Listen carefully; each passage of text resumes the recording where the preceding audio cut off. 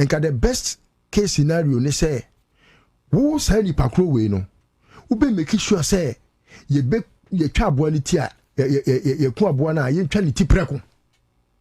Kufa hyew. Na ne aboa no ye hu se wo sono no, okọ nwura mu ode ne dam no akwa akowu a o mabiem. Na daachi bi no ye de atu ye mane ye nananom fu. Say ye ntena wiase mfa subone entina nipa so enhye nipa so. That's the danger. Share Kwabena boys here bobo mudin. All of them are richer than Ghana. 100%. They are richer than Ghana. They have a lot of money that if I should take any one of them to account for whatever properties they have made at the OSP, none of them will qualify for a lifestyle audit. But none of them. But even now, none of them. They are ridiculing the NDC government. Okuja to say through the ORA, they can retrieve about something $billion or whatever. And I share 20 billion. Yeah, I share with 21 billion. I share with the opposition because as we speak now, last time in Kanwa, JM Ekasimbi, and I have a problem with it. And Ansah say no more retrieve. Tell us, give us number. Don't come and tell me you're retrieving Ansah, you're retrieving Sika. Sika say no retrieve. You retrieve from one. How much? So if you are not able to give me those opacity, I heard Raymond Ansah today talking about crypto blah blah blah blah blah fraud, and they have retrieved some monies. How much have you retrieved? Sika say. So is it like you want to use governance to do propaganda or those issues? May I have my reservations about the NDC government? If that becomes the status quo, then it means the NDC is setting itself up for failure. And Kwabena, Uranya utama kulasa kansembia. Shabai we edi agro. Emma nipa adwene ba so say MPP for ade omo ye mo so pese mo ye bia. Oma we enye biem and oma we abo. And say Ghana for TC kromo a obi enu obetima fa ne ho adi. It is ankofo a omo si akochi obi na oma fa phone no mo pachel ne sanu manuel na mo so mo kwachi omo no mo so mo hyeda akoni nkofo na kosi nkonwa mo ba ma yesen no mo de mo nye mo nkoso ana mo bubu mo panko ne bedu ba bi no ubo se Ghana from busa se party A and party B o because ebe hu samu mienu nyina mo ye pese mo ye kanana. The only difference is that the only difference is that NDC now is managing the economy better. Yes, which is our lives. Then we agree. Yes, but when you pick the 57%, about 30% they vote to my NDC just to come and punish MPP. Simple. That's all they want. Me. I don't need anything from John Mahama apart from all punishing MPP for. Punish them. So because if you are able to punish them, it sends a signal to your appointees. Yes. That when the table turns, you go through the same. So I will not steal. And the MPP has started questioning them. It's simple. And because almost so person they feel threatened. No, maybe. But no. They are not there yet. Because maybe they are thinking because we are just into the 6th month. Yes, but I'm saying that to mean that look, Kwabena, I have several things I will talk about later. Later, yeah, of course. And then MPP asem naba. Eka. NDC ashase no. Enya me fe enwie peyo. Your mama is doing all he can. Appointees no, be tisa randia be menya no meka. Because ultimate come for be at $263 million. Where this can was come on another contract. It doesn't make sense. Criminal. It doesn't make sense. We are Crawford Grandiabe or Crawford. Your friend is the former your friend is a Cocoa Ball CEO. What must say? Mama will be contract $263 million. Meanwhile, I will run in Abeka. Independent Jumanoa, Omo de man, no. Why you move 40,000 out of 156? There'll be 40,000 out of 156 hectares. Okay. So which means even and can say to me a catcher say Sika say ne coding in some. Say no the Jumano. Debut $263 million. That is what plus 700 million Ghana cedis. One I may build the banner. Now, if Seska then let us know. So, what's starting probe investigations? Because that person needs to be, because that kind of situation, you know, and it won't be the different behind. I don't know where's that wound to me. Then you give another contract to the same person. I want to mean Maybe this time around, I'm saying, I'm so monitor. I got a cocoa but now the back of your football. Anyway, and in when the time comes. Oh yeah, when the time. So and Sebi obofone de ne nam ho apaso. NPP foi Kwabena ade om de ayo my way no. Me de send this for be sua ehun nyansa. Because e wodo Kwabena Sri Lanka hey ade kitikiti bi o. Enya abo akese bia ne kunsuno ntatiaba ne kwhye osunu hwinim ena osunu de ne hwini eburu kwaye mu nua nyina na ne damba na afi okoto ho atim keja wawu tatiaba ene tokonu won de na wode judiciary ne ye asema ye ka fa tokonu ho ne a eno ho petition ama ne de ne dam ne nam ekowase no Kwabena ya asemben ni kunu a wokofa oman sika ekotwa ticket ko ya omokoye spelele ne ba enene sa sam kitkiti ye wo enti enye adekese ne kum so no eye entatia ne ba ene kum so no ko sha ne hwinim keke enti nioma nkitinkiti bi wo a so ya mayokuo ne se nipa de tumi fem mo se mo fama som omanfo a emamo ngin se mo ye repositories of knowledge and wisdom. Indispensable. Because sebi MPP adru baby ana ne ho akono chenchenam. Pen. Ana kokochire kan ba ya ene with impunity hwede o maye. There be the difference between MPP and NDC no. Just because we have somebody called John Mahama. Yeah, onunti no say NDC ni koye bone a hwese party a owa bemu Joseph Yami onye organizer Abanga minu Abanga we vice chair na abaya tani general betimi ama order say ya hwe omu nsemu say omu fan a omu fa omu huni which is the government is working. Oh yeah aduma me Abanga minu ano no I'm pained me tie no me raho I've been trying to reach him. No, I got confused this morning. Trust me. What do I say? And I'm trying to even reach him to understand what is really going on. I haven't had the chance to speak to him. But it tells how John Mahama will always crack the whip. Even when on one Kasane party ni Bonia. And that example, nobody even don't take it with a pinch of salt. So will you agree that Rawlings, the late Rawlings, the founder of the NDC, ne approach to NDC issues in public, he did well than Kufuor. Oh, 1,000, a million times. Me who NDC for na ebi eni omo ko tena studio a na ubonso omo bo mo hwini try so mbeka bibia ma na twi Rawlings a na me advice omo say Rawlings the approach to rebuking members of the party no eyade a eno na ama party na ya akono ene what am I say penny a one ne tie a oka boni animu no won pe boni woni fie no which means he wants you to become a better person. It you know catch NDC for say okude Tony Felisofosu kwache babies with sharp teeth and then look at what has become of them. Yes. They have been refined. Very refined. Powerfully. Because omo penny a watiamba. And the Rawlings is better than Kufuor. Me more of no me penasem. Ete Rawlings ya we. Now so no Rawlings has proven himself to be better because he rebuked, he admonished. I say boy na for no be antimi nkan yon kwasem.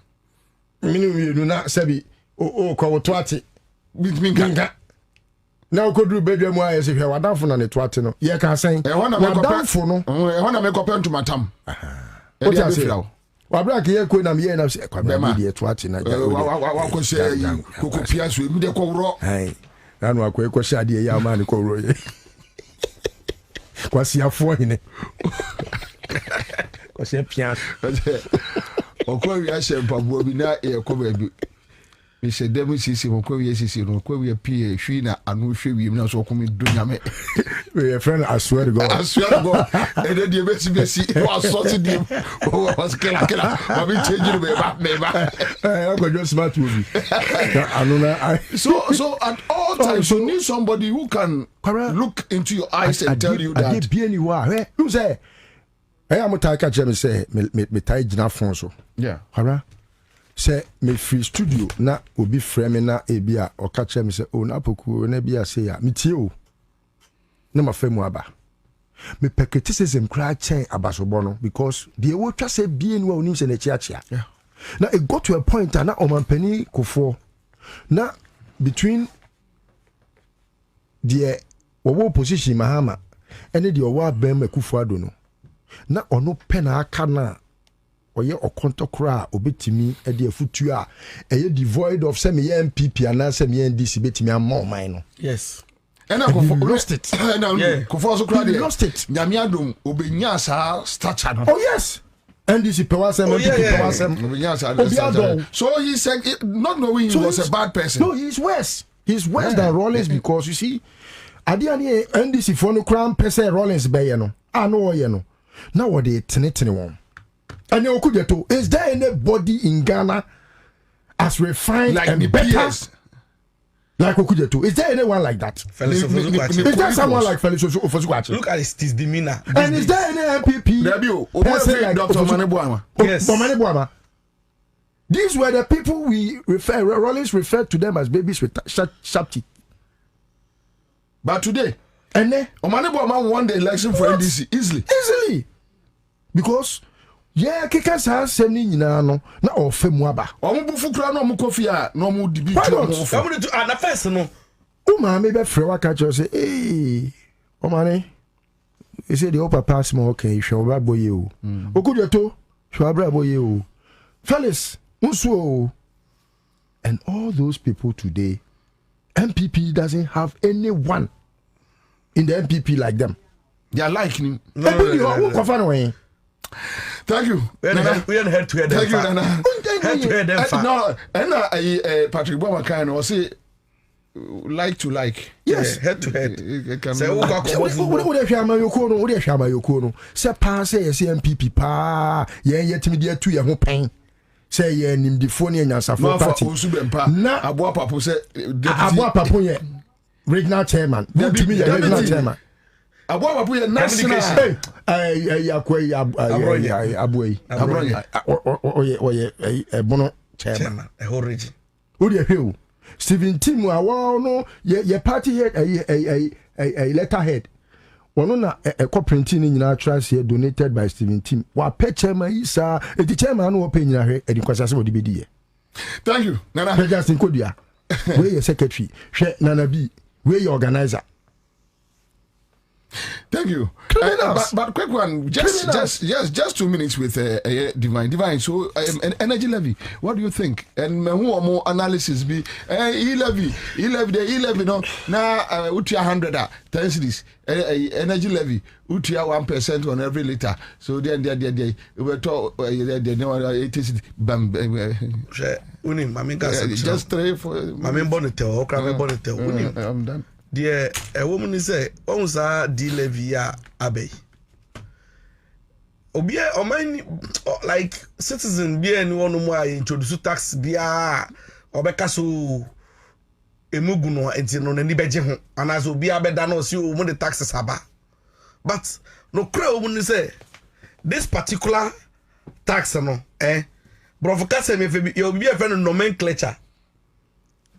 Ewodin ewo din e da ho ewo butaye ni ade potia e be ye nti de hye da ama ne din se dumso levy energy tax na che se fi baabi ene ya ba be du ba bia ye dui na ba ne senya bedu baabi ayadu e na ya asem no se se am no ka say obi ani hono mo obetumi aka chem say energy sector debt bi ani hono even before Nanado cry ebefi power. Do you know that there were a couple of times that Mahama himself in opposition as a opposition party had to hold meetings with independent power producers to beg them calm them down. Omo ka bebre abani to me to ya. Eka ewo honum. Na dia ya ne say President John Dramani Mahama introduce Esla. Sa energy sector levy we ni senior brother na aba sese ano. Younger brother na aba betwem. Mahama introduce Esla e de ba say energy sector ka no ye de ba be clear e ka no e de afi ho no. Obi fu fro ba ya. Unim say wan fa o de sa Esla no energy sector levy you know act no sa tax no and the kwaje bosia collateralizing no 2035 adia na ka esa by 2025 na ka Dachi bond and I'm the kwaje iska onim so omdi iska no o man fa share energy sector ni mo and I'm the go chap I'm the kwaya pensions entino sangrofo we mu e de sa eka we aba beto no mu a me sa di levy we ya aba we no sabi you amugolebo followers no and ebe so me say November 2022 me tofu or 23 Ghana cedis e wo gwel for diesel and na ya to abawie ama se sia me no ka say taxes na ba beda so but when say taxes na beda so no still the omudi jaye no it is cheaper than the omudi jaye no it is still cheaper despite taxes are aba beda so now nim say Mahama settings no sa settings na oye no onim sa anti na o say se sia no fu ola odema even say appointees no settings as in Ansah settings or ya Ansah settings it no sa fu ola e say dem appointees no o say otwam no now you see what they forget they say your friend be fiscal policy fiscal policy is your policy. The way you manage revenue mobilization against expenditure. And also, share abai way abai ushani ni nyamasa no tutu ni nyamana onya profligate. Washada ye na dwi say or carton coat cost management policy bi no de to us na be ya ne ho ba sunso ni e benya skada ko other sectors. Intimi so bi betra no no ka kire me say oh the oye no ya Ansah settings na sabi so bi mbuwa onu o ka hwe kire no kra ontie unim say nipa no bu uniti no ahye na say example no ya obu unti what the respect am say me de mendi kra ba me catch us me nya obone but the onu ya obone no enu catch me say o say yemia yen seat belt mu o mani mu ayeden na nyina yemia ye tabom na obehwe na onu de akonwa SCV8 mu na di nachi ya bi wakwa e-levy cake now unim say the same people no complaining no. No, they forget to tell us and say, Keta. Who did say Keta? Ye BA CEO, Directorate Office, and a Keta Port. Anyhow, ye CEO could see Keta Port. No, a man it's now for 8 years. I chiaka. It didn't know, woman, yes, now we now know your sound to make a be. Thank you, Divine. Mamma Sumenkabi, Miss Rewana Keta, Papano. Na menka ho ne de nko de mamenka bi live on Accra100.5 Citizen Show. What a nice show, nice convo. MTN si menka nche say eye eSIM card no omuguso na SIM card price no eye na nkrofo e tie de bu omo eye 10 Ghana cedis pe ti enko ba bi mo bi nko fa nkwahye wani eye 10 Ghana cedis eye SIM card MTN enti wo nantia ko mo office no mo nyoma Tontina Mesha Tontina 74 Mesha wase numbi yare ahodo a edukuru nipa emma nipa bre osa yade diabetes ene de keka ho prostate enlargement liver infection asthma ene yare ahodo Tontina 74 Mesha onumbi na ejonkwa esiesie nipadua manipadua no fine. Was it from our 024-607-3498? Unsa bet me akawomo. Bills microcredit simen kanche Ghana for say. ebia wajuma wabie na ekofam opeska ama asowasne Brabels microcredit anasa upe sikadi astate eye business bojua Bills microcredit enye kofa efie se akaginamu collateral de ohia eye Ghana card wona wokono fast and easy loans with no collateral, no deposit, no social savings. Bills microcredit from 05969208333. Give us Herbal Center. Woman that give us pick up Saba. Druno. Aguma account. Emre. Ubemo. Me pacho. Num give us pick capsules. Give us cold capsules. Our dear Bano. Wase usisimu amamai atemu. Cocoa jijo constipation num give us cold capsules give us heba or say ayafako any p capsules no boom ebe here give us about mesha wadiaba into the typhoid jaundice betu ase give us JC mesha in the capsules or say 2 yarwa hodo as rashes gugu ahimfie obehwe no na be me ensonso bia gugu ho nunum bia ebeboa 0543222 470 on sabetimi aka womo ewo ho imbu seba mesha wasi busi immune system nka enam se uye ni penti den a nipa no ho betochima na eba na pomden mapade a Zian Naturalist Clinic yen na yete so ewo man Ghana mu mesoti eba no nyarwa hodo a yetu ase afri nipaduanum a emba biom dia ontumi mfa yaresa bia en compare yen ewo man Ghana mu enu nti brabe piem so nim se eba ni stroke asthma ulcer ene yarwa hodo a yen na chese Ghana nyina boy abaso se yeda number 1 na ne senti no nyame ya doma ya wada a ebe a eye 11th April ya ba be health screening we no a free health screening sana mekano if we say ohwe package a yede maw ene eho akande a yede apu so a na tese Ghana ha no obi ani ho a obetumi asi nebo na waka se oni Zian Naturalist Clinic peda misotie 11th April ya edanu ya fofida yanuanom kremofo daroma ide fitel no baso den nyame ya doma ya wada a ebe na efra no pana ekompem na nwumre no ekompem time a the last person ebetu ni na edi free yen branches no mesotie ye screening no ebekoso na ye be screening ama enipa ewo stroke asthma ulcer awomu sensem metre infertility say diabetes high blood pressure bema untumi mo adwuma won paso ye screening ni bi edema koko eni yade ni nyina no ye beye ewo ho na fei wapomodin no agyina ne na so na mesrotie ubetua 100 Ghana cedis pe tie nsam no mu ye tie ni ye 100 Ghana cedis pe na utua 100 Ghana cedis na ye be labs ahodo a wankasa pese oye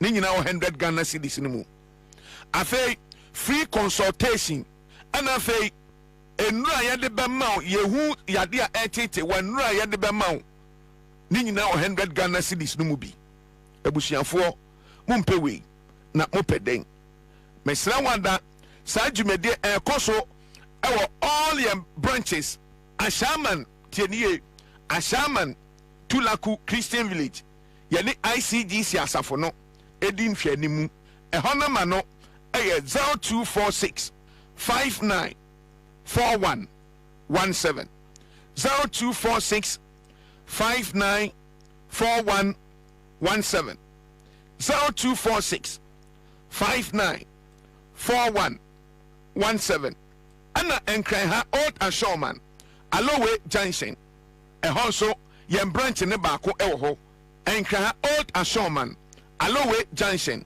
ana fe mu amwa kanso anso yeyi mu mfiri mu uba kanso tuba Mama Africa Junction ho a yem branch no baako ewo ho mesoti na brabe piem because we a opportunity kese pa ya de Ghana fo nyina especially abusuafo a mo won kran e na fe emfimfin mantam mu e bi mpo na utie outside Accra me so tie opportunity na ba ma one nantia ma sabe ya anumfo yi aju sika nyina adi emre du se oba be piem e wo Zian Naturalist Clinic na yemfa yendu pano amuwa na fe usunya wa pomoden sa screen ya ekoso nyame ya aduma ya wada we no me so tie ye popia oye chigingifo a osi owe ni yade me so tie oba ye wonsuo bi ho sa nsuo no ye de be ma na fe odi ahoro wani ni so keke na me se obose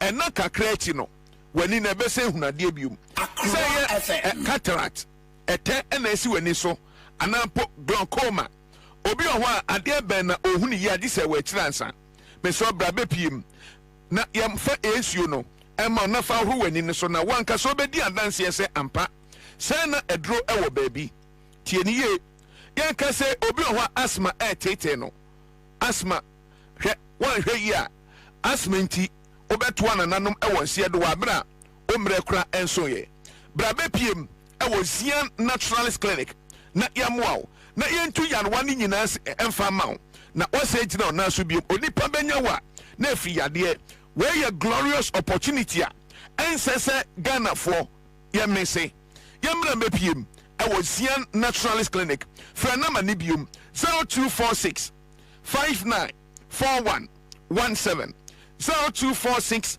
594117 0246 594117 na for ni yantwetwe nkomo stroke unti one dafa ko for so many years ni oko hospital no tese eboa ye ball no enye sika ketwa na wantena fa ko a unye sika ebusua kura atonkoko ya to japade nyina na ye de ahwe wo pem sabri untumi enyina ona so bium mesraw sa wie o temenka tutumirika na ya hoboaboa na bra be piem e sa screening yase na yemfa yendro no enhwew na sentina ona so bium na ohaw biada etete wo no me sho bo se bra sister obe sentina ona so bium stroke nya yade e wo se yesososo tienie stroke enya yare pa enu nti sa screening ya ekoso nyame ya aduma edaya wada 11th April 2024 bra be piem na yemo na sentina na so bium na free stroke empunchiremu shano so se ya wada we holiday 11th April ye nananom kremofo adaroma na yenya sa holiday we na eno na Zian Naturalist Clinic ye screening kesia pa esubi ma Ghana hada na oba obechia 100 Ghana cedis pe na sa 100 Ghana cedis no consultation wom sanso na labs ahodo bi on pesa oye wo wiase mu no e wo sa 100 Ghana cedis no mu ena fe enru ahodo a yale be ma na fe wasa gino na so biom no ni nyina e wo sa 100 Ghana cedis mu bi me so tie enya ade ananse sam ne eto kire wo o hospital bi eboa ye ball no enya sem ketwa but Zian for say take advantage na bra na be piem e wo sa ye screening yase Accra100.5FM sisa e wo man Ghana mu obi ani ho a anasa yaresa bia ani ho a obetumi esi ne bo na wanka se de yeye obetumi ayebi da bi we screening na uchi 100 Ghana cedis pe na nyarwa hodo se eye BP na ekoso obi ho si BP ye ni anu aduro o ma Zian tia na o kan de o kan no mesrawo yen na Ghana fo atu yedin Dr. 3 days no ye no if he say oba within 3 days pepe no yade ne send ye tie bia ye tu ase e de free ho anansa onya solution animanimu na wani atumi agibium e wa brabom if he say yade e hye nipa ho a ene gie bia ni ho na mmom se uhia Zian na chese wadansi die bre na edua enesa mesraw take advantage of some opportunity we emo bia na down 190 a wanya solution emre du se Zian Naturalist Clinic obabe pm e yaso ye na yetumi buaw na senjina na so bio makanti on that say all your branches there was shaman Tulaku Christian Village yani ICGC asafo no na edi enhwe sanso na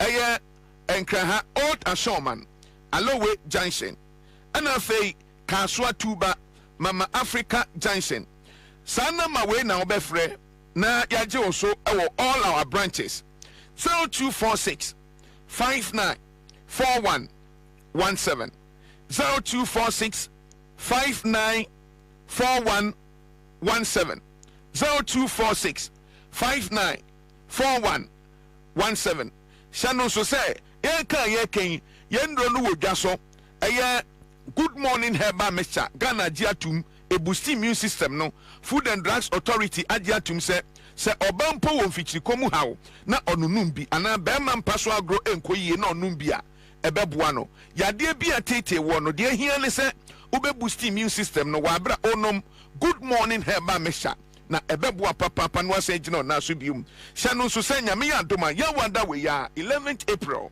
ɛna yɛn screening no ɛreba so bra bɛpiem na take advantage of saa opportunity wei na sɛ gyina ɔna so biom ɛwɔ apɔmuden mu yɛbɛyɛ stroke screening asthma ulcer ɛyɛ awoɔ mu nsɛnsɛm bra na fɛ bɛdan yɛn afei diabetes high blood pressure bɛrima a wontumi mmɔ adwumaden wɔ mpa so mesrɛ tie bra bɛpiem ɛna afei wowɔ ani problem a ɛno mpo deɛ tatahwe kooko nti kyɛ sɛ ama sɛ bɛrima mpo no ɔmmɛma sɛm akɔ fam yɛwɔ ada wei bra na bɛhyia yɛn wotua 100 Ghana cedis pɛ na hyia yɛn ɛwɔ any of our branches Ashama Ntulaku Christian Village Old Ashoman Alowe Junction ɛna afei Kaswa Tuba Mama Africa Junction hɔ a ɛna yɛwɔ frɛ yɛn on 0246 59 4117 0246 59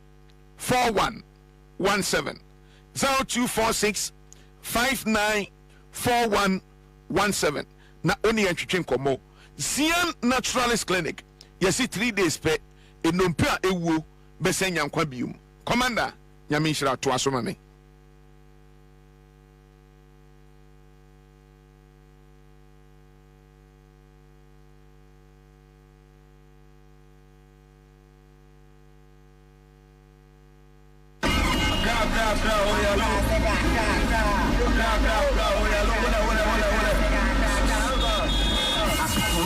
FM 100.5. Oh, Nana, Bobie, Ansah, on Citizen Show.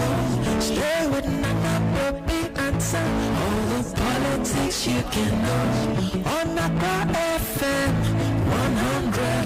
100.5. Tune to the Citizen Show. Nana, Bobie, Ansah, yeah, yeah.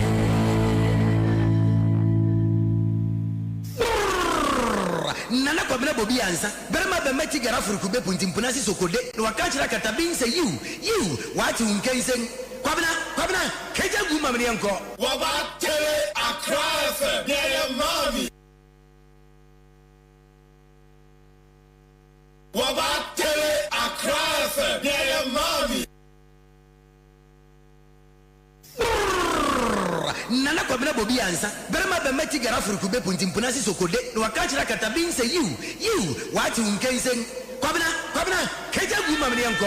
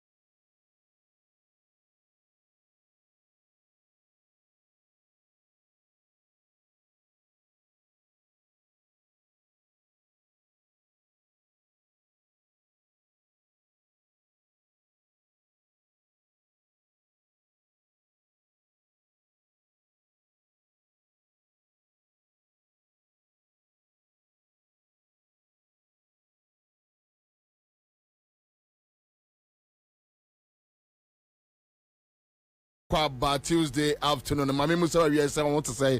My name is Onya Miadom. Obibi ahoye.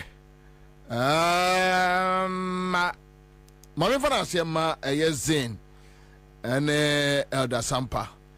Zain for ye damo asepa. Ya mensra mu nyina. Say we mo abeka ye ho. Ni aye adwuma. Wagba jeke. Let's do this. Bobie Kwaba baby I want to make a dominant pempe mama temenka across the country mamuna Kwaba. Anunui funyina edi birthday. Eje vete anunui funyina wagana anunui funyina wagana omudi birthday. Birthday yo. Edamwase.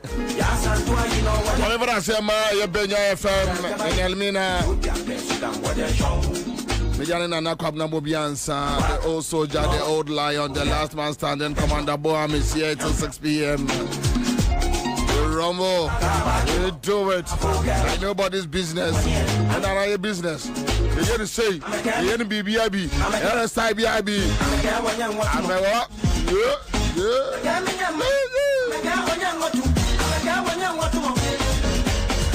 We say happy birthday to Anumis. Advance Anumis. Anumi Fojina. Let's say Dr. Nyawo is the president of Anumi Fojina. No, Dr. Nyawo talk about Anumi. Only Anumi. Another best mark, my boy. Nyawo talk about Anumi. Oh, Anumi. David. Oni anunyi to say list to the no. Oh, the list to the no I say a gorgeous bedroom they are saying. Well, only on any be. Oni ne nanunyi ni bi. Oni nanunyi ni bi. Oni nanunyi ni bi. Oni Nyawo tawa kloni nanunyi ni bi.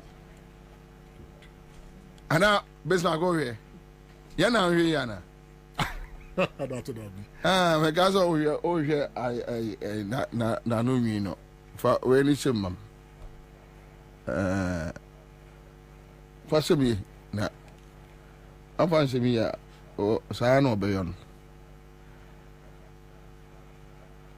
Why you nyawo ayi no. E o bebre. Sa o de toso. Mesi why you nyawo bra. Asa. Ene me study you. Ono ndi ani nya aboje se. Eya anunwi. Ye wa anunwi. Sa nyawo tete British die ni bi.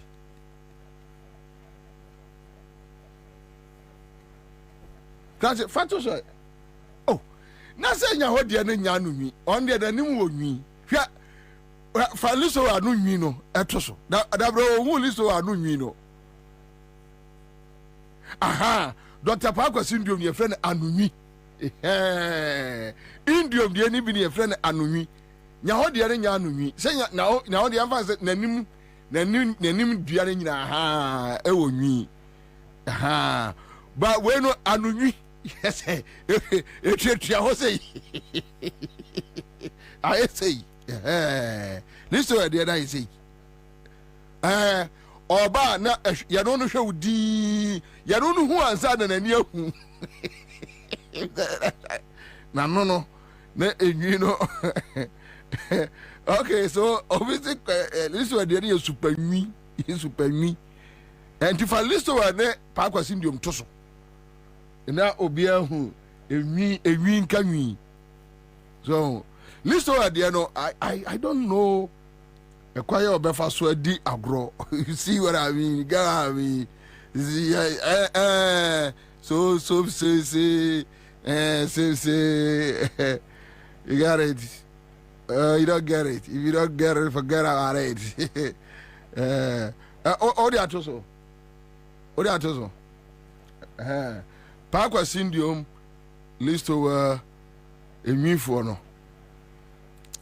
Enwi enwi aha wa hu list o enwi no na aha bra so wa hu anunwi ye ka anunwi a sa afed wa hu anunwi we ni anunwi proper ei obisi list o de na ya se amuoti anunwi no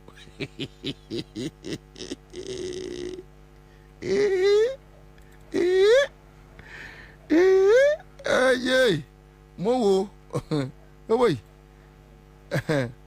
anunwi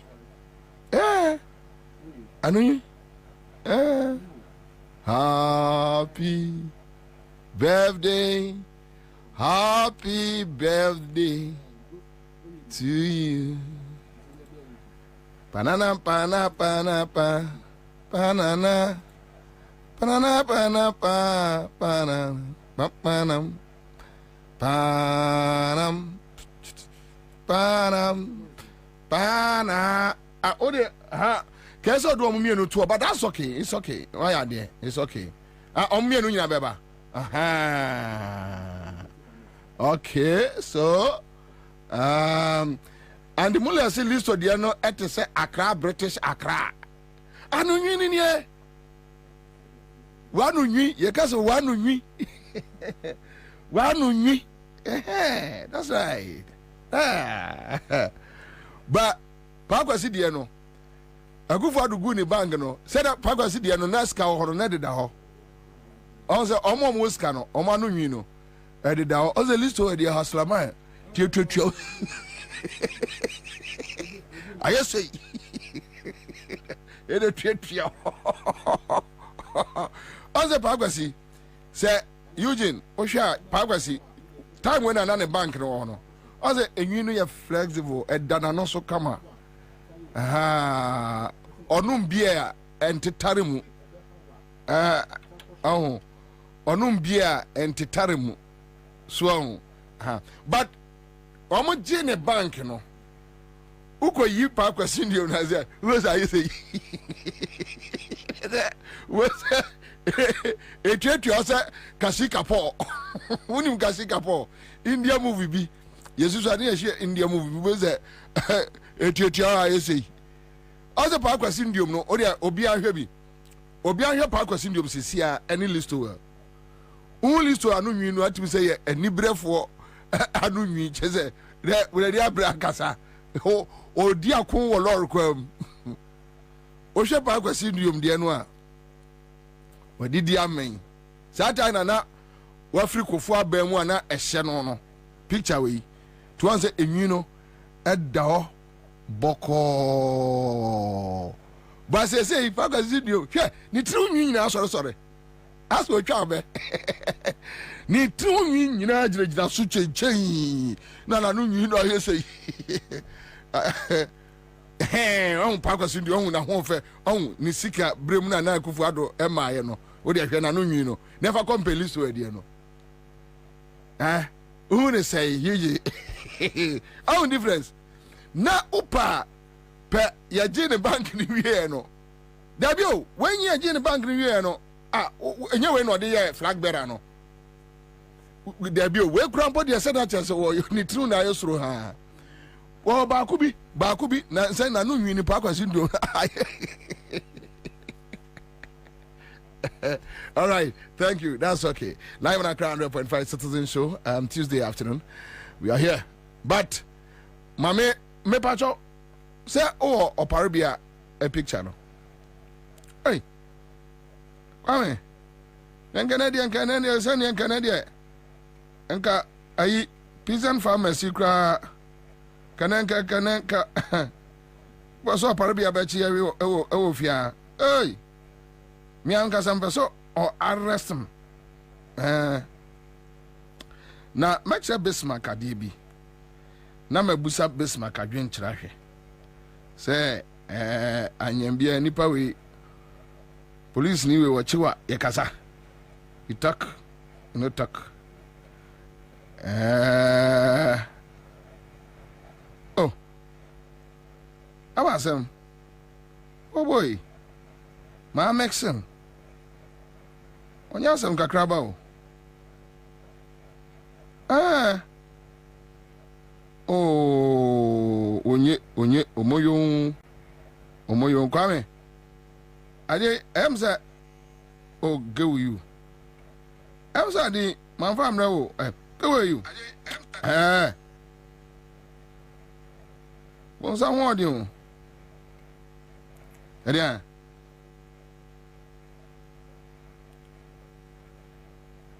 Kwame is me. Ja. Diam. Hey, Kwame, then I'll come here. Hey, uko you or me war. Aha. Okay, so Bismarck, where are your police inspector? Oh, I mean, no about few so bet you what. Over can be. What's that? Our Facebook page. You wait me. Okay, Brandon say, hey. A police inspector, no, so bet you what. Where casa? I need to bonnet. Why you so? They don't have bonnet. Why you bonnet? Oh, they know. Police for more how one more camera, some more deno. So, and two could deal with finance. You hear way be a. Made them into me, but then they are bonnet with him. You never know, Chamanco. All right, so Inspector Paribia, wherever you find yourself, happy birthday to you. From your Facebook fans and members, street members, this for you. Obi be our team carry be I made was say last week na me no be dim come on America chere ni pan say look. Baby a Ghana says here agina no. Kwame enema miensa. Aduane, electricity bills, water bill, and a rent. Said the young girls, ne young guys, ne brew we are no. Enye easy. Obia wiye university, onya juma. Sani pa we epia. Won't be in electricity man in the 4 days. Let's say we to 50 cedis. End the 4 days. Another one. 4 days. No, end the 4 days. A brand here person use fridge. Or person use a system kakra. But bon you amenity AC kakra. Now AC no and you say a luxury say you. A by necessity. Because the kind of heat air boy ye wo kromano.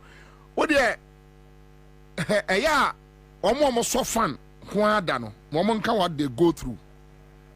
And a fan wa a bohit. Fan wa was on a bohit. In the way sorry. Water bill. Now I'm going to increase a year points. No, I think 6 or 7. So now people are paying higher. Mom used to so a year a household near the adeno. Who we are, then you come to food. Adriane. And over to me, I send a message. We have just 20 cities to go and buy food. 20 cities. Ghana for first by and Tessa. No, we don't do that. And Obio best sales cut 20 cities, 50 cities. And you're genuine because 50 cities not the confine your market and ye no akaso bebu. Mebu. A come deno. All right, so now me catch up. Be say, look, say Ghana yan shas yan food security one day ye money and nana no bechi ye twari. One berry. First man, Kwame say, oh say yes, monfanche me because those delicacies no so ye obi aduane. But right now Ghana we don't care say obi could eat dinner aduane ye wo wonam kramanam whatever. Nobody cares. Say so obi asasala ni na so onwe akrantia won fa ho. Me man proceed for a try. You know man proceeds they don't eat snails. Yeah, they don't eat snails. But right now they don't care. Ushaman Prusini Akola on Faho, Mimi Nibidete, every weekend I was in Asante Mampon. You know, I'm not training, they are there, they eat everything. Onya Dianini, that's all the wire banquire. Onibi Kotema. Why is it baga? Is there one week Ramino? Won't be taught, or I won't be taught. I upon Chenonase, upon Chicoco, 150, 200, never farm. Boys, is super so butchenku. Over so many day. But why in dear won't come more? GMOs in Ghana would destroy the agricultural sector.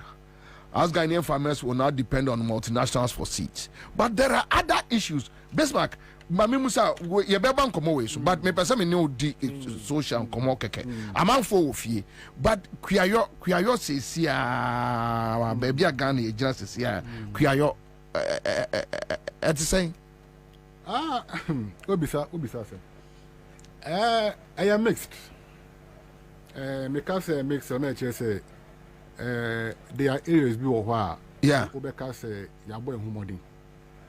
And there are a lot of areas so Obeka say also no ye nyadge. Yeah. But we share the net effect of it now. Do no we have a long way to go. Like there na mintation. Yeah. We share over the past few years about no be to say a bro are you do on money more. We share numbers now.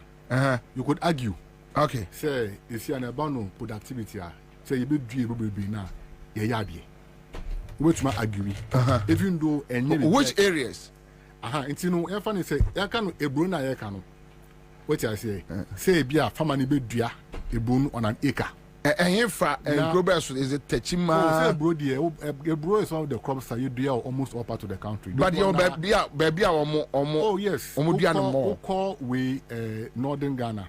Northern region areas in upper west, Sisala areas, no, over upper east, we Kasana Kana areas, no, over northeast, Nalerugu areas, no, over northern Ghana, the whole enclave, Savannah, over middle belt, the campfire, the entire body is spread over the country. We call water, areas, the campfire, okay. It's about because it's a brono acquire more of it's more like a cash crop.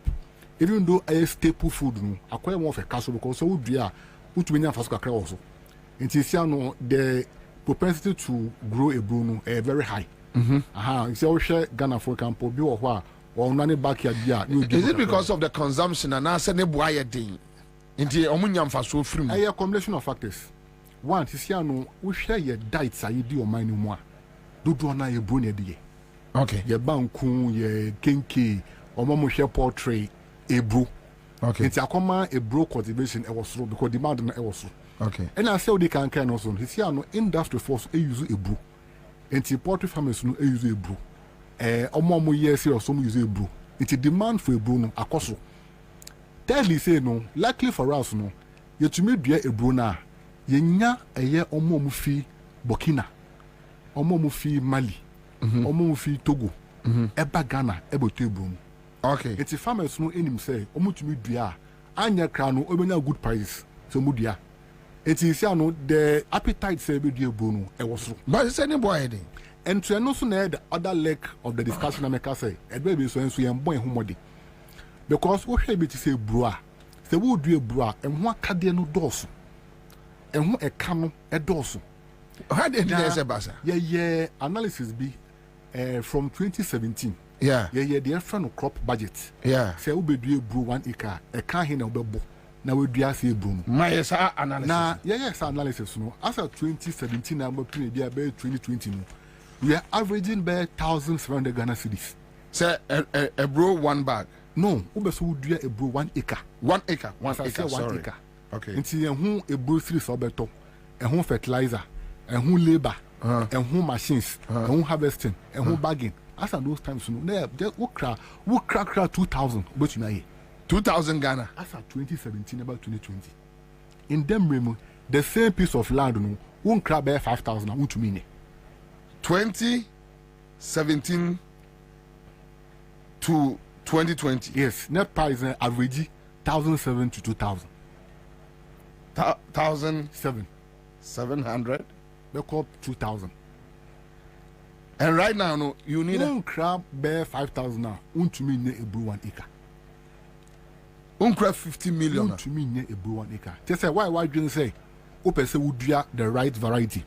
Ope so apply the right fertilizer. Ope so your land preparation. Ope so harvest ye, obagi ye. Crab 5,000 and one. To me, ne ebru. And to because cost of production no across winter no, a bar marketer ne bonus hide across. Because farmer no a boka. In Odi Ebru. It is all ton Ebru bags now. It's all ton. So which means you are talking about materials to say a honsekai. I never say campo because it's here no everyone so wasasi.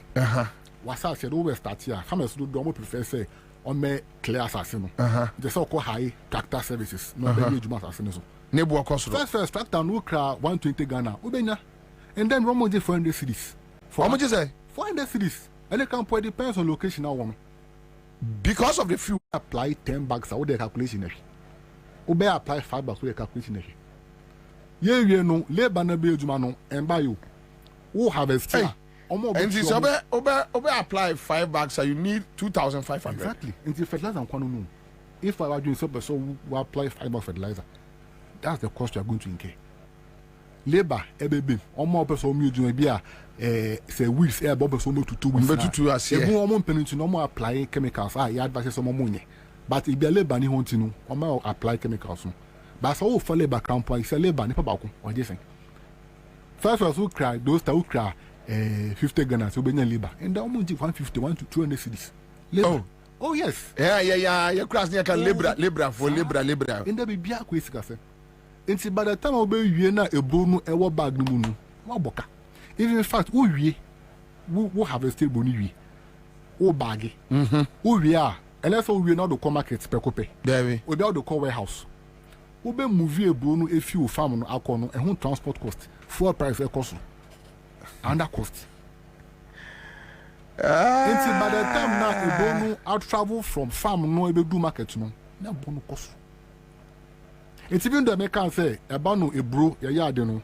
The other like me say. A bono no, we've not been able to do a lot of work on that because cost of production are costly. But only my dear me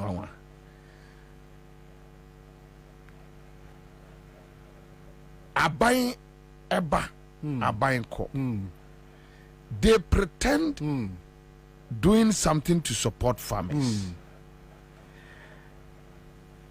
Minim the previous. A government is saying not to spite them. Yeah. I'm not saying. Now I buy no fertilizer no or fat a bonny bee. Now farmers so suffer bonny bee. Oh, until after the time now, Joe Mufis no. Now I think say I buy no fat a bonny bear 30%. I see. And now farmers no offer 60%. Now Nana Duba so no. I'm the program be buy. I'm a friend of plant of food and jobs. Now first job that program no. I'm going to say. Instead of that percentage now, farmers for do no. On me chemu mienu. Now just say I buy no ebefa half of the cost. Now farmers also offer half of the cost. 50-50. Okay. And to be very honest with you, around 2017 no, Emma fertilizer ebo ebafum. Emma farmers no do na omutumi ekonya toy. But along the line no, every year biano na subsidy components na buy Emma farmers no, omo teteso. In the first year, no, only 50%. The following year, no, only 75%. There's a farmer no able to 75%. A 25%. The following year, no, now Asati. It's as 2021, no, now buying here just about 50% pay. What pushy bed they know the call now Accra100.5FM. Now the amboy around that time they say around 2020, COVID didn't who be dimu, Russia UK didn't be dimu. Fertilizer production no eco foam exactly. Ebi mo so no omo protect omo your friend food nationalism. Na just omo protect aduane ana akade efie mu ko other countries. So mo release fertilizer. Into my fertilizer no e be short in supply. Into bono e shoot it up astronomically. In case it be over 200%. E bono cost we pa. Into at that time no na we expecting say nanka PFG no ebe cushion farmers no. But unfortunately, me and say juma no. To the point say there were even times now fertilizer na PFG no and cover no. New bonu kra e wo fom. E send the PFG ne cover. How? Enti oho and no how? And no na no, but you are a researcher. No, so no, at least I say to know exactly. You come na time. Nyama you see sometimes Ghana won. Yeah, tena se na your draw program say e be ya. E bia wo share concept na. Naka it makes sense to do it. But yes, that is you implement here. Now yeah the politics afra program. Yeah, say no. Sana Ghana iti. Inti PFJ isi anka concept there fantastic. Na ke tumi konesa na ke be boy. But then see before PFJ be ba no fertilizer company say we Ghana na mo supply fertilizer aye na yini omo no. Yeah. No mo do 20. And farmers were buying. PFJ buy a precope companies should to over 100. Just like that. And 500 companies na ebi mo kra omo ni experience no omo nya contract. Na amount for a small fertilizer no akamano. Now you the tax. No, but companies na buy brain, which means they pick the fertilizers from the PFJ. And they have PFJ the arrangement they say. Who company no ube craft fertilizer naba. If you are buying be ma okuta. Yeah. Say be a no for this season no, you amount 10,000 tons. Yeah. So ube provide them farmers no. Who ton we are for evidence na ban chest what ton farmers no. Who ton 10,000 tons na farmers no you are half. Other half no abai which you are. Inti who company no we new contract now. You on your own to go and import the fertilizer and supply. No dey aba. Companies who do now no omuni experience, omuni link bi omo import. You don't know the contract now over we no na koton.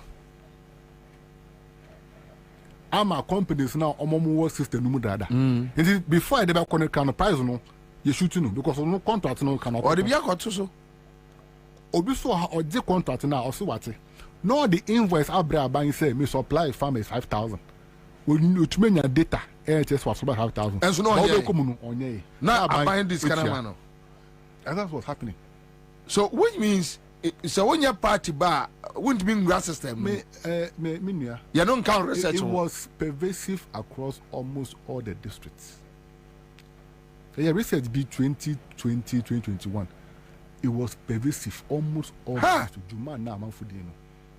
And to the extent say, on say normally no say farmers no omoto fertilizer na e so mo register. So maybe move me put it together over the period as I had the course and how much I free a buy on koya or my name yamfa so be. Oh yeah, what man fast I win. Yeah, yes, I will not present him my buy.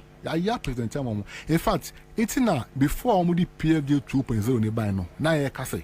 Na ka PFJ 1 no, ye audit. Na create to me your forensic. Omunya forensic audit. Omunya. Ayi your friend say branch up be take you over you know. I go to afia there no. Omunya forensic. So my yes. La omo for is what in ban here. La. Inti e car ni we na wo huni na no. Ashi. Omunya. And now we are starting another process all over again. Ti ya di ba ko na wi. Emu anim ko. Now even the one of the saddest parts me how many say Osha even PFG ba kuna ye na. Yeah. Just last year asem na miki. Omo compare company bi. Say omo take data of farmers na ebe benefit from a year PFG no. Company starts of Northern Ghana. Omo di data from farmers from Northern, Northeast, Upper West, Upper East, Savannah. The plan is say this year no do descend to the middle belt, not southern belt. No, data no over 2 million farmers. This year, PFJ 2.0 no, it's data no YMPB. Until you are 2 and not 13, they are starting a new process again. Yes. After using the taxpayers' money to collect that data, Ghana buying so on PayBill. Omum the content no mun yin na say what? No, tell me, I'm interested. Tell me. But tell me. Omun yin mun samni ni na say and try I don't know omun. Uncharted waters. When I say you didn't gather for you and they didn't come. No, but you see, sometimes we need to have this casual conversations. I agree. I agree. Yeah, and just to start. Being Crawford. Start say. Or mine no like. Blah blah blah blah. Oh blah blah blah. Yeah, but it's the bit to say. Come. About the bit to say. About bit to say. This one, if you read it, about BB to say value for money. We don't pay attention to it. Now,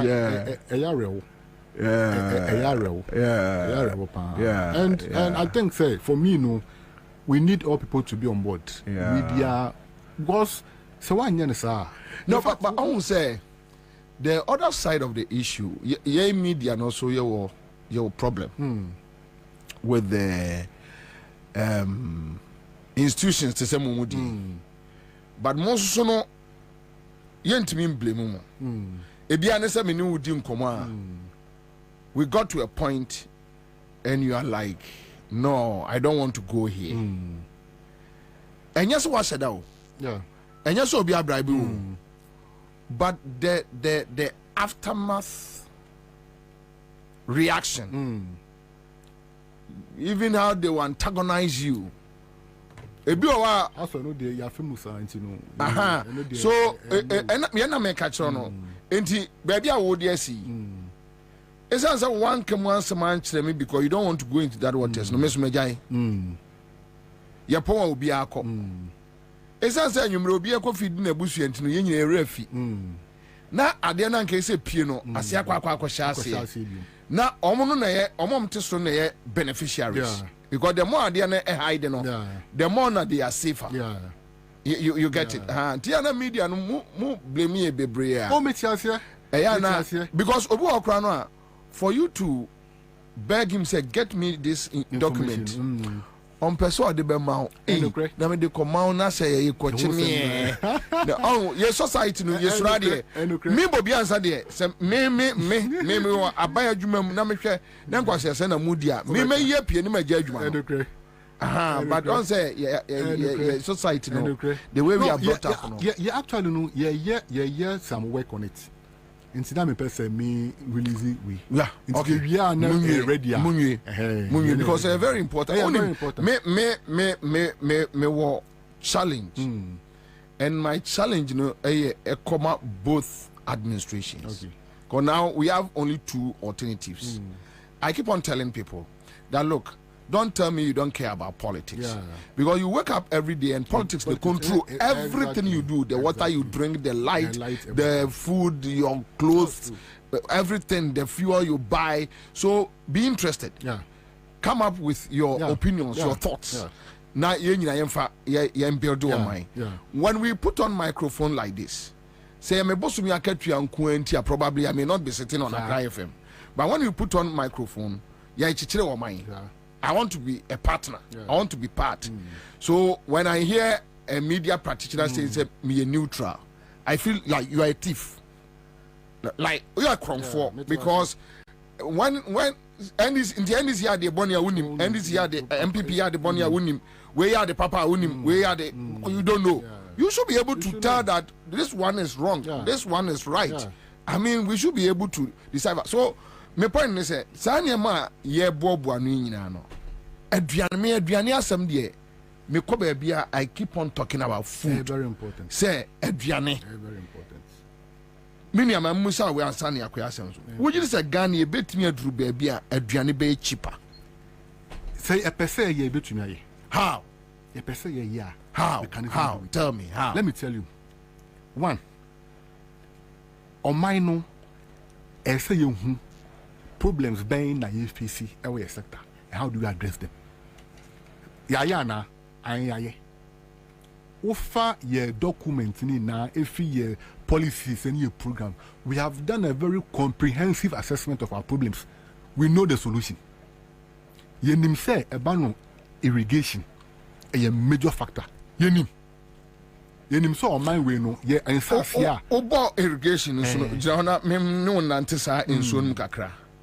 Say Ghana, are we still practicing seasonal cropping? Yes. Or most of the time because we share. No, this government told us that. What I mean, you want we share ye irrigable lands. Let us say in Sasia ewo potential. Say to me, I hear irrigation was so. On my no share potential now, and no share there is so far now. We have done less than 10%. Yes, and this according to Ghana Irrigation Authority for Makasomu data. Things are in the home. In Sasia your potential. Say to me, developing a dams no. Yeah, just now. Yeah, they are supporting farming. Farming no. Yeah, less than 10%. If we come and Kroma pens will pay. Yeah, our woman. Pa just to MSM highlight. One village, one dam. One program now are binded by no. We share idea now. It makes a lot of sense. Yeah. Because we share Northern Ghana. Ne area no ebusia. Untumi enya she this is started. It's the idea is like we mo dam. Nanka the whole year do be crop, you know. It was great. But then you see, one, the contract conform. And conform experience. Oh. Say almost to 2 dams. Oh. Because for the contract, you know, or no okobe bia be obe engage community ni say me mamu damu si won no o engage. No akopon running site at all. Dams so ya nye ni ye. Dry season okowa iso na asa. Na for each dam no you see you spending 250,000 Ghana cedis a year dam back. Now what's now dreams on money in year and I say yes. And the Bismarck say sad dams ne ebi wo ho bi. Okwa wo say dam no you two a foam. Nti ebi wo ho okwa bo say two a foam like they've dug the place. What you say? Ensuonim. Ebi so what they tunu no so dangerous ensuo to na overflow na come among because yeah from the dugout you to from the to but dam near dam sir. Even but no defense. Defense. You see 250,000 into millions are defense now open. Until we boka on mine. Oh check record some year almost 146 dams. Into come multiply 146 by 250,000 a car your boy for dams. I don't know. In the area. But even the budget no crown one try for Saudi and it's more than in the area with the Northern Ghana a dam ben that supported that is in family. The second part area Palugu multi-purpose dam. Aha. Mete said, me bow, educate me, any a TF4.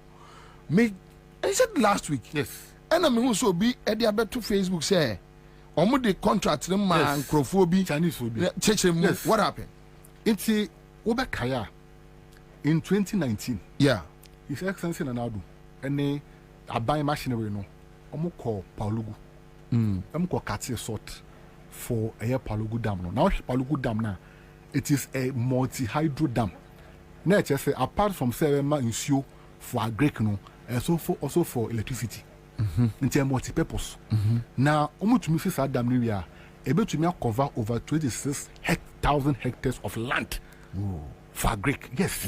That's how huge. Ononkwa bet me feed 26,000 hectares of land. We share the design of the dam now. That's the plan.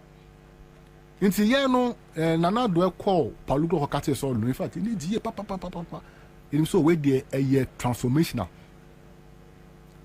2 years down the line, Yenteshi into your core site. Mania, you do site on contractors now that the normal short cutting. Almost see some structures, no some see there, almost your mama structure. Structures in no, on my packet. Nyama matoto they say in Bobo near here community man. Oma ton ama community for no. Meaning they are not coming back. Until we're like, the how come? Until just in Drana meeting say apparently no, the state spent over $1 million or so on that facility. $1 million. Bro, this a me checking we know in Drana. I'm say. Public accounts on the figure buy. And no, I'm going to tell you. Public accounts form the figure buy. Amount no amount spend no. Who call site to unko hushi or site. No, but Ghana government pay funds to do that project. Yes, sir. And the funds running more than the $1 million. The total budget for the dam over $900 million. And the Abaninsa and Kessikano and so almost Discano and no, which is which? Which is one? Yeah, and Chelsea say on what we near ready. On what basis do you go and cut a short? I want to scan ready. Almost COVID Russia in the sea. Yes, but what cut here dam in 2019? That time what cut here now COVID Russia and buy. So that was the scan war. It's how all of a sudden this is scanning you. Want me and twa dam also. COVID that is cano. On top of that, you know, His Excellency, that the Baumia. Yeah. He had to use microphone. He had to him say, this is the issue about the dam, and he acknowledged say, "I idea be boa." Now, Abano had plans for me, but you been too much money. And Abano air plan say, "Obe going to arrangement with either private entities, a bioma in PPP." Now, my almost facility. Ah, boy. Yes, okay. What they no come by? Your pennies at least. They hear say, "BBO, this facility no." Since that time, the following that year na budget almost $200 million cedis. So on for the Palugu no 2022 budget no. I want to man no kind. 200 million now budget no so do allocate to Palugu. Oko hwa hwe ni ho. Any sas can away. Any.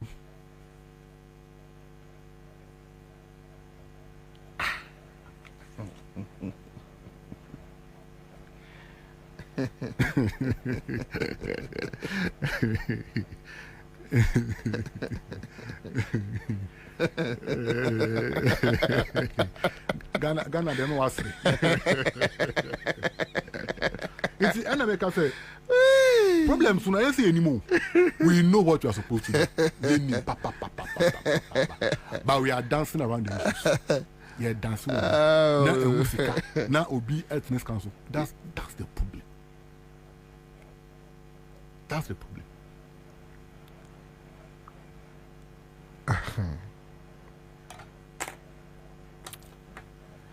Right.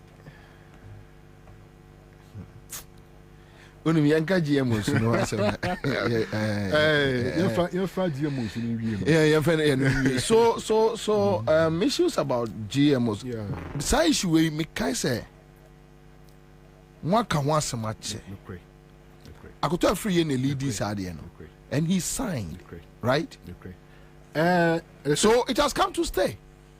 Well, we also share GMOs now. Okay, so educate me on it. We share GMOs now. Emra, and now the guide GMO processes. Okay. Now Ghana has in 2015, and now on my penny I sent to sign for the establishment of a National Biosafety Authority. Now, so authority and regulate the commercialization of GMOs or mining. So that was way back in 2015. Now, since that time, it was difficult to say GMO from or mining because not only protection be a message. Say, omo mining no domu seeds no eba, no omo beton seeds no. Now we a farmer. Now we just seed maybe. Now seed now we just we try so we be man wadan fubi. So no sunko dua. Emra bi ni ho a ebe protect omo. Until they were not interested in coming to Ghana, even though you pass a man. Until they don't more training say Ghana be pass emra ebe protect omo rights. Okay. As breeders. Okay. Until na abai no air forces say yen pass emra na ye no. Those that say no plant breeders bill. But it's no plant breeders bill. But it's normal pass your friend Plant Variety Protection Act. It is some rano na air protection. When they say no money say who the GM winning bar omo copyrights rights to the patent of the crops. It is a way now in French they can sue you. And with that protection, woman you say now it is now easier and conducive to come to enter the Ghanaian market. Because on pass the GMO Biosafety Act 2015. The question is say, since 2015, how come someone for GMO be about mining? Until say you pass PVP Act 2020, they now pass Act no. Now they are releasing their varieties to the system because they know. Now GMO no, fear. Yeah. Yeah, fear and say. One. Yeah, no, you say as on my piano, hey, obetuma ton o bear fight amobia. But one thing I should keep, and that's the point I also emphasize here. Anyway, Adriani. Adriani awubedi as on mine. You should have control of Adriani awudi. Because Adriani awudi ko muno. Determines who you are. You should have control. Yeah. We share Yankasa as on mine now. Your ban Adriani seeds are you want different varieties. Who call Northern Ghana. Near mount a bro varieties are you'll be surprised. And now beans varieties are you'll be surprised. You'll be brave. A bit more hard. A resistant to a drought. A busy a way short term, be a long term. You'll be brave minimum. Now, Yantia say, with that issue now, now ya say, upon all your varieties say, oh, minimum, and no enough. Yeah. Now, GM will never solve a problem as on mine. And I see, how is that possible? What shall the BT say last year? Last year, no, if you had to year, yeah, a banner production, BT say a money brewer, we did very well. Farmers say produce a lot. To the extent, you see how call Northern Ghana, and we did all this without any GM crops. We were able to produce a lot for the country. Now, problem is now you see, more solving man and produce more than that, more no. But you are rather interested in the technology. The saddest part is the technology in a bar.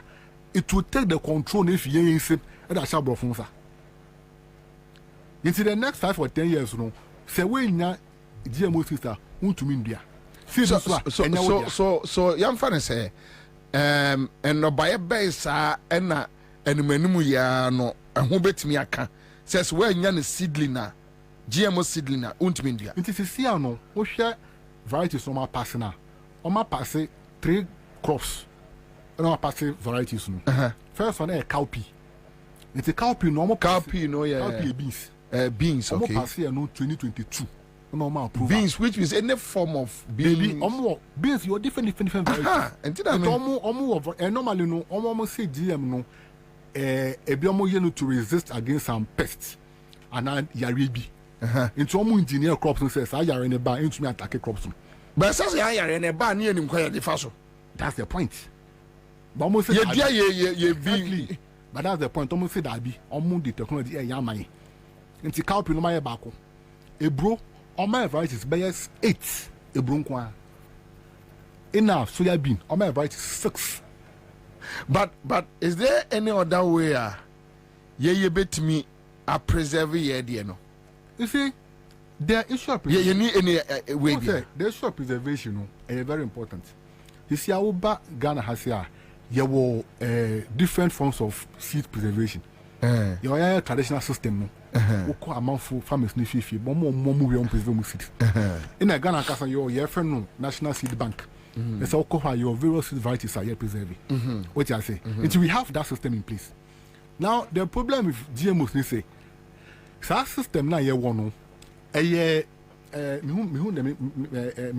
that system no you need a lot of money to push and invest in it. I do saw this car would invest too much.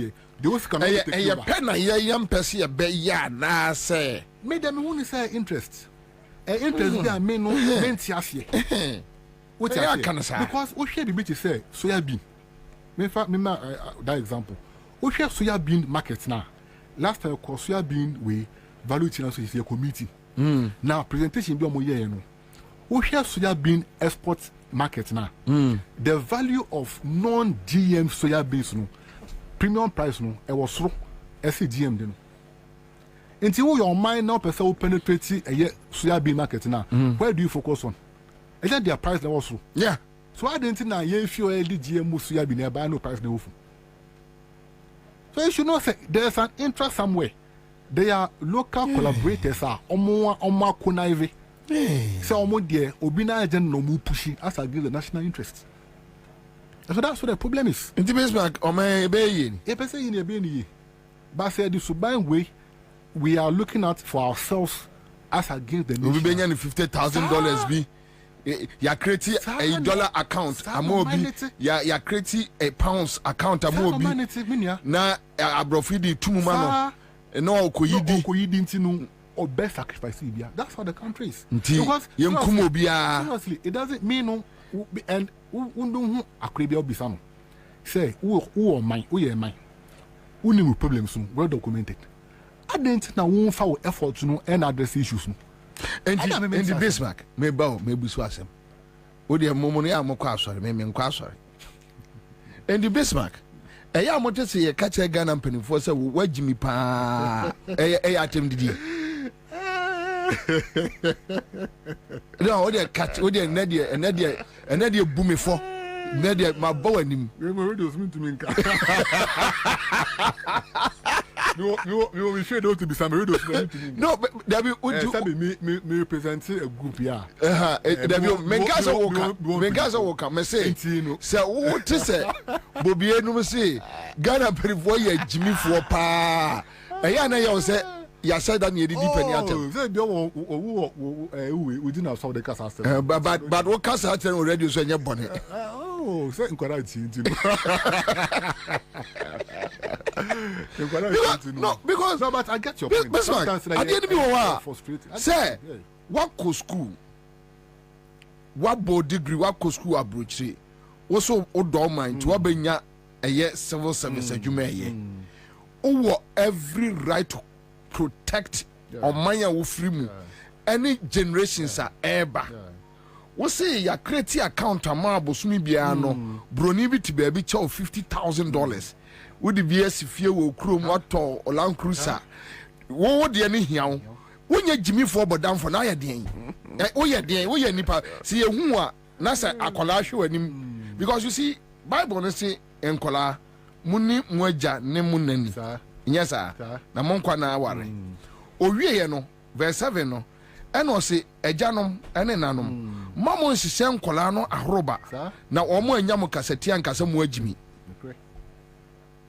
enti se wo ye pani ne de oman hye wonsa na wo ye oman ne basabasa hye nkrofo ahoroba we should tell you that you are a very stupid man ayasemu ayasem enti no no de because now we have every bia wa betimi they are protected ye seedlings near the but trust me sometimes eya na nye awon bi before adwene nya ba ko aban beba ko and this beba on beba be Jimmy sa the same Jimmy no because enya say NDC as NDC for but aban ne beba no instead so betu na ni ahwe so okay I say you be inject money e dia kwa say to protect yen no that's what the interest obi e also obi be kwa gene kakra bi na where did he? I mean, and me who say, mu issue statements here. Ya na me busa me who say, tiya munya mfaso. We say same, but yeah, no. Luckily for us, no, a coup of farmers. It's no. Sometimes no say system no person will operate here. You also find a way to resist the system. It's yeah, no. For the meantime, you can't remember business say. Once on my yes assist available. Momo ento. Chairman, 100%. Minimum. Beyond that, no. Abrafo almost 2 years. Oh, minimum. Almost share the next 50 years. Minimum. You give up. Oh, minimum. Would you hear and say, where is 65 now? No, why am I? You are right. Mamma got to be that was no. You are right. Because I'm not there beyond baby. Almost say Ombenya a year resource. They look at us the next 30-40 years. Okay, by next 30-40 years, no. Now, some group we are almost they are out of the system. Now, no. Yeah, they are show. No, you are very right. That's all. You are very that's right. All. I think so. Unfortunately, we can't plan. Say, oh, me be 8 years. Mamenya dia a best sustain your money for the next 40 years, 50 years. We don't have that plan. It's true. Yeah, we don't have that plan. Oh yeah, never told Rolls Royce cantonments in Sasi, Wajibi. You say we share guy watch that ko ye. Also ye. Wajibi they are carrying their focus. They don't care about what happens. I mean, and so what? You are very right. Not just in Korean castle. And I try to say castle.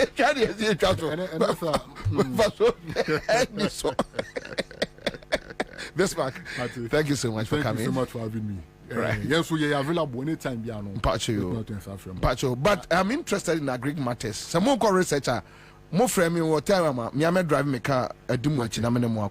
I was a maybe for Santiman Pong. Never pay for offense. Okay. So yeah, we acquire him. Okay. So I enjoy going to the bush. Yeah. All right, sir. Thank you so much. All right, so that's it. Live on Accra100.5 Citizen Show. Become man for sir. Metro at your mama. Star 413 hash. And a bit just kakakra. Yami admire what a holiday. Unya bibi kakra, you get it. Nkola no so ofio, say nkola na makwai omo ofie, trouble ofie, you know, get it.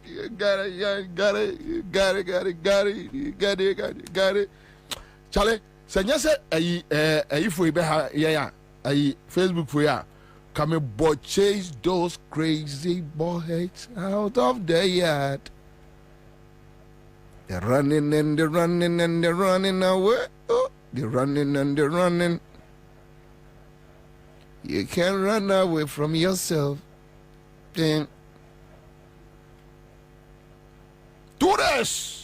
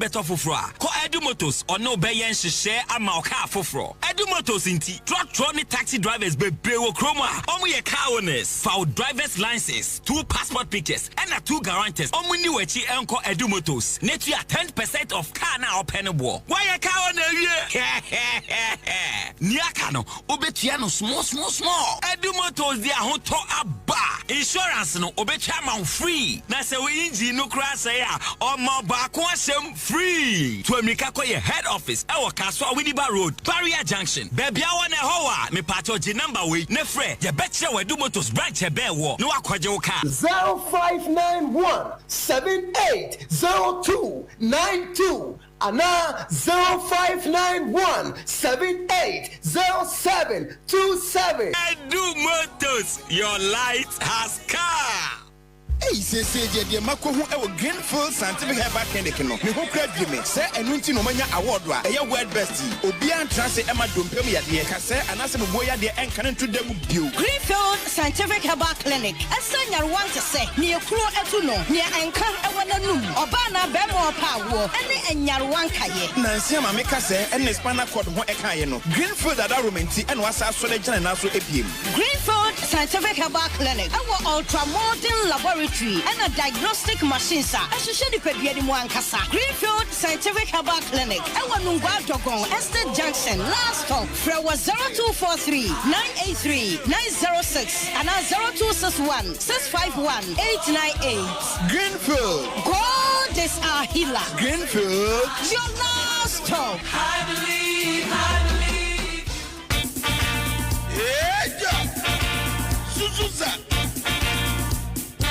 The incoming president, His Excellency John Dramani Mahama, flag bearer, Zuma National Democratic Congress. Also, Zinchiamo Bibera, Orite Damanka, Sashara, LKM, Manigana, Grata Shishene, economy, I wanted to apans in education system. I was say, friends and family government are all the current administration in Ahocher, Mecha Hashepa, or Kodo, a shepherd, Afraba, Obibiara, Osgana, yes, the Ahochena dos. And you know, His Excellency John Dramani Mahama say, our everything to Yerika Bobie build Ghana together.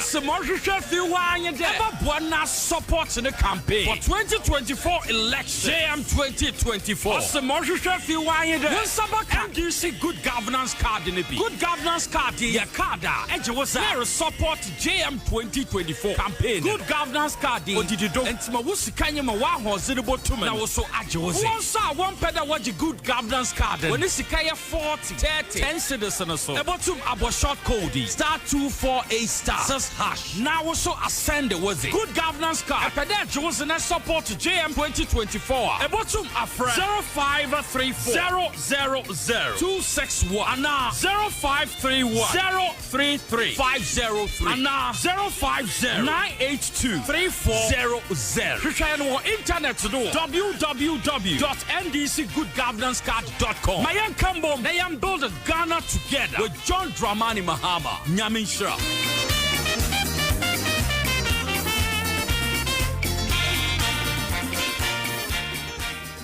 If you're right, my wife knew. Menene na baba trefia. Ekia, me fear knew. O wife no ho afepa. Me da say. Na won moduane ye de. Ne nsa no bo. She, if you're right, me nsa no bo papa. Ene obetumi atrefia. Efiafo manya tipa tomato mix. E di yes stew e bon kwan a. Jai. Hey, if you're right. Se wo krom. Wonim tipa tomato mix. Bi di bia ba ware ase why. Me popo bia moadi bi. Se tipa tomato mix. Said ye amaduane e special nti. Me now for marima add down when you know that say one for binya biane. That's some cute oba the tipa tomato mix eye duane na wa hoho okra bedibia. Etu wanim body vitamins A, D, E, K egum. Eni e fortification. Enye no nko a o what digestible fiber eni lycopene so aka ho. Ama product no aye kama say. Eni esa ebo no so da form ebu Ghana dwaso. Upede do afre 0203 403 400 tipa tomato mix. Taste happiness. FDA aji ejwedi nkrato yatum. Nana Kwabena Bobie Ansah. Berema be meti gara furuku be puntimpuna si sokode. No wakanchira katabin say you what you can say. Kwabena keja guma mri anko. What they want no fe fire ho. What so ye mrade? Say ye ma utumi a o mai mu ba ye de.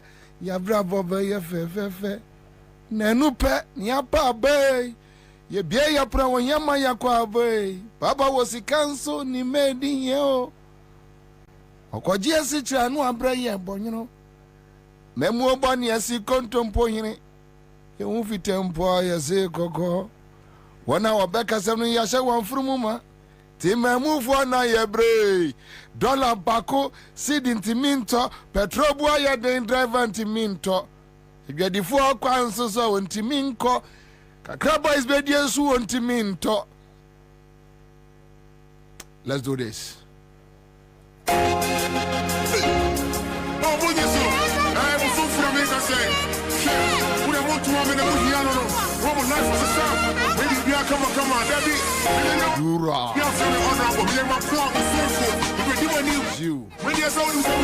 Thank you. We are back. Tuesday afternoon.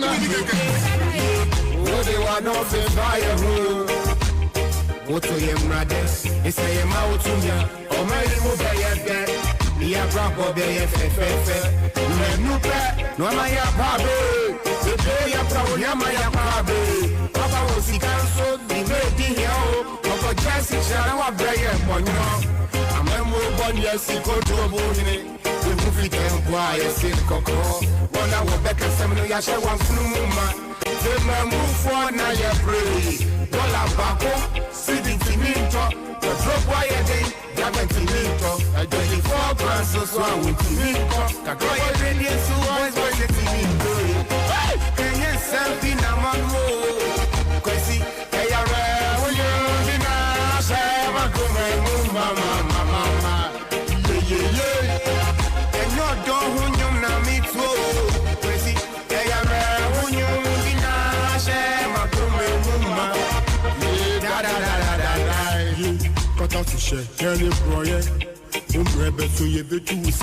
that's right.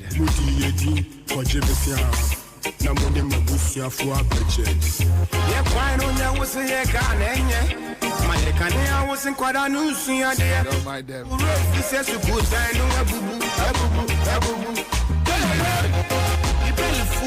Kill you. So corruption and dirty games. And more refugees, I'm reading yeah. No, say we are your swap. And who are you can be needing? And now what's you for? But since the day you can hold rumble. All is to pay. All is it. Don't mind them.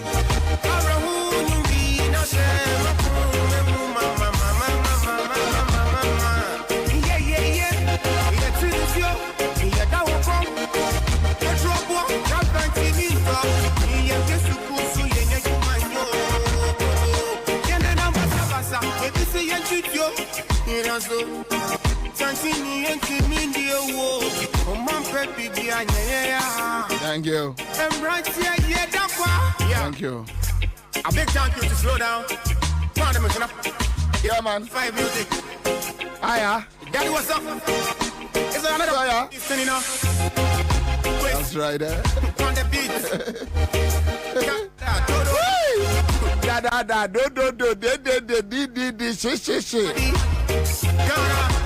It's a big.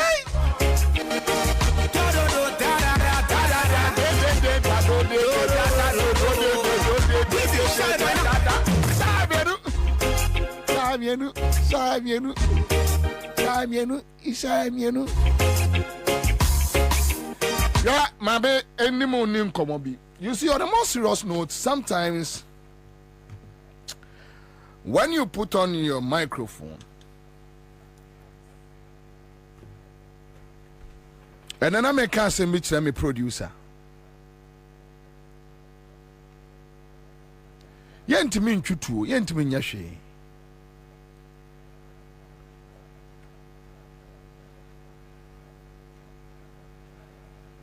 Se obi busuani eba politics mu na se onim se ebusuani mu se wajimi. And if we can look into their eyes and tell them that you are a very stupid man, you are a very stupid woman.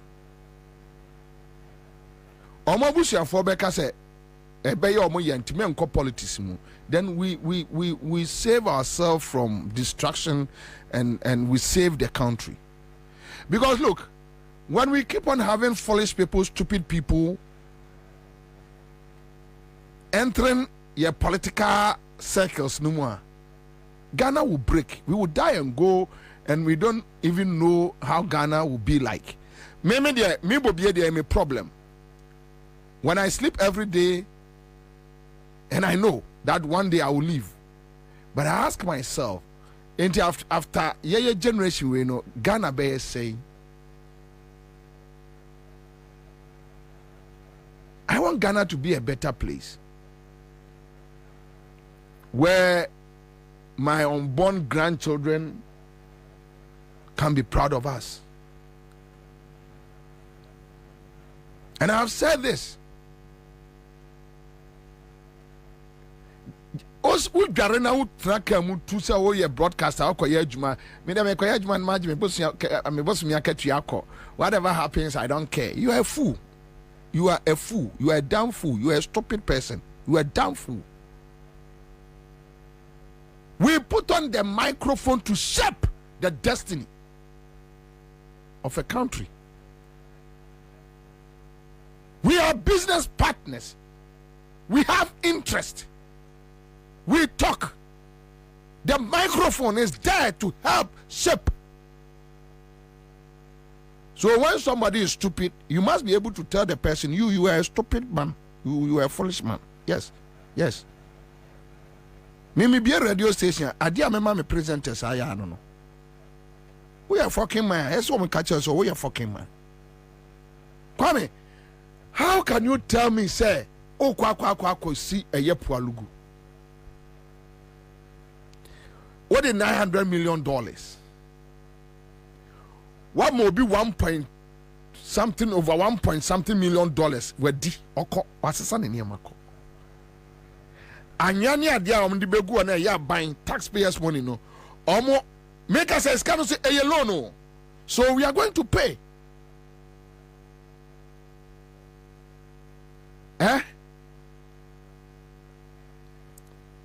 Ya no. Obi abegina parliament 2022 akatra say only $200 million air kwase Pualugu project mu. We can't find the money.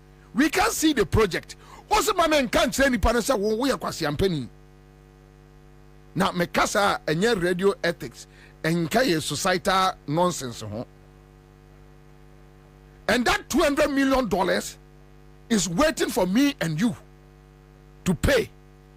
And that is the reason why a stupid government like a Kufuor government Ansah say taxes no and kwatin you what MPP mu catch and say COVID tax ni nyansa nim but almost this can so mu use COVID tax no more the judges can free what the kotua say obeyis can free bottom director or Accra100.5FM but when you state power and state power no a man quite so or the policy se ba e ye beyis can free bottom and the obey we no no use policy no e dia fa e dia kwakwa kwashim nipa we onya kwase no e this person is not a fool.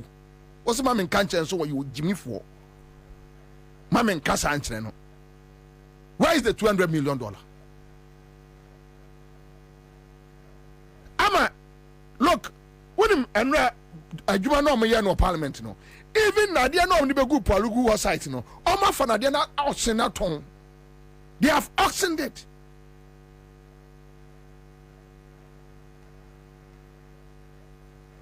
Also, the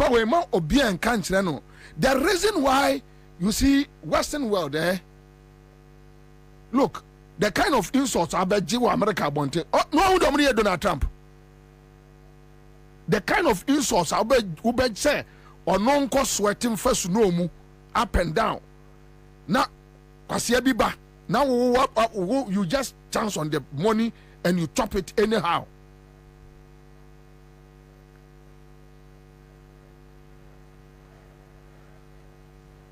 Who says any Panamanian can't change with Jimmy? You walk to the northern region right now, and everybody is saying it. You can't find one dam. Kwame, Opa, spend your time as production crew. Check from 2017, 18, 19, 20. Budget allocation to PFG. And that is why the peasant farmers are sitting here telling us that even with the first batch PFG, they don't want to constitute auditing, forensic auditing. How can somebody go and pull a data from somewhere, not the court district office, or say, oh, my supply a year fertilizer 50,000, 100,000 bags near you who can near their mano because your man instruction so a party ba and or ba.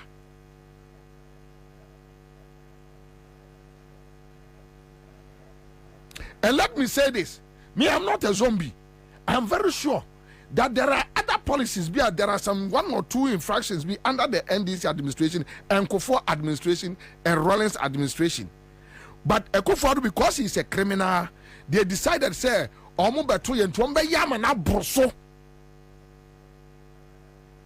their data, peasant farmers' data, says it happened across every district. Go and check the only amount to know it to be more.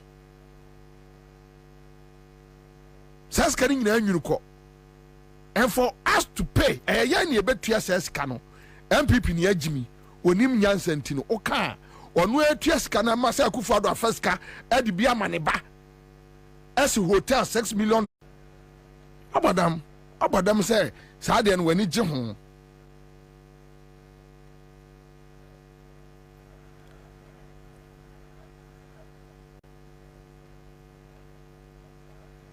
wafa wadi on phone because your government policy you see every be government propaganda machinery go and defend. And you see sometimes the reason why I have issues about Akufo-Addo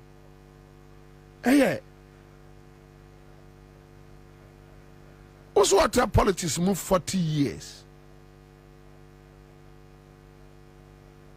You should have done better than Mills Mahama. Yeah.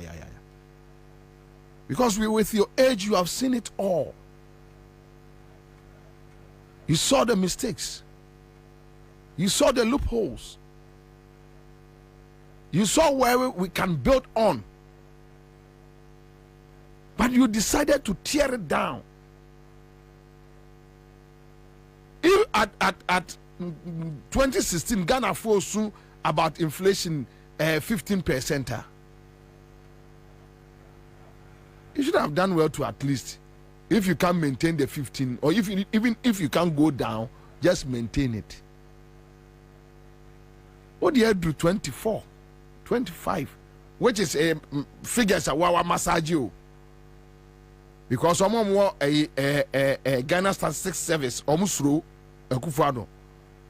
So they massage the figures and they go and give it to them. No.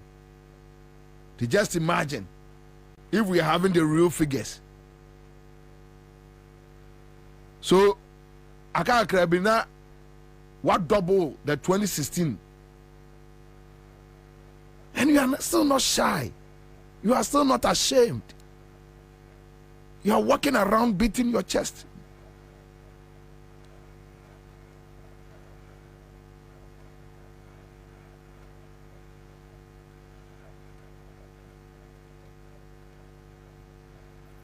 Abadam. Yeah, Kwame. Look, you see, if we are not able to look anyway. Good to focus here. Urajo Mahama. Remember just 2 videos. That was yesterday. Now remember just 2 videos of what transpired. Right? What transpired. But my main case same way. Say Urajo Mahama Timia. J. But my a good governance, come and do something better. But my good governance, and my who say somebody can do it.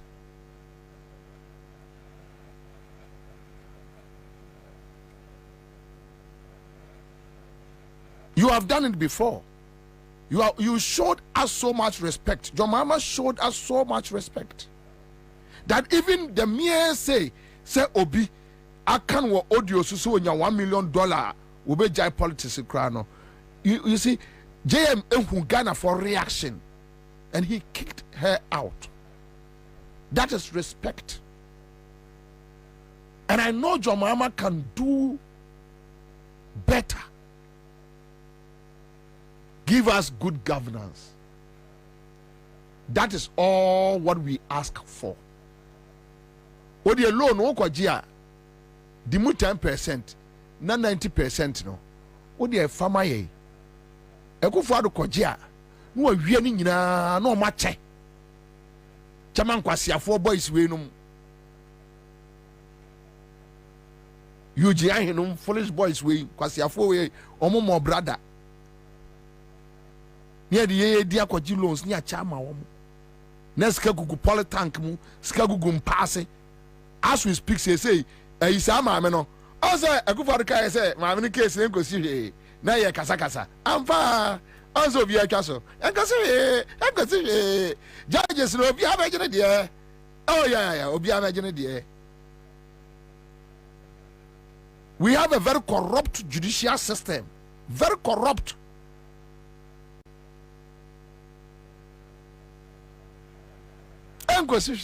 Because President Noah say or no lawyer no I predicted what will happen.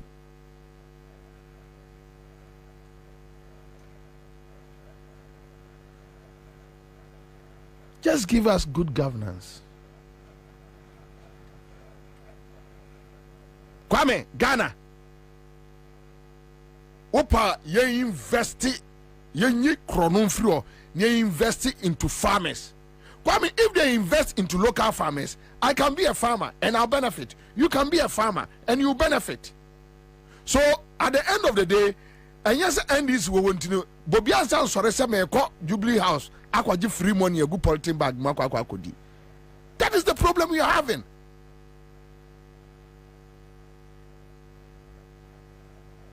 Atamis was my friend. Mama was my friend. Mimini NDC and took that for 8 years. Never. I don't want to depend on state money. Never. Dominic Kisi from UK to US, Guyana, where Dominic Kisi na memanoko. And yes, I mean to me, but I don't want to depend on state money. That is why I've been able to live for 8 years without going to any MPP member. I want to prove that I can live without state money. I can live. I can survive. Me. I can survive. 8 years. So let the government invest in farming. Mikro mampo asase ho mekwa yebi.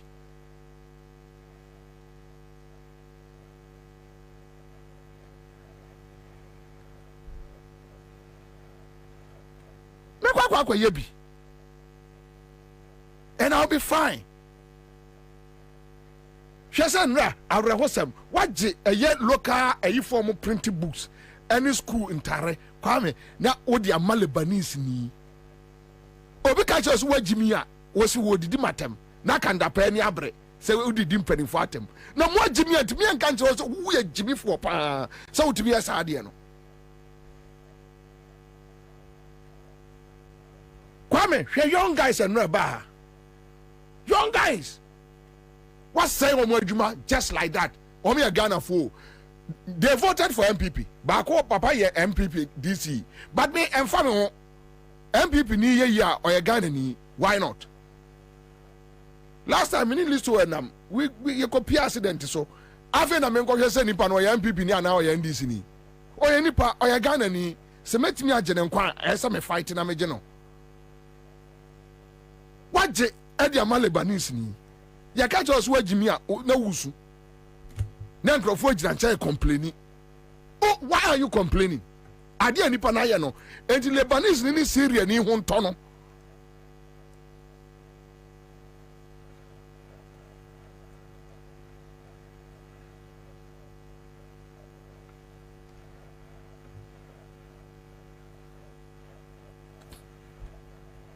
ade akra nan kamba be ya me refi kamba bi bion. You see, yeah, I'm out for motieri. And your man may say, and your man wa a kufad neba umianumaya. The day they will go out of power. Ebeyareho. Ebeyareho.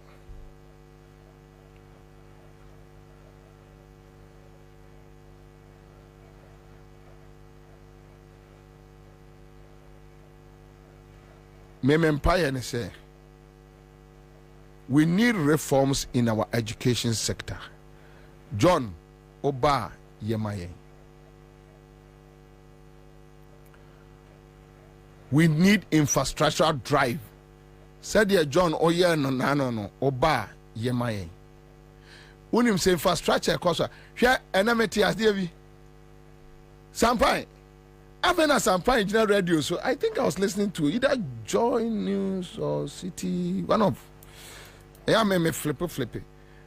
Now, me as I'm fine in radio, so say, I say, Kumasi Kajetia, phase 2, no. I cut 20% penny for kasa. Till I cut 20% penny for kasa. And chakra. Abani Piscadi Ababe. Now a debt restructuring, no.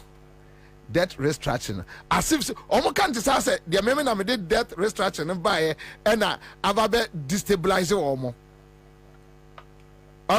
The amount I could find in Crawford or Jimmy Casa and a more or many pabufuno. Almost can't something to say, I say, Obi, and a creative debt restructuring, no. And how warm pass and can ye one? Come on, ye bibia and Tikanipa Crono or yes, and Wanyadi. Has been a who created it? Who took us there? How did we get there? Then you could do that restriction, then you could do explain. But they talk to media men who can't ask them because Ubusano say, then honorable bedru ha, when ye menon casabu. And I know, when you say Paka, or Yerepa, Isa Simon 7 said Jimmy Fono. I saw on Oman granting interview view, Oma Paka and granting interview view. Paka yade. We are regional minister. Konya microphone ye, minie, winye. And I want to challenge a man this for say. And this want me more your friend say projects 10 Ashanti region. And also now we are good. And this for no minyama mebusomo. Now what ye 8 years ni but what dear. One say Janso say ya na Kim a sea bosso. Ka that tija. Oh sorry free wa no when ya brea branty so. When ya bre pakaso say paka. When in your interview, you one friend on the program to be other ya or trapono or busano or trapono. Why we are regional minister? What also a commission projects? Car was my trapo. Oh, what would Jimmy know? Jimmy, if the presidency, if the Kufad was to form. We are regional minister.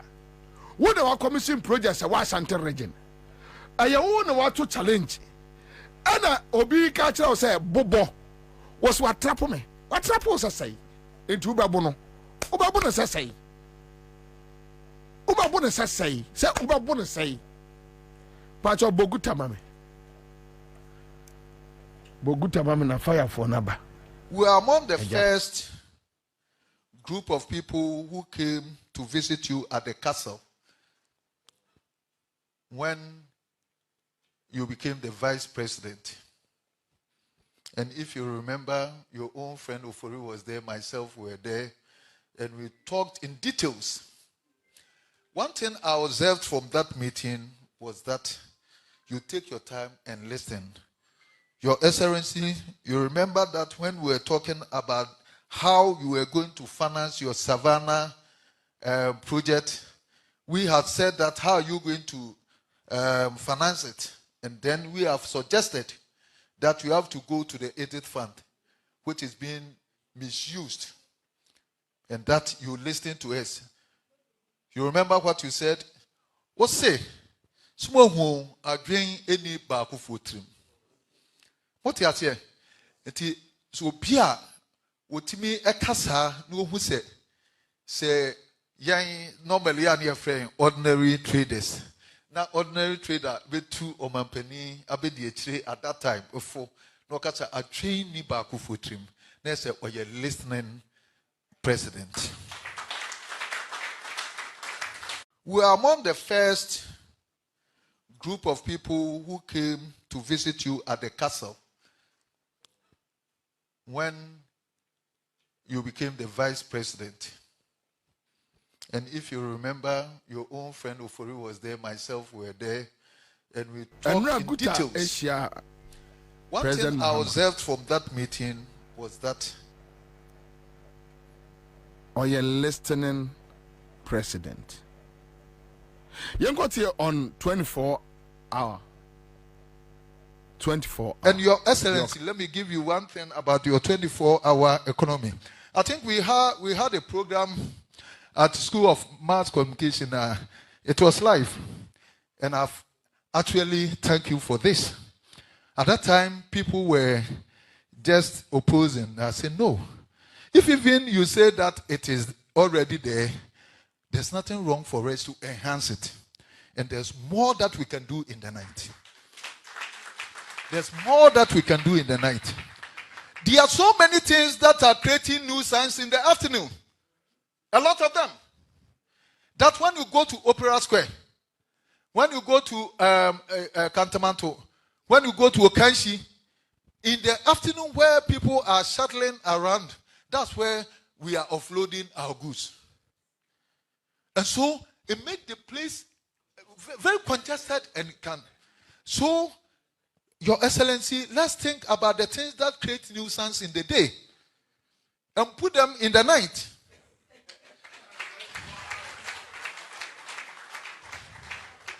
So, it shouldn't be difficult for us to say that when you are clearing your goods within the weekdays where market is going on, unless maybe it is Sunday, those times you have to come after 6. Some of these things have been there. And Your Excellency, let me give you one thing about your 24-hour economy. I think we had a program at School of Mass Communication. It was live. And I've actually thank you for this. At that time, people were just opposing. I said, no. If even you say that it is already there, there's nothing wrong for us to enhance it. And there's more that we can do in the night. There's more that we can do in the night. There are so many things that are creating nuisance in the afternoon. A lot of them. That when you go to Opera Square, when you go to Kantamanto, when you go to Okanshi, in the afternoon where people are shuttling around, that's where we are offloading our goods. And so it makes the place very congested and can. So, Your Excellency, let's think about the things that create nuisance in the day and put them in the night.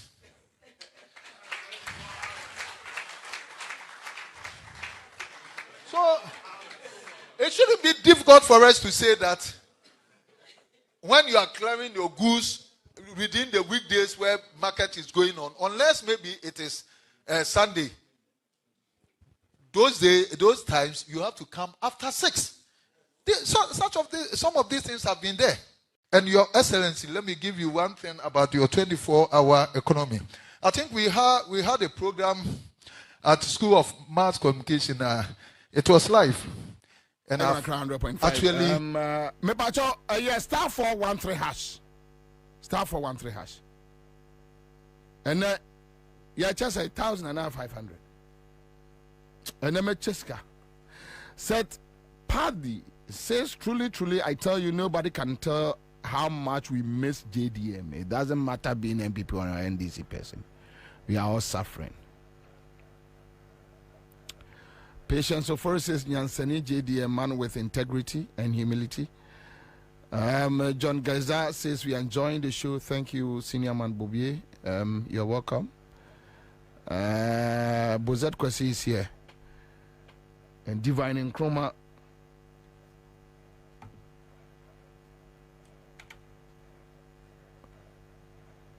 Citizens Kennel Nkrumah is in the house.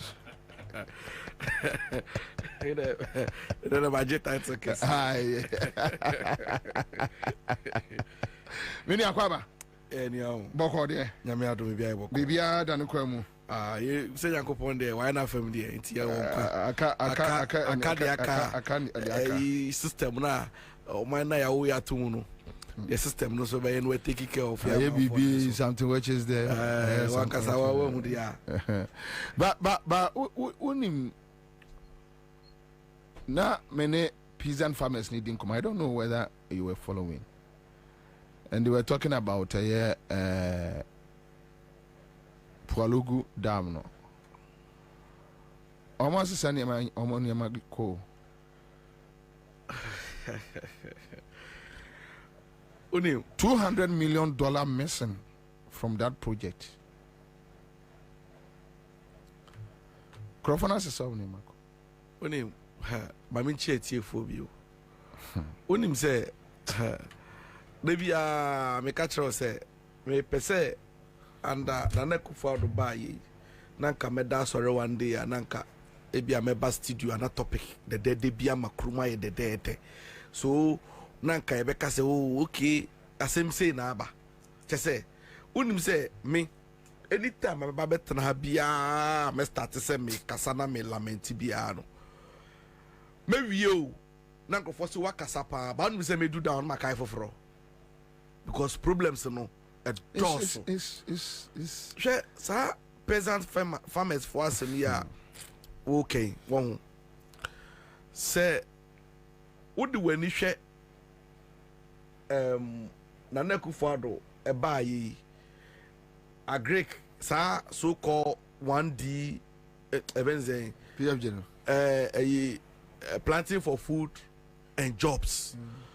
Osha policy in implementation any the outcome na the Auditor General's report to know only say fertilizer yedema amount for say they support your mono the monetary team omunkwa mufuo any hotel amukoda yenkwa chensa fertilizer ni nyina oh yes say yes you omo call round no aban mufuo no omo so call round eso mo kwa monitoring na mo kwa hwe kwa be fa so a ye peasant farmers for no sa planting for food and jobs say kosen no unim say mo rounds ke kom ye no dos chen supporter ye ba ya ye de ma farmers for no na me ade ba kwa ye ha me ni say unim say andana na kufu ado abanwe eniama na identify as oman eniama na yetumi ka say ade we die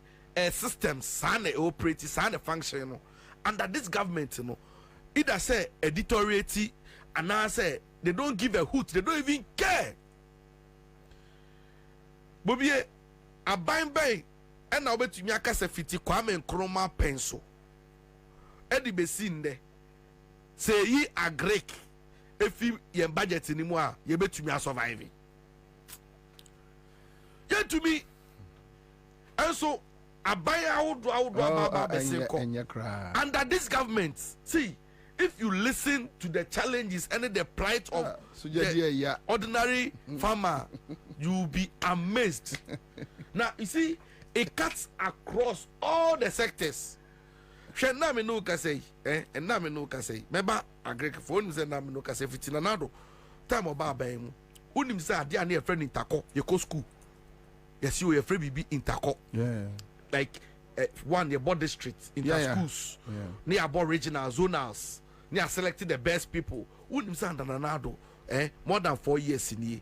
We private individuals are see cash more invest in Ashanti region. All the regions in your baby are. Sir. Yes. Obana say Kumasi de na de pa. And I see Kumasi de no a private initiative because someone will say Nkoye. Sir. All the regions wouldn't say Kumasi de na private. Private and government. GES. Obwa. Me boa. Bisa. Me person me book company didi. Oh bon. Joy product for. Joy ointment. Yes, sir. Joy. That's public. So. No church. No stop. I buy GES in count. None of my GES. But they give the money to GES. No, say you have to partner them because say schools they are under a certain agency. So you have to operate. Only madam die PE teachers no. They say PE teachers are they under sports, physical education no more. And unto my corner is so much no. You so many nanko integrated science. Into mo interest bio, interest sports for school.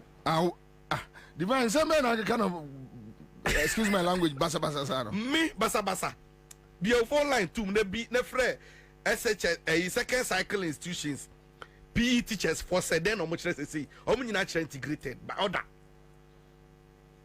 I want chess sports.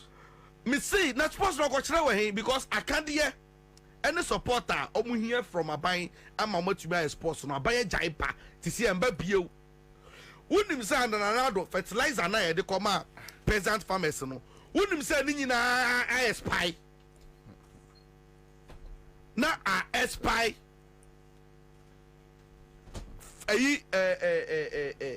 Fertilizers I see the kwa come yi. Na nim. Na nado mo ekoje sikabi. Eye ho report e de come World Bank. Say oma ye training workshops e de ama farmers for across the nation. Unim say enye farmers for na beti omo to oma kwa kwaji say sika no. Unim say omo sanso baaye no. Workshop no omo anye na omo ji sika no. Yeti omo to na omo ye workshop no. Unim say omo sanso charge farmers no for workshop no omo organize ma omo no.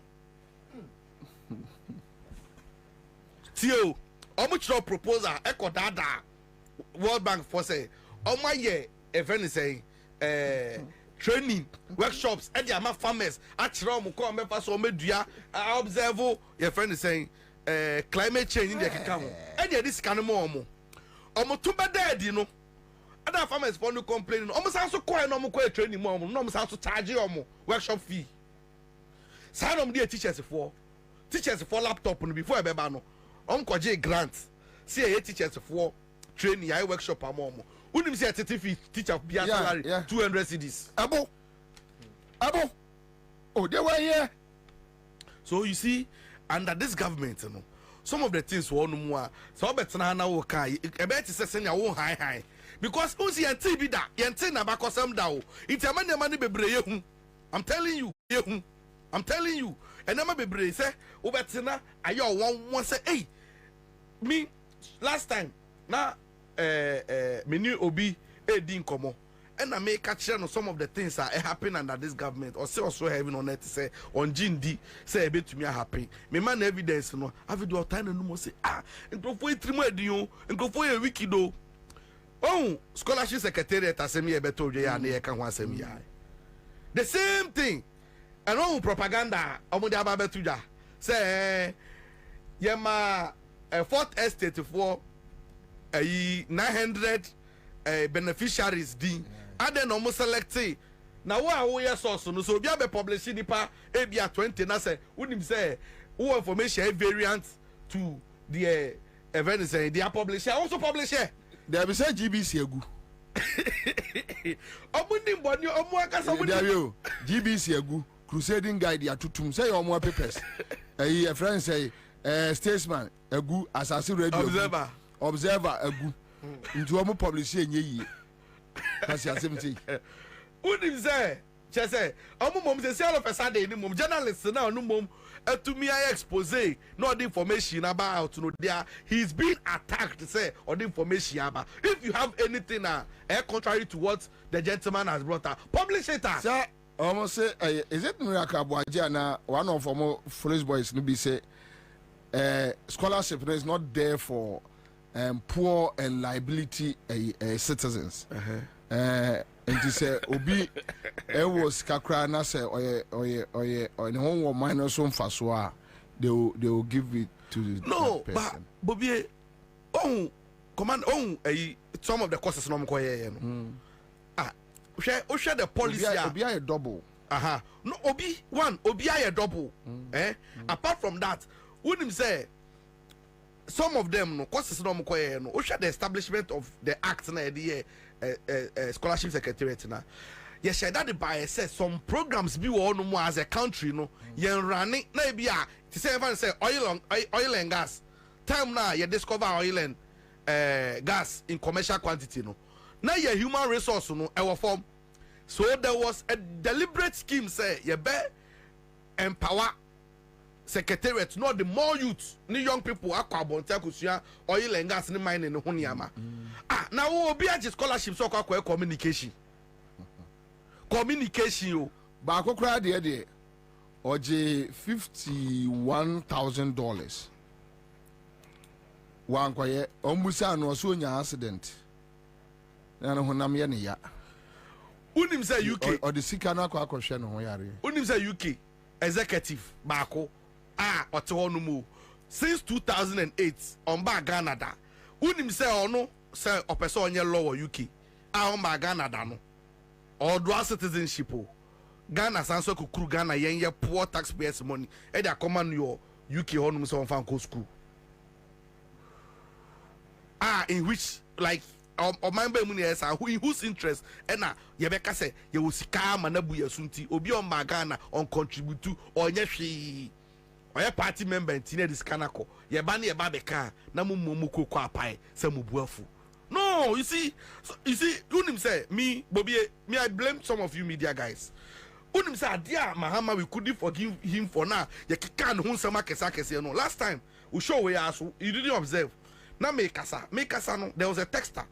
My share that Chinese screenshot or say some of the things yeah kind of simple no. And Mahama no some of the things near mani yes so wild until no once no be say NDC for no more for no moon to me kasa some more because it looks like almost from where the too much. No, you see way first now me used to I was of the view that a NDC should push. Never used to as well no the citizen also must know. Recently we were talking about the same thing. That position is a swap it. Listen to us well NDC must push to engineer for those things to happen. I was also of the view that the citizen must rise up. No, so I think say you rather misconstrued my point to mean say I am only discussing that the NDC should rise. I'm saying that no on the first no we on the first no na first remember na first no me resibia na obetumia na you argue that no and you be na sorry me kan kire say ade say ye. Yes, I still stand by it. Then recently I was talking about the citizens about yes our boys in you born at that time. Yeah. Then you made an argument that MPP made things happen. Yes. And NDC should follow suit. Yes. However, and yet divine accord raising issue be and ama me ba say. I say the entian crofobusano. John Mahama decided that mintimi mfa or mine sika and bribe CSOs. Any the so-called statesmen, Christian council, pastors to start speaking. I won't do it. Then John Mahama believed that a citizen be a right to question, express a view, to question the government, to ask for accountability. Yes. So Mahama and the NDC they were okay with the noise. What I say? Unfortunately for us, you are dealing with somebody here recently, Penibi Ephraim Nilis to well. When you have a system where they share gold bars,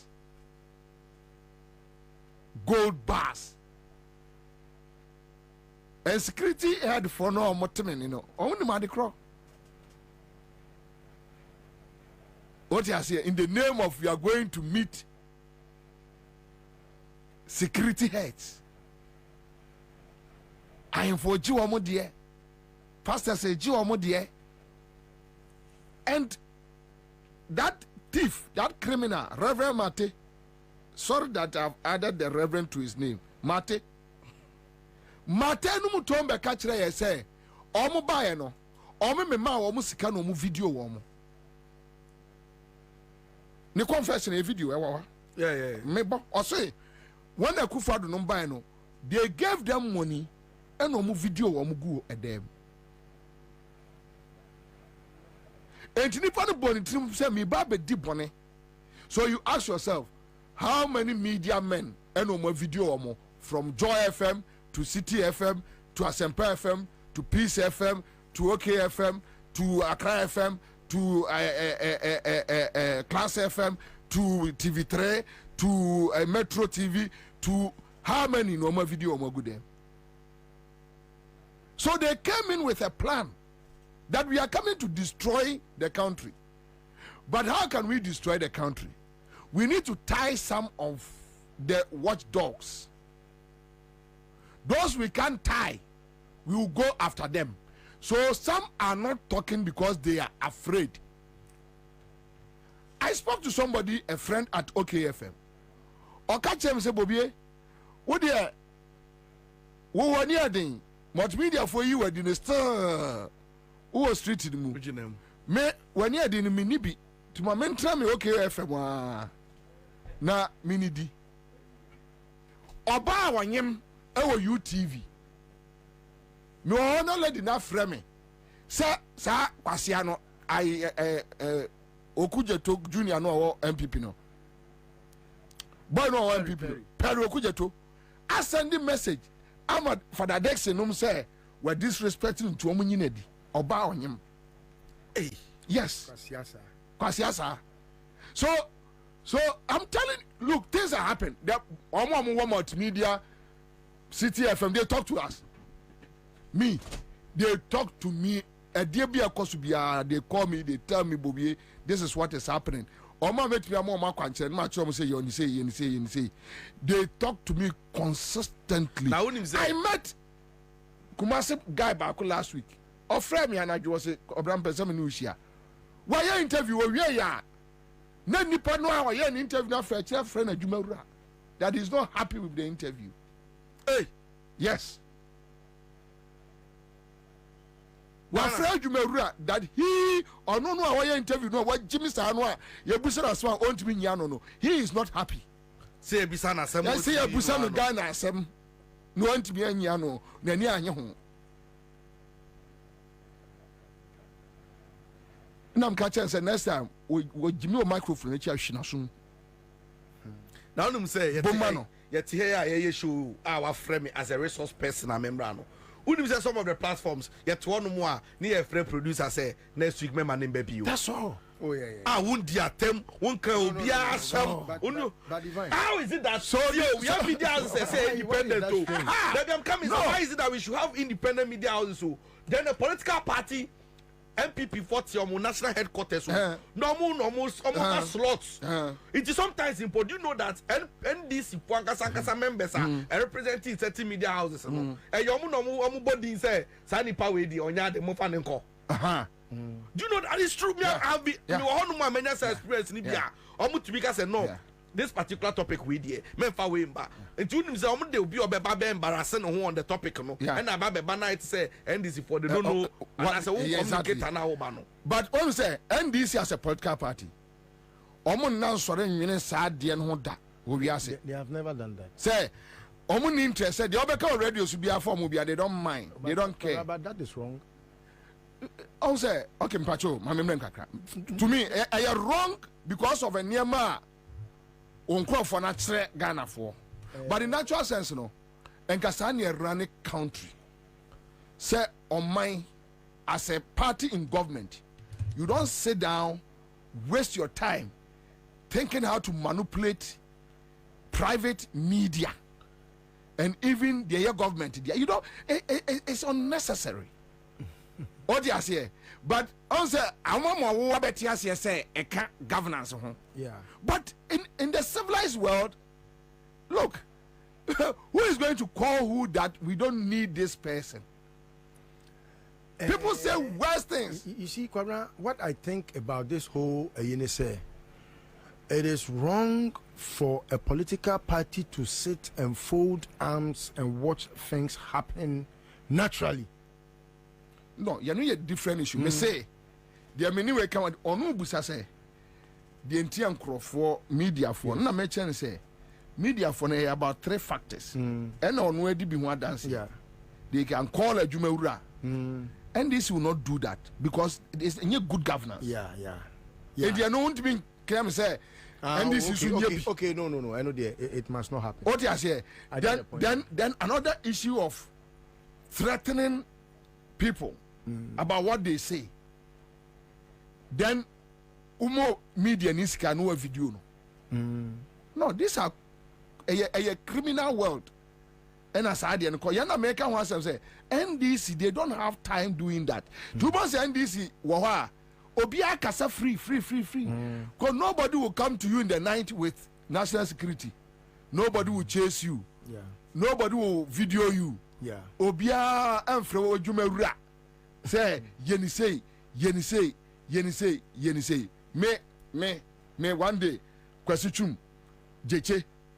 And now lady be a HR or multimedia. We had a meeting. Make us see a question and praying for. And that is why after me you know.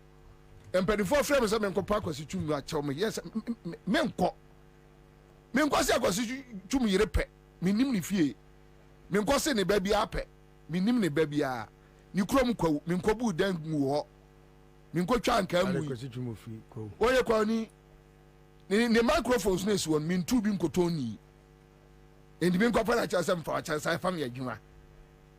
Menya, me patcho, menya bonin, so don't gas them. As Santinia quality 7. My quantity of situation, my catchers and patcher, menya bonin, so fatcher. Where Jiminti? Now, Mimi Crova Santiman po Jimmy in Frigo. Was any mampo? To be catcher, I'm praying. Some me Bobie Ansah me come papa that can rest off so. Cocotte, menya. The upper and at this point, we don't have any option than to let you go home. I'm going to go home. Something about them. I'll go home. But anyway, Baba Joe, my answer, no. Ya can't say, Aqua, where you're burning to money to the or best or mine. That's also on Tiasia. Over to you, Jolati. Do your worst. What can you do? I don't have it behind me. What do you know? 8 years in me, need question view. But I am okay. So the point is that other guys, they don't have that heart. They don't have that lion's heart. They can't go that far. They can't go to the last limit. Say, look, at this point, the basic. They can't. Because they want to live a high life. Nobody just fridge. Or their condition. How they just fridge. But the point is, so far in this MPP, the reason why people are quiet now, the system has been bribed. This to what one will be a gold bar. Gold bar. Yeah, the gold bar check. How do you say? Because MPP penny will be pa. Now, and Amama is alarmed. That's why I say the opposition parties, they must rise up above the normal politics now. You know. Do you know that? The Biameka say under this government say you're complaining to say Pualugu Sikaya almost 253 million yakoji ya budget for enkodu. Unim say project na buy unim say nyama kochi we say nyina no. They don't care. Or see they have put in place plans on the Berreki December 7th election. And all the stakeholders, especially the media. Now I'm going to use it told him say problem you all no more. Instead say I'm going to use 10 million. That's solving problem no. I'm going to use 5 million. They're my media. Exactly. That is what they are doing. Instead say like everyone say yes yo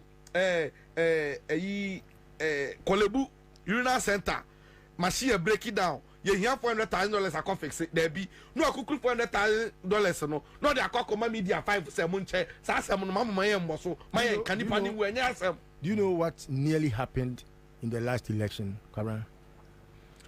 During the last election, no,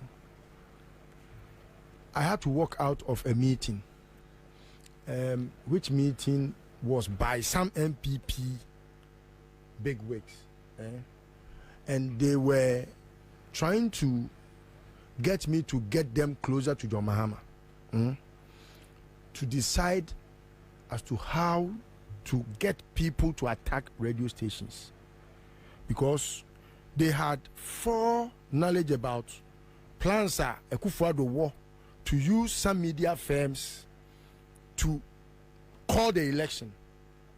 And until say attack some media firms now. So maybe the omoko John Mahama hona omo Accra boys. Ombe use boys no to attack the media firms because Akufo-Addo through Gabinom I use a certain way be or the media guys no be calling the election no against John Mahama while winning election. No. I walked out because I saw a snitch among us in the meeting. Today the snitch is working with Bawumia. I was in that meeting. He knows himself. The snitch has metamorphosed from being part of us and working with Bawumia. When I questioned why Wakwako joined Bawumia camp, no, or say yeah serious. Na Bawumia do is serious. Yes, or say Bawumia de obe boama omo dibone. Okay. At the arena. But John Mahama, that I explained to him, said, John, mean ko kasa se mo nche John Mahama. Because you're too gentle to want to ever be part of any criminal. John Mahama will never do that. Or ko attack media firm. But Kwabena, I think, say, I'm tempted to believe, say, we are fooling. There be Obi be Yama no. Hello. Hello. Hello. Aja. Hello. Afa 500 no. Hello. Hello. Otibenka. Hello. Hello. Pato Otibenka. Yeah, Pato Mituka. Pato Frose. Oh, network no, move breaking. Oh, too bad. All right, so that's it. Anyway, we have our first winner for the CMG Scatcher there. You start for 13#. With me, I to draw. Since you just follow processes no. Now on our corner. Mesiaba studio. All right, so yeah. Anyway. Those things no. Anyway, me no. The reason why I think say we are being foolish is because Amamu can say John Oyeno is the best. But Kwabena, allow everybody to express himself. Kwabena, it is not so spiritually and biblically when you see wrongs go on and you think Jesus Christ Chiabano. You know, but yeah, me Bobie there, I will never preach say Akufo-Addo use crude method. So any other government also use the same crude method. No, I don't buy into it. Before let's not jump it. Okay. Where I'm talking about is when you know say they have plans to rig an election. Onya Juma, Onya Shi, not the answer. Juma na was one year. Now Gianni say also we election. Now what they was say me high because me mpese bia moja bi begu ana se bia obi ho beka. Also owi anya hwe. Yin Ghana for. Say owi anya hwe sa na wo ka. Say sa na tie dia. Any then let's leave it. Oh, we will not leave it. Oh, because we will not leave it. And your man, ama yeah, Ghana for yes. Oh, you are when Omako joined Bawumia, Omo Crown Affairs and the system doesn't know them, but another system knows them. CCI no, they are working in the favor of Bawumia and Yomano is because they have said, say, John Mahama, and Yadia, Obe Peneso say, be grandpa, Obi this year. No cry, who try it? But, Mensono, they made two say, Pedro Sofu Crano. Oh, yeah, one idea. Yeah, Ghana for say Ghana in it so. Yes, sir. Because okay, but minimum dear, I've seen say the only thing that will help, it may not be because of NDC or John Mahama. The Ghanaian people will not allow for it to happen. Now you are talking. Meme dear, Say Ghana for be president Bawumia. Catch us how nipa no. So minim nipa kro ye okọ Bawumia no. Ya do omu fie, omu busua na e be sha free wo. Catch no. Ba unim say e be sha free wo omu busua fie. Me na me strong room. Ya unim dia Ghana for unim plans o Ghana for. Udi obe hundu mba Bawumia. That is the only thing. Yeah. Obi on the police phone go ya dio. Unim say Kwabena, dey bia say we dey na ma catch us say Ayana NDC for omu behavior no, I don't get it so much because I say me ma en hame because I've seen things come naturally to face these people. Oh yes. And yes, I can be on camera radio so because I say don't get me who na honke kan ye. Fifi kwete me who na honke kan ye. Me who obi honke kan ye. Yamin kwade was shocking me to my marrow. Yamin what Facebook and I would photo. Yamin, hey, do you know what job there is that you are undertaking? Yeah. Organizer. Yeah. Organizer has not even organized one demonstration in this country. Okay, one. Yamin, was shocking me. Was shocking me to my marrow. Say, eti Yamin now tell Bontia now ye de na. By that person me Ansah ye kodidi na. Ebinita aboso. Hey, Yamin, was shocking me too much. Yeah. And I'm not so reliant on them because Kwabena, if we are in the street. Yeah, now me want Mampong over the weekend. Hey.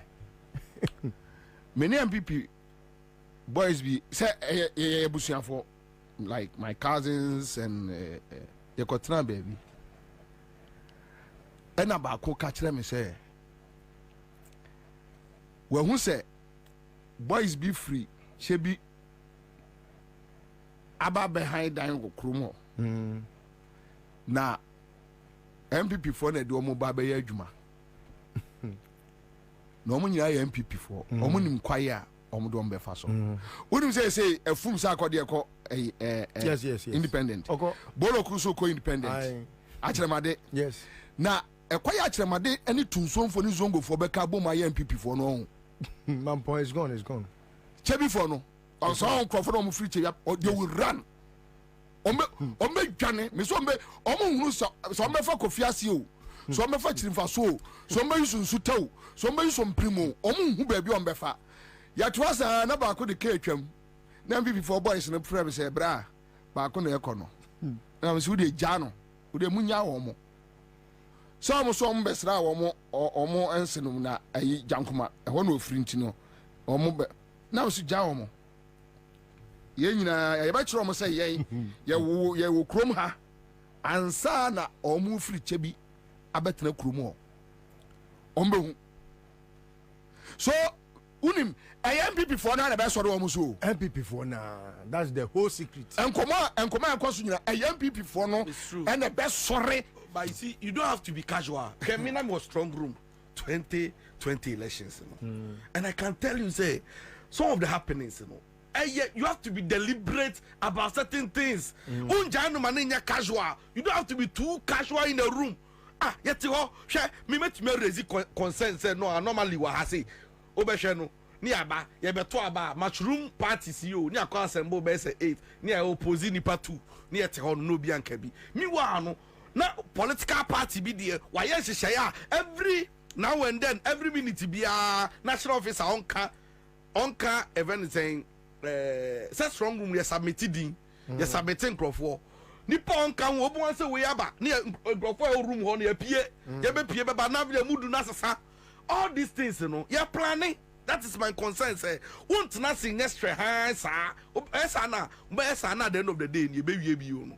Near Sanso, the Ansah be good. But Minia, and our mind is a Ghana. Should we get to that point? But young policy, Makame policy, about to do swa, Obiatu no 1-1, way to correct no coffee. We are to we are collating fair. Yes, assuming in we knew Ghana for so on to us, Ghana for so we imra, di Obia Konifie, Yeshia, Yakrase, Yadidi, Yasre, Yakoya baby, Obimko Bifi and Cosredian. Also, no, one tiasie, because we want power to destroy the country. Yes. And you use every way and means. Okay. But I say, Nina emanating from the fact to say some people have some superiority complex. Be some more Ghanaians. Che be no munti. Unim say, unomudin koma in their mind, you know. Omumbu. I mean, like, chaso. Like, you know, it's that disrespect. No, it's that disrespectful. And that thing, I before come why when you are kind people who say no, would you mean a chain takes in you? Me kwama burambuza almost say. Said I must say, as a man for more to about Matani, now patch about me out free.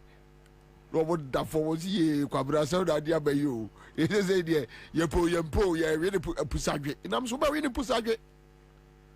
Hey, you can't remember us been to about Matani. Nadia got to a Muamusimudia Mukrampo, Mukramusu, the Biamusu say, Nipe Kamunimua, and Kayanimua. Guta, Sankro for your Macasay. Yeah. If you know them personally, you will know. See, MPP for champ. And no like come say no mistake. I'm bomb son, no kwa bloshi. Neko kantamanto. Neko event say abosokai. We talk to people. Now obi ko clear car part keke. Car part a door. Unim say COVID-19 levy that door no so keke na or clear no pono. More than 700 cedi. Meanwhile, then ankasa no first no yen turn more than 1,500. So they know people are angry. Say, Nkofu is disappointed. But you see, the anger is not enough. The way I think, say, we have been too lenient with Nanado.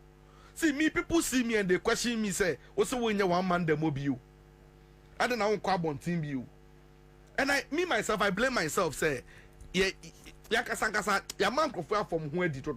But you see, 8 months, 7 months, 6 months ago, I'm telling you, say, as a second of 1 month, who waka. See, those people are mobile home and they are set. A friend is saying, a red carpet. They don't deserve red carpet. Let them have X in their faces. That's what they deserve. Sir, Ansah. Omoka someone bury him because Omonim say Ghana for Agina Sessa. And I keep on telling Samuel Kunum. Say, Obiani police ninko ye. Oh. So Abusia 40 Krupon. I don't know how say Nika said Danduru Waka. Says Obiani police ninko. Just so I'm former police for no more. I am not security for no more fear no more check more be 11111 na or guard ho. Because nobody will waste time at the polling station. You started at the polling station. Never been much say will fear. They don't know. They don't know. My man can't say so. You know what I take consolation in? You see, what I take consolation is the fact that all the security forces services in Abomwa. Omunru 100,000. Yo. Omunru 100,000. Ghana Armed Forces. Omunru Abomwa. Omunru 13,000. 13,000. Welcome 8 a 10. Obianka show. Ubakumbio. Ghana Police Service. Omo adults 52,000. Oh, Omunru 52. Omo population in 52,000. 52 plus 13. Are you saying? 5 2 13 5. So 63,000. Fire service Odumja. Kwabena omududu nyina enu 5,000. Prisons almost same. Okamu nyina boma omunu 100,000. Omu nyina so wa busua. South DNA see what 30 man south no. I was in north or south. 30 man south. Yeah, ma. Kwasia Jimmy I aboy be ye MP Jimmy for no. I Mateje mensa kosa Krasini Jimmy no. Obey MP no. Yeah, moja ukum nipa de be ye MP no. Kwabena. Hey, we are very prominent to MPP more. But on who buying? Because you see, Obia Nebusuani aye ye. Amunkum crofobio. Afra say no. Afra say na yakoto abado. Say ye no omo nye. Even with ye be ye kura na. Ye be ma ye na ye fe. Wo ye na mesme ye. Oh yeah. Yes. Also be because what you yo. We are so jani awo kwa. Me ba busua fo so ye yo. Me ba divine. Yes. Yeti kromwa wakum 10. Ukum 10. Christian cancer and kashi. Peace cancer and kashi. The president himself. At least ebia asema 2 years. Enya de papa. Ye be hwehwe nkrofo kro. Ya omo ye sa ade no. Na emra no omo adi. Dabi Joe Fu concert boy no kojina parliament catch say we a criminal now don't sako can ballot paper enye 20 years e boku ni enye ode. Okay we na Carlos ni nam ho. Yeah na Carlos afa ballot paper awie. Yeah ware on the ware. No ni nam ho ya monitor with impunity on the nam ho. Enti this time around, the ordinary boys and girls on the street will let you understand that nobody will go and waste time on a policeman or actually to avoid this Nyekuno. Who are those man? No. Yes, your friend in nearby police station. They will report at the nearby police. The next house, I will bush your fee. Na Kwabena. Amonti ase. Sabi ya nena moyi. Na me na poku. Wakokum me this year. Na Akufo-Addo your president. Me kabje me kamaye. Am here the matumbi. Hey, na Akufo-Addo na wako gina microphone anim na wako care speech. We are there your president. Debut. Now then. But one day born, one day die. The point is na bet me akwa ye nsuom nam. Unim de omo yesu. Adan ya oba no. Wono de oye nipa ten me mabusuani no me de hye no. Unim de nti omo yes ade no. Now omo suma omo nkola no so they should go around the country telling them, hey, MPP di omu nyem. Unim enu ni asemu a memeti a. Unim se no ma yomadwi se. Sienje mu masa ko. Unim de nti a mu sienje mu masa ko ano. Meba unim de nti omo yesa. Omo yesa pese be ya those who want to vote for John Mahama will not waste time. Yes. A tactics, a psychological warfare. They want to bring apathy where apathy. Yes, they want to bring apathy. But you an apathy in an opposition party. So why not you say see but do you know that message now what they call around? Yes. It is militarizing the grassroots. It is giving energy to the downtrodden, the one that is meek and weak and feeling say me kotwaba ajeme se bre free won sam wo braya bre me no me kwa akodi me kotwaba ajeme 2 million free won sam wo so fa ma me eduru ho a wo behu look me na me dey because look anybody that was ever informed about say nentin ko foi omo si abano mo we ni kro mo fa ma mo ne ba ne sa mbe den ubo sa won ka hwe o onu agina ho sa ne se gade besi onu na ye kan sa ne che no mi minimum pp fo on Adomako Kisi constituency wo ena me mo mudin executives bi omudin komana me ye say voice they say the election ye just mo kra ye mo ye we ne kra mo fa man of the chief me catch na mo mani nya di o na ye kra ye nto executives party executives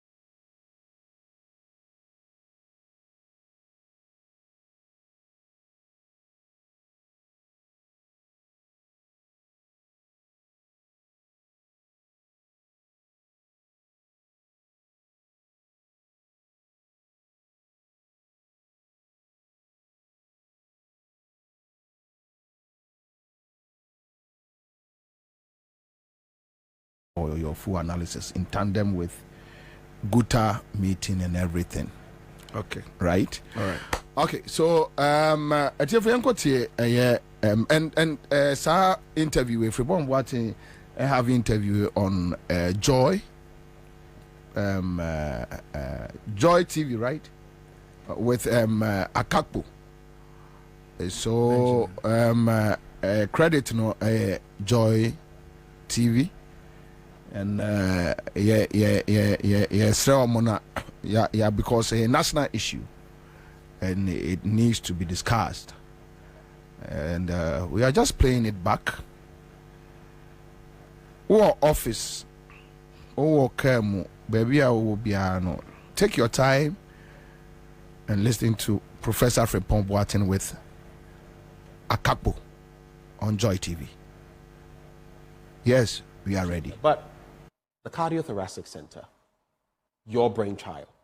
Tell us about your journey, how it all started from studying in Germany to wanting to come back to Ghana and serve. Walk us through that journey. Well, it's a very long journey. I don't know whether we have the time to go. But just when I get to a point, you stop me.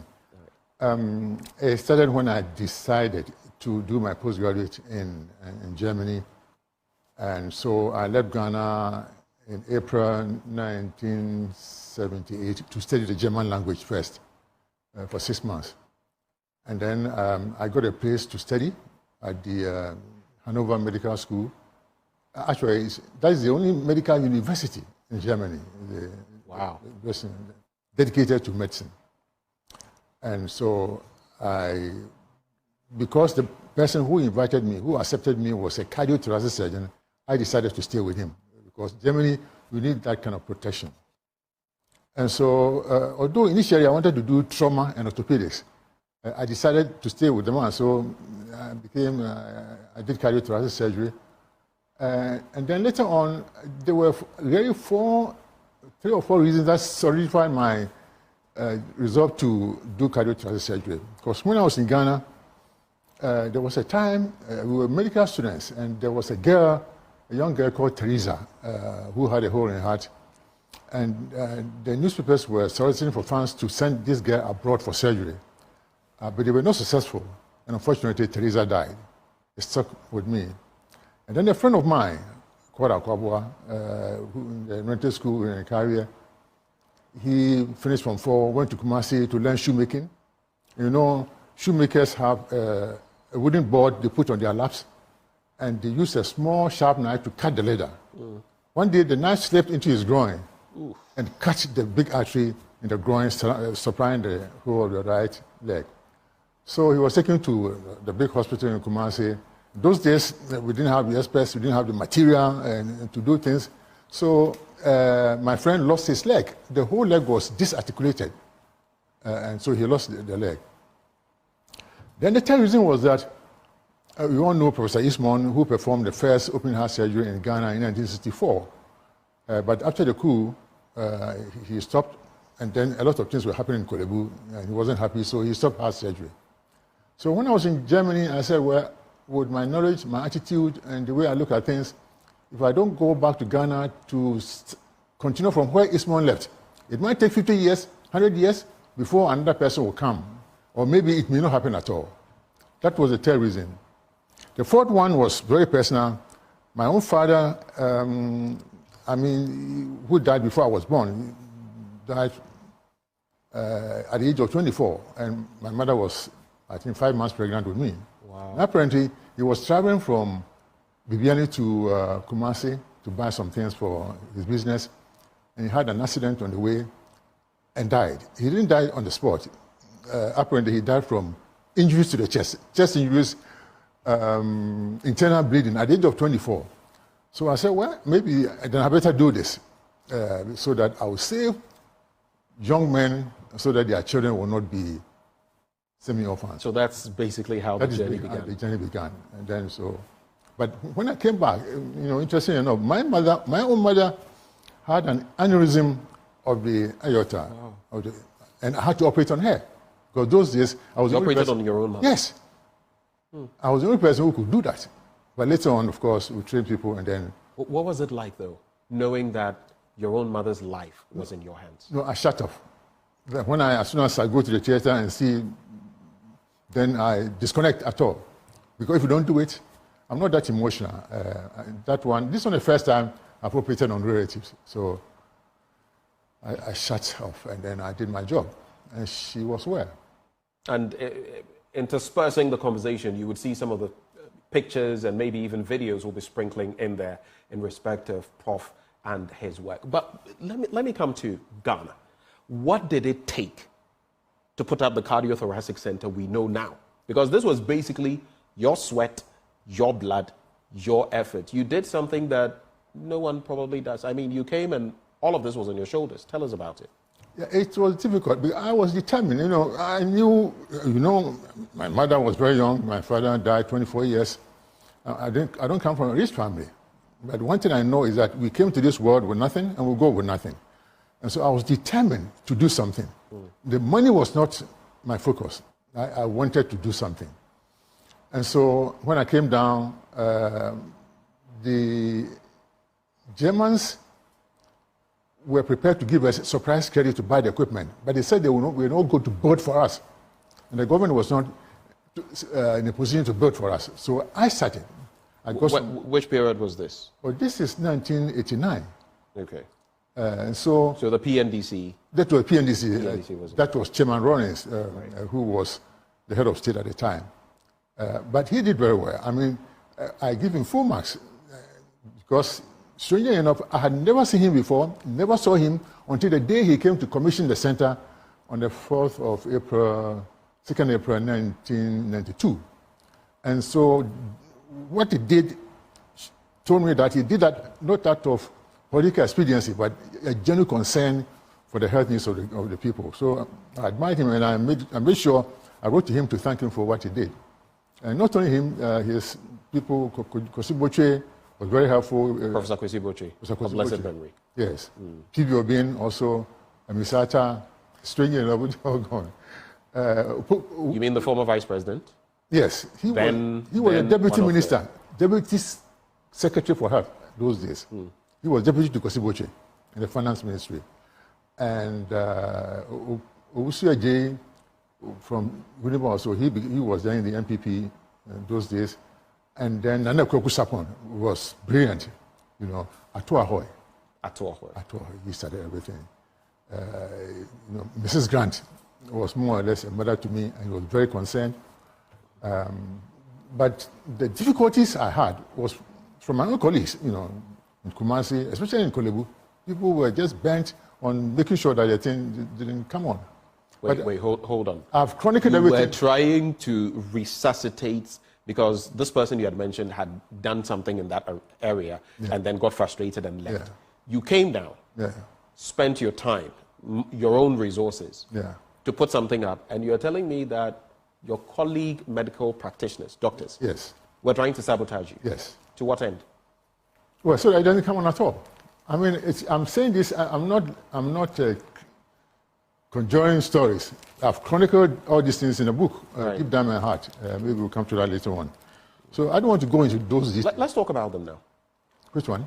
I mean, some of these challenges you face from your own, those in the medical fraternity.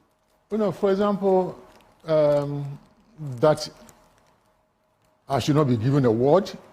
I didn't have a ward to admit patients when I came in here, when I had no ward. That's why I was determined to build. I didn't have an operating theater. I didn't have people to help me. I didn't even have doctors to help me. In the first few years, I was alone, taking blood from patients, taking them to the lab, running all the errands that house officers should be doing. I did all these things.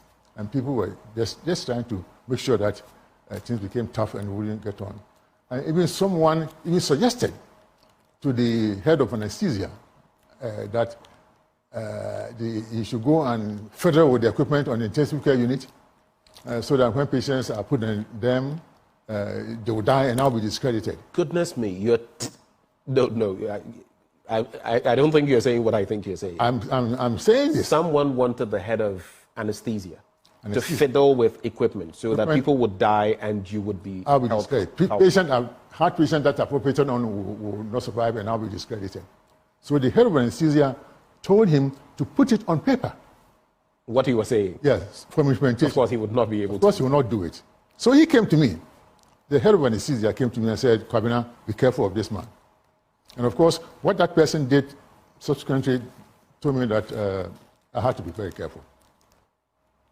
Have you ever felt, I mean, at that time, and we'll come to even the current dispensation, has your life ever been threatened?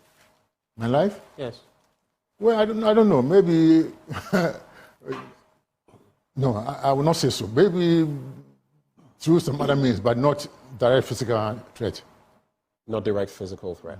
But people try to do some things. Someone invited me to a party, and from what he was behaving and what people were telling me, I didn't have to be a soothsayer to decline that invitation. There was an attempt on your life, I suspect. Yes. Let's go back to Korle Bu, and I want to walk through a few things when it comes to Korle Bu before we move on. The Cardiothoracic Center is now what, 35 years? 35 years. 35 years. Look at how time flies. 35 years. When I came down, I was a very young man, 39, and so... And now look at you. After all the years, decades, and now you've grayed. I look at some of your pictures from back then, and I look at you. Look at my gray, But that's life. When you look at the center now, what do you see? The center deteriorated after I've left, because of the way I was driven out. But then now... Why do you use the term driven out? I was asked to leave. It's just like driving God away from the universe He created. They were behaving like atheists. Atheists are people, I think, who drive God away from the universe He created. Anyway, so, but now we have a director, in the person of Professor Mark Tete, who is trying to, bridge gaps and do things, and I think he's doing very well, and he needs our support. We have to support him. Do you feel the Cardiothoracic Center could have been bigger, better, offering, because you look at Korle Bu and the role it plays in the West African sub-region, and this is not now, even in the Gaggisberg era, it had been playing that role. Do you feel there are missed opportunities, that it could have been better than what it is now? Oh, yes.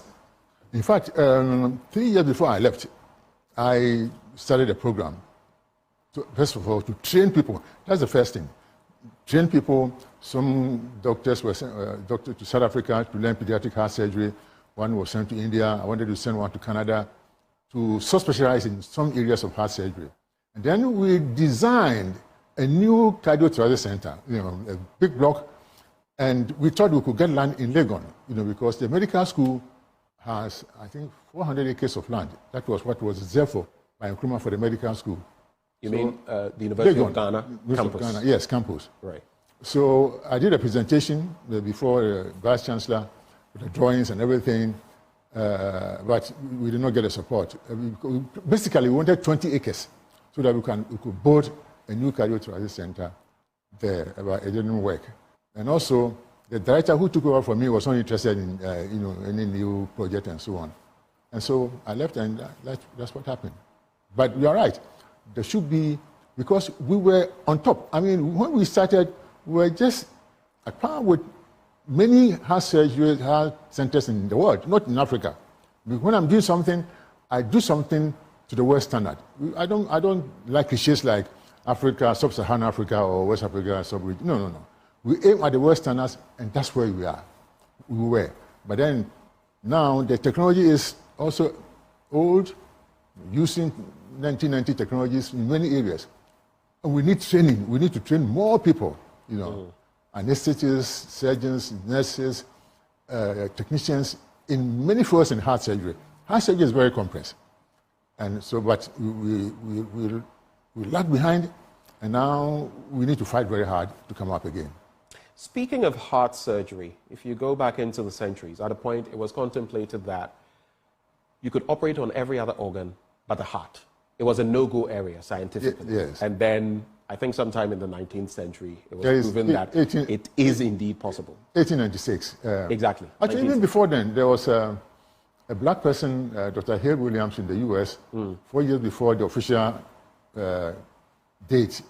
He performed the first heart surgery, but he was not recognized in the US. The typical stereotype. Yes, and then until 1896, when one German, Ludwig Rehm, did the first heart surgery. That is, there was a wound on the surface of the heart and he stitched it. And that was the first open heart surgery. For you, at the cardio center, while you were there, what are some of the milestones in terms of heart surgery you performed that readily come to your mind? The new innovations that we brought to the world, and not just surgeries, like there were many of them. But then, for example, we were the first in Ghana to safely operate on patients with sickle cell disease who needed heart surgery.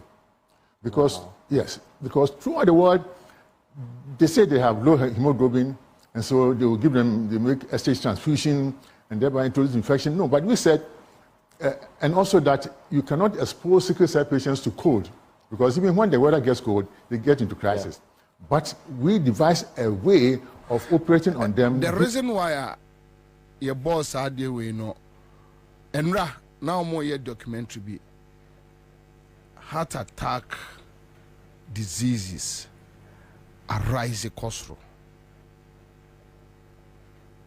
cardiovascular diseases, and the rate kikakono. So I have spoken to Professor from Pomboatin on this matter on phone in private, and it seems like ye call a probo ye didn't come, but nobody talks about it. But you know, so ne yarea clear and crofopa as we speak now, because of the kind of foods we eat and other nema you consume. And I don't know, Divine, just 10 minutes on this particular matter, because yeah, politics, but our own health. Even, I don't know, Mpachonko from Fanchemi, Sebia will be Kokano Boneswa, but even our brother of Kwabena Kwachi. Yeah. That is what I heard. I don't know, Mpacho. Me who any me who any evidence be I say need any cardio disease Mpacho. But that is what I heard, Mpacho. Mr. Remo. Me family knew who be atisembat or nipa nipa. And they bet me to be at any point in time. Just quick comments on it.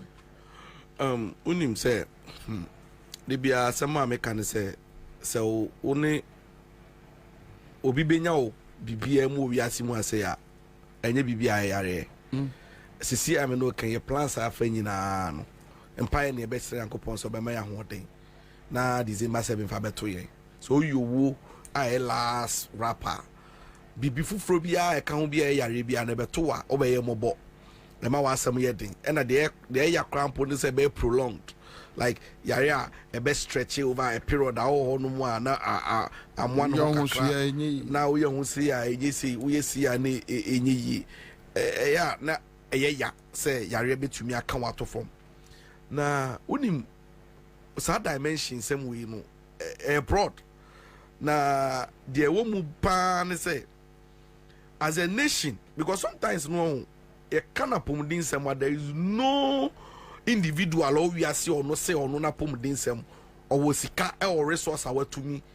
I can say what one Emma bet me and walk I could see there is no individual and then yeah privatizing my because oh at the private level we can manage. No, that's a come health issues, no idea. At the top states and they take charge of. But Divine, these are things we hardly talk about. No, but you see, a social service. When in Dentia, a do baby, I am paying for no. Omusha na omumano, omu pese omunko amanoni. Because your health sector nangazangazano. A idea sasamu toa. Who was kase den krana into me and solve the problem. Kabefi. Unim. Our mama Kaya Sembi in 2012, no campaign manager be no conductor in the campaign.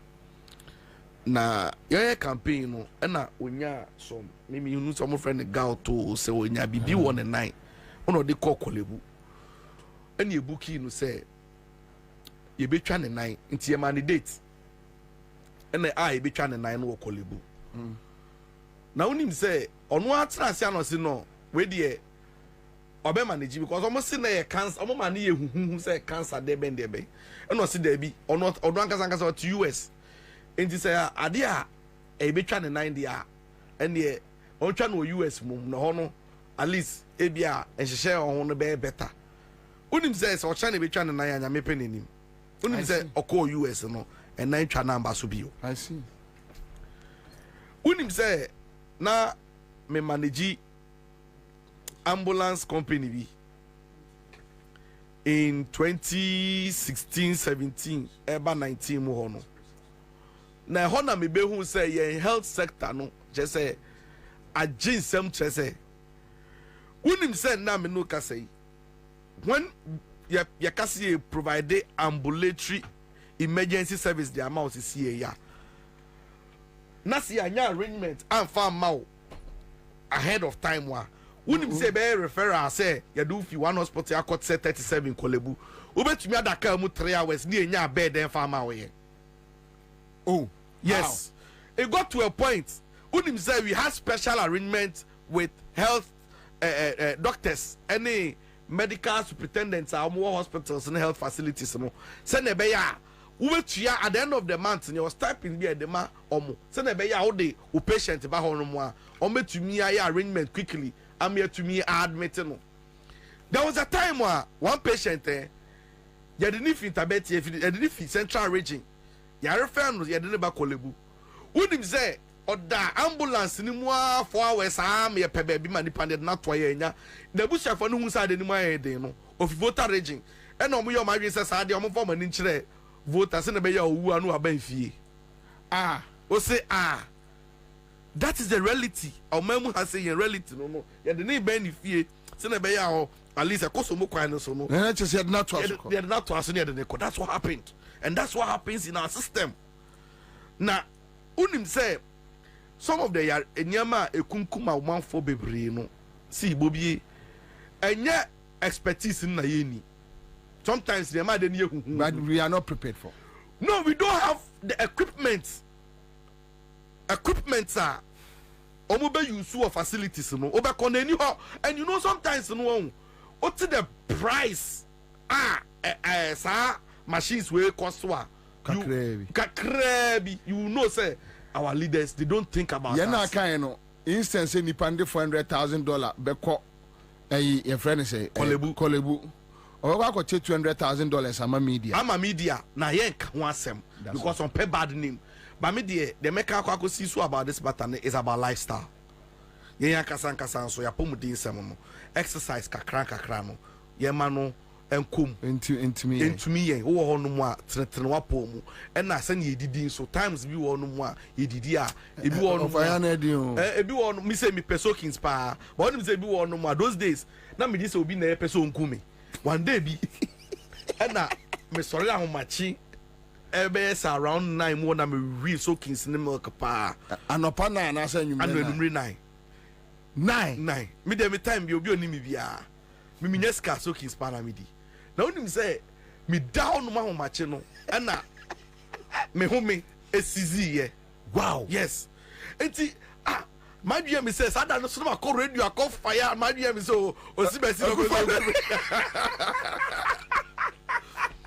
na ade che no na me ye koda menya heartburns Jesus Christ me call hospital near check here no you say no sana unim say me lactose intolerant I didn't know okay so the milk a chair na digest intimidiye na me koda I say na milk no san begu me trim intimi me system ni gina sizi ni nyina no lifestyle na recommendation ba konso no say yenyi no ade abrofo ye ne say o birthday dan na ankasa na say o birthday na enfe ba kwa be kan ofe so no sa dan no moko full body check up say utumi check your body because ho no obehun say BMI or system no asesa ana ensesa this can go to top jare but odi enu na esi ehwe but onim say ka wam asonim unim say ya kasa asem we cardiovascular disease ne cardiac arrest and kofonya bebre no she ni nyina nkanfo a yesi exercise obi wo gym owu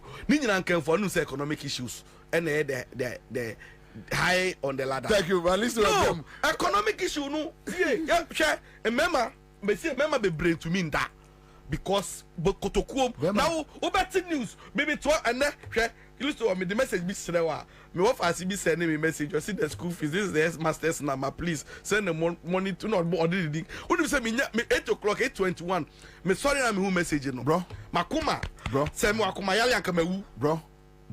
And then who say na jima It go be now. Hey, economic issue. I mean, no, me ra was a many list to actually in MP. Say, Masa, me je me who be bien ye. Because you see, I know share school fees, any rent, and that madam will be frame or seen the rent and the landlord so called their channel cry. 19,200. You see, no framing oni sani pakrowi okoda onya cardiac arrest. Wait, a drobe exercise by the economy no kumu for chain.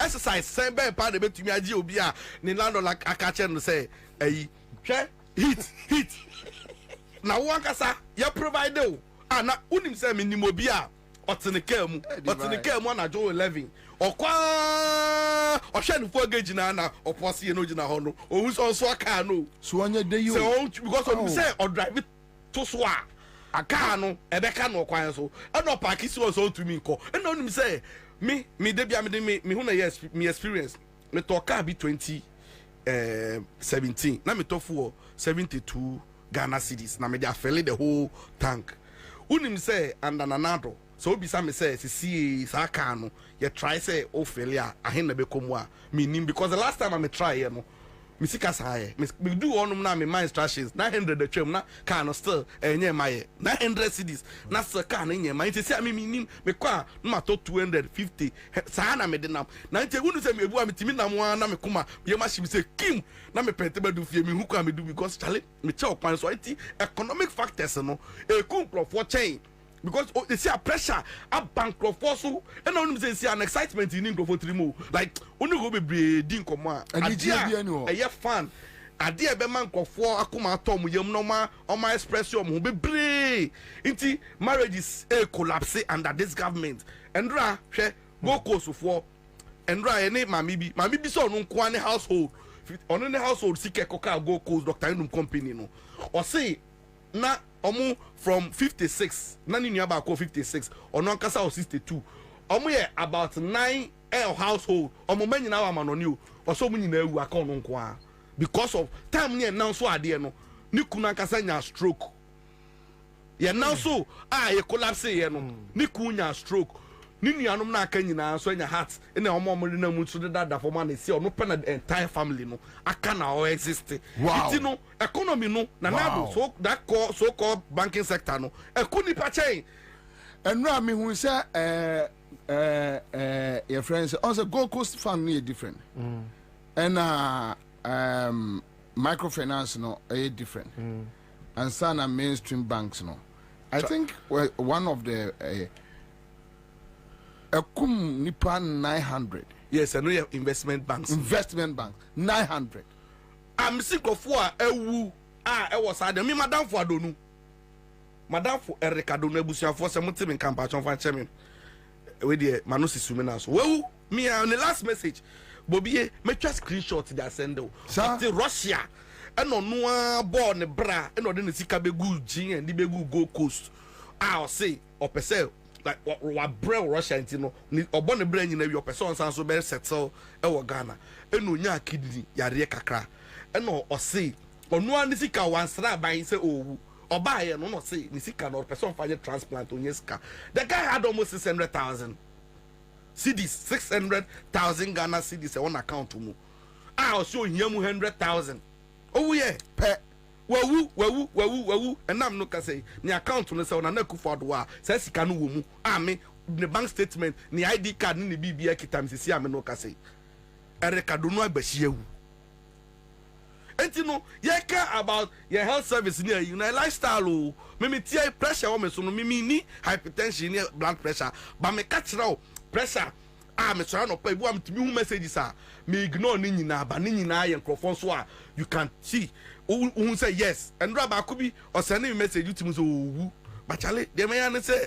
e bia menya invitation but because I can't do anything about it deep on so ne ho akire no me tie my bo me nya voice note no and I'm a friend my friends so we fa say and everybody was telling me say chale enye mama heading so imagine what it means and they said this girl senyakopo amfafia obewu enya me na me cool no but the truth is that I don't have the means even if I wish me donate 500 cedis the condition enya 500 asem but unim deti ame ka say it still boils down to politics and say Okoboy honorable Okoboy ebe ka asem bi o say NHIL levy no ye jeje no o ma jeje so far e port ye to ade electricity o say sa sika no senka ban assign sa sika na ye mobilizing nyina de amafoto no a or say even the most complicated disease that we are seeing nyina no Ghanaian should pay a dime a cedis to have that kind of service or the son ho yare meanwhile no ye sika no ye fa man NHIL ye fa ma obia aban fa ma mo how you recapping e discount ko Jubilee House so to aso me enko so me enko okay for your information so ni baby as scan wa aban frebi recapping our recap sika no se capping no se den akapu sika na kwa kogu Jubilee House about 90% of sika yaje wo NHIL na wo sanke de ko hwe ayarefo no ko Jubilee House ko ma omuchedi Kwabena for your information omko Alisa Hotel ko hwe running mate ene I understand say omanpanini na bedi achire our flag bearer ma MPP Joe Monkey autistic Baumia onko Alisa Hotel ko hwe running mate. Most important information I was say abendi achire no ehun hia omo but I can tell say the end shall justify the means. Well, it's so say so you running. No, they need to. Why not? And I think say so far no I'm rooting for Napo. Yes, so I'm rooting for Natoshi. Natoshi in Kenya bad. But me kai the other year Anthony or say akutona ya no ntina me root emma no na amama dwen ai me say oye ni papa o ya de mum otimi kunipa kama ya de otimi kunipa o ma papa enya stroke awu hey na to masa oye me candidate me so kam candidate won say me kan waka ita kama minka also come candidate was also come candidate no was way say anyo no na so de ma Kwabena Japan so any bad kayo unnim ma say the speech now my answer na ya be bossa o yi aduma say na nwata dem o be ba no paper won one ke be bossa fita hey anybody embrace ko be bia be difo anybody embrace ani be ye den e be ba bad frame paris hey debi ya te frema ye manu si sumina so me pe frema me so me pe eslu they say bo glass me pe eslu say bo glass also obuade eslu obuade me pe esla obuade oh yes me so me pe esla obuade onyimi ana mo pese owu no be ya de sie dia na no me first lose anyway but I wish them well. I just pray say it's all in the accrual of accolades for democracy. You know, I pray say ombe yusu wait na omo chusu omo running mates. However, you see the coming election no enye for MPP. Kwabena me tie from Pon Boateng no. I heard messages I think say Senka or expanded the communication on Dema, and I would have seen a Nyoma ability to giving NDC some citations. Da free amanone bedro my way. The NDC government knowing say we have one of our own who has traveled far to acquire such knowledge. He's the first in Africa.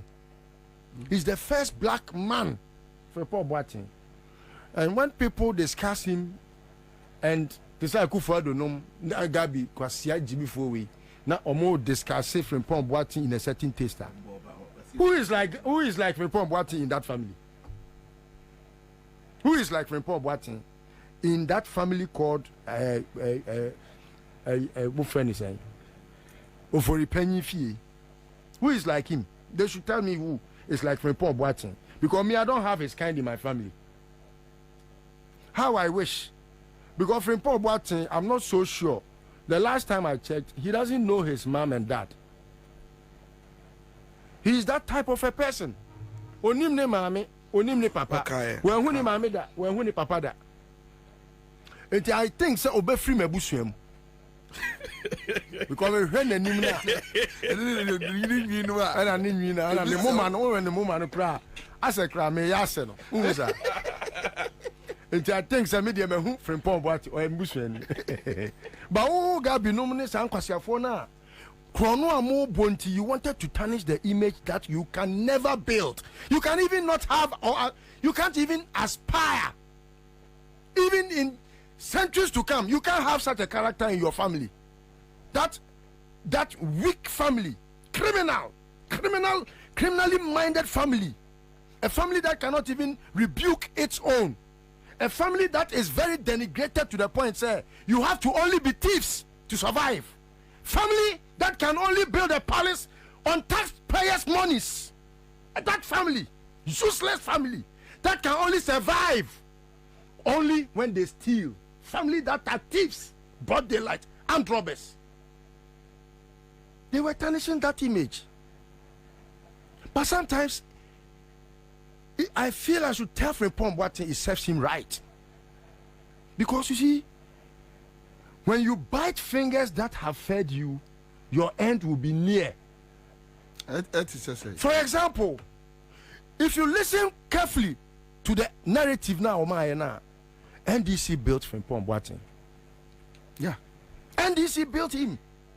Yeah. NDC understood why such a person must be put to a purviewer, a bebois, in the interest of Ghana. It's like Jekotanko Bichebilante, who was saved by Rawlings. He came against him. His end was very near. Biting fingers that feed you. Ansah yedi she nkunu enwan yedi tie. And he was mentioning people. And tried to make it possible, say, Ombesi Cardiothoracic Center. No. Enya ono na nakuma be ne ya ama ye dia koye ono no operation ono ye dokutani Kwabena, what Frimpong Boateng has not done, I think say it will get all of us thinking about what number, and I say how many persons has the Cardiothoracic Center saved. If that statistics is put out, you see the importance of that thing that Rawlings built. Yes, I see. You will tell the story that number, say it has saved this number of lives. Then we are able to put that analysis together and say, but for that hospital, thoracic center, this number of persons would have died. Because apart from going to that thoracic center for a surgery, you cannot use any other means to survive. But yeah, under the Fourth Republic, and NDC are building Ghana. They have. And I want them to be able to understand, say, So who are you won't allow Obi to say Akufo-Addo to ever be president. To come and waste our time. Building Ghana. You won't allow for this hospital. I will come once me. Until date, yenya any other. There is none. Onua pe Frimpong Boateng I think say through his other partnership, I think they have built a private one. I don't know how, because I read about it somewhere in the dailies. Onua pe. That is super. There is none like that. If you want to even check in Africa, I don't think we can have about 3 or 4. It was built by Rollins. Yes. What is that Rollins Akuma any other? Did he build it for himself? They don't grind this for income. They don't. What is NDC National Theatre Assembly? What is Omaka Cultural Center Assembly? Me say, many minuati hey. Abuane ntakra ne mane ho yefe o. Na ntakra bone ti se Akufo-Addo nom ti se bawomianom de e ti se kwatere kwa. Edom nipadom ne ma party yefe. Ye bobo din ye bobo Frimpong Boateng num din ma MPP animonyam. Ye bobo alanchematen num those times na ye bobo say din na yetimi ka say oi we no omusu bi ni wiase omusu bi ni Africa omusu bi ni honom no na ye busa ye kan na ye sade akoso NDC for no so say monso mon say obi o te say Frimpong Boateng ye boa na ye busa omo. But they are the reason why Frimpong Boateng could ever be part of the discourse in Ghana. NDC. And unfortunately, no, the current MPP is the reason why Frimpong Boateng anyway guasi. Yes. Oh, but anyone to me guasi. They are trying. They are anyone to me guasi. There is none like him. One kasa no crowd, eh? I'm sure say Otiwa Utimi Buza no say anyame me no one nyame. Because I'm sure say sometimes he's surprised that he has been able to attain that pedigree. The first African, the first black man, had surgery successfully. The first. Ebini we are say. Eti we no senka ye your man ye feria de buadea. Eka said you we no kranka ye kan ke beka say his honor. And they are shocking me no. Hey, his honor. Oma denigrate man no like. We you be on. I was senka ebia King Charles a friend no on 19. Nanka onama o friend din kwa was all kase say Frimpong Boateng. We don't have his kind in Africa. Not anywhere.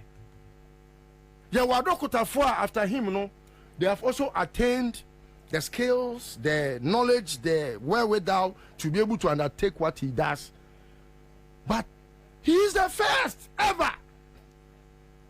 Now, in the ages of Jacobus Capitanum, yeah, Omono, Oye Ghana near, Oye the first caller, no, in those times, no.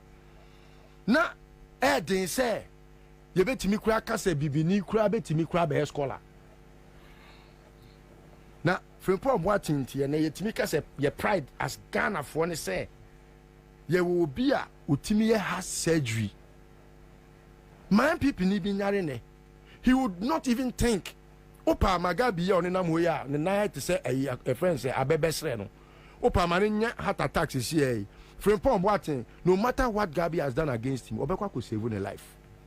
That is his profession. That is his call. That is his own. And he does it without any. But Kwabena, another point I say, can't me tear no me say, and he say, say, or you pained, or you're very much pained, bitter, or you're worried. Say, as for mine, Yentimikra beyond the NDC building, you know, and tremu emaning ye kesiye, and who the need. Say, I was say, ya ma, ya june ko akumayari so as for mine. And the Rollins see, you know, the NDC for see, you know, and no, Yentremu. And he's worried. He's a private man. Kwabena enye nipa omo benya akumayare nyina na ebitima akọ ono ne hospital ho. No. Atimi afford. Look at the NHIL analysis. Okobo is right too. Kwabena, look at how many times they have increased it under Kufuor. Okobo is right about what? He's right about Sika Yajeji under NHIL, no, the National Health Insurance Levy, no. Obi koto milk, ensure we am toy NHIL also. But on only problem is the problem is Sika no. Yajeji a yemfa ma enkoto futua. E was say kotomma National Health Insurance. No see access. Or no see the kwai. Ontimi nka. Ne no ya there be no kran ya waka. And we are not able to. There you walk casa Jimmy. Walk come and also when you be at the atoso say what you are buying to at that time no national health insurance for penny in see you no. And our church and I see no. Your friends say okra I come mine or I do no I come man or corner bank is him. I call crow. And then 5 days as I didn't call crow. No, I didn't call crow. And you bring a party. So okay. Now I didn't call crow. That's a call crow. That's what because I didn't call crow. But so I can't. What Chelsea Sika? I don't go by Chelsea. Almost here I call crow. The call crow and call man minister. I you look at temper me na demand. Aye, eko okasa na. Dabi you look at temper me na demand and you okra. You look at temper me and demand. Enti Kwabena, you can tell say we have people in government that share wickedness. Adia they enjoy as an accolade. They are too wicked and mean. Say they don't even care and think about human lives. But Kwabena, when you say Adebisi or Rwanda, well, I think it first happened in Tanzania. You see Minister Biyari. Now he was looking forward to Senka Bino and Mano. So Kwabena, where governments are abba in this Fourth Republic, men can Kufuor anymore. Men can your friend is saying Kufuor Hufin. Kufuor wa yebi but wam timia anyekese. Ye betimi akyere NDC asupiti ahodo a omo committee oman sika ediesi. The first day I went to University of Ghana Medical Center, Kwabena na Nyankopon fa me ofa kra isie, ofa ne kra isie, ofa ne kra isie. Na me ofa ene da ho na me kohwe no. Kwabena me dru ho no, na me refi se me gina Ghana. Na me refi. And when you say the second phase, Sika akodi Kufuor do no ho a omo diska no omo anfa anye Kwabena Ridge Hospital second phase Sika ba o omo diska no omo anfa anye second phase no directly opposite the Ridge Hospital no e sanse krono any Sika eye Kufuor do de eche nipa nkwanti no o si ade a o say eye multi-million-dollar Bank of Ghana headquarters. Kwabena, between baby a womo manage your money sika na asai no ebetena any baby a obi yare ede ne beko. Choose which one of them, and I will say first on the priority list. Which one of the two? And if you have a president like Kufuor who will choose Bank of Ghana headquarters because a so-called girlfriend is a deputy governor or a so-called ex-girlfriend or whoever friend say LCO say wine ɛna ɛwɔ so osi dan no na otimi ɛma no your friend saying ɔmo frɛ alimony saying kwamra alimony yɛ ka ne twi saying sɛ wagya ɔbaa na yɛsi sum no minya ɔbaa da sum no wagya ɔbaa da ɔbaa ne gya o they are fine but me deɛ minya bi da wunya bi da na wo wagya bi da minya ɔbaa da ba ɔbaa gya o da ebia yɛ keka oh so you can tell say kwamra your priorities now it is born out of a nneɛma mmienu pɛ krono any the spirit of irresponsibility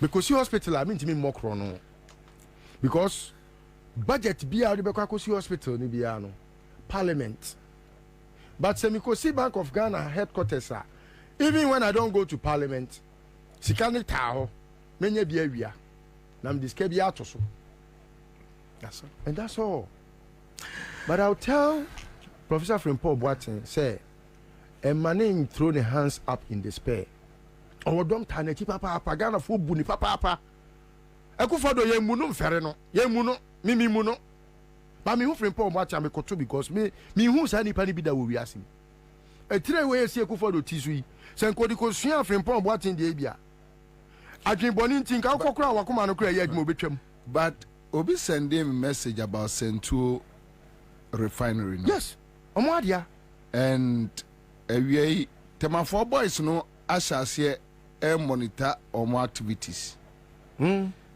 serious bibi besi the kind of things we are hearing from Tema enclave no serious na obi say Tema oil tanker ni adwuma ye o Tema oil refinery omo nkwa adwuma o yeah they don't go to work obi ankwa adwuma because they are not doing anything na Akufo-Addo why you tik kakraka A plus ena odi Akufo-Addo anim ko ye believe in Ghana concept you obegina Kumase Asante man Ghana man was at the time ko wa be ko ye badwuma David say A plus crowd no wajai party no hello Aja hello what for the form form Pacho send about phone so but 500 tell yeah that's it Mama confirm me another winner Greenfield Scientific Herbal Clinic the bright soja capsules and a bright garlic plus capsules the aba top choco top choco chocolate spread yeah the fabrudumu and a top choco 3-in-1 chocolate drink now the bi aba mpajo for Gridco for tour Gridco for issue statement be any day okay Tuesday 9th April 2024 so the Electricity Company of Ghana Limited Tema Region wishes to inform our cherished customers and the general public that the Ghana Great Company Limited Gridco has curtailed power supply to our smelter 2 bulk supply point, resulting in outages in the following areas. So, One Hen Cement, Goyle Bitumen Plant, Leyland Paints, Oyoko Aero Parts, Japan Motors, Mankwaze Fisheries, Jensen, Akasanoma, Central Medical Stores, Cocoa Processing, Irani Brothers, Amandi, W2C, Asempa Co Stores, John Moore, Car Bank, La Bianca, Unilever, Dry Dock, Tema Newtown, Asaswa, Cars Fisheries, Ocean Fair, Afco Fisheries, European Market, GPHA Terminals 1 and 2, Tor Pumping Station, MPS Terminal 3, Refa Terminal, Asat Tech, Jata Cement, Dangote Cement, APM Terminals, Avnash Industries, TCT, Burkina Faso Commerce, Save Bond, Golden Jubilee Terminals, Committee 2, Cocoa Board Warehouse and its environs. A whole year off. In Munshanka Bowie so and so. The Thomas.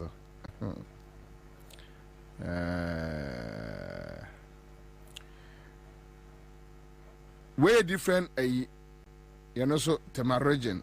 Okay, so Gridco Ati. The Electricity Company of Ghana Limited, Tema region. In the Gridco NECG. Wishes to inform our cherished customers and the general public that the Ghana Grid Company Limited has curtailed power. Okay, so we have Yellow Krobo of Lower Menya, Krobo of Royal Senchi, of Atimpoku, of Adome, of Edukrom Booster Station, Suchari Township, Vorivo, of Golden Exotics, of Akole Pumping Station, of Tay Kwame, of Glamour Farms, Wildlife, PW Quarries, Eastern Quarries, Twin Quarries, Recycling, Japan, Aquamufie, Frankadua, Nudu, Enum Boso, Dodi, Asante Krum, Kisifo, and then important munina. Oh, it do nina. I was reading. Yeah, Samo. It do nina. Party Adam. In short, the whole Ghana is off. It do nina. I'm sure we are even running on a genset. So when you're there for where the message say mama me happy birthday song yi mame onim say DKC emia me nana DKC DKC wife hey the late DKC we so manfa a statement ba kwa ma the Bernard Abantayila Mona for President 2024. Your friend, bam, for President 24. Bam, bam. Bernard Abantayila Mona, bam, for President 2024. Okay, so a press release Abba and I mean, go through Kakrebi. United PNC beyond the court ruling. So the Accra High Court has on the 8th April 2024 given judgment to affirm decision of the National Executive of PNC. While this should bring finality to the matter, the Bernard Abantayila Mona for President Tim wishes to call on all PNC faithful to exercise decorum in their commentary. This is a family affair and calls for cool heads to integrate all persons within this truly incrementist party. We need all and sundry within our ranks to be able to sell our messages to Ghanaians who are despondent with the state of affairs. So it goes on and on and on. But I say, Ohineyere Georgina Konadu Kusi, aka Mommy Georgia. Mama Georgia. Keche mami. Keche. Yeah. And now our friend. Keche mami. Keche. Benito Usubio. Senior Benito. Mama Georgia so kwa Senior Benito. Unim say. Okay, we the mechanic. Benito. Once Mama Georgia say ya mami pa o. So na is your name grow. Oh, enya here only. Mommy. And then mommy 80th birthday.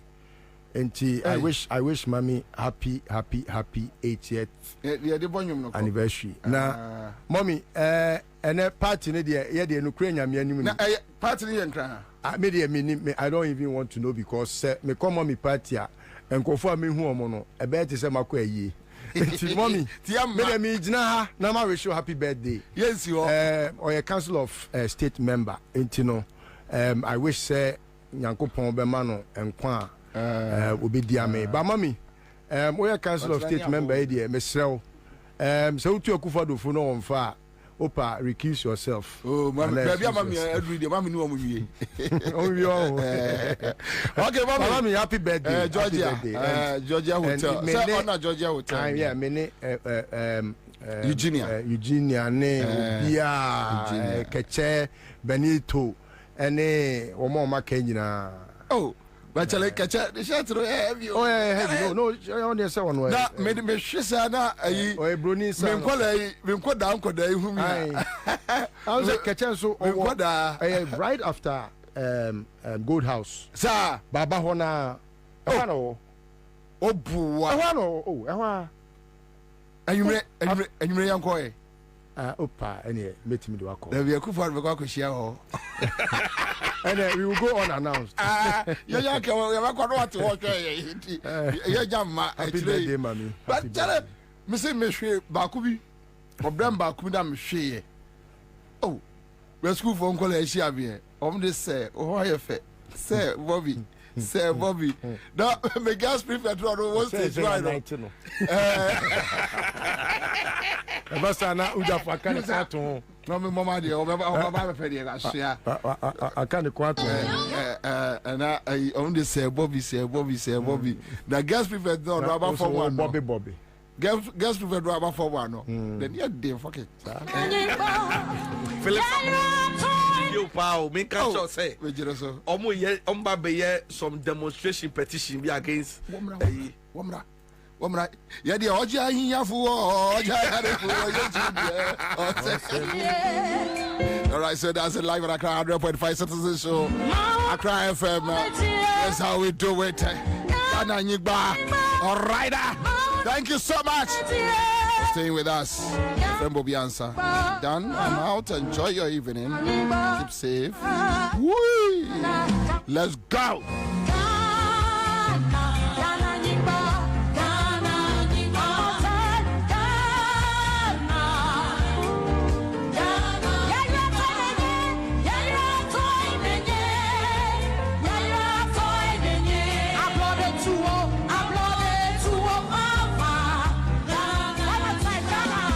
April enunti yesre ubetime do ho ahyemu bi baby ewiase boboko no oni pe live on one source of income etime ede ahokyere ba pa de oye bia no oyi invest o akwan bi so ede ka ho a ebetime aboa ama ahokyere no etime abra sekakra enunti eya won so bra na besuasua bi kai se date no eye Saturday 13th April ena jumedi be koso ewo National Theatre of Ghana enunti eyabra na besuasua bi styling gel so ye be kire ne ye ewase setting lotion ye be kire se de ye no ewo dwumedie ase afei kwane e fa so ye fish adwene tilapia eno so uhia space kase bia na wahase enunti ye be kire fish farming ewo program yi ase kwane e fa so ye snails enwa eno so uhia space bia asa baby kakra na wona wa feature ho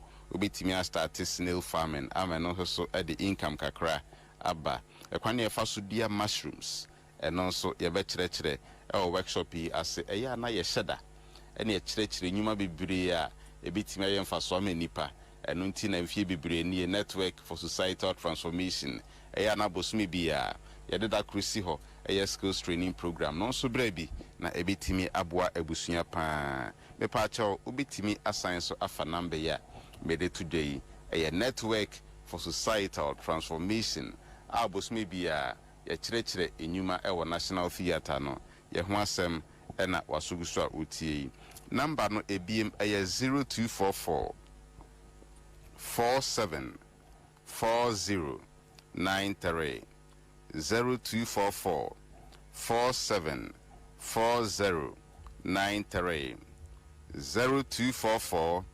474093 program yaseno ye be sign akire sede ye install biodigester ejanan ya o flash ya na ashi ye be kire sede ye no e very simple enya hoden juma onipa bia betimi ayebi amana yeyi enu nti eya abra na besuasua bi one source of income etimi ade ahokire ba besuasua bi na ebetimi aboa fresh yogurt ye be kire ne ye meat pie, pizza, ring donut, spring rolls, mayonnaise, bread.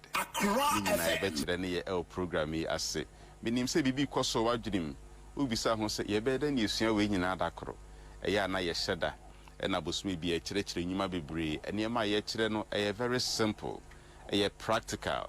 a training program a so practical and real odo ho hyemu a ebetimi ayemfa so pa enunti yesre obetimi edo ho ahye dwumadie mu bi on Saturday 13th April and a program ebekoso ewo National Theatre ebia na oye housewife eya brebi ebia no akọ pension eya brebi ebia na sebe wapadwuma che bibi nti onye bi nye eya brebi ebia na oye adwuma ope business bi akade oye no ho a eya brebi na ebitimi aye nhyira pa de amabusua oman enkyirima nyina so ebetwa so abadache tracking device a ye de track car anasa motorbike eno so ye be kire se de ye install no very simple enunti eyabra workshop yi asibi na be ye moa pa brown sugar so ye be kire se de ye prepare no rubbing alcohol de baba for you see eno so ye be kire ne ye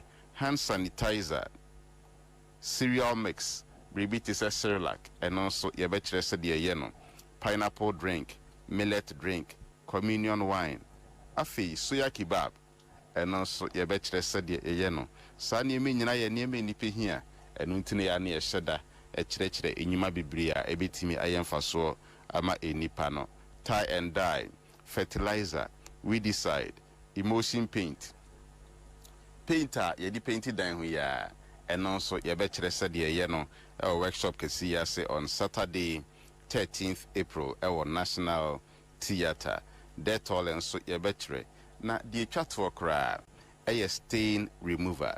stain remover we nom ena rade adoma on Saturday 13th April ye kire ne ye National Theatre yesre ya fa ho hyemu bi na betimi ayemu apa eviem a network for societal transformation aye chanitia frey nest adabia mote ho asem no ye ho asema na osuguso awutie ye programmer ewo ye nima ye bo ho dawuro no date no Saturday 13th April Saturday 13th April jumedi kasie ebekoso National Theatre of Ghana baby adabia ye hiemu no eho na jumedi ebekoso ye be hyase anopa 8 o'clock eyabra na bepenim die ya de maybe na betimi ayemo apa obetimi asan afa number ne biem number no 0244 47 40 93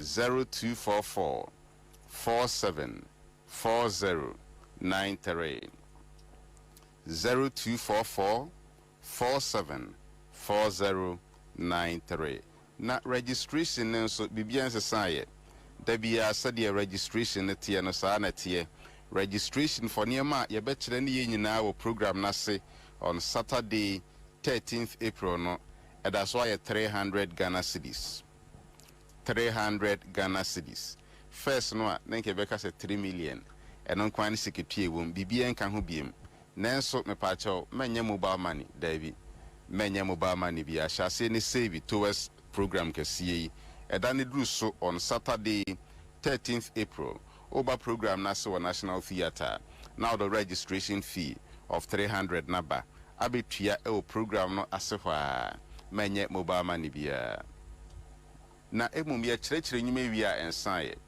refie nti da bia sade program etie no saa na tie ya videos on ye me be kire ni nyina ya boboso yi eni atwa to pen drive so a yebeche ediama obia free yenton a free ni nyina hye 300 na oba National Theatre on Saturday 13th April la wode baba no emu yesre National Theatre de enye yera kwan kura babia obia ofo Accra Central car na osi Novotel a ewo ha obi sabofra kro be kirew osi Tema Station a obia be kirew ewo Children's Park ne nchen hwa yesre fa ho hyemu bi na be ye mo pa date no ebiem Saturday 13th April and a program kesi ebekoso ewo National Theatre minim so title ho asempa bibinti o ma bi da we die meyi hu frim ejumedi a ye ni abre pese ye kire nyuma bibire betime ye mfaso amanipa ede won ho behyem wodo ho hyemu bia ebetimi ayemo apa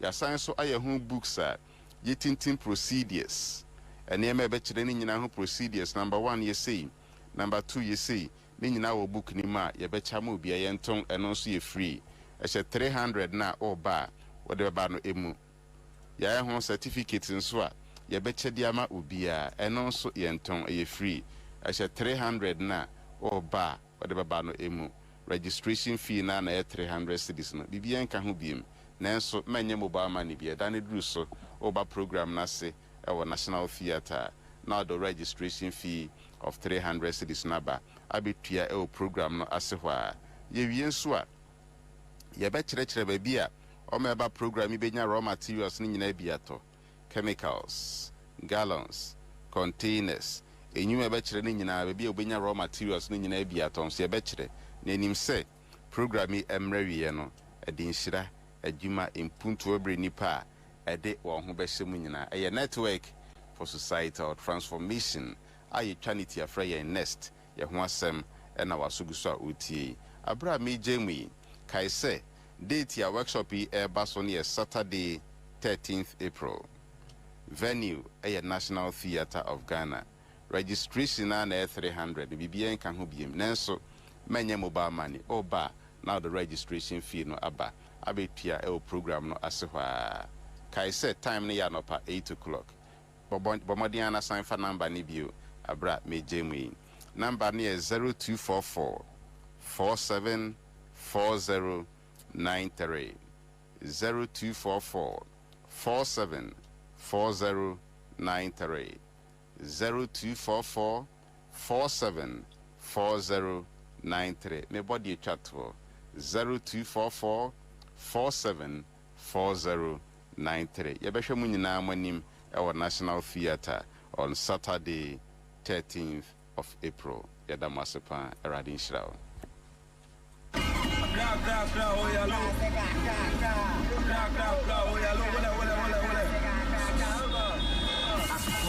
FM 100.5. Wabatele Accra FM. Yeah, mommy. Awum lahabal nyasem. Asibir dalet kurga yo point ne pergele. Nana Kwabena Bobie Ansah muni nyatim ban yabga ka borna ay wum ya to nyasem ko twe kane ban la akum nana Bobie Ansah ka bugum lahabal suma tumban yabga nana Bobie Ansah muni nyatim ban yabga o twe kane o twe kan yarama o twe ne bjelba atia nyanwu nyanyu tweba onyelo mabia nana Bobie Ansah tumban yabga nyu ebi didi ebi de komode wom enfoni Carlos ne Ansah ne Mustafa ne nkrofo masa da bia de achi ade sen so mudi kase ho atrantwie ki ye ka atrantwie a etse ayi kinagate fo a omote si so a chese so okọ na wo ba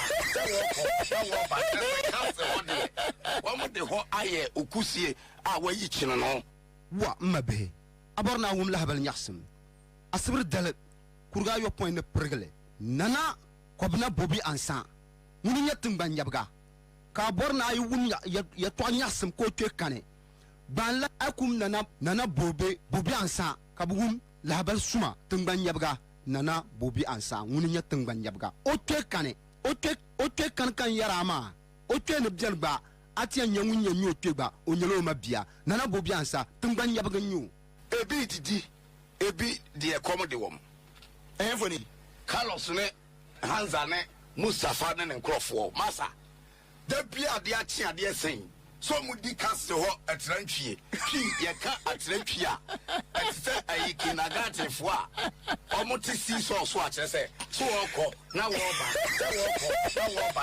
kase ho de omote ho aye okusie a wayi chino no wa mabe aborna wum lahabal nyasem asibir dalet kurga yo point ne pergele nana Kwabena Bobie Ansah muni nyatim ban yabga ka borna ay wum ya to nyasem ko twe kane ban la akum nana Bobie Ansah ka bugum lahabal suma tumban yabga nana Bobie Ansah muni nyatim ban yabga o twe kane o twe kan yarama o twe ne bjelba atia nyanwu nyanyu tweba onyelo mabia nana Bobie Ansah tumban yabga nyu Nana Kwabena Bobie Ansah berma be mati gara furku be puntimpuna si sokode no wakachira katabin se you what unkensen Kwabena keja guma ma me yanko Tele Accra FM. Yeah, mommy. 100.5 Accra FM.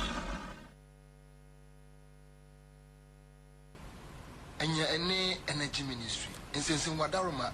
Esha ase nra wo ma kasa nyina mse wakoye agya pani wate eye tofo wode ki akohompo epen eno makohia ene nra won sai ehye to ene energy ministry GMPC wadaroma de na ekoso ye mu binu mo ho a se bio ye ma no kra ni ye eno ma me hu se na wo ma kan wo paper store na enye no kra obi o ho wan kan no kra no wan fan kire bofo me njira de bia nka se GMPC fo na mo kra ye no wo mo njira wo ma ne mfa mato yes sir the kai chiren se ye ko meeting and me see e be do baby no GMPC de be mato na yen continence ne enhwe embira GMPC de be mato e sanse bibia no esa wo ye preparation memeti we mature letter me dey come Nigeria for say oil no mje man GMPC for ne emfa ma wo me sanse enchiro sa letter ne dio say wo mfa mato mi sira na me kasa to for na enkonko no kwara no anye adwuma me du bebia me sira ho no kwara ne nye adwuma me sa me ye ma no kwara ne be ye adwuma no me ye Tele Accra FM. Yeah, Sramo ma obia manure emfikura mesramo ada mesramo kafra mesramo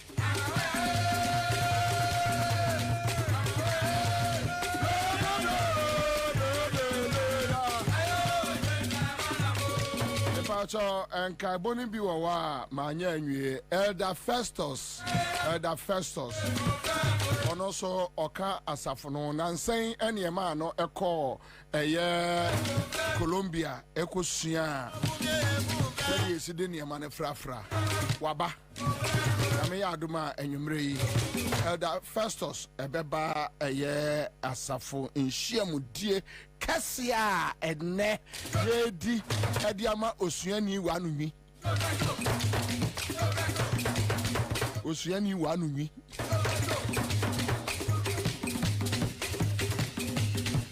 list to about your baby on yame. Your baby are background chimney from. Hey, I saw for him be eguso. Elder Alex so oje eye ekwai kakra ekosuya nimidie efa said yesi emano 112 short 2 back front double bar alumo to have one me pacho waba ordinary suani nyina ba wiye ene wono so say eye osuani wanumi ye bibi say ya ontimi entrance ono so anwumre obeba citizen so yanko serious business but Ghana for motemen kan nyina you see me person me waste time on this. I won't waste time but me try mo ade bi keke me try mo ade keke for whom MC you know ne or they say lady no they say Margaret okay and I know your friend say kwaku ba ko no makola ba ko jimi bi yes o mo friend no say Obama o say hwan some jimi boy bi o say oni baomia jimi team no baomia make up vice president baomia jimi team no ya o mudi na chi na akomia ne nkrofo no almost say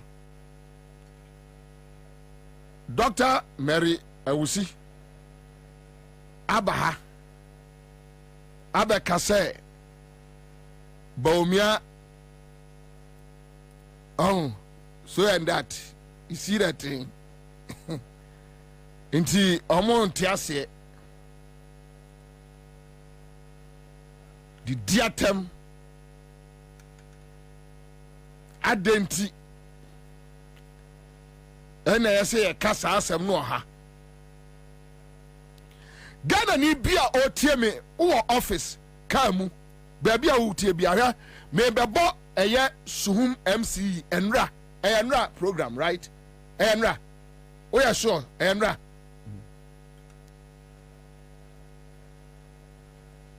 muntie asɛm a saa MC no ayɛ Dr. Maria Wisidia Maria Wisinya obia ntua ne ka o me taxpayer me taxes ɛyɛ John Mohammed tua bi ɛna yɛde fidi saa ɔbaa no ɔyɛ ɔbaa timi nka no hwee ɔyɛ ɔbaa timi nka no hwee so onim yɛ society no sɛdeɛ yɛsiteɛ when it comes to yɛmmaa enti menka hwee na mepɛ sɛ obiara tie kɛkɛ asɛm a saa MC no na ubo ni din ni bibia or they say Margaret mimi hu ni da me pa cho bo se what to trotrom na e your Facebook or dey bie mo obi ntie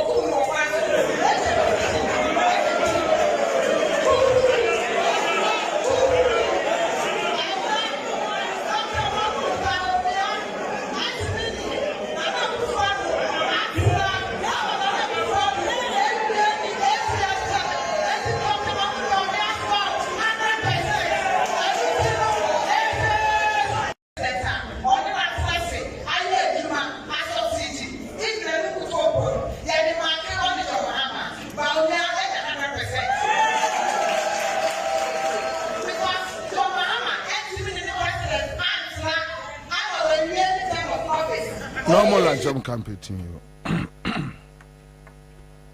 obi anka so saga we suhuma MC no saga we ese John Mohammed mi anhwe atamels so amana ni 8 years ena okum no wakwam onso obi anka bibia onso ndisi obi anka hwe also be enfino and obi aso mfino and that mean waste time but me dey kai kwaku ba ko ankola agimifo no ene ba omi agimifo no se me aminu aba Jennifer Queen etiemi a me wi am the best send Jennifer Queen because yeah complain on yema say no we don't complain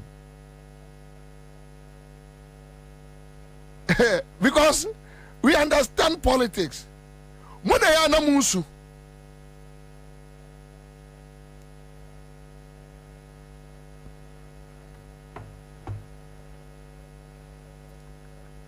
The other side nene say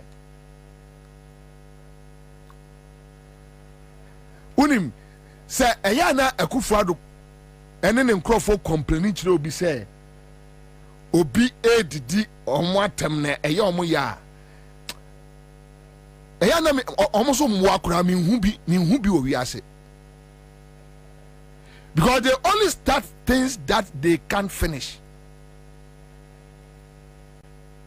and say no omo pro o de jan omo no omo no momo emfa enyew but wu ni kwai say wo de ye ono ya wait there no da ba enra na po there no enra na po okay don't mind it's just the content here na po the parliament catch obi say wo wa bodam kwame you know parliamentary ethics but say na omo from complain say obi didi omo atem na enye radio ethics yes sir.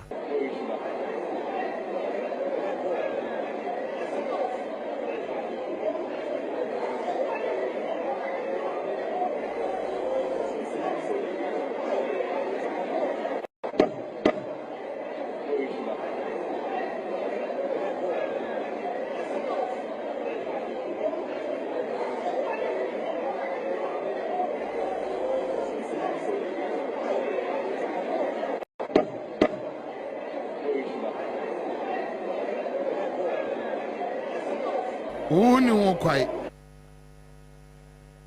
Yeah, omuno betua ye de ompe bia. Wo de uni ho kwai.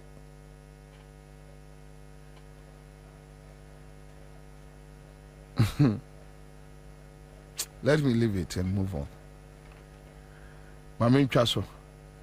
Me baba yi documentary bi a kire mo. Na documentary no many meeting ya Akufo-Addo documentary. How criminal, wicked. You put it together, a nice documentary. Yes, he will call for equity. Must come with clean hands. They complain over insults. But anytime they get the opportunity,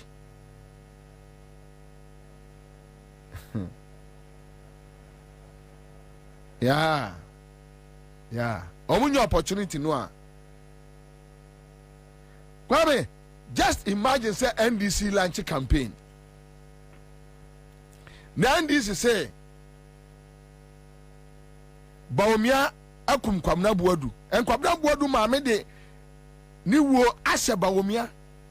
Say Baomia ni Kwabena Boadu funu e die for 20 minutes. True or false? Mena meka. Baomia need a funu e die for 20 minutes. Kissing somebody's corpse for 20 minutes. Samuel Oku was there, Akomia was there, Samuel Oku num de kopam nipa ni free ho.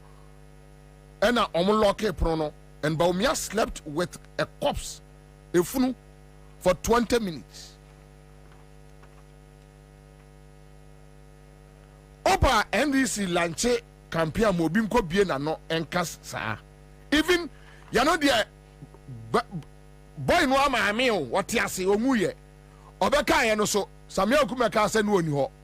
Anthony Kabo meka ase no oni ho. Akomia no meka omo bo omo din nyina ate ase. Omo okrom ha. But your friend say eye wonti. Sabi ewo ye mfansre. MC Mwa got the opportunity yesterday. Saturday the okafa your mama. When you give them the same dose, they start running around. Almost for Christian Council concert for no, almost for Peace Council, greedy thieves no, almost for agro, almost for what when you maame no watu na ni achi free na ni bepem na so achi kronfo no ayi cathedral kronfo no omo kofre omo mekasa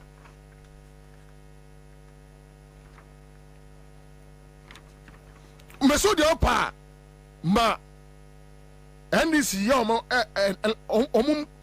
obi repeat de Kwabena Boadu maame kafa Baomia ho obeti de bekoso.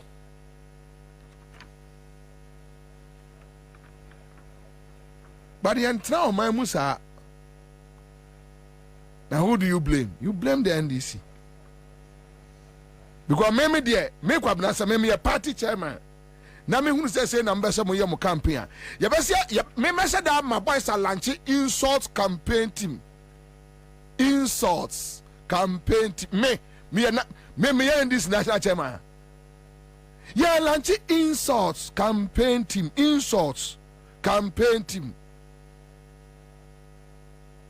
Me here Accra100.5FM, me here Peace FM, me here Adoma FM, and the social media hoy. Ni here YouTube TV. Hey, mo betin sam, mo betin correct. Some me and this national chairman. Insult campaign team. You have launching the 6th March Independence Day. We are do me no. Crowd e mayensia, e memensia, e suafo do me no. Ya bo mo su show matare. Monka Mamonka asembia adape twankwa Shawfra no pa kopma nwumre ya peti mo no aduane omo twa mo anu ma bo break 10 no ma bedidi 1 no ma ba lunch enwumre dinner e se supper e de ko anajo mo ko da ya sensena nka amomadi. Now it should be on Beko Hospital check-up. Yes, insults campaign team. Mopenon Tokaswa, Yate a year fighters campaign team.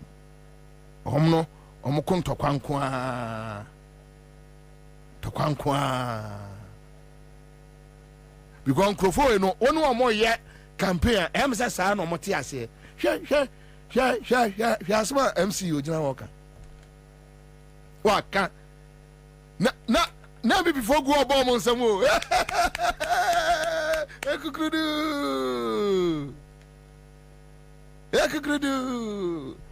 What can one say, pet? Extra one more. Hey, Captain Smart did the atom. And I will be the atom. And I went to the atom. And I did the atom. Wait. And now my mother Tidia. I did the atom. As one more Jimmy said, oh, because people near Bois or Montiasio. As more can also name so did Obiatem. The honor can the honor and only conscience now who name or they don't have conscience, say, I dear may and say, may did Obiatem. Onim.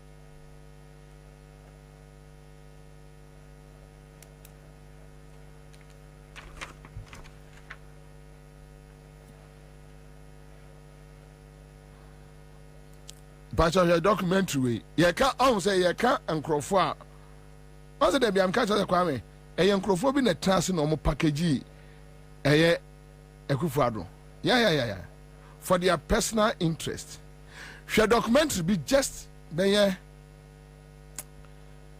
2-3 minutes. Your documentary just 2-3 minutes. We are making some biachro. Making some biachro. We are where questions.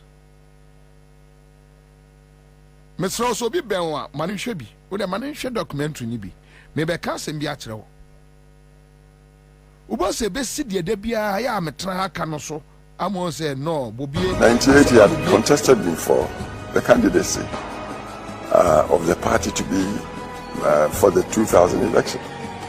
Of course, I won, but our party is democratic, and we operated under constitutions of contests. So when we won, and knowing the background from which he was coming, I thought he would fit the role of the Attorney Generalship, and I didn't have any qualms at all inviting him to come and serve as Attorney General. I thought Attorney General was more his line, but it was as Foreign Minister, I think, that he really blossomed. Many people think that the trial of Charles Taylor in The Hague, important though it is in being able to insulate the process in Liberia, would perhaps be better staged on the continent itself. And in future, we hope that we can develop institutions ourselves that would enable free, fair, effective trials. Foreign Minister, I traveled the length and breadth of much of the world with him.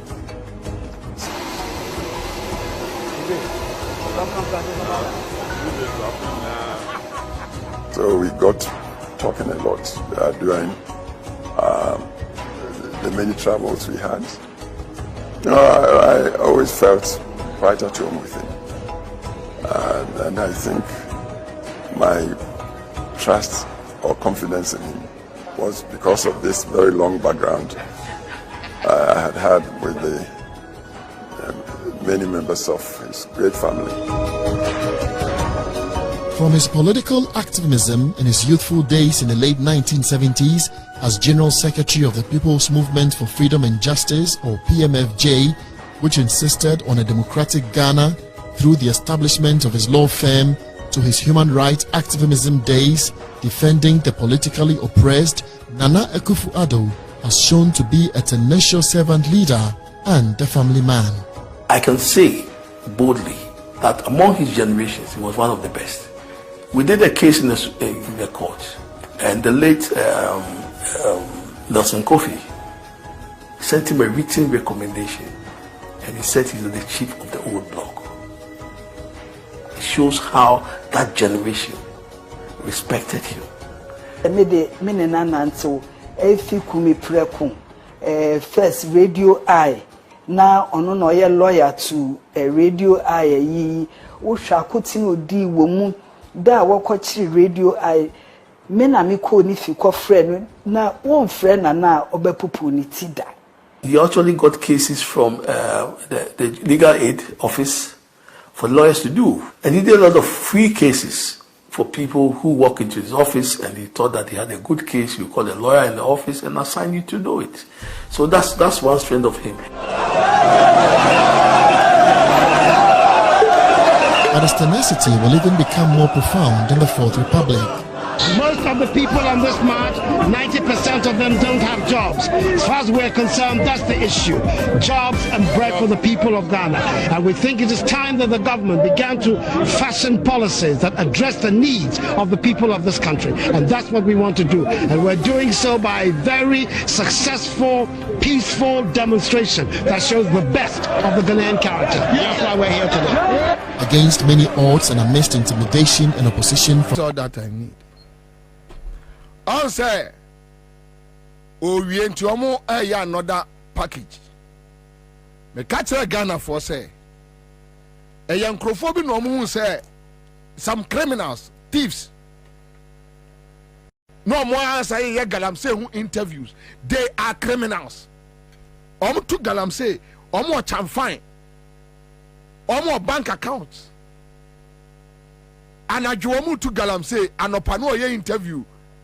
So, please, let's find out this galamsey issue. So, what do we do to curtail this menace?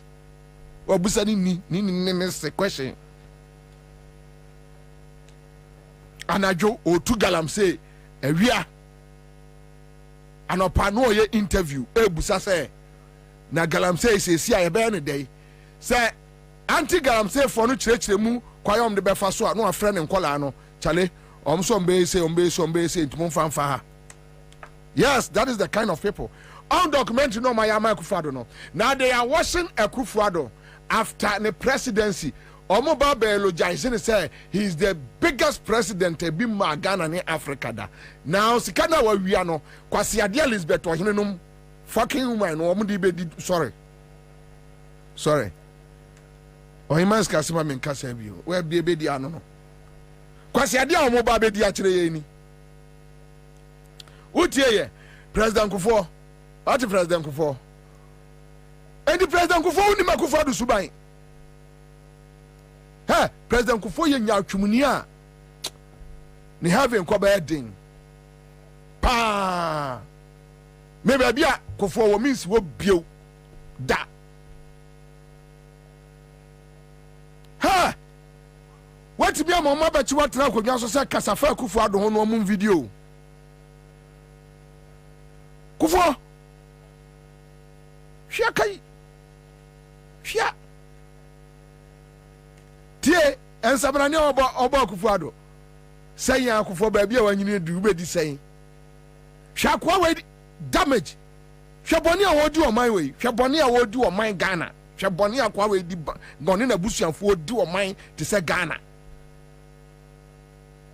di boni utimi se nipa di boni tie Elizabeth ohene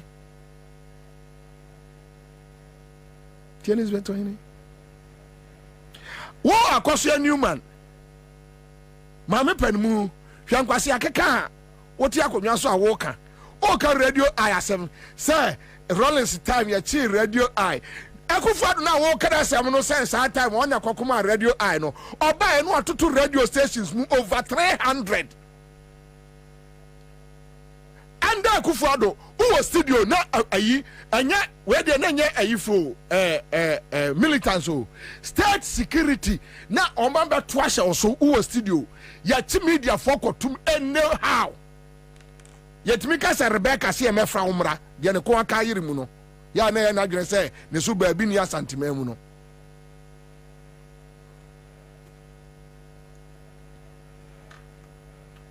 me say ye documentary bi ne be ma man for visuals amobi ahu de Akufo-Addo ye say omo shas me ka kire am say Akufo-Addo wi a de omo ben say omo ba be eulogize no to wait for another generation.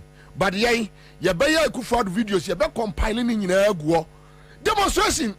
Say Akufo-Addo lead Kumipraku demonstration. Nana then government ye violent.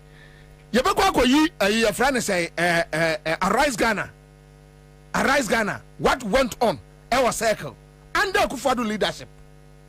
Under Akufo-Addo, this criminal, this reckless man, under his leadership.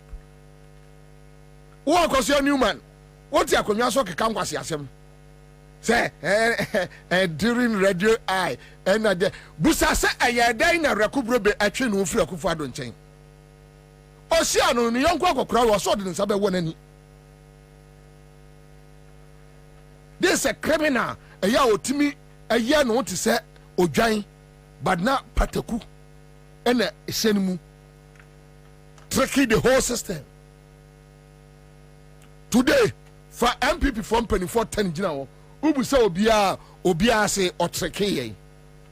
Yes, Kwame, true of us.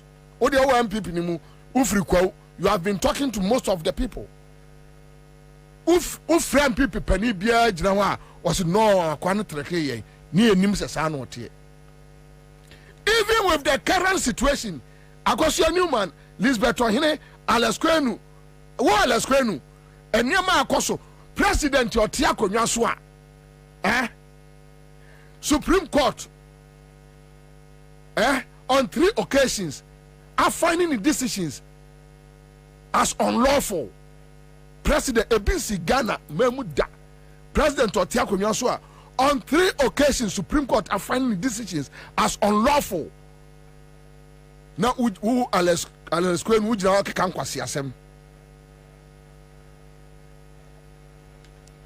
Oko Shesko must spending on documentary we who are no taxpayers money na omodi and omoto no kan kwase asem. President Otimi confessika request sika from Central Bank of Ghana without parliamentary approval. Ebisi Ghana bako se mu da ye hu bi da ya nti bi da. Akufo-Addo aye na let's kwenu se kwayo se kwenu no jina oto kan kwase asem. Now no na kura Dubai ya se de ebedi anie se de mana ni ji Akufo-Addo ho pa so hu no se ababa ya te sei just ababa ya te sei no na wa ye de na e yode ababa ya te sei ye na yode obi sei wo man o destroy wo man no wa frɛ GBBD kame ho asem papa no age na wudi na woka knowing say asem a woka no ente saa bonini say wo man wa say education structures wa say ye nyuma wa gu nyuma hwe na no mrante on betra ha 7 years ni what mi age eye mrante wa Eastern region fo wa jo mu nsem adwuma dia Malebanese omon print books omon printing empowerment tare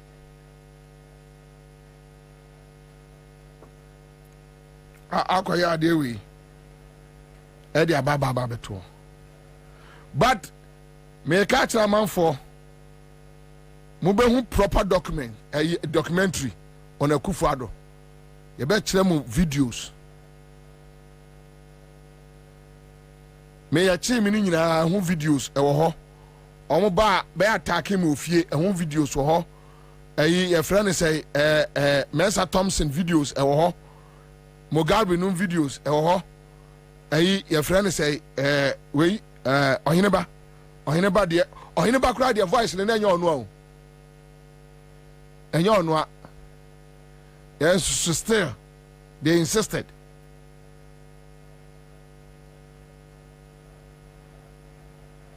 obi a onu timi ka se China ni kodem na aye de no ajeli Ghana ni na Elizabeth Otihit wo no kan kwase asem Shadade bibi agro ne sa ne mana kata mu ani na jimisem ne guna na mudi che sankrofo ho esen ka military yibe no nipa bo mo masa na de besi biasi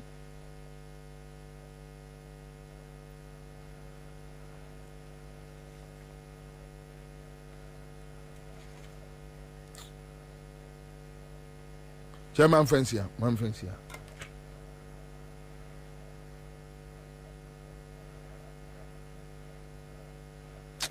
ya ka no ho ni mfa so ma me ntwa so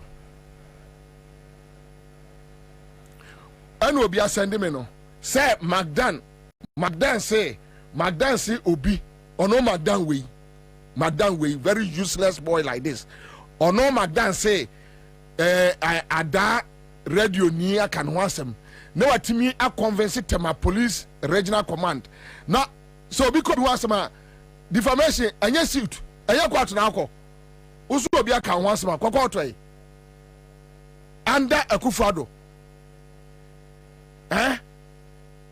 criminal libel law is working under Akufo-Addo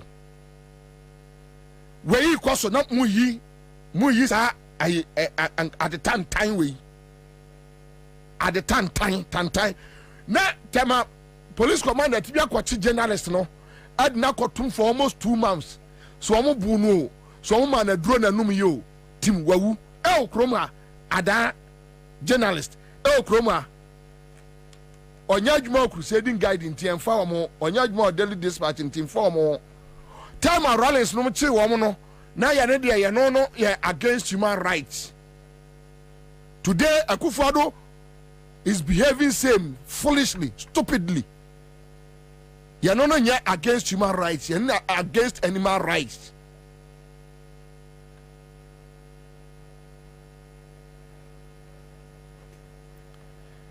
Now this no omo ye communication. Samre sika no omo de amam for communication. Mo fa bi nye document Akufo-Addo kwasi ase mo compile video na bo bossa me kwa mkopa bosia me free me kwa kopa bosia mama nkola asha se compile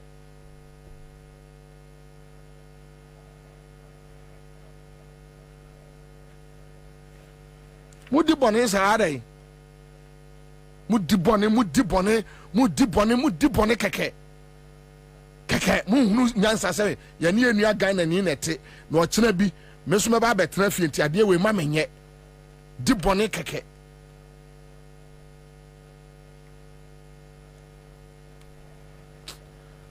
zenko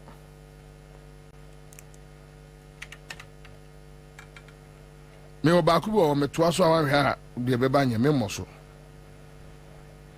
boy no wawu ada radio presenter wawu omo de ne tumu Akufo-Addo no de ne tumu ma owi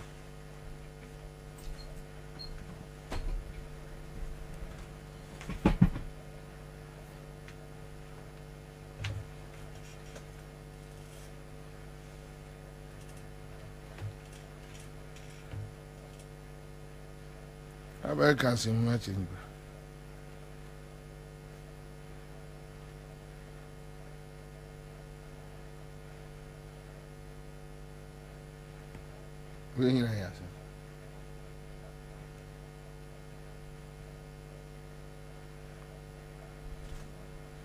What's your holiday? Say 1,500. Pacho, I'll tell you holiday. Nah. So, what trouble ya? Ever hard pa. I'll tell you holiday. Bottom ya, I ain't hard. CM just catch the star 413 hash. Star 413 hash. Star 413 hash. Star 413 hash. And I'm a bonipa bear 2,500, 500, 500, 5 million, 5 million, 5 million. A 12 gumne. Cause you're sorry, I'll try ma. Chankorano of ye. Ya biato a brune mo. Dear Gunsum. This is also. Mami akuma wa wona taatwe awe nyame adoma ochina yenu apani rexoma ye yi o maame memenda na yakope ne krabe yesra dom momra na yenko kan yenu rexoma o the legendary rexoma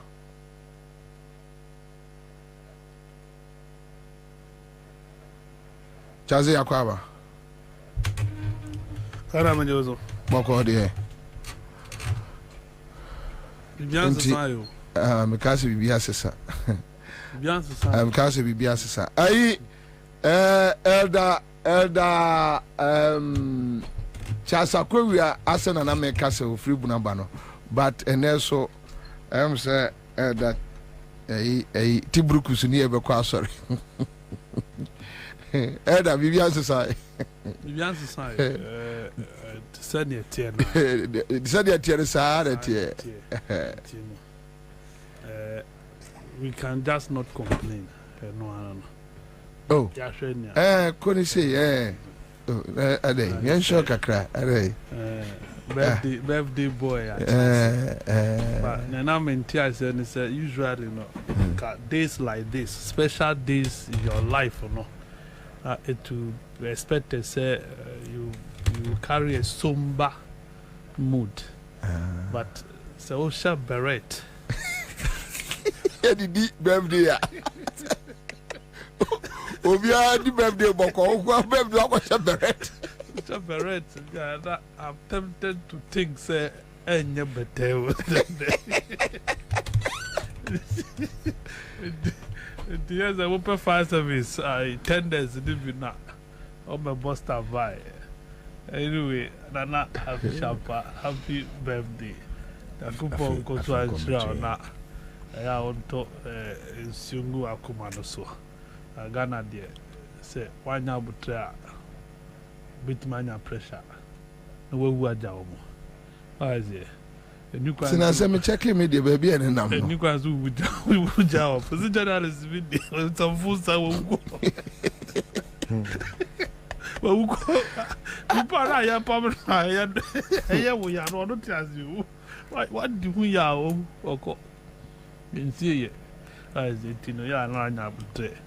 Oh, my name would be some phone Timono, but what can we do? Say, a good word to me, a documentary, man, say, or no, or media freedom, or no fighting media freedom. You see, how? Matisse, not Kasa. When watching the side of the story. Yeah. So people also have the opportunity to present the side of their media story. Me ko bobo sia pa anti se me ko ton me ka no. That is it. Ubetimi catalog the event. I see. And this one ubetimi go back to the beginning of the Fourth Republic. I say. Na yen catalog event and why not a winnie? What did Bonnie say? We are no one award. But Charles, when him there, me say me di Bonnie say ya. I'll just go and sit somewhere quietly. Meaning say me di Bonnie. But nipa di Bonnie even on any crop for Lisbeth or they still don't see that nipa di Bonnie is too much. But that is international case will be on the price. So be on the price. Obia on the price. And do ball Lisbeth on here. No, because it's sign or waji. Because one football is better now would die. I have warfare. Oh, now you are not being fair with the facts. Anyway, I have warfare.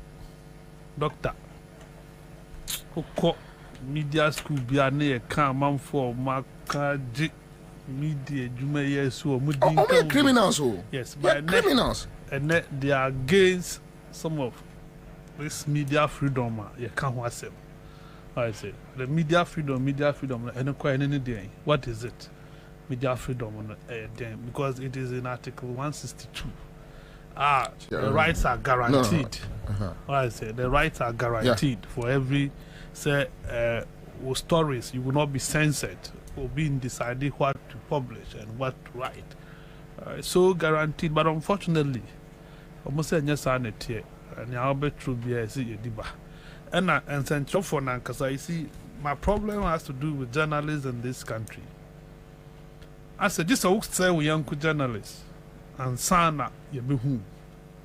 And to know on fana samunko who quackosra there for wanimuko. No cock can in tia waba. I didn't walk so cosre. Conem fan two butum, Nesankofi. Men phobia samunko. enkoye and then like mo no mo ho especially mo on air for no mo no mo ho account to asamba say ne be kan with the bar na me kra me on any bi anywhere madam this say anka mo united say a lawyer me on any bi anywhere me ni di agro that is yeah we go away mo na mo create problem on air for no jandam no mo na mo bo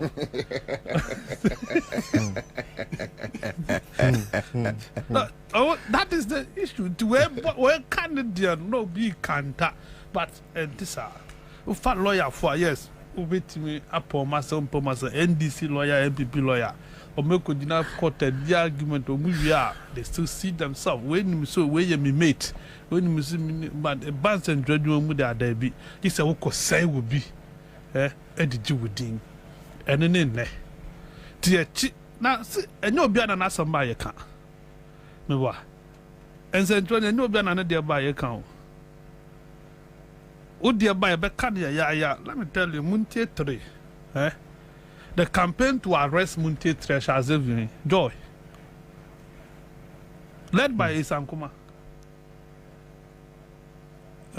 Muntie 3 by no mu share campaign necessary or muko car say other day say BBC and that and Adam for say obe ware no a rape no. It was joy. Interpretation of the truth because we get two boys.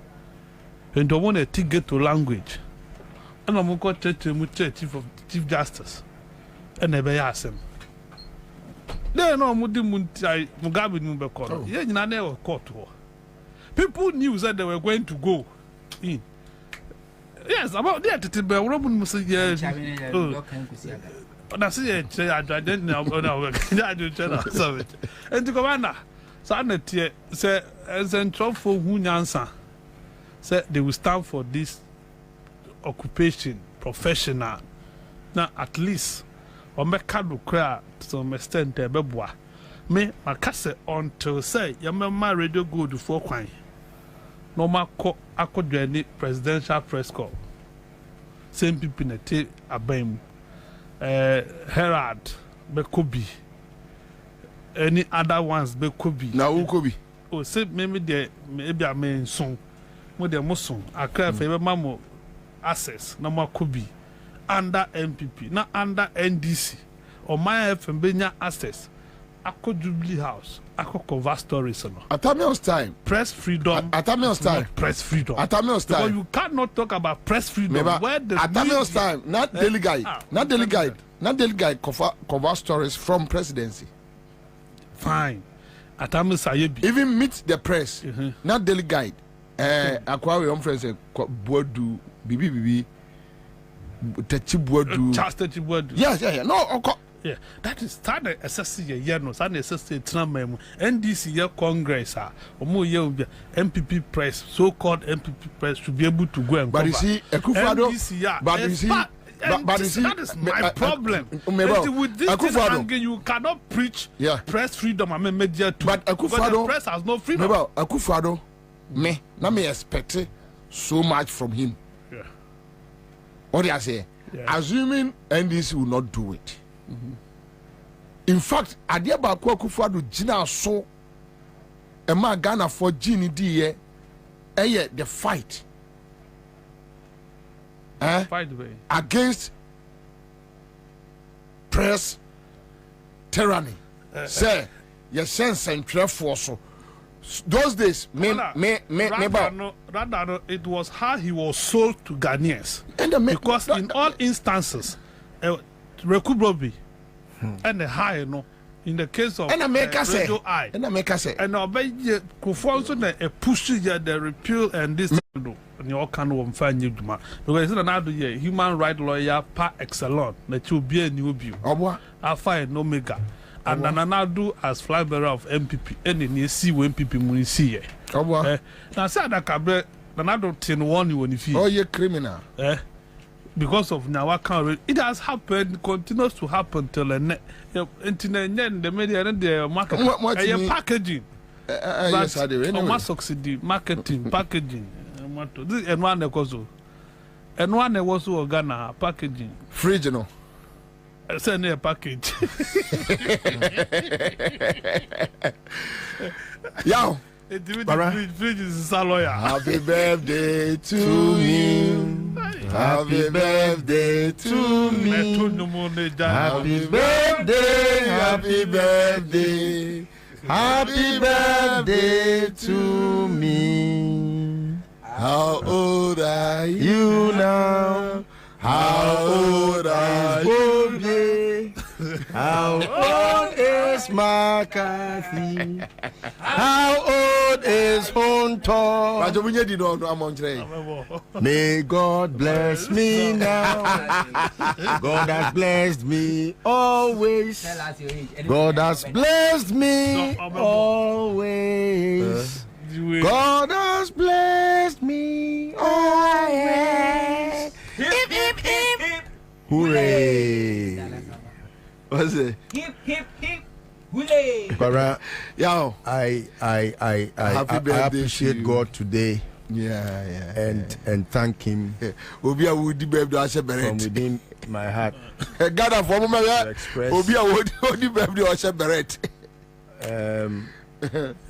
Words cannot express how much thankful I am to God, especially in this very turbulent times. Kwabena ene already frame anopa. In fact, ahomache na okache mi se meba Nyankopon nim sentia me wo na se mewo ba na ebeye se menu me ho de obo empire se Nyankopon emane nsa anwu biem even oya brewa mpo senko wo ba biem na otesemia kanani beje. And it expressed a lot to me. I said, "Na oledini mi dia grow phone so, but na or cancel papa." After the conversation, na oledini me have we no. Kwaku wo so di bit so. Na I said, "Na enkomo money me di no eye." I say dia grow, but after I reflected on enkomo no. Kwabena, I think say miano ebi ana menim ne me ya already atwema adwen si ne mabi so ti danyame ase de ho ase se wan fanya nsan kameme na osu amisun ye ne amane a mekɔ mu ne bibia mu no na si nyum de no wayi mafiri mu nti medanyame ase papa se owudini akufuado eye mampani wabopo ahodo na no wosoma dampare so omekumie memo sa yuwe ma ebi ma menka se kakransa wasoma dampare se omekumi wokuma ase na ya be hwi me ka no birthday class to every me nsem ditio gina me so na police wa Ghana ha Mike now say today being your birthday, at least just lower the fire and let's have fun. No, but the birthday is being celebrated with a fire in me. It is how I should thank God. So I disagree. Osoma omo so omumekumi dampare udini no so omumekumi na no me ka Yankopon di mi ho afofie na me da so wo enkwan wo techere mada abodwe mu yi aseda nam di manyame Kwabena aseda PSC am di manyame e aseda se de atafu susu fa ye hu ni nyina no Kwabena ene nyame achame nkwa na wode afiba akwasa kamin fie ho a mede ni nyina be ya aseda na ma srene se papa enkwa wode ama me I will never take it for granted, and me make sure so say every breath in me biano will work to help build Mother Ghana. Na se omani ye mpo na ye wechi ye church my history na se sebi ye boss a list wona na pokubi baye bene awudifo akufo ado ne akbayifo akabrekere honhom a baye yan kama ene oman ni di asie baye yan kama na be kan ya papa na che se nkwan no wan fa nche keke enu nti mami ahonde ni bi nka ho na mami yokoduro honhom edi baye yan kama na Kwabena ma no enya nwuye die mo ma mesumi nka bi na me nse nyame se omoa me na ensem na se bi edi ade ncheche wo man mu no ye nyina ntimi nka bi na moa mo. That's it. Onto and then Akatonia the me kan se si a eti ade hia ayen kwantenten ene ahoden. Amen. Na me bo pa je sere rade se wonyina listo a wodai so na nakoma so ade a wo hwehwe se nsakraye beba Ghana na ye papa no mmerwafo no kwakrafo ma bre omomo jani akwa ahomegiem no mdo musika kosie na nso so ene omo yade mpo munya bi nto aduru no momo ko ensie do omreko momre nso ye no sansakraye ne mra na omo ninje na said the list were didn't quite to about for the ama ne mine no Mr. Chidi Amponyankopon said we didn't sambe so be shira amen won shira ne shira na sefo nyina amen esan se rade asema me ate asese se rade shira obi a wo shira no maneka ne fiefo na diferi ne fi bam na yemmoa ne fudie nyina ye shira na onipa bonifo bi a wo sum fidie de wa hyehye bia soso no rade man ko na so amen wana wotu wa mena no yebeka wo mo ankasa agumu wana o hyehye mpatuwo akwanhia esan ene abanmane no ebebo mo ankasa kunkomu aso. Happy birthday. Thank you my brother. Him say yakase yaka ebedos. Maria Adam says thank you Bobie for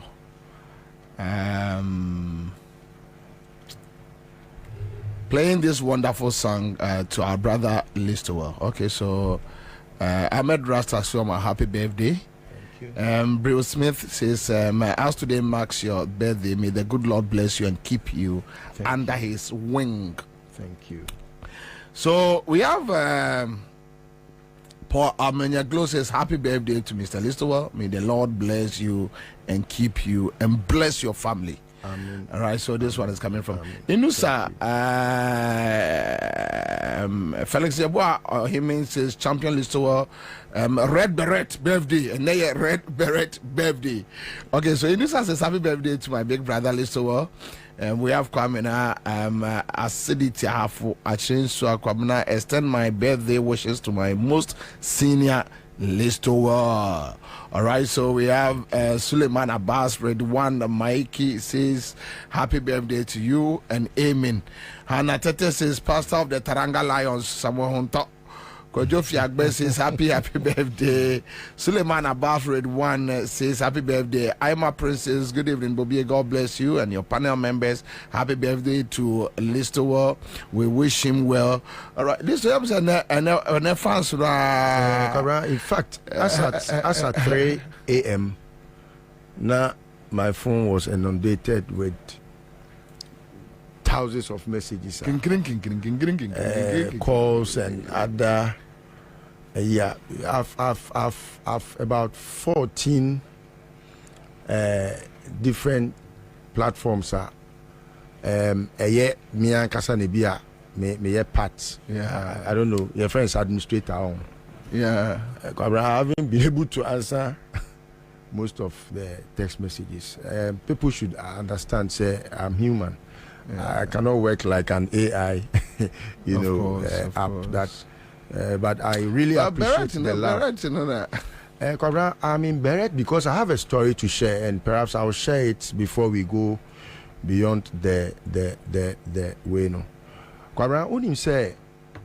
Asema told me on the 28th. No, my findings, my investigation findings. I'm a man who yes.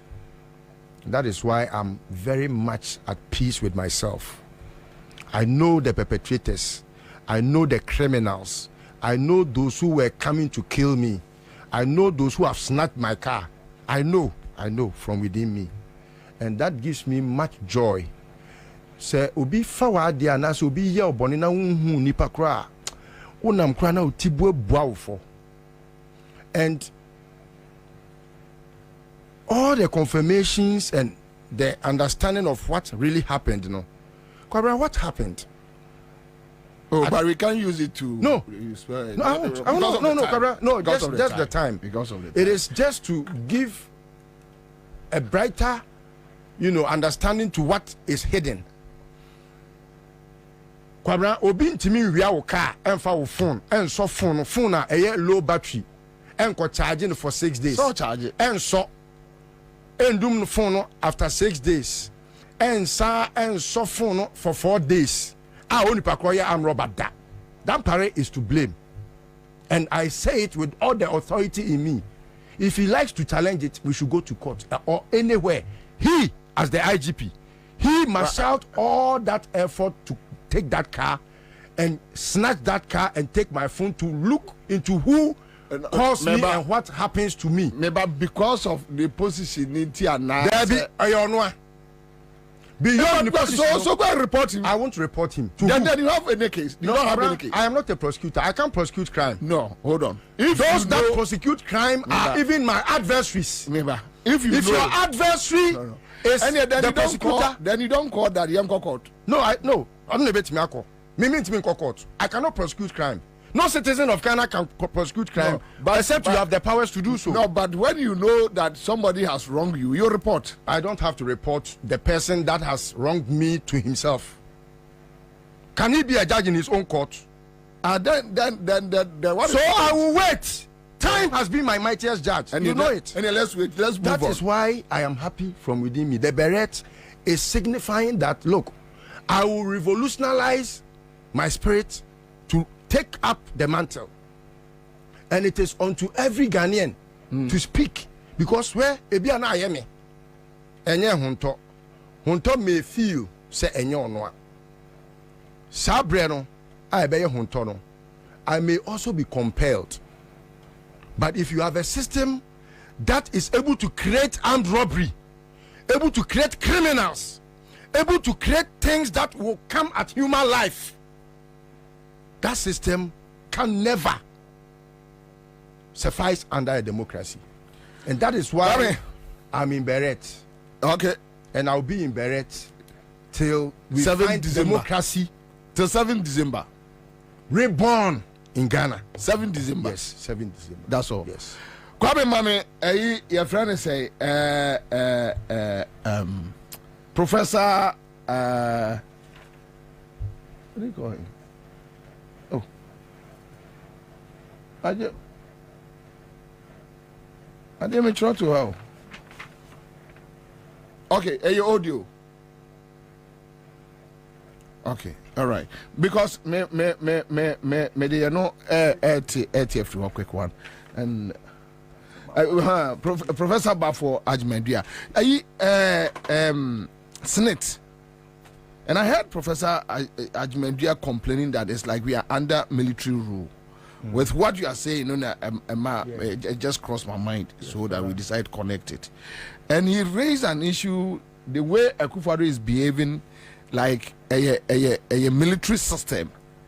Bina ye wasi na obi using veto power to do what. But I said Uja interview nina. And I said, anyway, so we picked this audio from City, right? All right, so we give them the credit. Professor Bafo Ajmendia. And all of a sudden, without the boss' knowledge, the leader is dismissed. It throws the whole company, in this case, things are done in the larger interest of the country. There's no problem with that. But this is a situation where I think a lot of people are questioning the rationale or the motive for making these important appointments and changes a few months to the end of the tenure of the president. So for me, the critical question is whether we should continue with a constitution that gives the president unrestrained powers. All right, so Charles, my starting few so Professor Bendia and Rani it is Senate boss and the Osafma banner besho. But when you read the word and the tonation, people are just worried with the tonation of the letter. When you read it, it's like I say but then I heard Professor Bafo Ajmendia claiming that even the board, Senate board, they were not aware of the changes.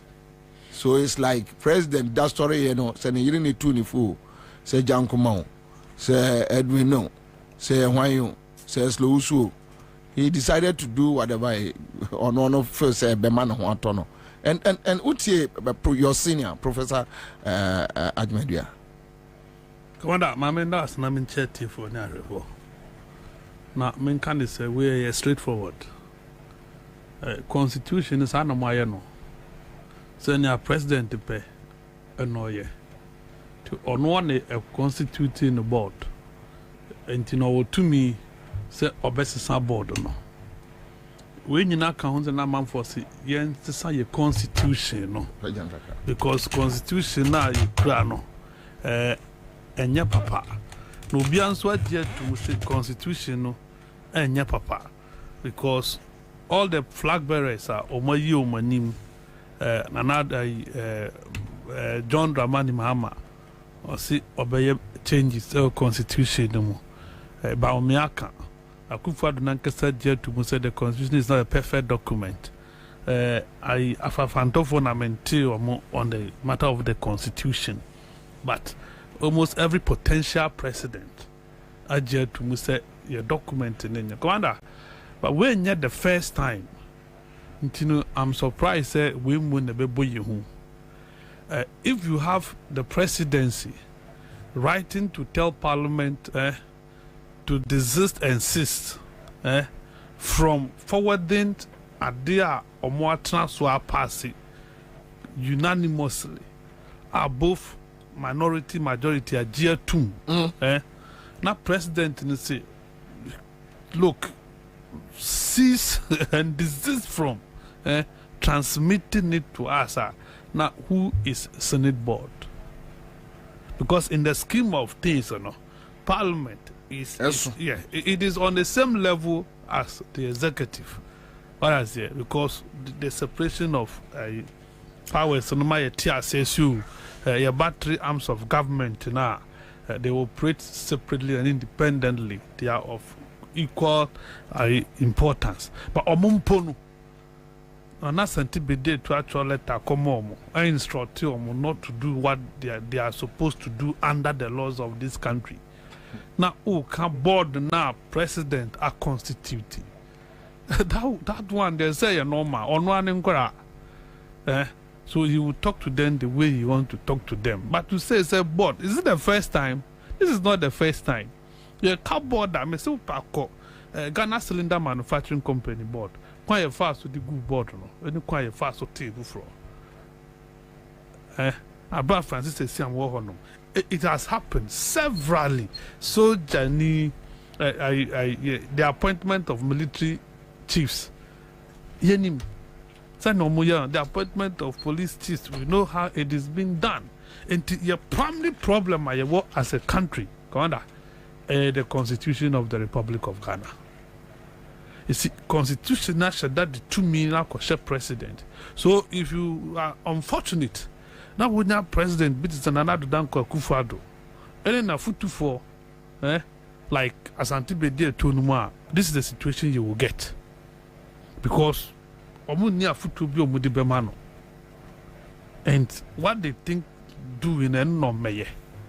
As the amount for a shared document be a confirm Ajapade book. Yeah. Benin say who book ni bia. Oh, Japan is so. Just a be a portion being yeah, there's a portion be directly making reference to that has to do with making reference to that Senate changes we. But surprisingly, that brand we you didn't call Senate one. Na hono mayema. It was at the time I papa beka che Ghana for say public sector no ayema. Intino omumfo bia adwuma bi. Position e di man no na eni ho. That position didn't exist as Senate. But you could create any deal no ko share hono. Onumbom are rise beyond the people no mo wo ho no. Ni okoto wo mo no. Wakopa mu nyina ho. Ene wa pay CEO and I'm managing director of Senate. You see, we have not been fair and we are not fair. Penyibi, not no wife, a year more Senate. If things were to be done normally, Uncle Sir, I think we didn't patch it. But they sidestep them. You move you need for headquarters, you go to baby. I don't have his permission, so I will not mention the name. And I know some of you are aware what I'm talking about. What I say? When you no, you see, this is not governor. Sometimes we try to say, okay, now Rollins dinner so did you cool no, a BC na. And the soldier phone ye nibi, and now me man ye nibi. And then just maybe well, the security heads are chopping the money with Akufo-Addo. You see, so they are okay. Sub-Saharan Africa na design na coup na revolution na military takeovers but be military taking over biano it has to do with some of these things. What I say, this should be warnings to you. Say I didn't say why must it be only you? Why you rub it in the face of the people? Commander, this is what you get. And especially when people feel say omuwo omo 10 years I have my second term. I've been voted for. Obetima ye ni obeye bia. What is it? Ufa Burkina Faso ye nya papa anse ne omo. Mali, we are not better than them. Niger ye nse ne omo. I Africans. But bia sa ye once here, let's change it. Let's do it right ni bia nya papa. But almost you know, let's check. Ivory Coast today, they are all thinking like human beings. Obia said reset. Everybody is thinking right. Go to Yevende, Burkina Faso, Tuareg, Okremu. Everybody is thinking. Mali, you see, when Omeye Ebese now Obia forgetting ECOWAS. So ECOWAS are who useless group of old men. Omun to omu yankunfu. In the sense, someone ne koswa rather than ECOWAS speaking no makomanwe tu. They only wait until as a monisia, and sana ECOWAS best story. Abasu we ankweyi, we anchayi, and we will not. No, you don't do that. And then in Korea, you must begin to talk. You must caution. There are dangers, implications, and yet stop it. ECOWAS, ECOWAS won't do. I see this have become puppet of the US and UK for he has become a puppet of the US. And you know, be to please them. Senate agu Senate and your mass Senate you know with me be I want to mean yet but then Osafuma for buy and I wouldn't have question for what I do want to answer a question or not then say we don't how is it 4 years 4 years or so 5 years or so no could do was Senate will be at 20 years. He's been there for 7 years or so. Yeah, okay, we say 7 years. Yes. Yeah, okay, 7 years. But somebody has been there more than 20 years. Yes. What I say? And it doesn't mean that you're qualified than them. No, he's not the most qualified. He's not. He's not the most qualified. why would it be Osafo son? Why Yamana ye why Yamana ye time? Do you get it? It is becoming apparent, it is nauseating. No, these things are very irritating. I say, but then maybe I'll be Prince Adet. So therefore your makeup. I say, therefore your makeup be a photo shoot. So they are not doing their thing well. We had to see that they are military rule na the woman. Difference in here was civilian president. I say, and a military protect you almost subject to into tyranny. That is all. So they are using the military, they are using the state apparatus to do whatever they are doing to us. And to share the scheme. You load the Supreme Court, you load the High Court, then the appeals court or court of appeal is loaded with party fanatics. So your grip on power is cemented. So what I say, that's the thing. And this will be a bar, a boy home by way, would the court be a new do require be a boy. I heard your person. No court would require a better time some what didn't tell me and some court never decided on the case. Because that has been the modus operandi of this Chief Justice. So they are summoning the bar rather than say obey faster case or no. Obey what to hope. No, so I call Easter back. The first time a Chief Justice the case we are offer press conference. Now obey Chichimu. The entire mass rule. Can you imagine? First time in the history of this country. Just a Chief Justice, the whole Chief Justice, friends and trust for Momra. Now men Chichimu the entire dear some will say. A being see that, but it will happen. That you are only seeing strange things. As they entire hard dream, send it to their hard dream by your mother, whatever they want to do. That is what Ghanaians elected. Because some of us we told them before 2016 election, say we have known Akufo-Addo. He's behaving opposite the things are working. So you need say on by papa as president. The kind of no boy no gui almost say ne mu ade e yan koda ye mu ade and ye na mfichenia to bogu park no so at least say Ghanaians won kaya na dia this na but this time no they should be bringing our stones to us. I say all right so nyamu kaya no e na ba mu no but when they say munkitwa I can say no say anyway so Samuel Kweku Tata says check the Japadia document. I think your is being overflowed. Kwabena McCarthy, this is a hybrid. This one is coming from Kwasenchi Buesiako. Bright Tibu says ECOWAS is just President's Club. That's all. All right, another tester here says Hannah Texas says when the country is being governed by lawless lawyer, everything is done haphazardly. So I'm not surprised. All right. So this one is coming from Anatete. Danny Timmons says point of law. Here is your stone. All right. Listen. So Senate matters arising. Sika Chedia. Hello. Hello. Afa. Hello. Afa. Afa. Adam. Abom. Abom. Me ba so who you need say? Who you need say? 500. Wow. I don't know first time. The second time new. Oh, second time ni. Oh, when you watch holiday ne ebeso. CM Jessica Chedi Koswa ni entra. Why? Okay. Yeah. All right, that's it. Star 413 hash. Star 413 hash. CM Jessica Chedi. Oba bema process no na de woko. Me say holidays Didi. Didi. Emame. Didi. Emame. Obi abedi di peche. Yeah, so slits and matters arising, and you heard your senior Bafo. Kwara, my main chat for Bium na mention me no ma bedwafo. I mean more about so senior de bia me no. Yeah, Bansuna, you were very loud.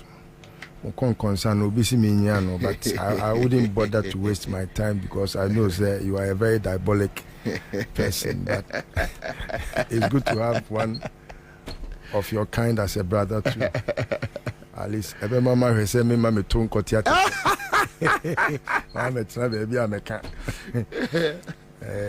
Kwabena Senator Semna Esino Enyam Wakra and the tonation of the letter no you can see it from the character trait of Kofi Asante Bediatu who I mean has been very arrogant since birth and he has always tried to be where he ought not to have ever belonged. Sometimes you see him and you see a caricature of a sort trying to belong where he ought not to ever belong. So me, I'm not surprised. Like I've always said, I don't expect a Akufo-Addo to make sense ever.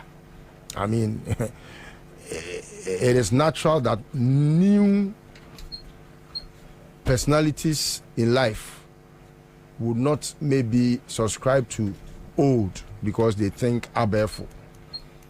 But say we're free a certain world bimu and our bedroom baby I drew ya and a son your we be a wound TB that who be done a bay on me mehuni pa o ye dwe and a mehuni pa or yahoma so inti minim the two no bako or what it takes or what the wherewithal like or you're equipped or you're sophisticated and untino say onama with a certain finesse you can tell say oh we the acquire the way you are positive because are you proud of the oil such people who are more even the journey mukrano utimi say or wadibu or traits are like ability nipa epe but the oya hand time only be it's in oya mayaka say hey Obi. And those are the people to say Kofi Asante Bediatu you know. Or Chokrata no krana he makes it look as if say or no de nebufuo as a krata nim Kofi me na ye na yafo wadwuma Kofi. And it happens when you have a family taking a country to ransom. What you say? One family.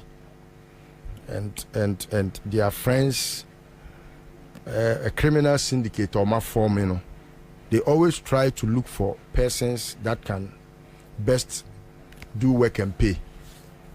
And when it was referenced, say where Japadie document in because I saw that book Emmanuel Omudibu Mino.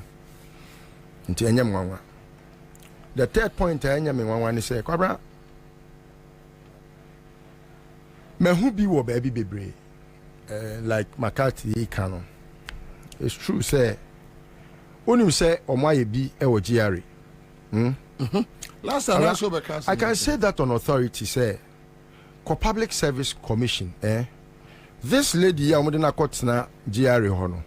Kwabena oni first degree kra oni bi enye so wo bi onko school onko university bia te say Kofi Asante Bediatu onko university bia of any papa certificate and odiko New York University e de be a lawyer ubusa Kofi Asante Bediatu say show me your undergrad certificate only be ni papa wie school e wo Legon ha 1979 ni papa certificate o and odiko New York University at the age of 17 Kwabena that time no na wa boko wo Prempeh College we am ya pamono oba Accra bleo ene ho so vacation classes or ya kwotro ye friend say remedial ene no so we omo pamono na offer papa certificate no they got New York University.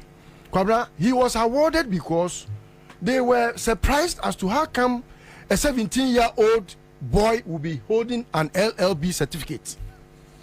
Omo baba chire omo hu so say obi aya bebo chire say Kofi Asante ono so ni papa ni din di Kofi Asante o Kofi Asante certificate ya yampa say obi abewie school your friend Kofi Asante say han ofre he ni papa ene ni nyina the same name ni papa din di Kofi Asante ono so din di Kofi Asante anu no de tiwa wo so ye lawyer ni no sa ma me yoti hoi oni unim ni position kura no hold wo your friend is saying GRA ho no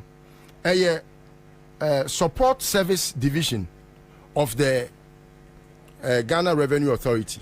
But why you watch? There be omu ba ye no de ne kwose ho. Onya adwuma o jiarida. Wonya adwuma me say unim Kwabena apart from ono no there is another guy bia omu de na kwa sese omu de na ko easy. Ono so omu de ne ba as a consultant ewo SEPS omu de ne ko as a consultant no within a twinkle of an eye no omu esesa akwa na ye fe no ya kwache no sakwa no ya kwache sese ya kwache ababe assistant commissioner in charge of IT.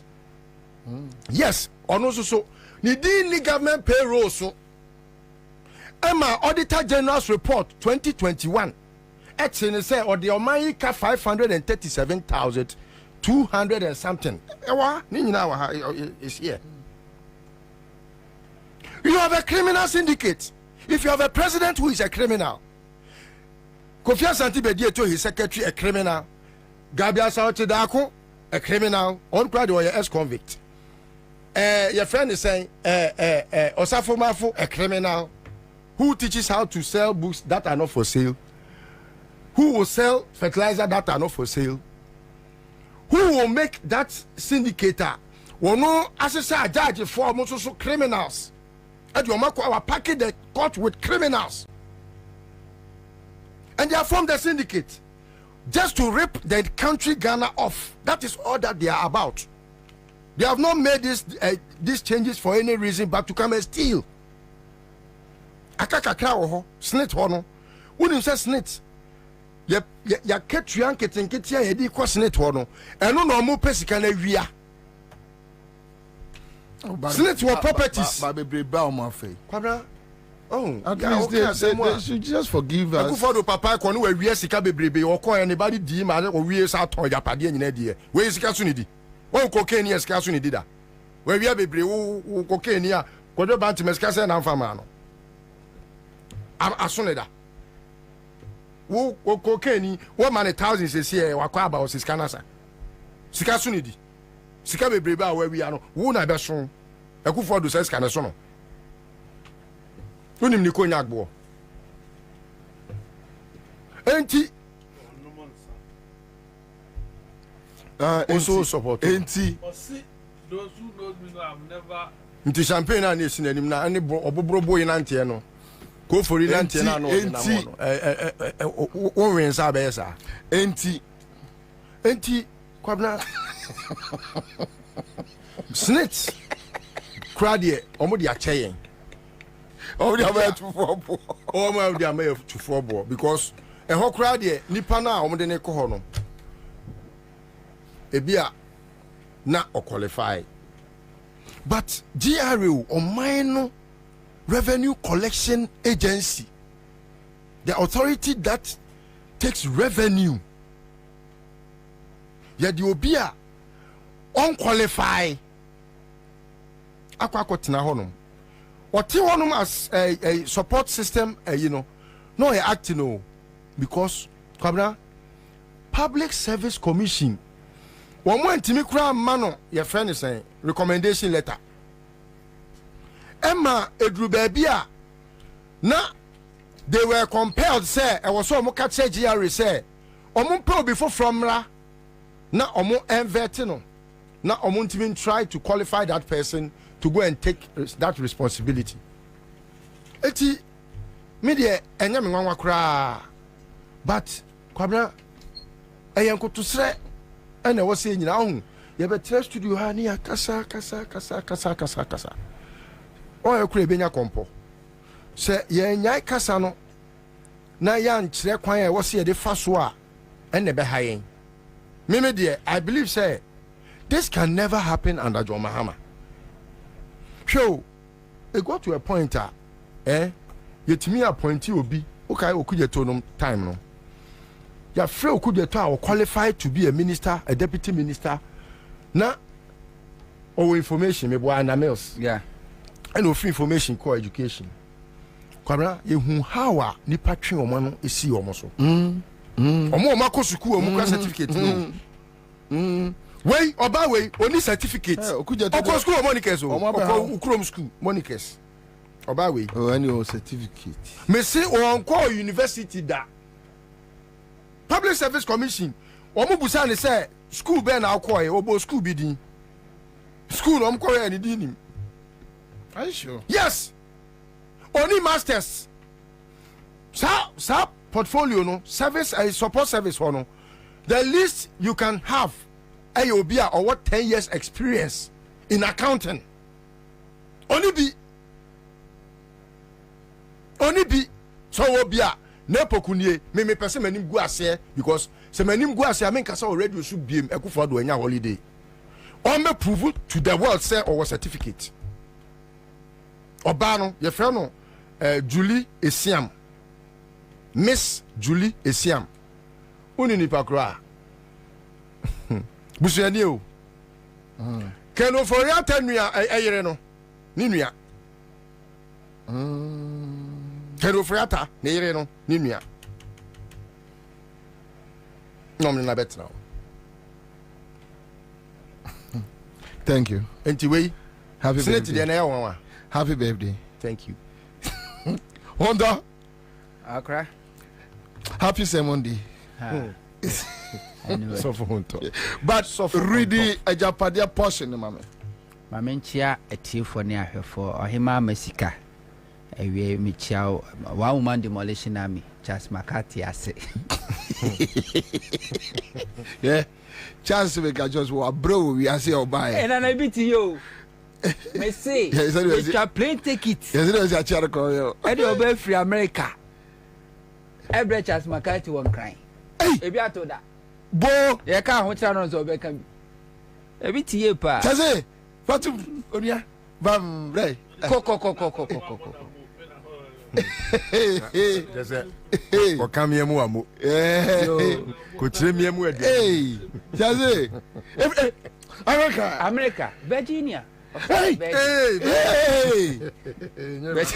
That's how a virgin. Babrunia didn't brand. But you have a mama castle. Yeah, but well.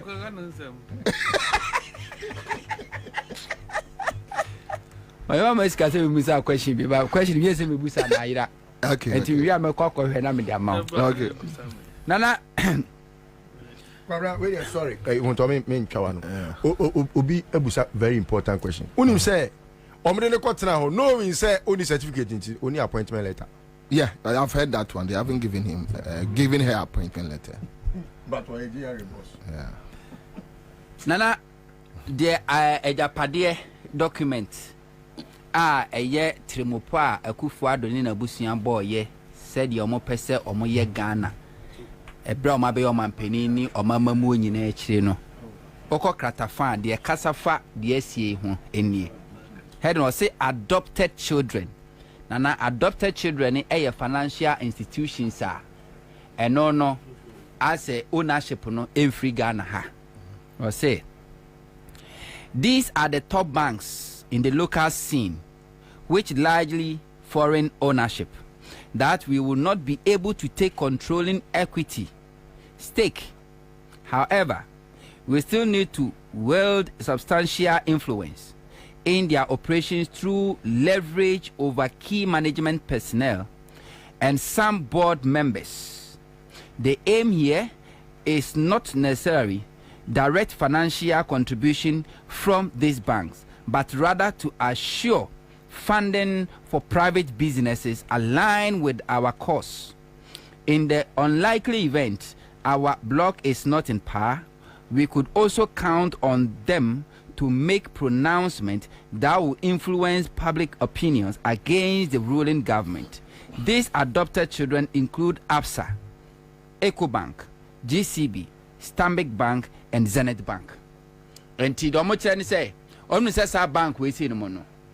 A buying shed the we Ghana commercial bank in free moi. A buying shed a new control room. Nem do omo person me and so omo person mo penetrate a realm. Na omunya influence in say on person omo control.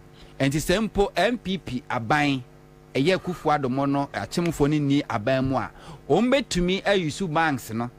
Ama say you are generate public opinion it means you betimi they control the economy no said the be adom hwe mbese betimi aka nti oba de ekasafa ya osafoma fo ba no ho a ho eye second paragraph no point 2 which is Ecobank or say Ecobank. We have two routes of entry into the institution. First is through SNET, which has a seat on the board of Ecobank Ghana by virtue of its shareholding.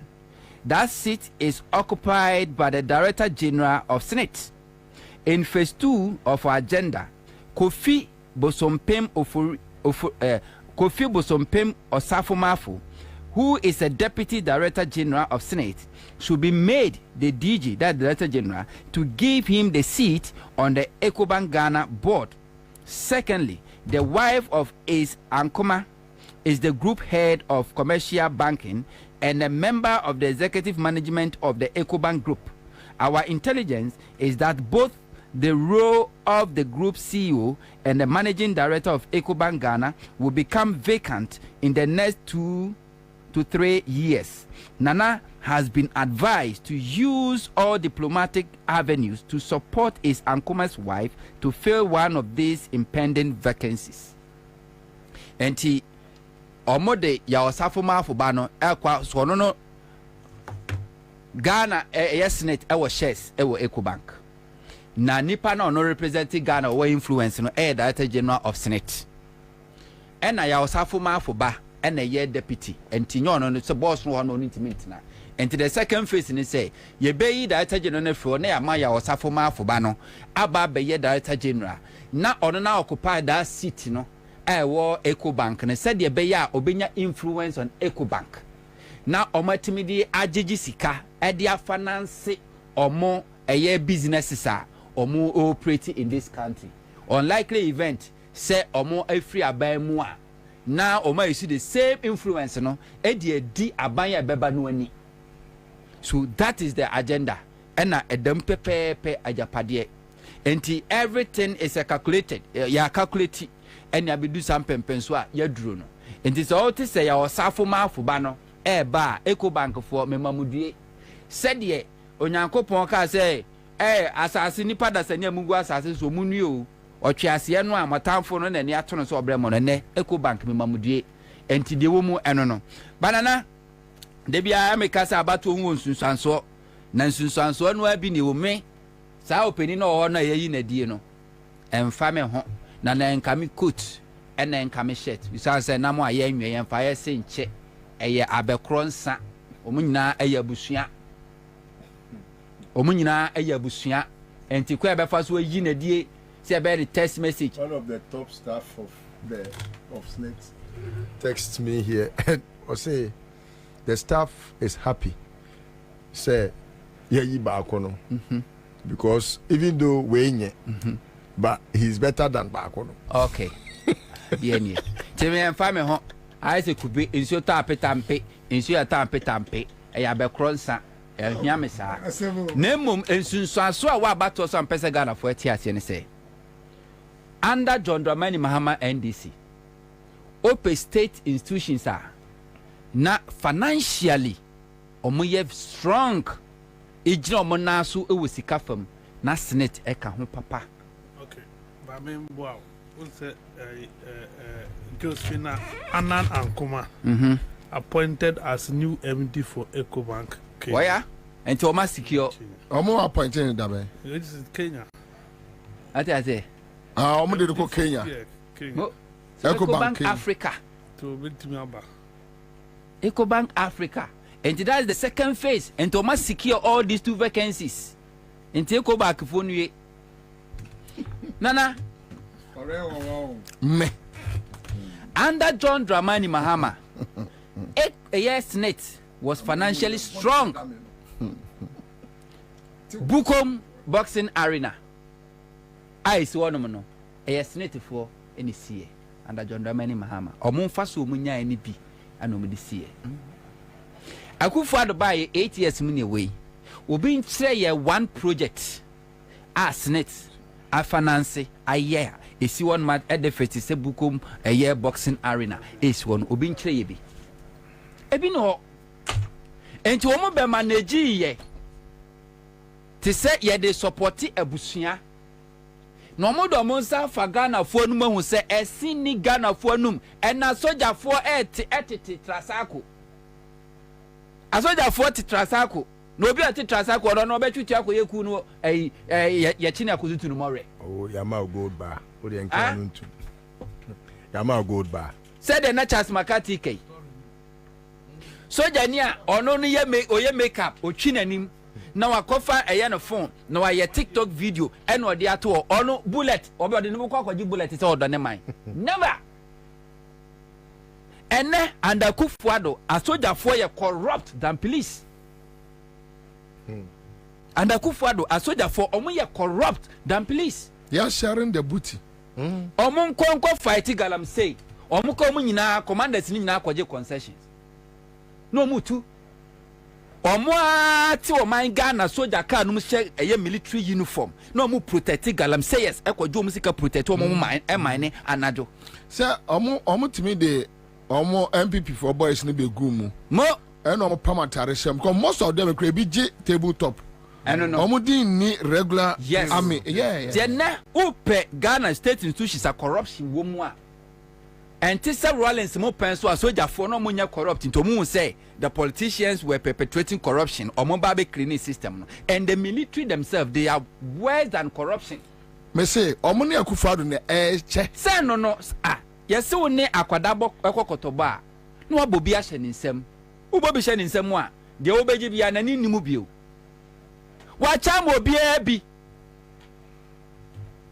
wa che amom nyina anya bi enti wanya baako na me wiadu abeka enti the military officer commanders they are living luxury lives na how na beja ne luxury life wo so akwaji bullet Rollins okoye ku no na o dan he had nothing and he had nothing to lose. Wemu the omu was something to lose.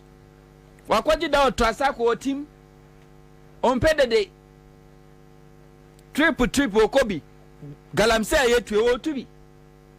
Wani nemfa ne bon kwaji bullet mo my Ghana. What is on my Ghana? Ono fa on ba say afenyo marking. Yekeska was Ghana. That's the situation e womu. Enne kone koye yes net for omo financials. West ye draining all the state institutions.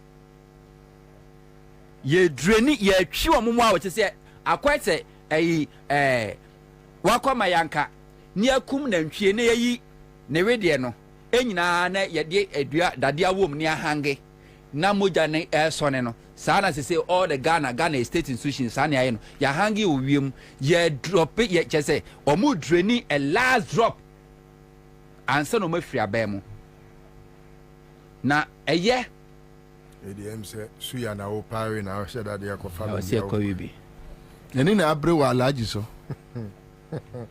na wo se ko bibi alaji tanko de ni abre no so chiriwia na ba no abagi nnam na eye sa mane sa kenye se Akufo-Addo ambeye omampeni a ame forme abanya me sinka Ghana for ya appreciate John Dramani Mahama ni NDC da se Mahama every 2016 ano nya 4 years ni ka ho a ka me sinka Mahama se odi gold kra yes bi agana bia se yenkoso aka Ghana for ani soda but time and karma amen will be with the value of John Dramani Mahama. Under John Dramani Mahama, Bank of Ghana, 8 million faswa DBC Hospital. I ne esisi ho. Ene under Akufo-Addo, Bank of Ghana, e boka, e bi sida, e ka Bank of Ghana e boye just a year. So sinisika Mahama beji ye bosia oboy ni mputujuma oye nyina Mahama sika was it no 56 billion Ghana cedis for that 4 years Mahama be president mputujuma oye ye akwan oyi ye schools osi ye hospitals market all this infrastructure Mahama building ye no 56 billion Ghana cedis but under Akufo-Addo just a year afi ba kupe Bank of Ghana boka 60.1 billion. So sire dia Mahama die nyina. under John Dramani Mahama, Cocoa Board was making profit. Cocoa Board didra enyan faswo syndicated loan. Yamoso na tisa banks Rubia ready Eddie Skeba. The last one man syndicated loan and then this was about $2 billion. Cocoa Board Timinyas can be up to the stand say under John Dramani Mahama no establish sa a Cocoa Road infrastructure projects. Yan first can be in Cocoa Roads. Yan ton no make for free. Yamamu bonuses, Yamamu free fertilizer, and then under Kufuado for the past 7 consecutive years to 8 years, every year be a Cocoa Board Boka. ECG under John Dramani Mahama, 2015-2016, they made profit, and the ECG a year Juma Eboka. And the state institution Pia and the Kufuado Eya Jumaboka because ye draining ye shing mo jani in free state institution mo. Now the man ye dangerous ne say. Now the man na ye ni can say se me say aban sisa na say you or chin baby ni baby try say oh this is witch hunting. What that word witch hunting wo be free onu aba no. Ya ma de Ansah before do mo ye adwuma nado. Ye ba witch hunt o wiakete. Akufuado mu foundation o male no. It's not only some ya banyo. Omo ye in such a way say even Ghana for ebo modern to obeti omumpa. They want to sit in opposition and control the government. Omo shall training some media boys bia. Omo do ombe juma in opposition. Ghana for has no idea. Now they said now you can go brutish. They have no idea. And a part of MPP's ideology. MPP's ideology is say government has no business in doing business. Say nya ban say this ban be bibi adi mpuntu be emfaso beba. So give that opportunity to private sector. Now the tax in effect that's it. And whenever MPP is in power, what they do is that omo weaken state institutions. Omo making it weak. No omo establish a private one. No omo they are competing. Now omo state they are useless. As we speak, and the STC is still useless. Because happy birthday. And your birthday the mami konsuluma. And omo peniko for and the good STC. Ya tonya tombo to not STC. Mahama ba o revive ye no. Oto STC no. Sabre ogu STC no. Any who this VIP ni sa buses nyina ba ye private sector. Go and check all these buses are running. All those companies owners no belong to MPP, the MPP financiers. See a weekend STC said the bay this private bus operators no ebenya access to the market. When Mahama Baya was still all Baba revive STC or revive ye no. The cut was so deep and STC is still struggling. STC was picking up. MPP started taking over and the STC is as dead. It's as good as dead. And no call STC 4 year there was cycle. And where be no much a VIP for no and no more crash mass will be a VIP when you're STC for assassin. You're good on your fat. Okofa Ghana International Ghana Airways. Ye wikino almost odomo ya nisa first omo be wikino be my company na boka. They will give the companies a bad name so that they can hang it. Omo ma ne boka na fe ya ton ye so enye viable esika kura nim na ya ton omo ton ana omo kasa to enti from Ghana Airways to Ghana International Airline. MPP for no na to ye. Omo ntimi asa manage enegu ye. They weaken it. And a agenda for MPP, a blueprint at Daho, and will be our echo. And womono at any given time, MPP want to control the economy, control the government from opposition. They have succeeded in controlling the judiciary. Because judiciary, whether you like it or not, MPP will control Ghana judiciary for the next 4 decades. And in Tina Kufuado now Korea from Supreme Court to all the courts wa feeling honina. Chief Justice here never tena hoy.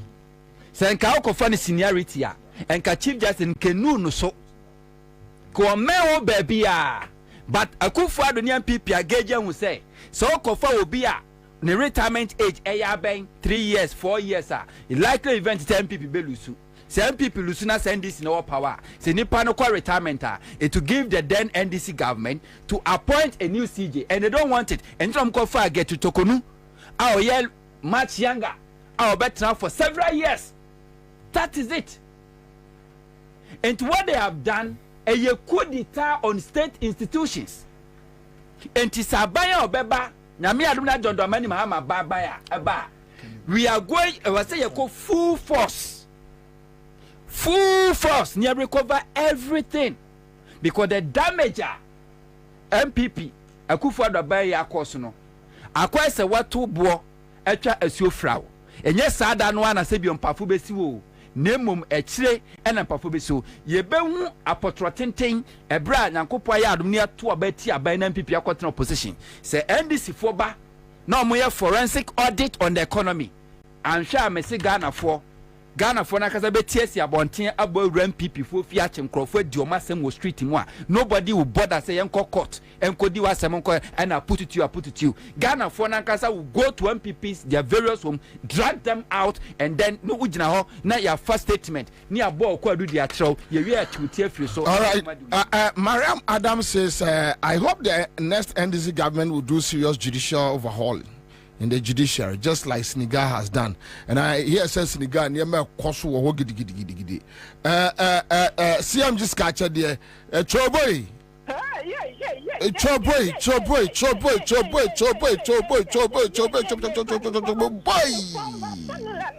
What for the la. What for the form? What for the form? What for the form? What for the form? 2,500. Allah, any of the Utanya pa.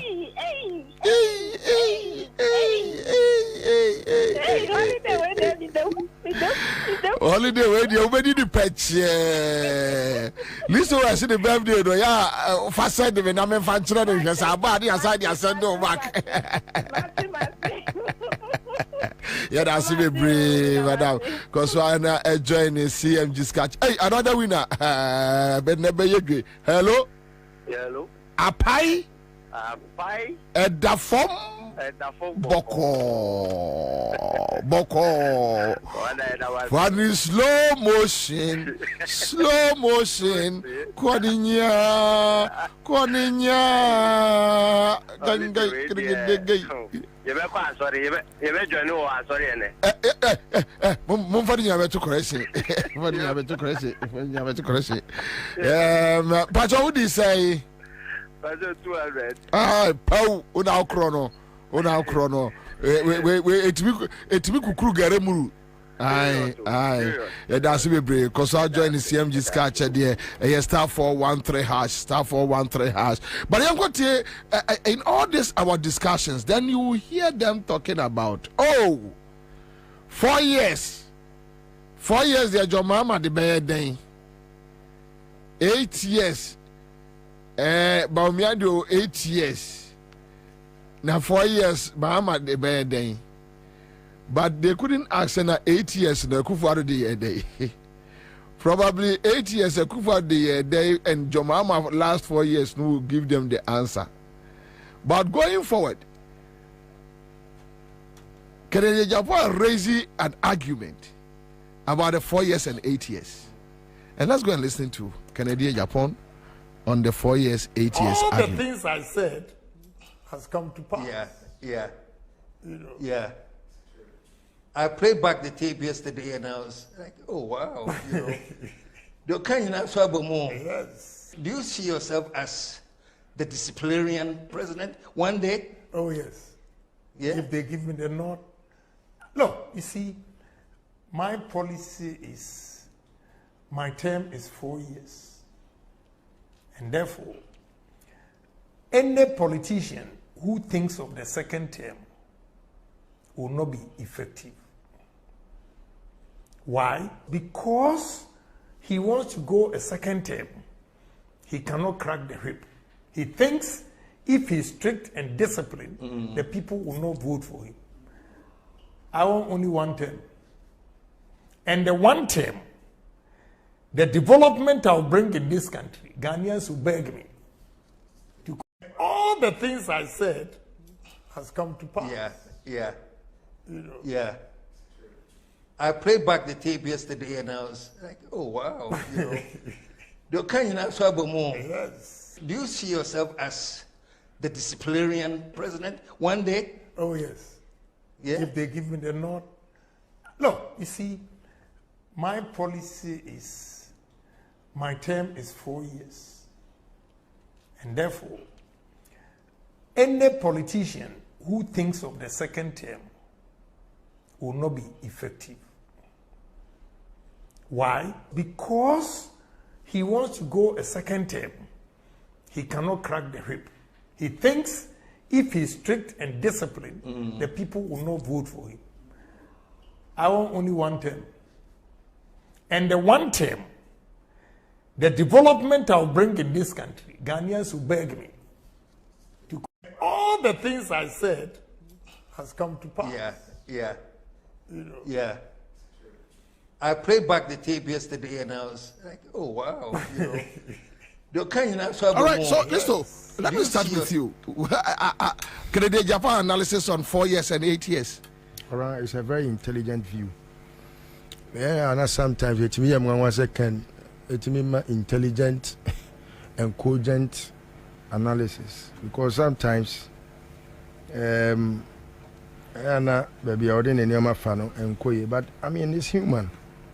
Where do you mean a dream? Because the Constitution did not say you will be 8 years. And yes, I can hear after the 4 year term no yabema yakotwaba.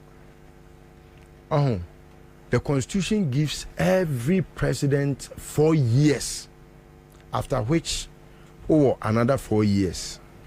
Now say we share 4 years now yedema amam penimfo na Kwabena it is said ye bema na oba kwa aware na adweye ne say aware especially a man me kwa menche etu otu banchia onua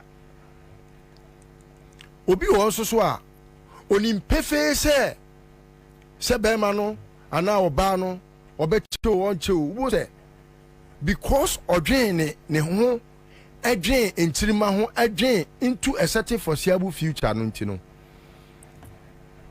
oye ade a ebetimi anyini kura beyond ono ne generation and eno na account as to say we be president 1 day 2 days 3 days 4 days 4 years 8 years what have you know anya no na hu hia o de emre ketwa bi a ebedi won nsem no nipa ne nsem no ode ye no ene hia eno na enka ken cancel so a na enka ehu se ode ice na gu cake ne so. Now I can also read that comment now make here no intelligently to know say obetimi ada also say bia o ye candidate now aba say man just 4 years it is just to get you to feel say oh he doesn't need much, so if it's just about 4 years why not let's try him. What must I say? So it is not like John Mahama asking for more. What I say Baumia comes to say, oh, I just want you to, like Akufo-Addo did. Akufo-Addo used Kenya Japan's strategy. Okay, say, "Money mama mi fie nine pe, or the person also to want you to feel say it is just for a period of 4 years." But Baumia make now argument. Yes. On what being and say yes. John was 5 years. Very good. Yes. No, chicken for Cameron Jay. Yeah, Baba. So you are able to put the two on a scale and weigh and know, say, one is very, very light. Oh, because his understanding is longevity should give him the reason to be able to achieve something or attain success. What you say? Onim say otewo akonya ne so a na ebema na timi aye bibi. On how shallow na adwen ye. John Mahamad's case no peculiar. O say midin fie nan ayade a Akufo-Addo mfie nwotwi. When timi anya me de me ye animu mpo kwota. And it is true. It is true. John Mahama mfie nan no Akufo-Addo cannot show, even in percentage terms, 10% of John Mahama's achievements. Not. What's happening another 4 years, crack out 12 years. Akufo-Addo 100 years. Nema John Mahama 4 years. And yet John Mahama did 4 years. But yet that. When I started talking about these things, people were like, I'm being exaggerative. Okay, say, me challenge the NDC say. Omonfa the 16 years under NDC no enyuma omoaye emputu a challenge to the MPP say ye die nie most more the way the MPP cannot show 10% makakes here 10% have been very magnanimous to the MPP. They cannot show 10% of achievements that NDC can boast of, say, they cannot. 8 years under Jerry John Mills, Mahama, 8 years under Mr. Jerry John Mills, Johnny Van Satta Mills, and Jerry John Rawlings. 16 years, my boy. 8 years under Kufuor, plus 8 years under Akufo-Addo.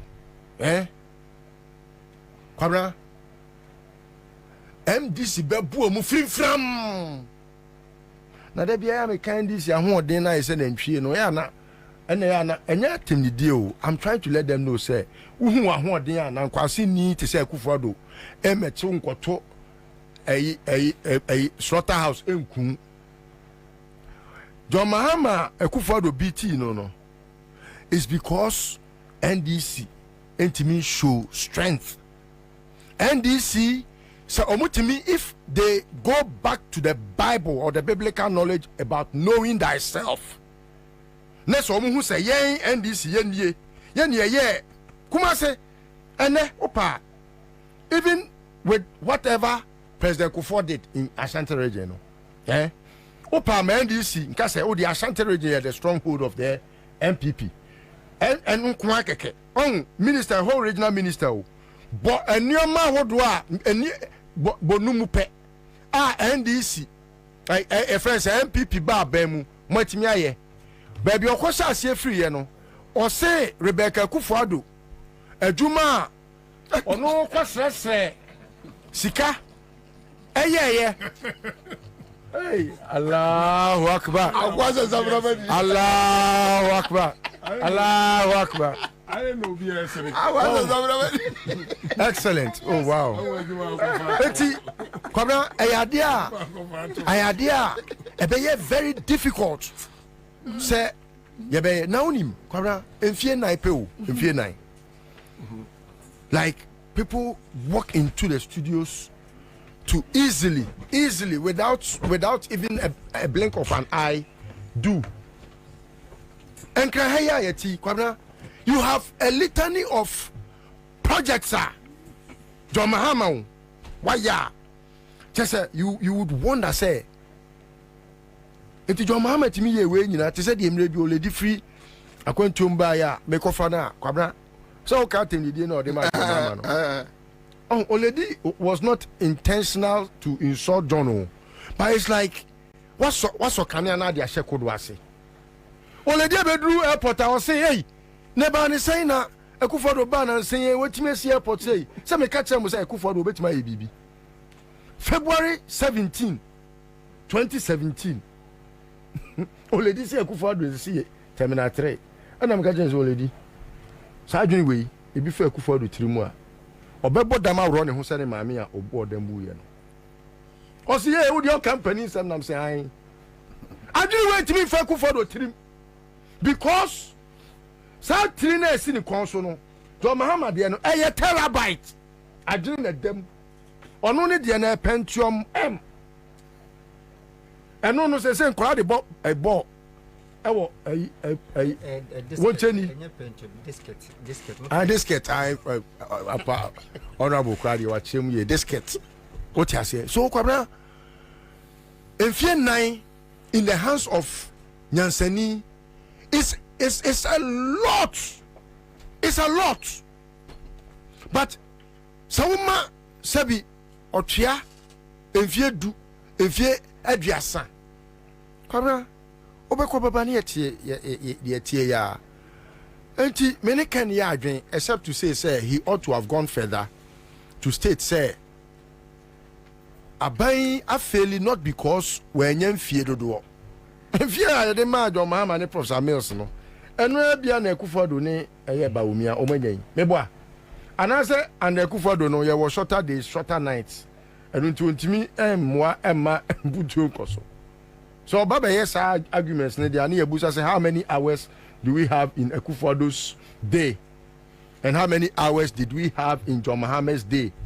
If Akufo-Addo the any swat I must say we have 12 hours in a day and Akufo-Addo near what 24 hours under John Mills and John Mahama there, then Akufo-Addo's argument or Bawumia's argument will be quality.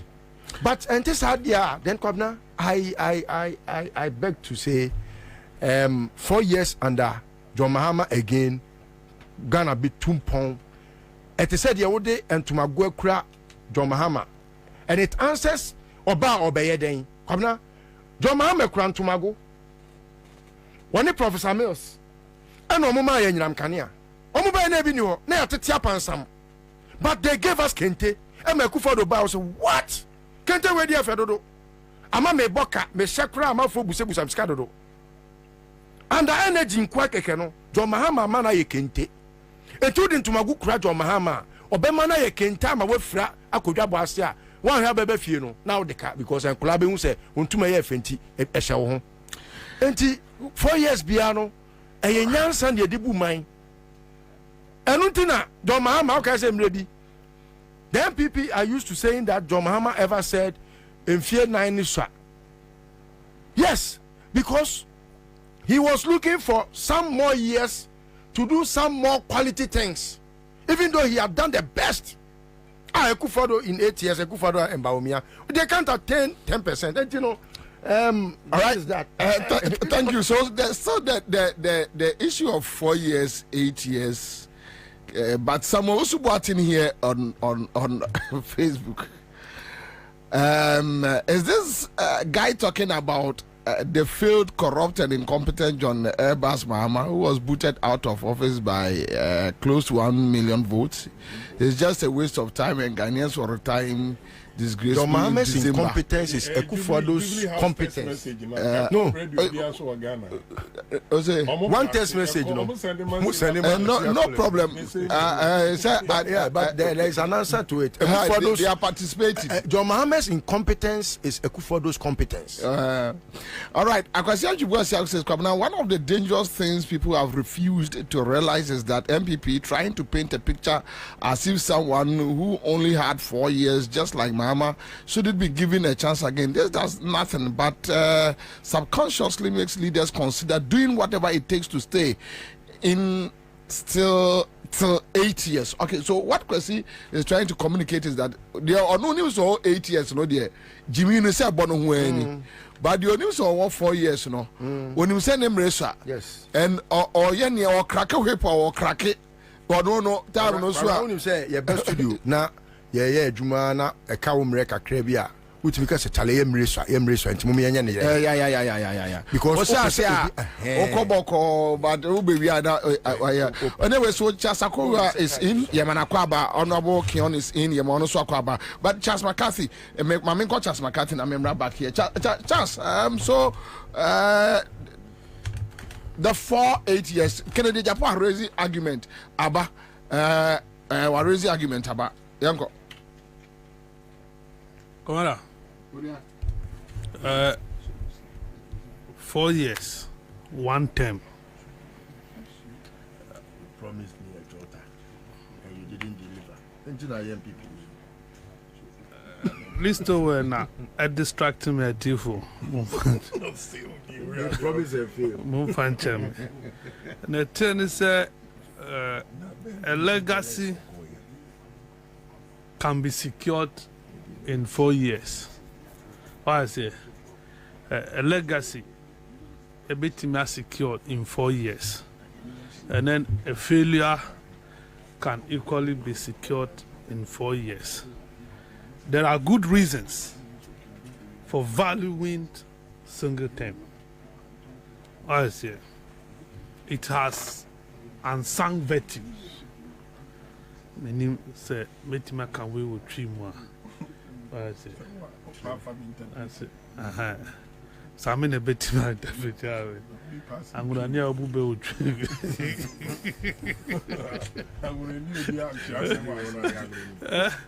I say, and you know, 4 years or no, a bit major legacy, and a been so any legacy. So I'm saying now about the second term, mostly no. Second term acquire build up on the first term. Usually, when you second term, would you build it up on your first term? First term, but on the balance, second term and so. When a man for the money, because on the second term, I was already that is on the silver platter. On a minimum way, at least. But be a way Africa be bring my muhade ya Jimmy senia ya Jimmy no Jimmy level no anti impeachment to kwa yentimi nye bida abrofo no ye impeachment ha ye ku wa say but ene yentimi nye bi anti president bia nya akwanya no to soldier fo a asa because soldier fo na committee ma ye ku no ene omu nye bi especially ye dey ye way omunye tunu kura ni ono makoto asi ntina sanity but eye nipa na dwen wa say eni e woni nipa na tim e na obetimi dia judge ne so we woman 8 years a obetumi aye bibi ana ontumi nye bibi wa say entino ye hwe in the context. But let me put it on record. So Mama will not be the first person who will lose the election in Africa as first as sitting president. It happened in your friend Benny in 1996. The mobility measure so grew a cedar. And on your last. And on your first person 20 years after. On your first person all back for re-election. But then make me confidently say yeah assessment of presidents will make the Fourth Republic and beyond. I think Mama will get a position. So yeah, arrange or more in terms of performance, just within 4 years. Yes, for the first 4 years I'll be here, and as a 3.5 years will be there as president. 4 years, Why you be? Until waja legacy no. This is another 4 years obetumi edi ayebi si yenyi fiye timu say e automatic so be abedi 8 years me I don't want to entertain sadden me e ka me nko a oba 4 years na woko na nipa fufraba at least remember some sense of urgency. Yes. Whoever is coming so oba na 4 years na yes no wa ba be 4 years this can't I didn't have 20 pounds so me second term second term udi be den. Why I say, who plan na any the amount 4 years. And you say, oh, bomb modern need the amount. But unfortunately, a higher way, difficult for a sitting president, government in power. First one term, obey to me say, while lose election. And the can be also, obey fast watching chim among for inside obeji. Say a man to a team says, say a band 8 years. What it means is that so be D4. Now one more home body, obey fuck with 2 can be also. And we need election. So that at least per your analysis, which is now Ghanaians have opportunity in the person of John Mahama to use him as a test. Say, can somebody get 4 years and still perform? Yes, then I make a fast scorecard no. Per the first 4 years now why yeah. Now what did to two yes the Fourth Republic presidents or maybe be nice here you be I think Mama would have done better than Aguvado. What is it? And some and some others. And when I issue I know say Sammy will come and say oh me bad. Let me mention it because let me preface this for him. I know Sammy will come and do the analysis and say Mama would have done better than Kufo. What is it? Any would have done. Mahama has done better than Kufo. And American. What is it? I have no argument. You see, so that is what in America say a 4 year can have a value, a legacy, with many legacy. And then a 1 year, 4 years. And I will see my own twasso. That is the most important thing. And my man into a Timusio. A bambia bar over 8 years. Now, oba not the first 4 years in the dins in Wuna, or see, oh, me was second term to me, just second term, but then I'll bet to me. Let's look at who the empire and another Danko Kufa the first 4 years. Oh, dear, then second term, yeah, dear my look at what is happening. A binin ya oye. A binin ya because yes. 10 years ye dia man o kwa kuwi say ye po obedi ni 8 year 10 years pepe o wi a ya se ama no es gracia ka ho so won ko transfer ni yen that these are the issues we have as a country. Ghana nya countries so be this wi a see e san hwe ni wabusiafo no as into 4 year 10 years there me say one positives and has advantages. For America say I think Trump can ho 44. Why I say, no 42 Trump I become 44 presidents or my 1 term. According to research, Jimmy Carter did best of all of them. Do you get it? And 1 term. 1 term. Yeah. Jimmy Carter 1 term. And yes, 1 term bet my BB. But who's here? I be before the commander, Mr. Meka. We ye nim ponchi I mean to me who difference. That is where the problem is. I say yes sir. Only men I woke up before asma wo catch him so sre woka.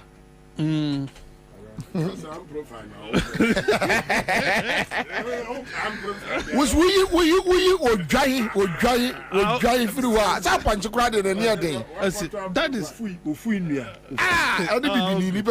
and only issue I yet to and to set 4 year 10 year anyway but okay. There no most of bomb meeting. These are the policies first. And yes, no. And yes, so be better me abe. And ye ni panis of barbe. And I am focused on. What are you coming to do? What have you been able to do? But the question more raising is yes, what are you coming to do? Yeah. The policy saying I'm a barbe. Can you use the 4 years to do it? Now, how many years does the Constitution allow you to use? 4. 4. Because nobody has 8 years. But they are forgotten. They are forgotten that even if the Constitution gives us that 8 years mandate, then we have a clear example of the 8 years you will me. Yeah. The anybody can show Ben what you mean 8 years now. Yeah, until in fact manifestos. So they audited the manifesto promises as to what you have done. Not to cut you. Yeah, I don't have especially when, for example, you have a vice president who has been in office for 8 years, trying to compare himself to a vice president or office for only 4 years. Or no man penny who what's in office for 8 years old, and he is trying to still compare. Yeah, one John Mama or a vice president for 8 years, Crampo, and a ebia one term. And or co-opposition. And no chance we did 12 years in government. The argument no Kotiano. John Mahama was running mate for only one term. 4 years. And no crowd only 4 years. And even with that, your record as vice president cannot match on only 4 years. Bawumia has had 16 years already. Running mate and vice. 4 years no running mate. What do you say? Running mate in the same. The tenure in that space has been. But we are talking about Democrat power. Power, not 8 years as vice. Yeah. John Mahama has not been 8 years as vice. He was only 4 years as vice. So we can do this again. 4 years. By saying cataloging the achievement of this government. Achievement of this government, sector by sector. Now, would you compare Mahama as president, sector by sector? Now, you pass a verdict. All right. So, Canada Japan, I hope so, but now Canada Japan, as a 4 years mandate will be better. It's enough. Than 8. Or it's enough that if you have 4 years now, 8 years were born. And now that is the argument on the street, a conversation that is like Canada Japan has taken a swipe against the candidate Bawumia. A flawed argument. Koramedo wasi. Nidi kama mi wishi minua penini. Listo nana kusipoku. Mpacho the tosu minus wa musa over de okruwane. Me bedi birthday. No. Sasa. Wait me aboni ya hoka afaka. Me bedi birthday. Na yeso oba do take kwa na white body nsa. Na pa yeso obubu sasa there was me could be your birthday. Hey, obi a wo go school kada yeso ko kazo. Dabi me mama kwan. Yeah, kwasi asom. Mama kwan. Adwa timada wasi. She, kwasi asom. Mama kwan me 2 weeks. Say Kwabena ni di atem. Say me simo som kran ha ni. Onimia we want we. Onimia enti no. Me ni ba bia ko. Me simo so. Say be ko di birthday. You. Di now so. So abom de. Ba bom. Da bravo frefro. Adwa timada wasi. Me awaye no ho ase da na e de man. I dear. Listen to Yami Mankwa. Amen. By just our dress and no catch me and come on one shako nutrition. I am one Nicola me. I say, Usuba, I say, Japia or Sampa. Oh, yeah, you are called to the Bibia. Day of birthday, I can't call the Francis, you know our buddy, our friend Francis. Yes. Also, I wish you happy birthday. Good. Thank you. No, see you, no. Or also the Kwasafo for a girls brigade for no. Or do more bar. Or don't buy birthday, Nasi. And any birthday, you're quite sorry. I say, Koda, Yanko. Because we chat you for you. Birthday, no, sorry now. Okay, thank you very much.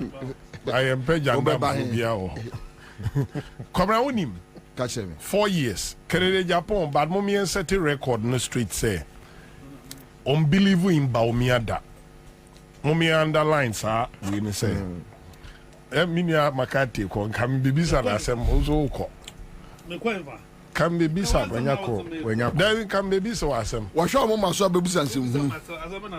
Kam bibisa say. We bibisa say na man launch performance tracker. Evo. Ana mo nya abysmal performance. He's not part of them. He's not part of them. He has never been part of them. Can you excuse him? But me catch say me share list no man who list so man who Charles McCarthy din so ka ho no. E be den no be ka ho.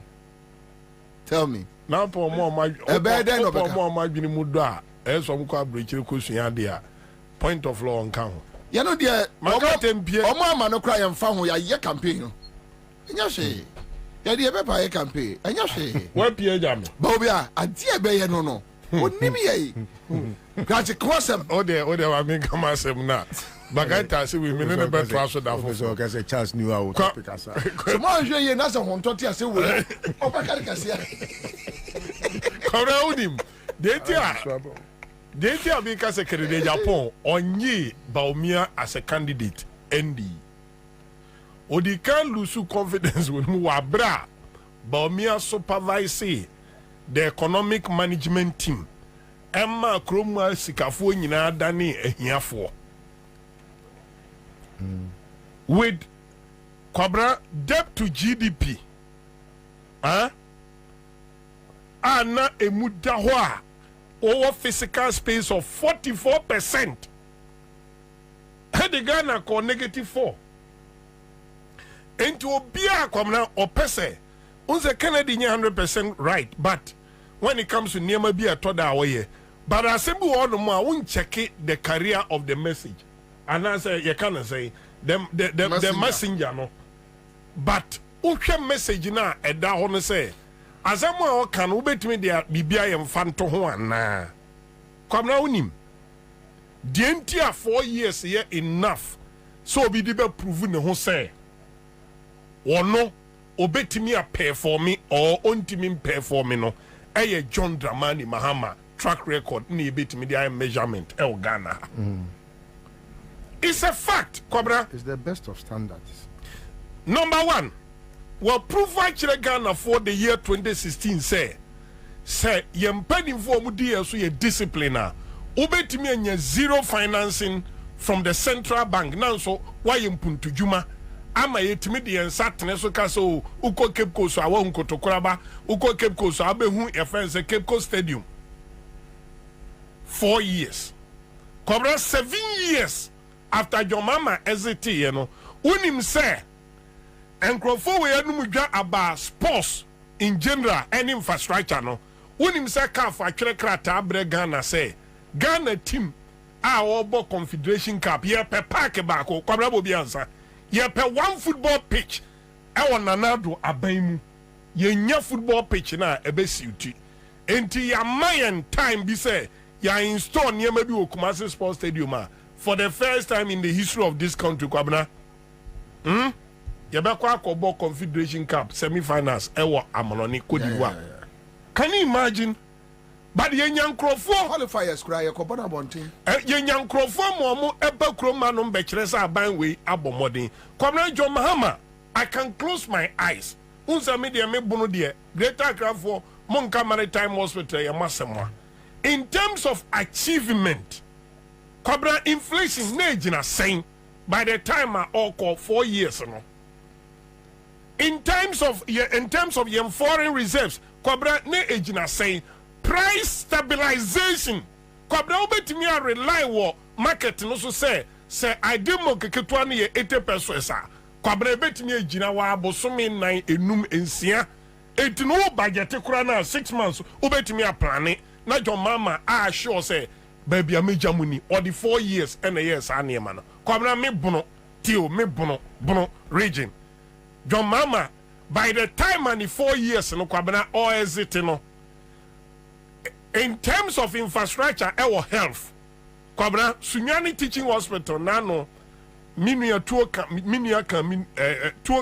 bawo sampa omu chieftaincy no emye de ne koto unim say teaching hospital no me koto surgical breed ene de an operation 120 cedi surgical breed bono kwakwaji manu ni ba omia teaching hospital na omdi plaque ecoboy Rollins regional hospital nanimu a omo bia no so ma Yesunyani Teaching Hospital no John Mama install modern ultrasound machine I was a hospital ma Kwabena ene eno na ehwe bono man John Mama left us Hanabisu Krom Health Polyclinic Stephen Tim debia meka mebo ni din obedi bo chairman kene Japan accuse ni se nkranfo asase na no otwitwa Kwabena Hospital 17 ko wamfie wo this capital a wo dem wo Doma East John Mama ne see hospital no ma bono 17 MPP national chairman ni Krom oba won timi emfa one bungalow currency was a doctors in them in terms of health 84 years you know feasible Kwabena uko baby to say nkrankwanta John Mama in terms of health we see polyclinic na niami answer 17 Krom de anonim or might change deny and convert it into this hospital without adding a bungalow. Nti say na John Mama adie kro no ni standard no ohunu say polyclinic no MPP abai ohunu say we ohunu din to FET a district reference hospital. Your mama is another polyclinic in terms of health. Edema Boma, baby, free. Your friend is saying, Baumia, special assistant, your own friends, a Dr. Kidion Boako. Ono Abobo Scanu to sanitation minister, Amia Saya Pamono. By your mama, see be 15 polyclinic, El Boma de Mamo. Come meet me a in terms of water. Bruno, Nayasami, mobile brekum, key community. The biggest sanitation investment when it comes to say water and sanitation investment, brekum. Say I use Suako Kromama Hunto Chrono 150 meters from Kron, the last building, no, Omale pipe na kudruho. That is your mama's investment. Kwabena nursing training government dia near Bononia Hafo. Now him say Ndrumi Ansah. By the time I join mama ebe free so no Kwabena 9. Mrs. say 1, 2, 3, 4, 5, 6, 9 no so no. I told an MPP for a country will say Chirayen. Social intervention amaye mobile move freezy employment. No ma bisa say some nursing training Kwabena. I am go kwa na chira de ho meboa. Ba mi anko gina a platform so na no say NDC nchira de ba ko awaye e de aboa ni pass trem. In the Sampa Nursing Training College na enko ko na sua de ho. But obi be argue say o niema ni bi o wa if Tamils time so it's not the 4 years. Kwabena be niema na me ke kan ma restrict me ho. Me bo ma mo abro nye krom polyclinic o. E Tamils. Me specific. Me ka John Mahama. Oba me ata obi proma Tamils dia utikura be bom. Any abono no we show near mom ye me catch your mama time of office. New Longro Senior High School from scratch now where you quiet and no quiet headmaster Bangaro, the assistant headmasters Bangaro, teachers Bangaro, and the senior high school. I want modern lab. What in your more years term you to ton cry maino. But and at least to cano. Also can na the shem pass here, Kwabena, a shay emma. We failed as a party when it comes to Yeka Niema. Bono is Ukwa Senior High School necessity education, health, employment. I'm talking about permanent employment. Kwabena usi nursing training mako 9 ede mabuna afwa. Tutor say na chira de accounts officer say na ye adwuma wom. Secretary say na ye adwuma wom. And even cleaners, drivers say na ye adwuma wom. Na waba even educational setup no we nyina ye adwuma ye sia nipa nya permanent job retired and exit na nipa fofra ye den aba enye napco ye be your bukata at the end of the day no me agyawa koto agu enti this is your mama who ka your mama Kwabena infrastructure owie ye ma ye commission ye so the manpower ye adwuma wom. Any effect in your family, you don't need 8 years to you don't need to prove yourself. You don't need 8 years to prove yourself. You don't need. And it's a bad economy nominee at the Adenocra dia Comrana Bobo. Now, where you buy or 4 years? When you're Tamoso 4 years under Mama and Osha see implement a Sika and Koto Heritage Fund, Sika and Koto Stabilization Account. Sika and Koto Infrastructure Fund within 4 years. Within 4 years, Sika and Koto Sinking Fund Sika and Koda Exim Bank of Ghana Kwabena ukeke Sika no bom $1.45 billion. And you see this election year your mama to nanum etu ni prema bra wodi wanfa prema mbam o Jessica no ho say for Ghana continuous developing tino may ndi Sika basabasa. Kwabena aba we bedru 6 years. No on $1 and to account so ben siya mabobo so yimu nso petrol ye tu a no for that direct all the revenue akogu central bank no spending and too bad that say 4 years any more than enough. Mama can't take a creme through, but you so your constituency within 4 years what can you do? Not you, but I'm talking about giving you and John Mama the 4 years. 4 years because the argument now Kennedy Japan and say Onono believes that 4 years is better than giving somebody 8 years. And I know about me ask council on the obedi 8 years, Jomama be 4 years, won't be your well, Musana was saying, I'm a boss 8 years in the end. But Kennedy, a bit crazy a year it should be on the street. That Ono Kennedy too believes that 4 years no Obiso Baya Juma 4 years will be Juma. They didn't can't out. Muslims ni ye nyanu Muslim fu nyina ye mu nyina baraka de sala baraka de me chia chu bibia nyankopon shiro mu nyina na se nyankopon ahwe so na ye de fasting na aba na wiye ye mbom pae se ye nua panyi a sesi wo pega na edi so ye nua baomia a o ye muslim ni a ye se oba na oba nkoda be ma ne be ma nkoda ye haram Unti mekan kyerɛ sɛ ɔno deɛ wɔyɛ kremoni na ɔnye saa deɛ ne ntum no ohia 8 years nyankopɔn wama sika kata n'ani ama ɔpɛ sɛ ɔde kora no toɔ sɛ ɔpɛ sɛ ɔbɛfa bible nso kɔ nso a na ɔkɔkɔti wrongly wei kyerɛ sɛ nneɛma a ɔyɛ nyankopɔn ɛmpene so nti fasting yɛmfa mmɔ mpa ɛmu no so sɛ Ghana yɛmpɛ bɛrima ne bɛrima nkɔda ɔbaa ne ɔbaa nkɔda enti fasting ya omu ye nyina baabi a megina bia asma me ka kyense nyankopɔn ka omakoma nan nua no kremosum na adwen firi so no na adwen mere fie me nua honorable mpacho Allahu Akbar Tabil Assalamu alaikum Kampensa mini list odi kan kwa yishe nkonya wa asori dan ho Dabi na de tosi menu me nua list wa nso me mani trinkwa ene na woda nyankopɔn nhyiraw nyansa ne bibi odi adom no listo Alex eso ewe show happy birthday ne adwuma pa wo ye magana ma nyina wo ma no krede di nyankopɔn nhyiraw me nua Bobie so obi ka se ya papa mahama ewo 4 years wo ntimi ma ehwe na sa nipa onim de oka na no kampon se constitution e di bu o man wadidi constitution atem wasan so a mo hyehyɛ mra nyina wasan didi o matem adai o mo hyehyɛ mra o munim se 4 years obi ntimi nya hwe no mo yen say 4 years good question eja 4 years ene de ma me so ka akwa south me nka se me pay so mo me 4 years pe 28 years niam MPP betna akunyans for kan ko duma ntimi anje no ene stadoma ko be ni nyina na even sitting MPC sia ne niam ene stadoma ko kian na ye no e do so che MP no ono aba bedi 4 years waji $4 million ye hu do dia ye because one na ban ka kire say $1 million one constituency sansa meka na ma mi hu say baomia no kra enne wose emfa Ghana ma no ono na ban krampo no anyi ni vision entum the entire ban engine vision entum no say because oka kire ye say oba beto yen rose no and then he's going to use the proceeds to fix all our roads for us and the road to na ho anase ni ho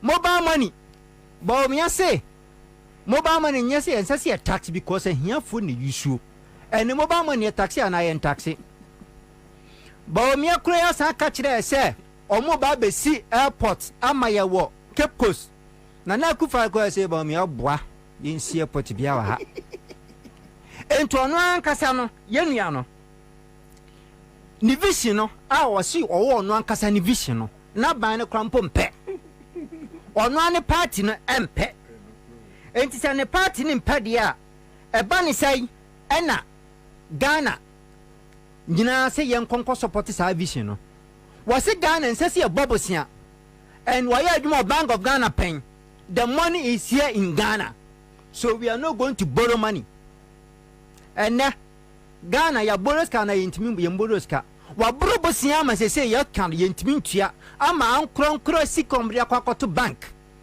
a ma plan on life se okwa ahumije ma naja wodi beto ni BP nro wodi beto diabetes nro abawo ya san for se sika na di a na friend haircut ama mo bre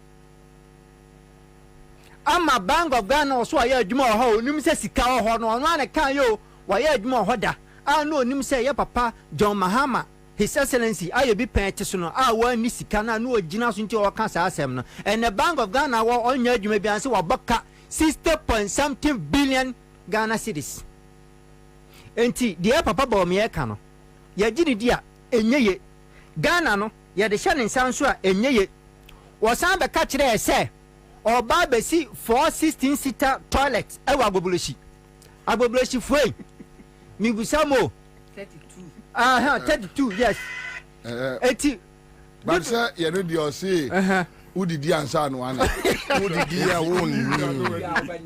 woni wia unjare ujari wia and now ujari a wonni okoha toilet no ba ku krampo no ontimi nsiye enti ono no onyo obi a ye di di krampa eyeye ane mo ka kire ye papa His Excellency John Damana say na ban e friends and family ene hwan ba ane ye de na kwakoya senate boss media matete amanfo akeka say papa na yi na firi ho no na on supported the idea say ni bi wo ha ye senate de on batonton no on pene so that's all on pene so media say ayi sa hotel you cry is it La Palm Beach Hotel they wanted to sell it they even plan to sell it and the man is against it and it is on pene de anya masa peba bitina sana idea commissioner no so kan be ba me kan say idea for her business mo de ko for tenatron mo so papa ne be defending ho say okura kokotena se ne obejeli say minu akabana konfanache eti wat ti apansam ya santeman ye nyina ye dia asante ato abama MPP ato hospital na wanye no na o se tutu na napa wadwen ne manfo ho se ogigi sika no de si hospital no unim se ho ne ma ba ye de ba besi ni so no aba we se omuntua duty o maka ho so munfi o makotwa udi to ba ne se ba o mi aso betua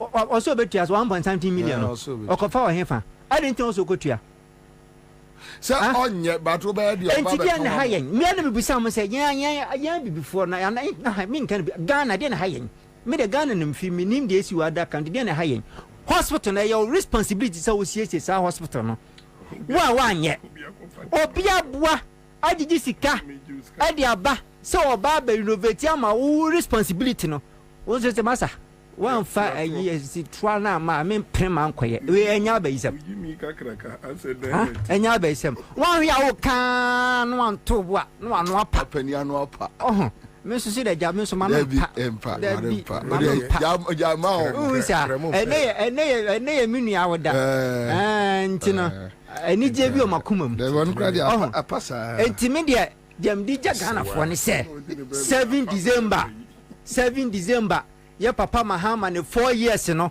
4 years niema o ye ha mo de mo pa yanka yemma na akufu ado 1000 years o ntimi nya da maso da and constitution say mo bia 4 years me na Estabanko Kion me pa kan ko South seat no enye se me se mo ma me 8 years o mo ma me 4 years pe eno na ba kire mo say abrantie yema ne toaso na me yema ne toaso ade ne 8 years me election minimum 2024 2028 bi da me ndwene ho because enya nduru ho yenim de ba besie ane ntino obi abaka say 4 years pe Mahama de no ba be ende in fact Kwabena de man fancy ya why wonto esmen kantre Ghana for say Greenfield Scientific About Clinic omna de bright soldiers capsules aba what tell you so was here na libido ekofom onumbi afi ni low sperm count no na say agina na so bright garlic plus capsules ne de so to bi ekoma cha sakuwia efri say na akuwia constipation bam ne yematim enti ya wasu omane to bi ebre no ewo yesu nwan afi de Greenfield Certificate Back Clinic maybe bacha under 5 minutes binya yanko offer Kwabena for me 5 ne kan honton assemble kwa 5 of every and birthday gift for their mama no of every obi kan instantly etimi shema bufuo na one of the key words are if you be anoba e mami hu ni panel level of intelligence the moment I never cause Mahama or Baba ye den na we e kasa okọ Ashanti regional yenu anum kapa Mahama Baba ye den na ni brade Mahama said the union mkaka no I was say a constitution no ye review na ye ma omampeni bia just one term because Mahama has proven nana yes said do for che dan so mu cha enane denchem ana kwa so tena himfie cha onare de hye enye number of years abetena aba mu utwa himfie kan so ana anya de hye onya de hye enye number of years obedi aba mu na be kire de obetumi aye chingon so che wanu mu na nkire hwade Mahama a breaky record. Mahama a setting record, a breaky records are our Ghana political history. Abambia Nibida. Nana Okofa education. Mahama at the 4 years. AC 123 secondary schools.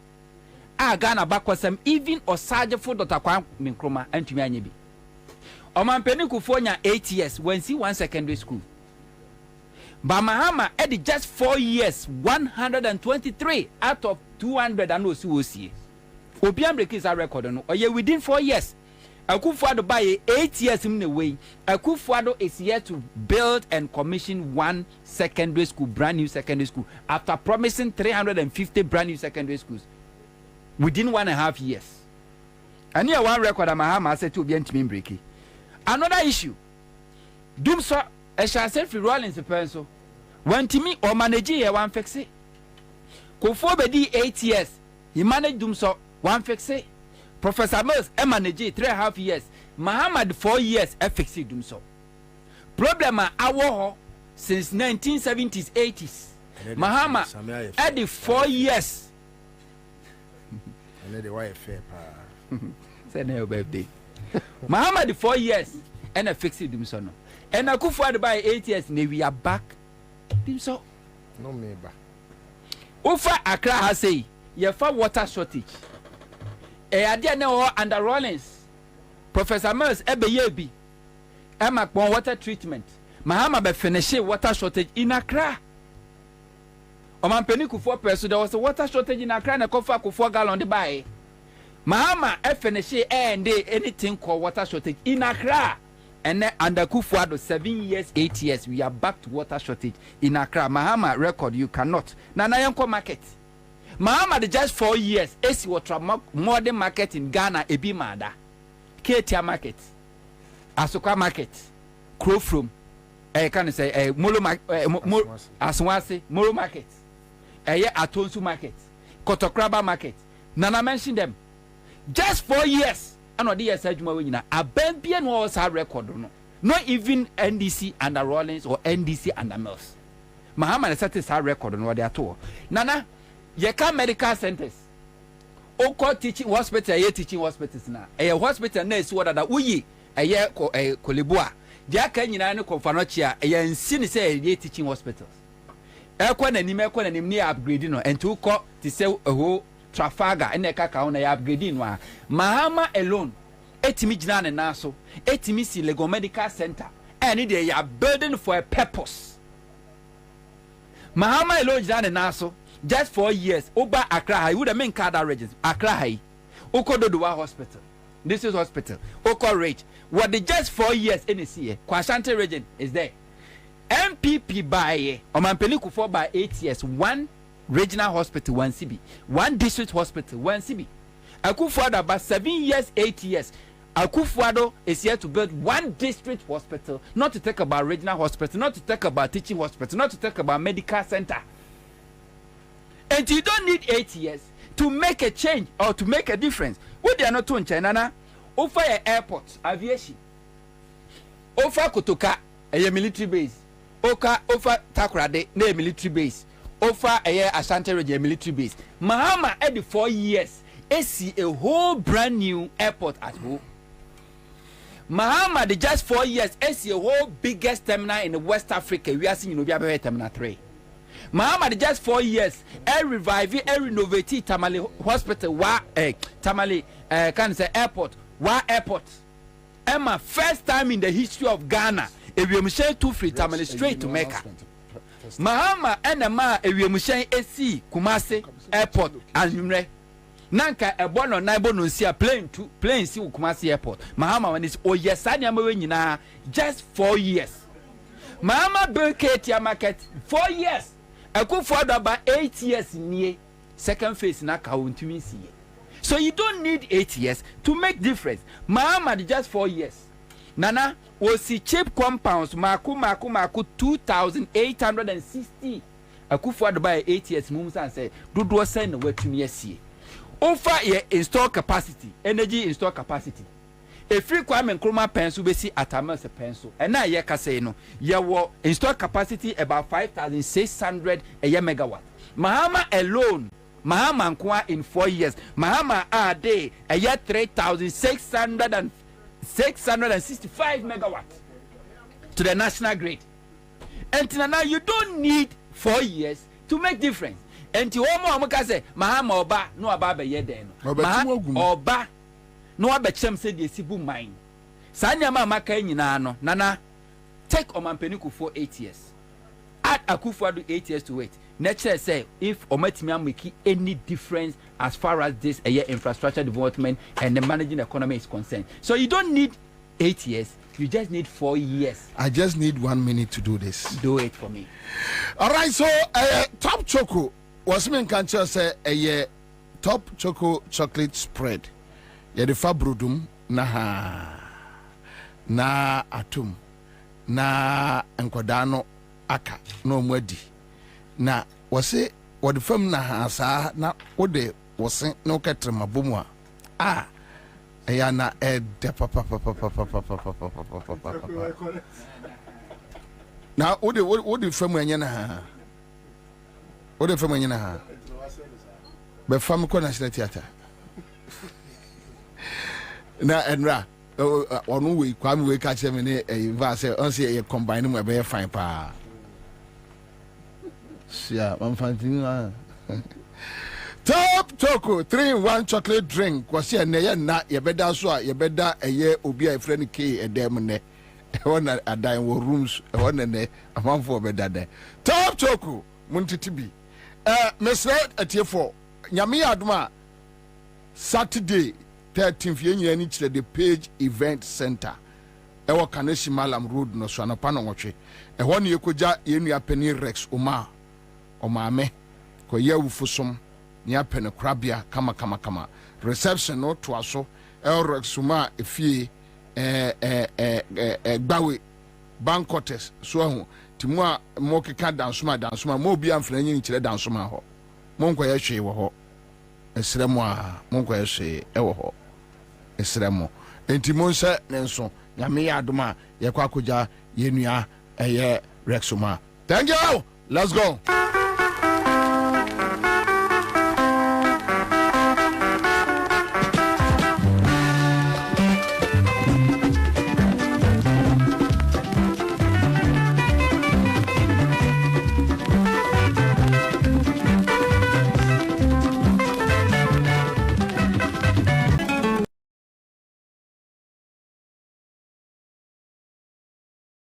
Ordom se sregusia nansimu non fue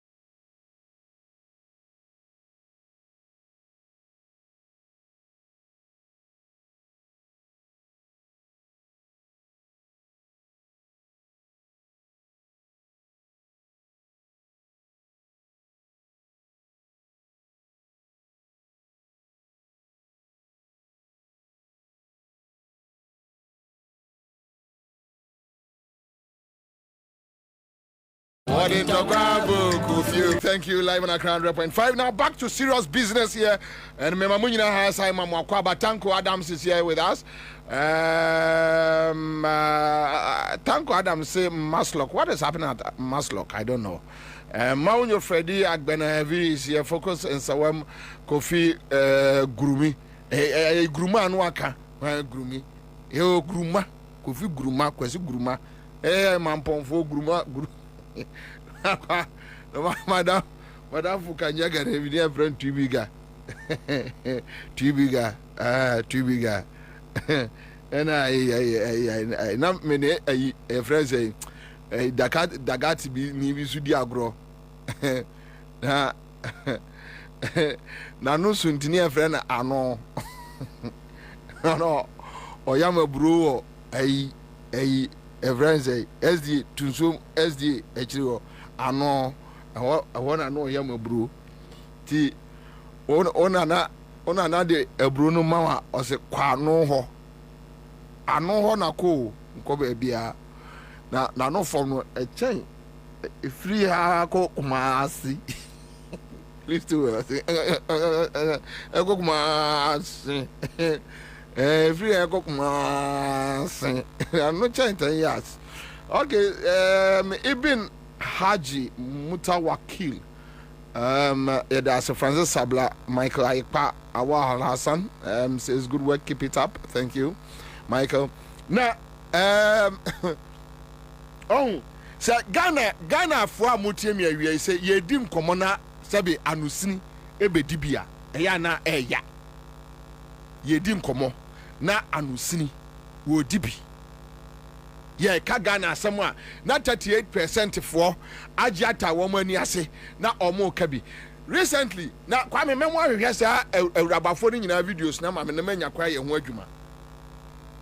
MPP ni get bia or say somewhere Kwame Yaso o radio network no very poor.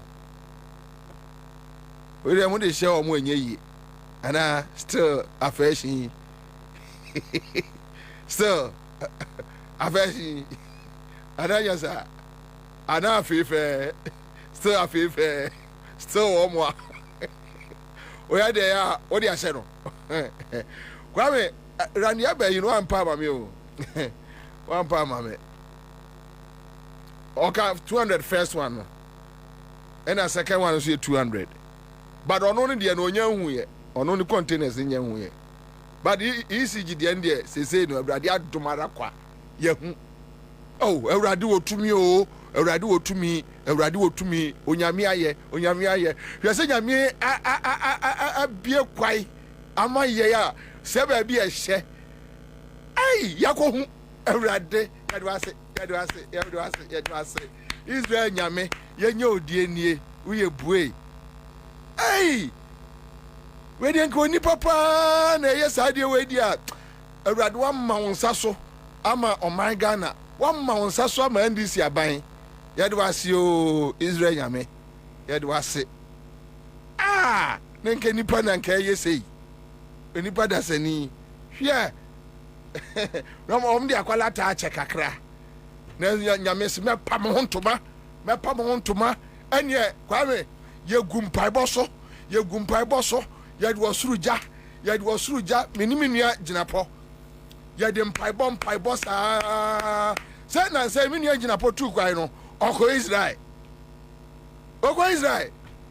na mesumi dzram ewo ha odima mpaye na me so omo kasatia eye ginapo ane munyina mo agina tuo be yakwa bonsam ne ane ye de chekere mo ye tua mo kakaduro ye sisiri pepre hwentia makowisa nyina ye kekabo ye de tua mo wo ye oba na so afa bia fabro wo ye be ma no afa bia fabro Euradi aye. Euradi aye. Onyame a wo de otumi so. Wayo, Euradi waye. Ni enye ode ni akowa oye buei.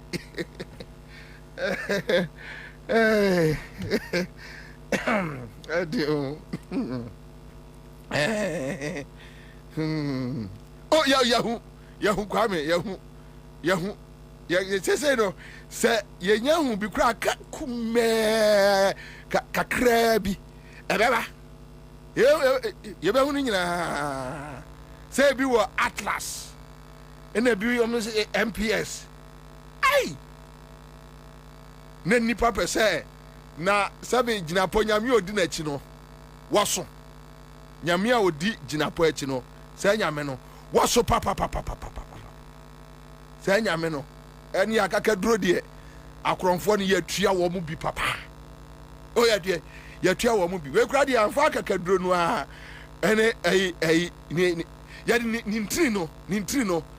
Yesi siri suri di twi wo mu eturu mi ya gidi di twi mu sa. Ni edi akasha so. Edi akasha so aka ho a. Ye de atwi wo mu a Awurade adom.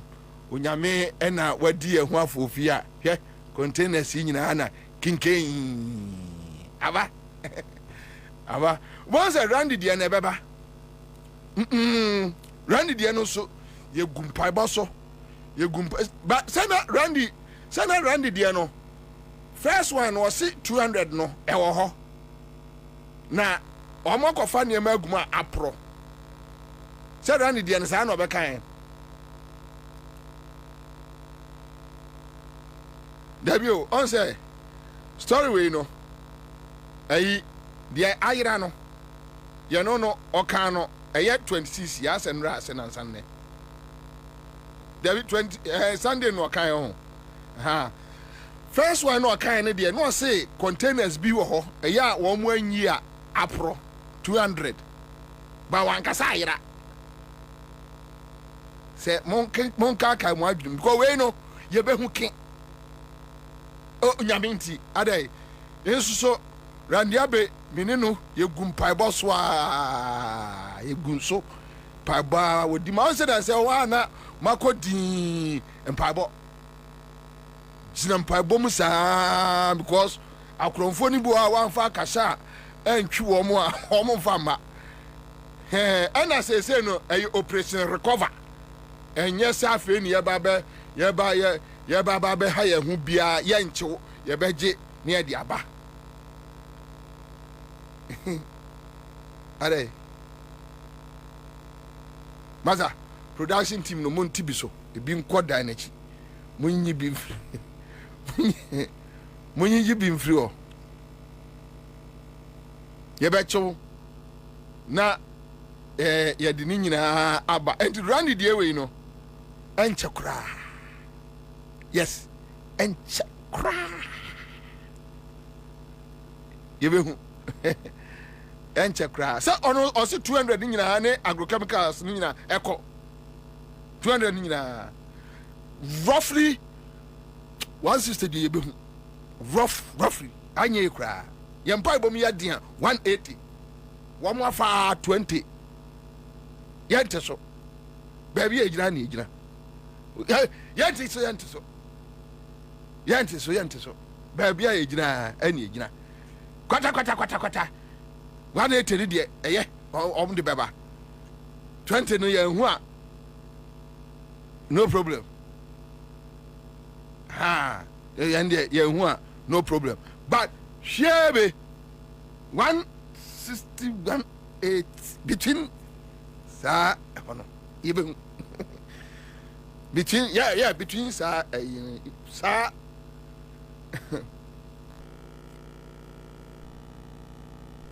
Augustine Kujo say enyere nyina no say 3,000 containers and 2,006 aba tina make say cocoa board and say kwata we are looking at so we swat kakra ti sanye ekra no it's okay 20 no there. Hey, Croy Ghana. And Rana, mene, me ba, Kuna, menini dinko, my friend was Kuna. Ye didn't come on, me catch and say, Kwaku, Ubefia, Meka Ghana, Simbiachro, or say, me nkan kyerɛ nam sɛ me ka kyerɛ wo a uti bɛ pile o bɛtwerɛ exams final exams untimi ɛntwerɛ exams no uti bɛ pile nti o bɛ fie a mɛka kyerɛ wo na daakye ankwama ɛyɛ na ɔde abɔ bra. No, but the point is, Obi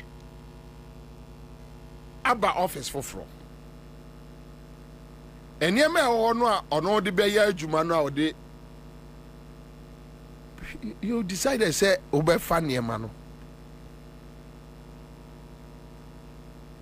Yeah, trust me, dear grow. But enye ECG nkwa o. Enye cocoa board nkwa o. There are others not TSO, Chino, TSA.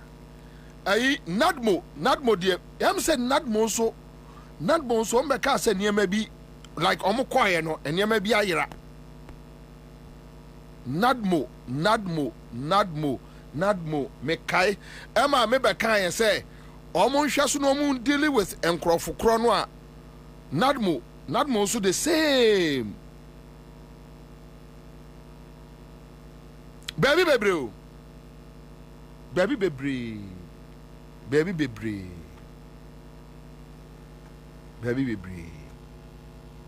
Because say enye and 70 bin na yentimi moswa. There is no way say former ECG boss. Me a madam for Dubik. Senya busua semwa eni kwai se Dubik o papa eye related omo ne ejinaponum ye related but wa wunua jinapo na mo ye ne ma ebegu nanimu ase because ade we jinapo bra bre wo ho no minim da obeda bra sofa was sofa Jinapa sofa. I met Jinapa somewhere last 2 weeks or last 3 weeks. Utimi say neswate wa phone.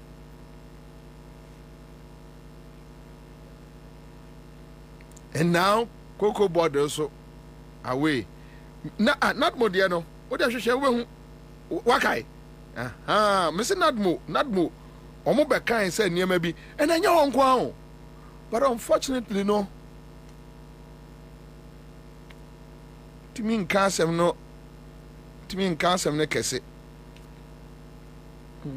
e kano ayadin ne kana ayadin timi nka ne kese kra tisa nka sabe enye Jinapo na yesen ka je ekromu atem didie do so Jinaboba office dabei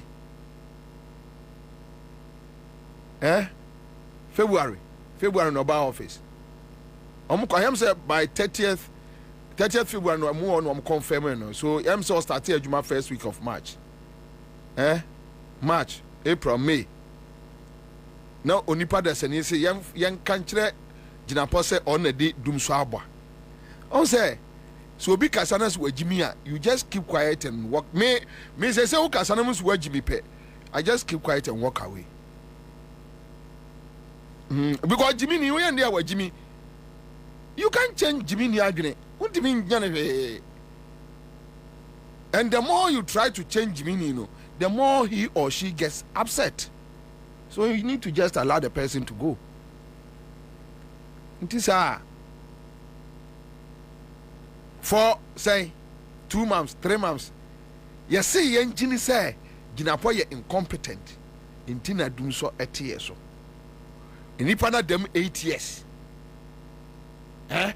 wa dem 8 years one na energy minister before Napo na wa Abuachi Jako se Abuachi Jako na mewu ba Ansah na Napoba to the extent that even Otumfo say tutu e complaining about doom so se man shia gadgets na say na potimi hwe ye nim the whole Ghana attempt say ebusa no see ebusa no say on my load shedding na ehun schedules amount for the odidi obi atem say ye pa yenko ye load schedules. But today, a man for to me kasate say, I said, Jinapo baya na one jo mama edi dum so aba. Yeti kroma ena tema General Hospital. Ye dum kani ama nkola babies ewuwu ye e tema General. This issue ebe between the health ministry and Obano no complaining say ne ba ewu no. True of us. Kroma ena nieti kroma ya. Ba omi kwa campaign ojina platform so ena fun kroma na nieti. Ebia na awotwe. Na nkania. Na amanfo gu esumu ewo kroma. Kwame yentia ana dansuman ene labadi ni adiade ensuo etimi ekọ off ebi 2 months no munya nsuo ye program ha on several occasions man for every other areas baby 3 weeks baby 1 month baby 2 months today a man for person wa mama you see you may not like Jinapo you need your personal feeling, right? But mind you, Sabita Fraja Jinapo is not managing energy ministry like ne bottom machine. Entino or managing no said or no epe wabra JM anymore.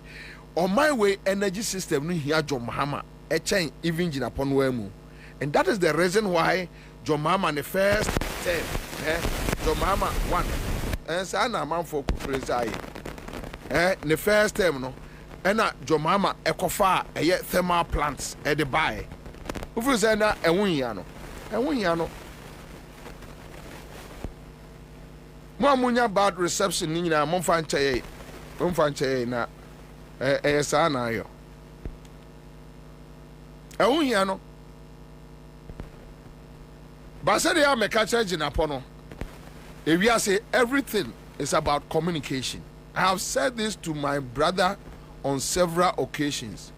Ye didn't come on phone so I'm a catch no. Ye share one-on-one I'm a catch no. Communication. You need to be careful how you communicate to the people. You need to be careful how you communicate, especially your current generation way. When you are communicating, na say communication no as a etwitwa esi umma clarity ememua ubenya problem. Even when you are telling us the truth, ubenya problem. And that Jinapo problem nyina no. And yes why boni bia. And I can understand him. Mamenka semwe. Sebe minua no ma ye do mo hyase me ba Accra say ni e share radio soamenim say ye mu bi time no mo no hyase na Jinapo num nyina aka ho. Right? Jinapo knows how to explain things, but you see explaining something different from communicating message to people different. In the Mecca Sembia on your communicator, it doesn't mean he is incompetent. And minim said ya meka and because sa containers we are same way no. Any question ka Jinapo ma former administration no form who did that. No way. How? Any question more form who did that? but ye kro ya team no nsɛm no yɛ bebree sɛ Kwame nsɛm no sɛ wɔyɛ wadwene sɛ w'ani aden na wo na wobɛtumi akyerɛkyerɛ mu bebree a na wakɔnya problem but obiara bobɔ agu dɛm ada no bɛduru ada yɛ bɛkyerɛkyerɛ mu na bɛduru obiara boaboa no gu dɛm maako ada ɛbɛduru hɔ no ada no yɛbɛhu nti yɛnka ho hwee ɛna meka no sɛ cocoa board deɛ no we are just hoping and praying obiara bɛka ne nsa afua na yɛahwɛ baabi a ɛbɛkɔ akɔsi then ma mefa wɛntwa toɔ meka girl bi yɛ MPP ni girl bi bɛyɛ 3 weeks ago sɛ ɔse hwɛ ɛmo boɔ hwɛ deɛ boɔ in the first place Kwame ma menka saa asɛm wei hwɛ onipa da sani ɛyɛ a ɔno na ɔtɔ cement MPP free abamu na cement na range between 110 115 to 120 ɛhɔ na nɛwɔ depending on where ɔmo mbɛfa kɔ bono tachimai kentampo na ɔmo tɔ ma ɔmo 120 retailers no aha sei ne baby ɛyɛ 115 baby ɛyɛ 110 Kumasi 110 115 right because because of fewer prices into na omo befa omo de ni nyina dey eto so okay so odi yen cut it down sorry MPP ni atimi ato cement 115 cedis or 120 cedis sometime now auto cement 115 120 cedis no na auto fuel 19 cedis 17 cedis 16 cedis per liter and so no say Ghana at the same time now we are dealing with $1 to 16 17 Ghana cedis at that time no see now you talk dokno 7 cedis 10 cedis or say na oil anwa kese no fright or kese no yellow no gallon no kofo gallon no na say 1,300 as 1,450 na o say lorry fare ni entity so no say break the 8 in all this situation okay so now the same person today onim say auto fuel less than 13 12 cedis per liter onim say today so a importer he will need less cedis to go and get dollars yod be kwa fa niema so kwa yi niema porter esan the dollar rate niti no on sika bebre na ode akọ onim right onim sa de we onim say now say o send this car 1,000 cedis because of 11 na year free oninti no enya de a sa deductions no ebewe no onim woni trim o kotwa bet na odi a onim say ni nyina ekoni botom enya de obi atb onim sa de we nyina but on jiminti owia no abusa say anti se minya we nyina na cement price na ko 125 130 no na iron rods no enti emfaso no a wanya every petrol no a yateso no emfaso no a wanya every 11 no a ye free one a eba bottom direct no emfaso no a wanya free betting tax na ye free a eba bottom direct no wajimi keka bom na fa so skoto cement aso on keka mom fa nkoto wo de ba no wi wajimi wo ka se o mu nim nyansa wo mu si ena Bobie didi atem ya enua na odidi atem wajimi in the course of you having all this prices there Still now see break the 8. Now you are in an era. Yeah, Kwame. Now say you know oil any enuane any meeting say on Ghana Web and other news portals. Yes, Labadi, Kenke. Now ubeduanya Kenke 3 cities all Labadi. Right? Me dokrunya aduane ametimi di bebre. Me mpe dokno bebre. Me mpe ankasa just than minchi. But me sorry say me na ma me koto dokno di.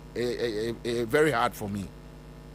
Anyway, opa banch ifufuo no pa fa banche nko awo. Medi. Me krumo aduane no. So but omo kotobi no. Omo kotobi no. Yes. Omo say be about 3 cities. And there other commodities. I have watched some few videos. A young crofworker, commodities above from goods and services. Inflation is dropping. Then this person is telling you no. But today, that is what we are going to talk about. Live on Accra100.5. I'm on for I say Patrick Lai says I used to like Jinapo, but I don't like the way he's trying to cover the MPP in this container saga.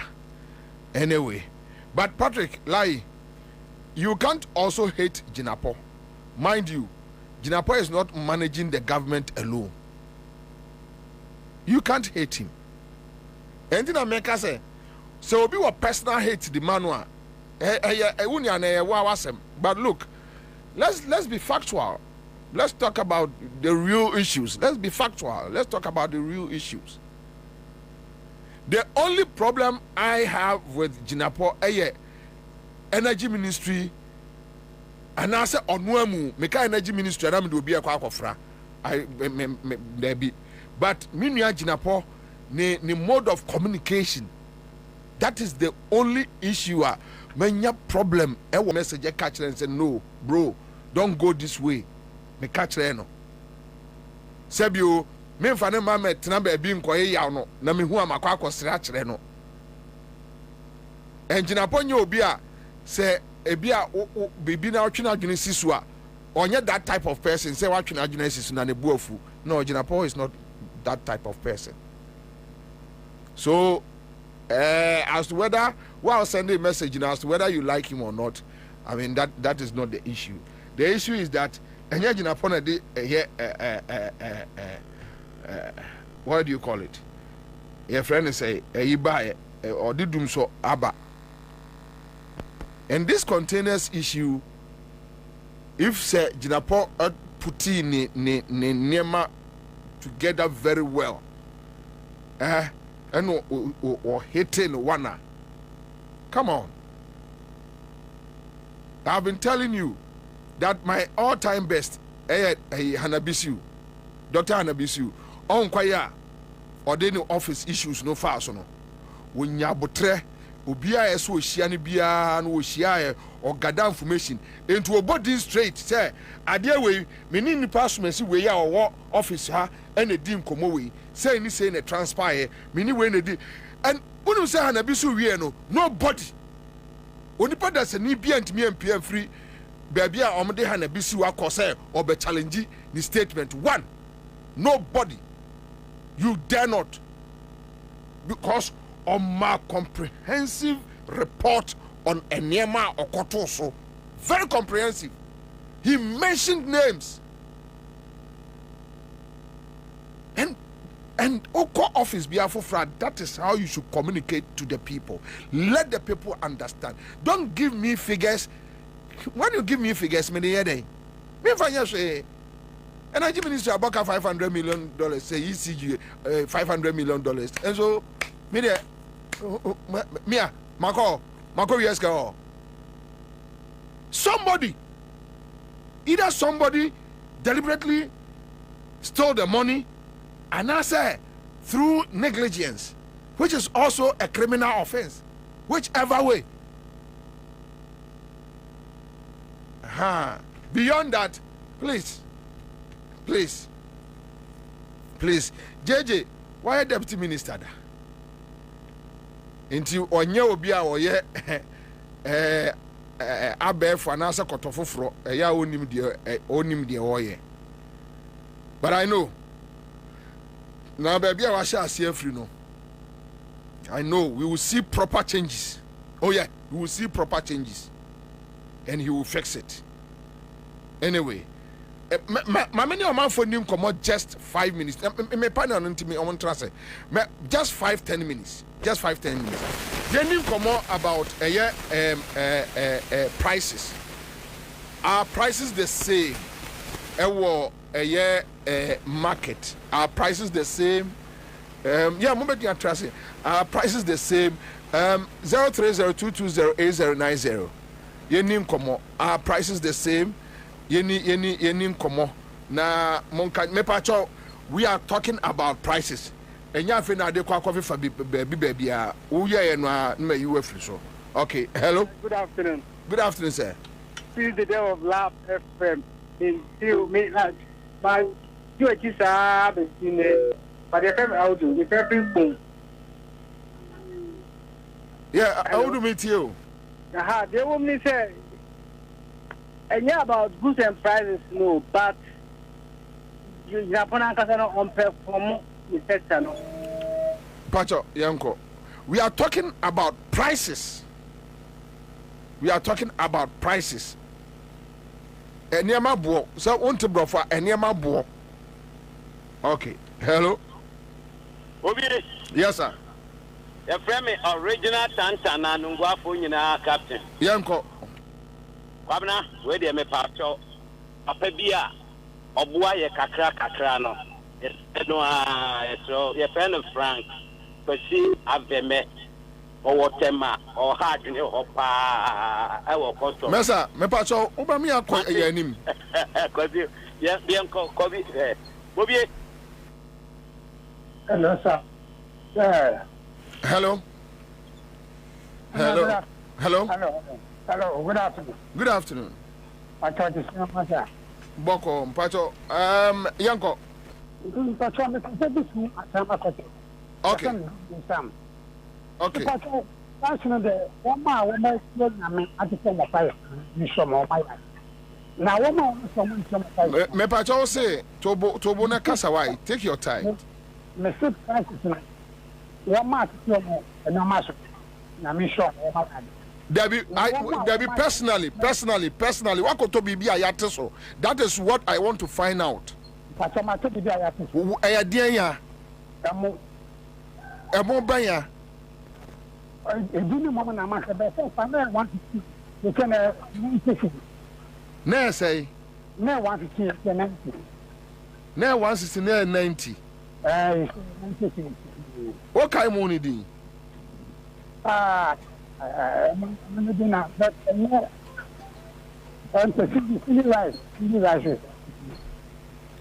okay, all right. So what I'm talking about prices. Enyama ebo. That if you don't have that experience, don't worry your head. We don't have that time. Let's take ourselves to exactly what we are talking about. Hello. Hello. Hello. Yes, sir. Yes, sir. Good evening. Good afternoon. Commander, Macho, if I'm Thomas, every Kaneshi, Mr. President, get to an 11 cities by Bekoto and one of my 9 cities. A year president. President, small one. Who's the president? Small one. 11 cities. Also, your toothpaste into Woka. Other brand and I said Pepsodent brand. Oh, okay. Ketwana say 11 cities. 11 cities, but I'm going to 9 cities. How many more 9 cities? I see. I want here. Kaneshi, Kaneshi market to Gino Hospital. Okay. All right. Okay. Thank you. All right. That's fine. Thank you. I'm going to find another caller. Hello. Hello, Bobie. Yes, sir. Where are that? They don't have them Nagodala. Nagodala. Okay, Yanko. Medwaba School Junction. School Junction. Okay. You know, for in the photo, the first night 4 parts, and then we call them 3 million. There. green, long green rice. Long green. Half bag. Oh, okay. Now say. First and the 4.5 and almost 3 million. I see. What on the Benea? 3 days ago. I was in for market. Medina. Okay. All right. Okay. Thank you. Let me go find another caller. Hello, Bobie. Yes, sir. Me ma wa yoko ewie yi. Me Joso, Oja. Nyamin chow pa. Me dey Mr. Lincoln. Mr. Lincoln yanko. Yo. Wa mo afwa. Baby a farm milk factory no wono. Supermarket me wo ho. Last week ya, well close up kesiye no. Me turn 8 cedis. And rice 5 kilo rice only din the mam. MAM 5 kilo no me turn 70 Ghana. Omo other brands wo ho. Utminya ebinom 80, utminya ebi 85. Ebinom 70.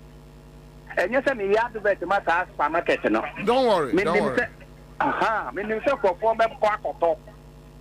Niama wo ho. Enti minia niama na prices ni yes say. Me see omo 5 kilo no dey me Bobie. Me pa chan. Me see brand no ye mamam. MAM 5 kilometer no 70 Ghana. And a close up kesiye no enye kisiwa no. And I'm saying na saying Ukok Joma. First no na close up kesiye no utuminya no 20 Ghana 22 Ghana. And as our rice no so utuminya no 100 ana 110. Asebe mi kai Bobie obeti ba ko ho se ya no akoto wo niama. Okay, all right. Okay, thank you. Yes. Thank you. Medase. Kojofia says, come on, I bought a copper pipe today and the price were 740 instead of 780. That is 1x2. And then the 1x4, 380 cedis instead of 420. Julie says, I spoke to my friend in second day and she said cement is still 115 Ghana cedis in second day. It depends. Okay, so, hello? Hello, Honorable, good afternoon. Good afternoon, sir. Where your home time? Okay, Yanko. From Westland. Who tell me? Mpacho, I meet you. I told you, Miami Koto in Westland. Your papa baku, your family John Queen. I know what talk here. Active man, I mean, no call no, because 20 cities. And I told you, what all tax number now 15 cities. Oh, I see. Okay, 1 hour data. Not any video. I'm an uncle to that one. I say producer. I see. The free 20 cities, about 15 cities. Yeah, active man. Including active man, 20 cities. What is the 15 cities? Okay, active man. Western communication. Okay, all right. Thank you. Thank you, sir. Thank you. Okay, Mami, found another caller. Hello? Yeah, hello.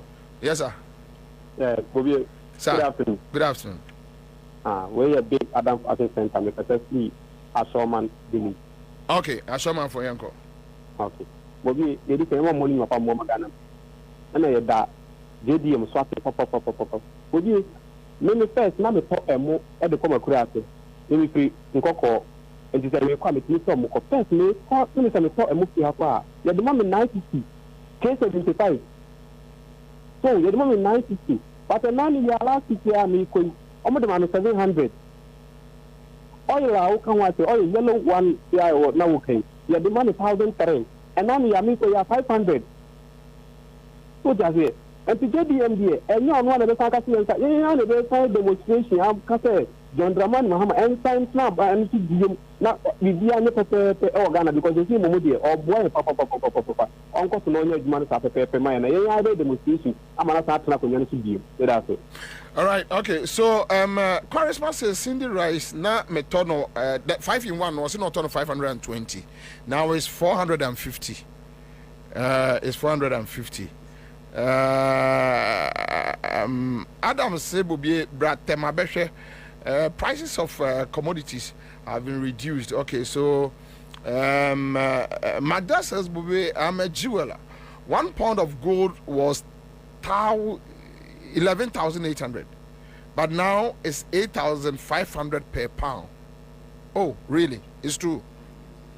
I see. Okay, so correspondence or no Kumase. Dramani says I bought granite paste from a shop. That's the blue bucket. Was 170 Ghana cedis. But it was 200 Ghana cedis somewhere last week. And I'm dropping the about 170 Ghana cedis. I see. Or the number crowd to us, yes, will be a people. A bit me, I friend. So granite paste, and blue bucket, no, a ketuano. Aha. Nay 200. Now Omar drop it 170. A free one. That's difference 30 cedis. 30 no. First 100. So ubenya cement bottle by quarter. Simple. What so now say cement board iodine na ya no in the focus also. We know anyway. My member back to studio, and in the studio today, many Samuel Amwa. On a deputy PRO, the GPRT. David Agbado will join us, PRO, Concerned Drivers Association, Techiado, Head of Communications, Abosoka Spare Parts Dealers Association is here. Charles Kusia Pierre Kubiguta, Head Business and Economics Bureau. One also be joining here later, right? So GPRT, Chama Akwaba, Commander Mijoso, and Minia. Pacho, you should. It's a Kwame Unim that Adam Bayamano. Anyway, Minia Akwaba. Mijoso, Commander Akwaba. Taji Akwaba. Lion man. Boko de. Ja, Adum na hwe ya. Ja. Mama, go straight to Same. GPRTU. What is happening? All right. Commander Medasi Bebre, my main fa akonya isu enchia mempanimfo na momuso ma menzo menya akonya babet na ofidi kasi isu national chairman order GPR2 ku na no na nani makubresi ama ene na bedi ekire ni okantankra ene mpanimfo aka nyina no mechia omo na mabo mabaso kase pa nso ewo adwumaden omo ye de boa GPR2 ku no ene ahyenka dwuma ewo Ghana nyina. Yes, GPR2 say na watchi twemu dwade twemu ya na watchi twemu no na eja ye ne transport ministry ne ebeshi ekohia na yekohia no say ebehunu say baabi ane ama akone de na esa ahyenkafo ye nso yetimi boa ewo bra o mampani say o reset Ghana no na o hwema ne ama nyina yetimi aba fom na esa say ye nso yetimi bam ne ye beboa enjina me say ye nhia mudie no enye GPR2 nkwampo na ekohia so for the free all the other transport operators ni nyina ebe mu be concern for ginamu true driver for ginamu GRTCC hene ye boa ye omo general secretary no so ginamu bi say nyina ya no call bankrum ne ko si say esese yetimite cash into abo so ohamu nchichemu dunum that is 15%. Nti ebobo hu na de ekosi nyina ne say ese ye maye homre kakra say de be betime ma communications akọ down. Ye said ye to ashentu abonu ma kwan ye fa so a ye send secular ni ade ni benya mmere ni yetime di sa adwuma yi nti ye nyina ye ma ye ho se da memende ye twam ye 24th no and as a 15% reduction of transport fares no in take effect. James ampa mpedinfo eye adwuma bi eseso mo ye ba fie ebe ye calculation ni ade nyina de gu nkrata so sene secular enso they call all the 16 regions are ye hwe say 15% reduction ni eye adwuma ewo oman Ghana mu.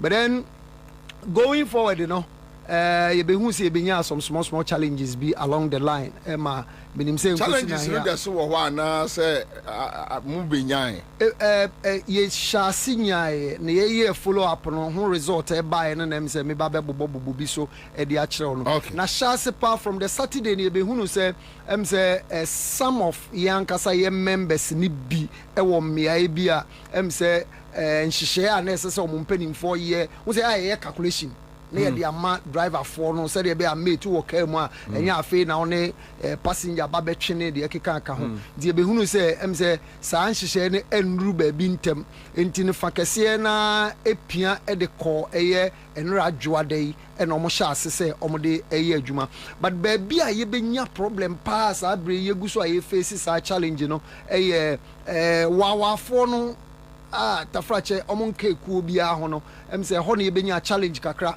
say we GPRT ninko ade na say ya yes anhihye na wunni so a ye internal sanctions a ye de emaw na say wawa for no so de obi antimi emfa subo no emomo enti passengers ne pa ombeko station akwa faka sanete na hu say Bobie wawa for no ho aban no ammo chance dodo de enti ameka say aban na ammo chance dodo ni say emra wo ye Ghana maimu a ekutia omo esoritia omo oh that is it sa emra ya hihye a ehwe ya hyenka dwuma no so no LI 21 adanu ya yekokotu at council regulation 117 ediko ye adwadifo freeway regulation 121 enso say Ansah obia be adwuma as commercial transport operator ewo Ghana no such operator must belong to existing transport union say ye hwe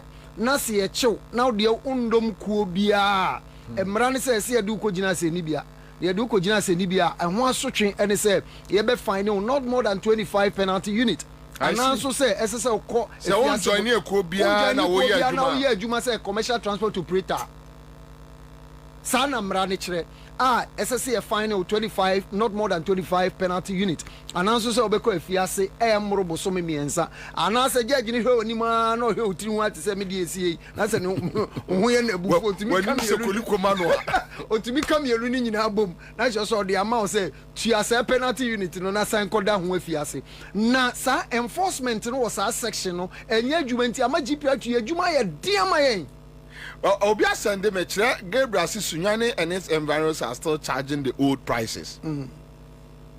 Yes, ebi na ye face sisia no. Enti no. But when you say ebi a GPLT we wo Sunyane.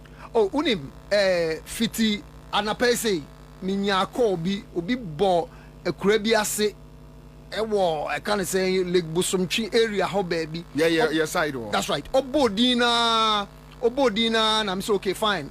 Falling under Ashanti region. Quickly now na me call e dey call Ashanti regional chairman ho. Ono so ye call share ya within a short time normal rectify na ye adwuma. Omo ye members are to handle them ya na a bit easy for us to handle.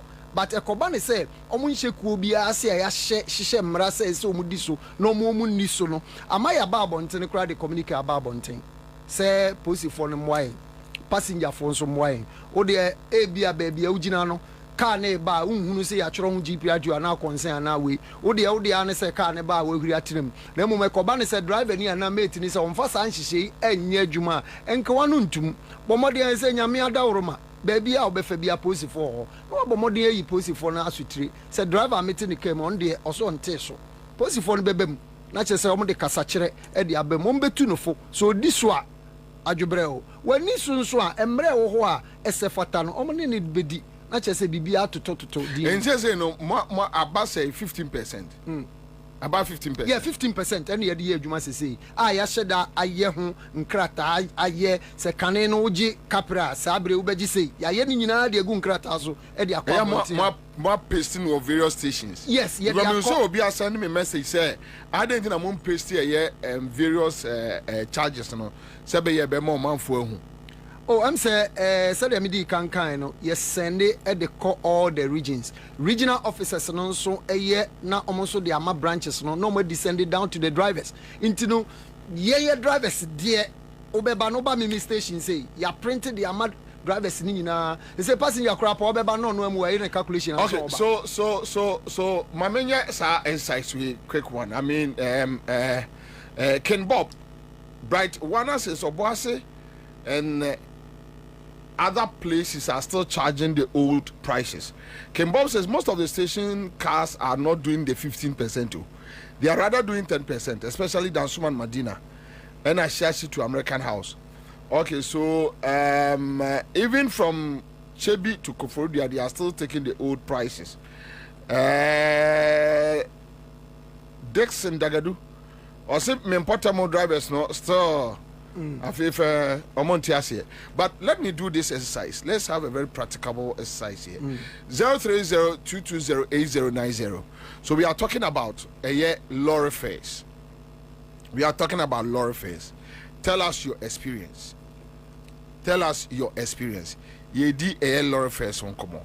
Any enka your experience as a passenger. Tell us. Say if had ha na me phone say omate so no half for the omonte so say ya no edi unkomo. But unfortunately for us no said the any akai no how many unions GPRTU Protoa GPRTU maminche bugakra unse Ghana Road Transport Coordinating Council GRTCC no ekua Pacho bia basunti hello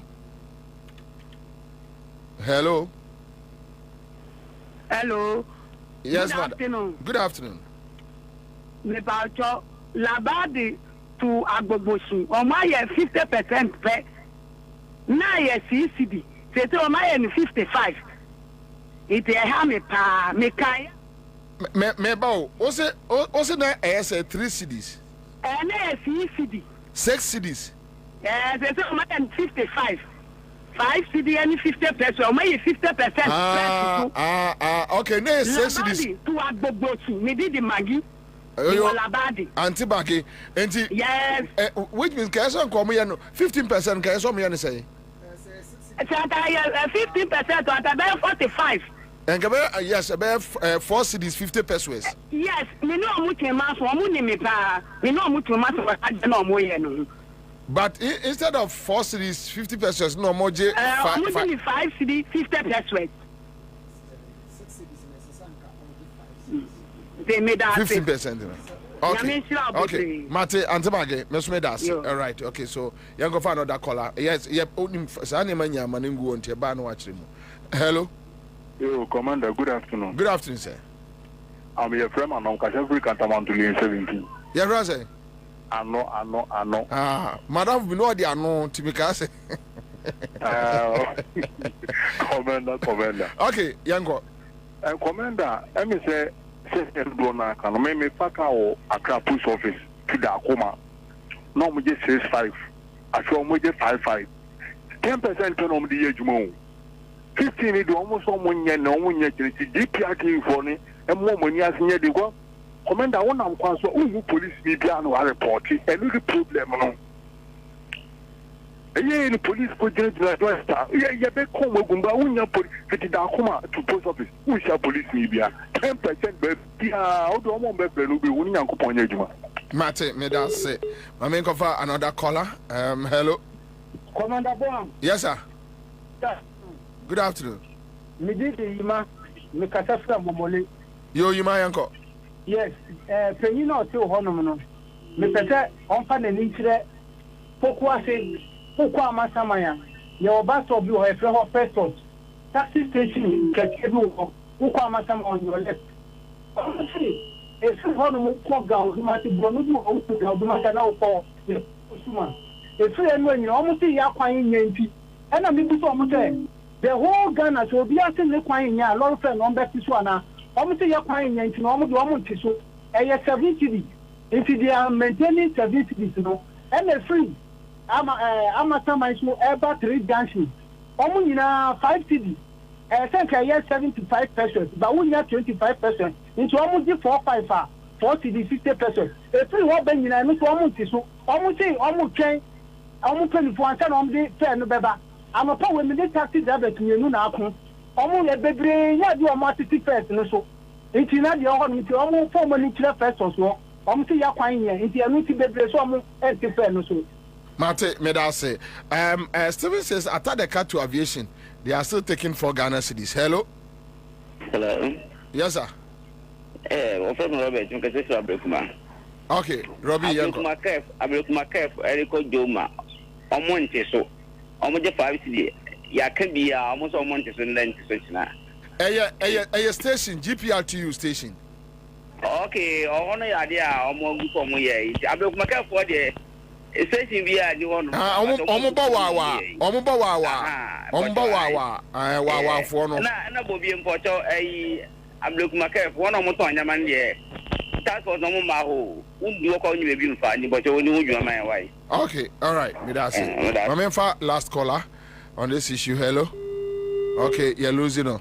Hello. Hello. Yes, sir. Yeah, Bobie.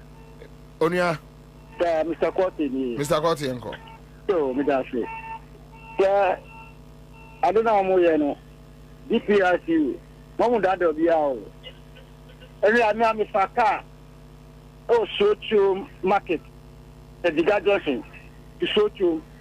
Let's take a somebody crazy. I don't catch you say. A treaty is a digada. Now that we have to so something crazy.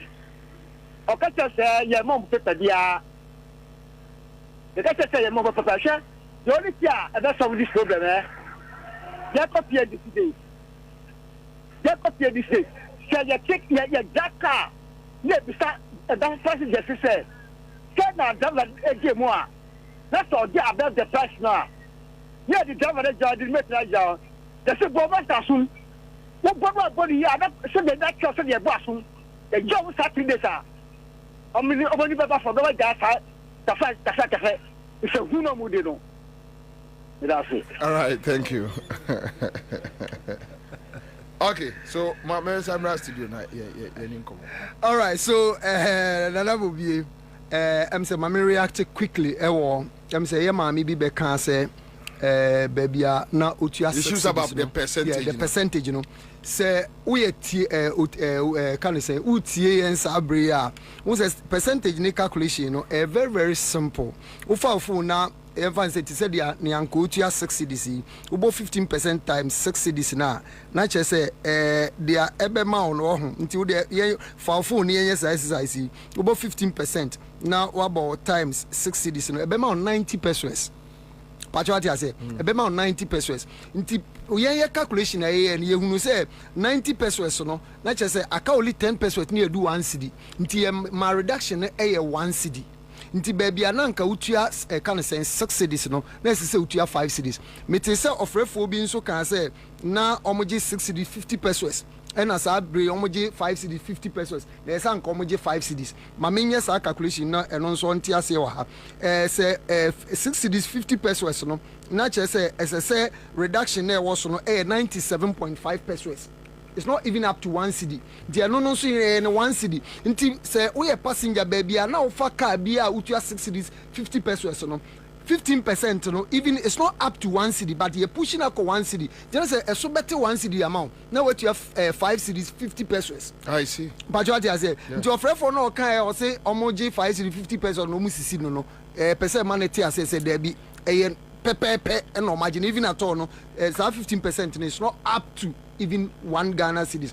Now yembra can say obika amasama and Festus area honey. Yeah. Yes, yetimi hunu say some of the areas no home drivers no complaining bitterly like to say they are no more come kwan near then yes and penses so mutimi use kwan no as a yastic say kwan yenti yenti ashentu aboso but if only say GPR2 station kwa ye be move ahead near say you know like ometime di esa nhihye a ye so ofrefo bi nso em say baby ano no so kire na che say wawafo ya sema na ye kan ya but em say wawafo no na ha adwene. That's right eho na problem ne kase nyina ewo oh na nti ne aba abonten say posifo ne mo em say no ofrefo bi nso say baby on befa bi onmunya posifo ne de keka ka ho but the entiase say esese Ghana nyina atimi bo GPR2 ene ahyenkafo abaso. Why am I saying this?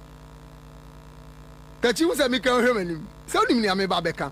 Hwe ye ka transport fare review na ye na won. Enye fango nko an ye use o. ye use only fuel product tafrache na Bobie udi fuel egu kem na tie insurance ye beko na tie Debbie amoto tie aha won say and do how many days na so the tie the war won say timi na mama nka bibi nchiro time na she car na se no ho etimi say at any time etimi pie at any time intimi say ukọ akokoye negotiation na ho e say utimi factor sa na ma nyina ewo mu engine oil bosumi bia car bia ye trotro bia change no oil every month the oil long distance at least 2 weeks achepa ni 3 weeks e so change no oil ye to ni 250 Ghana cedis still the same Same menye ma ye radio yemfa ne se emfie aduonu emienu ana aduonu miense ensi da wo ma we abakosem se ye say GPLTU ana se proto ana se concern ana se commercial transport operator say omo beto eye asentiade mu adaya car type boy ni minti bi da if you see a woman nana will be minchi and I say meba and also more issue statement say yes engine oil boy iodine always a free kwasibotwe you already a budget a pencil or then a bag yes kwasibotwe e be ready budget to always it has been about fuel prices true of us the outcome nukure trudo na maminchiro di enti because more money say the impact of type prices and saniamano and yet daily like fuel otona no patona wiatona nyumre. That's right. And you know say abrebia ye behunu say petroleum product no epege ni mu ye ne aban eye nhihye abanda de twam ni omo ama betwam ko nyina say abrebia no fuel price no raise up to 10%. Then na che say mra so say SSA ahyenkafo yenso ye review na sa review na ye be no ye review na ye consider only the fuel product it say just recent negotiation ekoye ye hwe say fuel price na about down up to 18%.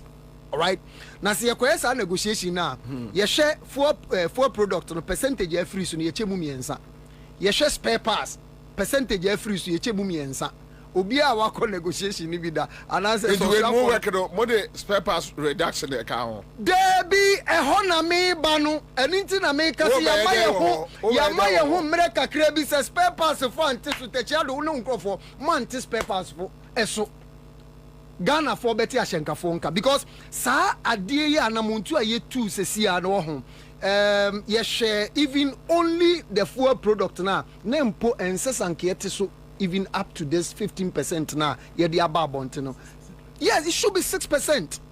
Sanke fuel product and 6%. But ye beside I say now, Obia the subo air wash and force as a minister ye meeting. Yeah, meeting. Yeah, man, meeting umaye. Oh, yeah, meeting abaso. Oh, meeting the abaso, nana.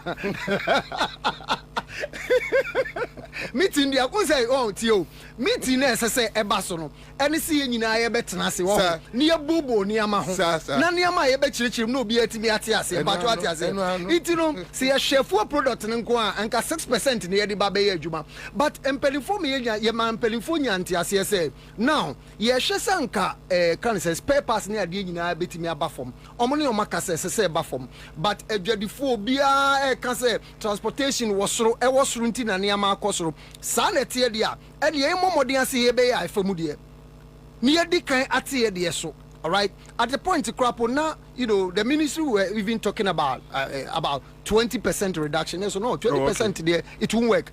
Yet she has seen me who die up and down ko nimda breach ni adia and ye be 15%.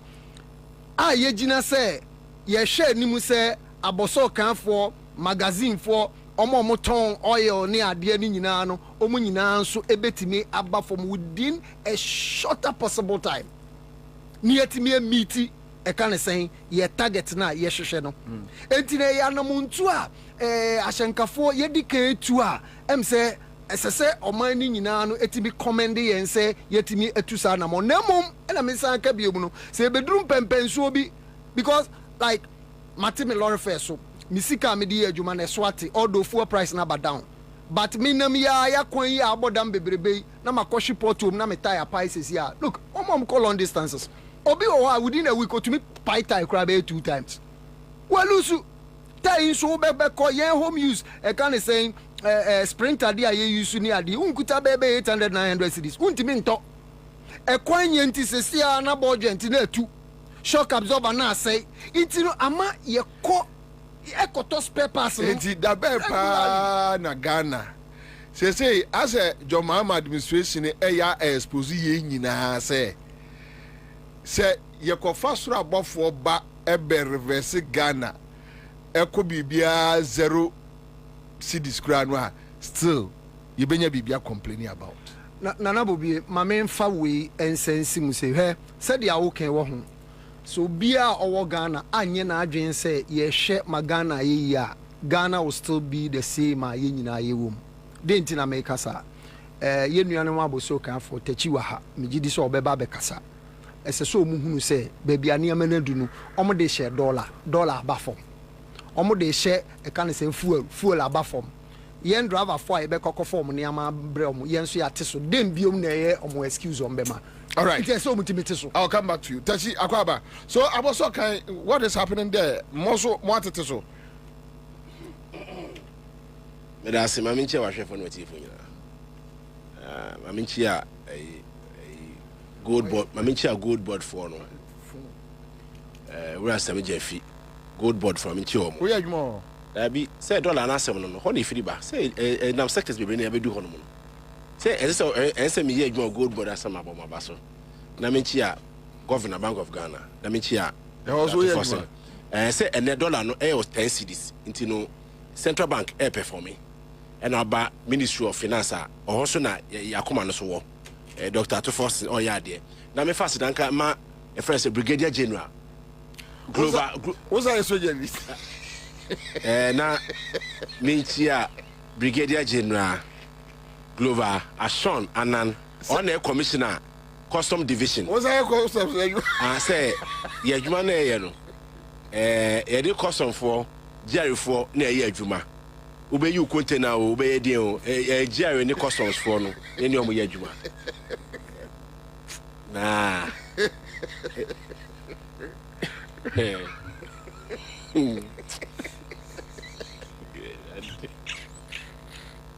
hey you are we na ohwe baby a economy na kodu na say ebi mu sa ebi mu perform pa na ohwe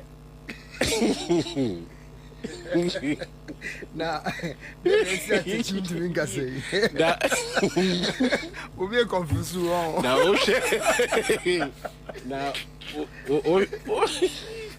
na ohwe yewura your lawyer we ultimately na siwo and no sure my guy etimi nyeska etimi ewu economy ni ma na wo say ora sami je fi lawyer o ye na adwuma pa yi na obisa me say spare pass o me say spare pass ni abuso kwa na ye ton spare pass your kokompi takwade kokompi ye wo akra kokompi ye wo so magazine wo ho ye wo isunyane wo ho ye wo friends ye bo wo ho but any ye wo the heart na kasa na ye abuso kan it will be aso musa abuso kan you understand because when spare pass dey abuso kan fine me jitu but issue ni say animal kwa the seat of government it no bibia ni abuso kan sure na be me say 3 months ni dollar say track down no enye 2 weeks enye 3 months ni start eba down na ye monitor e do baby ni wo say dey bi ye ni on my brother for the car say one person mo tete lolo first na o mo twa spare pass no e say o mo ya e bia na spare pass bo na e ma for be ba form eti ye be statement so ye me so bia tete ne part ne so na adra for so dey o mo so mo nya dey ha o mo ye this statement buy adra for dey o mo dey buy 50%. Ye nkrofo no omo tete so na afede akoda ne bo achi bidin na afede say anapa bia me kwa what communication be na call so a ema mo ka kire omo say omo tete ye ka kire omo say now no dollar na de bia say dollar no ti no inema bo ko so dollar na ba form because dollar na ba bedu Saturday na bedu 12 cedis now from 16 cedis na bedu 12 cedis so you have no excuse na say oba adjust your price in kakra so what I say na Ghana for no timemfo ni complaini say spare pass ni ti adra for nti omo so mo ye there we ye friend national cake aban first can show be bottom enye obi na obenya aban ska bi agunu bottom but when e benefit be say o mani nyina there yetimi enjoy Nasa ban sani ntimi ibintimi enjoy dia. And they send ye kwa na se ba. Nti no ye mess no obi antete so ka na adra for so no motete om de so ne nyina ye ho han. Satan ba bonti no. I say ebi mo for say old stock. Yeah, measurement is yes, now commander. Old stock na ye ka wasam no. $16 na 16 cedis. O car na we so no, o transmission no. O ko ton na 16 cedis. O be so ton 16,000 because o ton o ye de o per $1,000 wom. Satan no o ton 16,000 onya $1,000. And then the same transmission can wasam no. Dollar na about 10 cedis. O ton 10,000 na o benya $1,000 no. 16,000 no o teso ba 14,000 na. Now no ubenya $1,000. I'm making extra profit like $300 to $400. What's about 10 cedis? What's about 10,000 no? No, say calculation. Me say o transmission no. For say fortunate transmission jabos no. O koto no na dollar na 16 cedis. Yeah. It over so ton 16,000 because say o ton $1,000 and that's ton 900 open extra because of duty near the date. We have also open 1,000. Open 1,000. 1,000 just auto transfer just auto 16,000 no benya 1,000 no. And then dollar number 10 cedis. What on the 10,000 ah? We say $1,000. Now no advantage be kwa be ready for say 16,000 no. What is it 2,000 about 14,000 ah? What on ubenya $1,000 and ya $300 to $400 profit. One struggle. So when I hear say people are saying say the old stock, ask say, what is going on here? So what I say? Oh, that's no Sammy. Because now no we are trading here. This is the time you make a lot of money. That's correct. So I say, because Otono is 16,000 you know, ubenya $1,000 no, but unya skebian ka hubium. But all the 10,000 but on 10,000 no. Fabra 14,000. When you sell it, ubenya $1,000 extra, $300 to $400 extra profit. In this made a year $1,000. Time and 16 cedis. Yes. And a quarter transmission. Transmission. Maba meyi me dia babo so kan. O de yem fa se me pese me ton a year 1,000. Yeah. Okay, and dollar I say 10 your microphone. Yeah. Dollar they say 11 cedis. 11 cedis. Yes. What say main turn in the current state of the dollar cedi? Dollar cedi no. Because how do I get my money? Hold on. Because I say oba no oba now turn 16,000 no. Also pay $1,000 wom. But you tell okay, but Satan now to win 16,000. Now when $1,000 no. Win extra 600. That be tie. Satan dollar ni 16 cedis. And I will say o transmission no. O to another dollar is 16 no. O so turn 16,000. I said I be $1,000 no. So that say yes. And that ho. And I enter in that ho. Okay. And the dollar by 11 cedis. Yes. 11 cedis no. O turn 11,000 you still make your $1,000. Yeah, the 1,000. What I say? Yes. Fine. From 16 no, net on 14,000. But then it's all turn 16 no and yeah. Which means you are making margins, high margins. Because I say you say till 20 now, I say oh stock ultimate so no. And your choice say what is 2,000, about 14,000 now turn one. You still make your $1,000, you make extra profit than say turn 16 no bring 1,000 pepe. Tomorrow I'm kind of say. I say education no a problem. And I commander meka baby I could do no. Ni say nipa ye. And the people me come store to store. And then me can if me friend Kofata, obi anu no Ghana ha. Kofata no friend me. O si kwadwo. Me niam no mate bono so Kofata. Yes. Can we call him? Oh no, he doesn't speak on phone. But obetumi Kofata of honum. Or you're very industrious. Abosu kesika phone bi no. We need you atete so. O si kwadwo o friend me. Say oh no. Oh yeah, sure. Oh, commander. That is why we had wanted to talk to you. Oh no, Kofata doesn't speak on phone. On radio. But no. Radio phone on yet. On that type on the oil reserve that type. Say tell me boni din no. Because I'm boni din. Or no and no frame obi no frame say kwadwo. Mbisa say chairman, uni am want to so na so tete so. O say kwadwo, oh, some man so why statement. Wa kasa all the stations nya. Mini am no matete so. Because amemo ni ebu. Oba chairman na kasa so ka chairman no. engine not on 30,000 or about 20,000. Okay. And no back gift. Yes, I was so Chairman Henry Ochi Jr. Or buy a general secretary gifted a fiano, batch your ton 8,500 or about 1,000 to 3,002. Now I know Hona, Wabra Penny, Mahmoud. Adakabre. Yeah. I can't fair no. Or sit me per battery. Not so, not so. 1,500 is about 1,003. So that's it. Oba a year TKB Adrian Enterprise. Shocks or 1,000 or about 800, or 20 or about 600. Kwame Ado. Vet engine not on 4 proxon. Not only 17,000 or about 16,000. Are you sure? I'm telling you. In Kwafo understand say we need to do so because Emoko say it's me bom nyadin because someone yes meeting bomudin. Yeah, but we also do follow up. Yes, my bom say my bom nyina me bom nyina. And yes, me mo di for. There be me ba omo di for ye. Me be ba ho omo de ma be ba ho ma wo. Omo no Kwafo bra start say omo comply. But you see, mekan say mienu miesa wom. Ba kwa take political dimension. Obi atie ni yi. Ade obi so beka no, I will say it. Okay. Aboso kan one of the 7 electoral areas of the Central and Greater Accra. Oh ye MPP stronghold. Now no, omo imagine say omo reduce no. Cause artificial. Yes, policy na room. And I took e mo imagine say say yetete so a na say do an ehuru kosore a ye be ne den. That means they don't believe say they are from obi na ye adwuma obi na performing.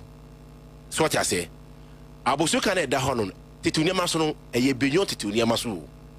Etina me can say maka several times all part say the government or powers here no should identify its own people in the market. No, but how do you identify? Oh, easy work. No, but you can't. No, government won't be. I disagree with you. Oh, Mr. T. I disagree with you. Undiving Kasama Ba Muna me Bama Nkrofobi. I mean, in any case, Obi o wa bosokai, Obi o Okokumpi, Obi o wa Santimampon, Obi o wa Kumaske Jetia, Obi o wa Circle Biano, the tax equabino. Me say, you see, what a problem in the one. Emme de pass say, who resist our point say, or Mobia. Or homo bia and I'm for your say we are not going to reduce it. Yeah. Because we don't have a price control system. And no, but it's not abano. What to be for so biano. So what you do is say what you have to do, locate some people, your own people. Because on no for say I don't belong to your camp. They will locate you for another day. Some catch you say if you are started to your money maso. Do you know there is a started near maso? Do you want to know in this for? Maybe Hold on. She has him go man Audi. Come on, come on. Obetima say. Mama didn't come on. Go there, my dad say. Come on, what you say? Okay, Obisa was added up to the Abosuka for 80% somebody to your mason.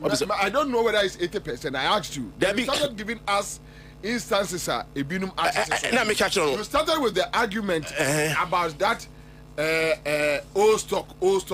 However, a binum associated so.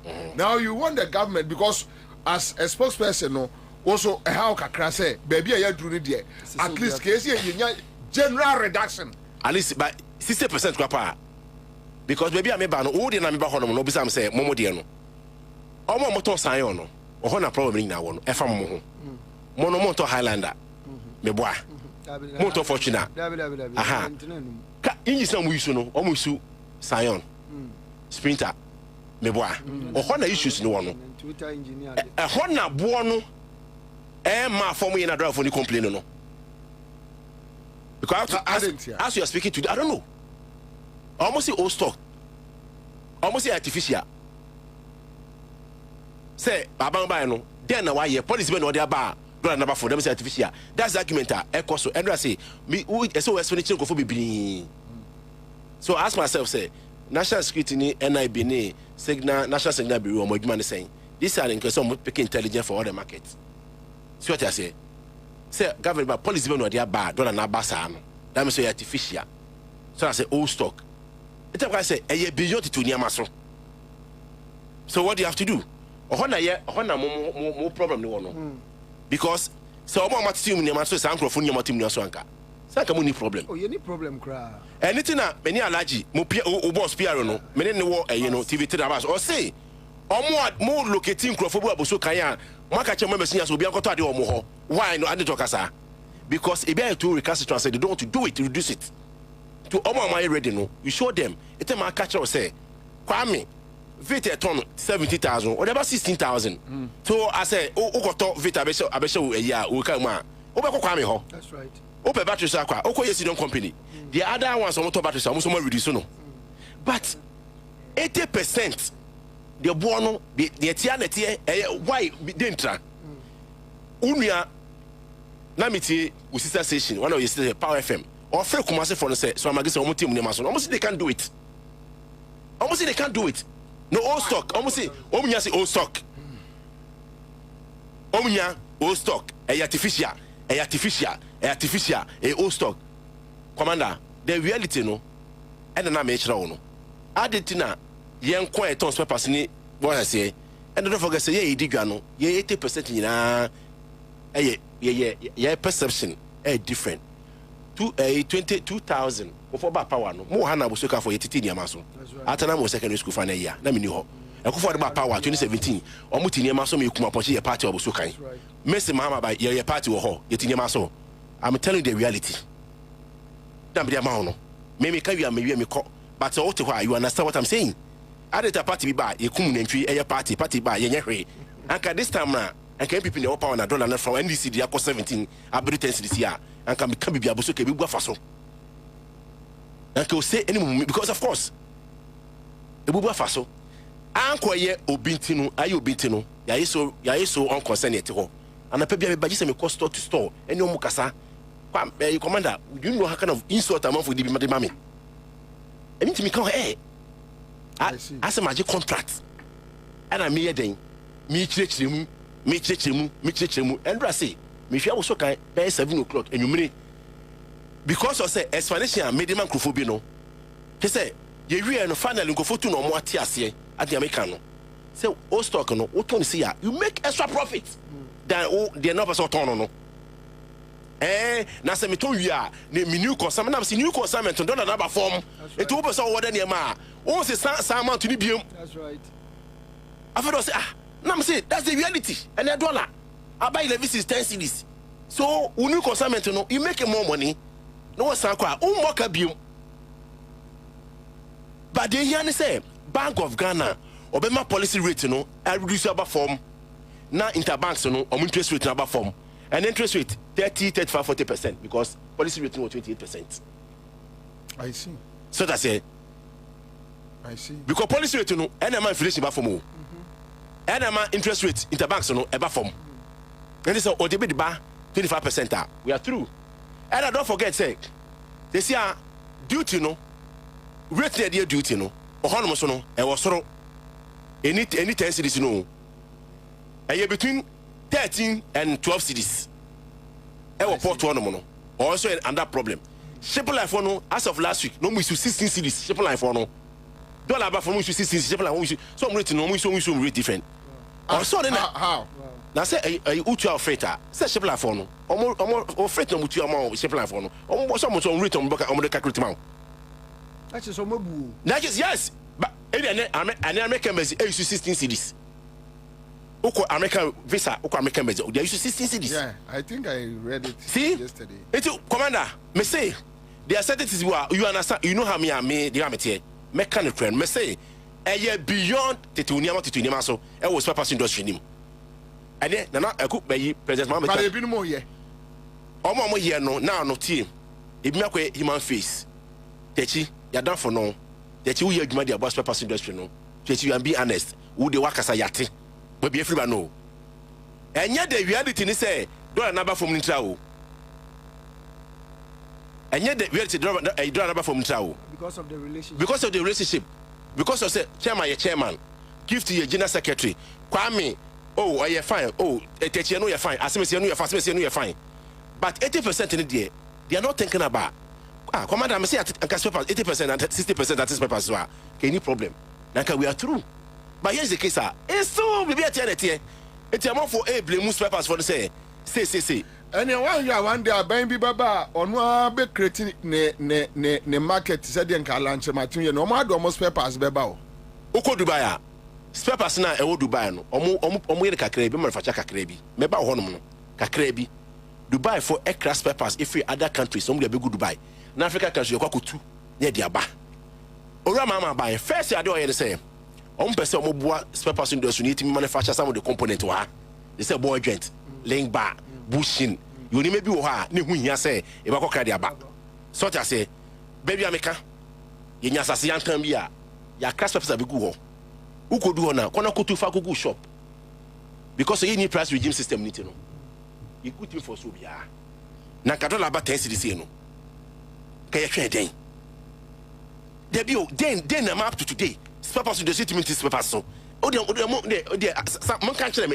so which means that means we be go do bibi so which means no matter how any government, not only the Mahama government, any government, no matter his efforts to bring prices down, the private sector can sabotage it. No government mama is not say about part of it power yet titi ni maso me go so ka yet titi ni maso say about papa by titi ni maso about 2000 year 2017 says you added na 2009 NC added na 2025 NC commander maybe some question and NC because they did no perception say you belong to one particular clan. Yeah, did no 80% that you believe so no in this say we don't put much effort in the corner. I can assure you say around for no on me company kwa sana shake kwi e bi benefit just o ma nyakopa ka o ma kuma say betiti ne maso aka but moment me nya on shit said the GPL2 for the ama police there be GPL2 for the no the percentage no mo so no me bi o mo ni minister na national security for operate me boa mo beto le first secretary to mbem say national implication by here there no law na e ho no unless you go to parliament because the act is e ho see yanko parliament yanko it igniting law act no say price regime system no whether it will work and it will not work okay about president mama between ban sugar rice oil bibi organa ultimate spare pass because what they had bit of the Ghana's economy but bisa say successful government nyano almost me invest in spare pass industry man no ye ko Nigeria 2 years ago ko hwe ne ne si o Nigeria spare pass industry nim people are mentioning $500 million $400 million spare pass industry. We are here. We mentioned 100,000 Ghana cedis. We are sending a message with some bound for say Aboso kind traders should reorganize themselves. Those who are ready to reduce their goods should form a fresh association and reduce their goods so that the government will help those guys to bring in more goods at subsidized taxes. I tell you, every trader will join the ship. Also, can I say, I've been in this game for 10 years. I know all the nitty-gritty about this. And I know him. Yeah, to about that's me want about me. Me nye hypocrite. There be a commander say, "Obi also need trouble on your for." So I say, "Commander say Obi need trouble on your for." And say me. A good phone penny for no say yeah to aba. Now Obi to me a bold, emphatic statement say, "I say me see me penny policy a." Na Kenya ni ekwe because it be the phone yan. Oh, you better near so they don't have the balls because no one believe who and kasa police now they ban no and they waiting me about power. So they don't believe it. But those who your policy, they believe you from the one. Fight with you, sit with you, ask you say you win the power. Because policy to support doesn't mean say you belong to a political party. To support a policy. Doesn't believe say me per party na some. And your policy now open. So policy are the bay, a beboa, a dread, a beboa Ghana for, then you follow it.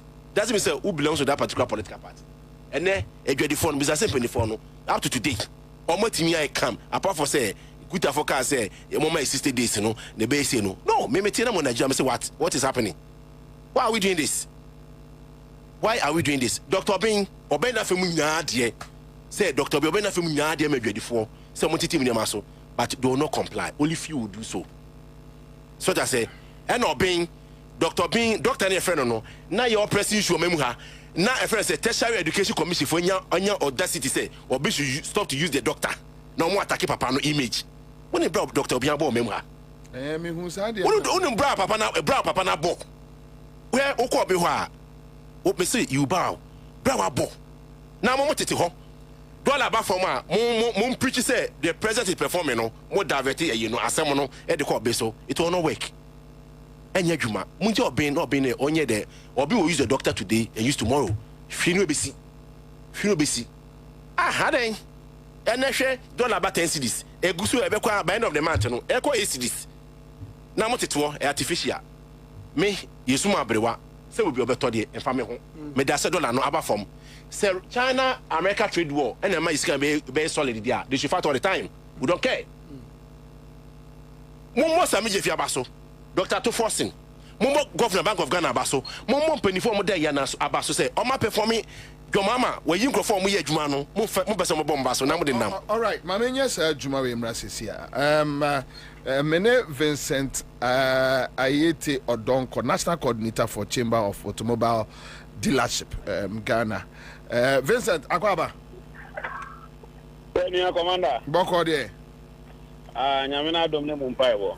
Okay, so Vincent, the entire front no yaniwa din komo bebre on countless occasions. Yaniwa din komo bebre. And emre bia yanu be din komo no first no na $1 hon komo na mo tiem na mo di mo kasa bebre. Okay, so now here we are. Dollar no baby a edruni. Importers. Mo amokofa ka eba. Tell us enya impact ewo mo so. Ma hwe video ba ko mienu bia na obi so oton ne car say 80,000 or say 90,000 or so at so they g 60,000 or something. So tell us what is happening in the car dealership industry. Bobie I say mo bisa mi de minya ka mesri ta naka ya tene mic no off because Sivia enidia aba the business community no mono easy, and some of us we had the belief in the champion president, His Excellency John Dramani Mahama, say Obebabeye and Oye, and Mr. Okaje Miniate she said more hano whether aban bi ba ye party o ye party o they say what this current government is doing, the current government wants to dine with the business.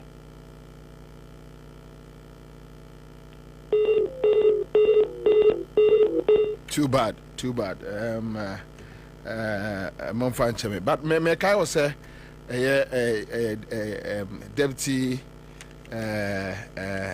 Momo de MDOCU Director General DG. Okay, Deputy DG, that the National Service Secretariat. Ora Fuseni Donko are joining. But enya National Service Secretariat didn't ha. Ono old time communicator. Way back. Na yeah ma NSS one channel said them no de no kwakume ye brofum. Say I'm heavy videos nibi. No de no kwa still communication or the Zoom into the actual bar. So he's part of the conversation anyway. Vincent is back on the line. Vincent? Yes. Okay, Fatih, it's okay. Pacho Twaso.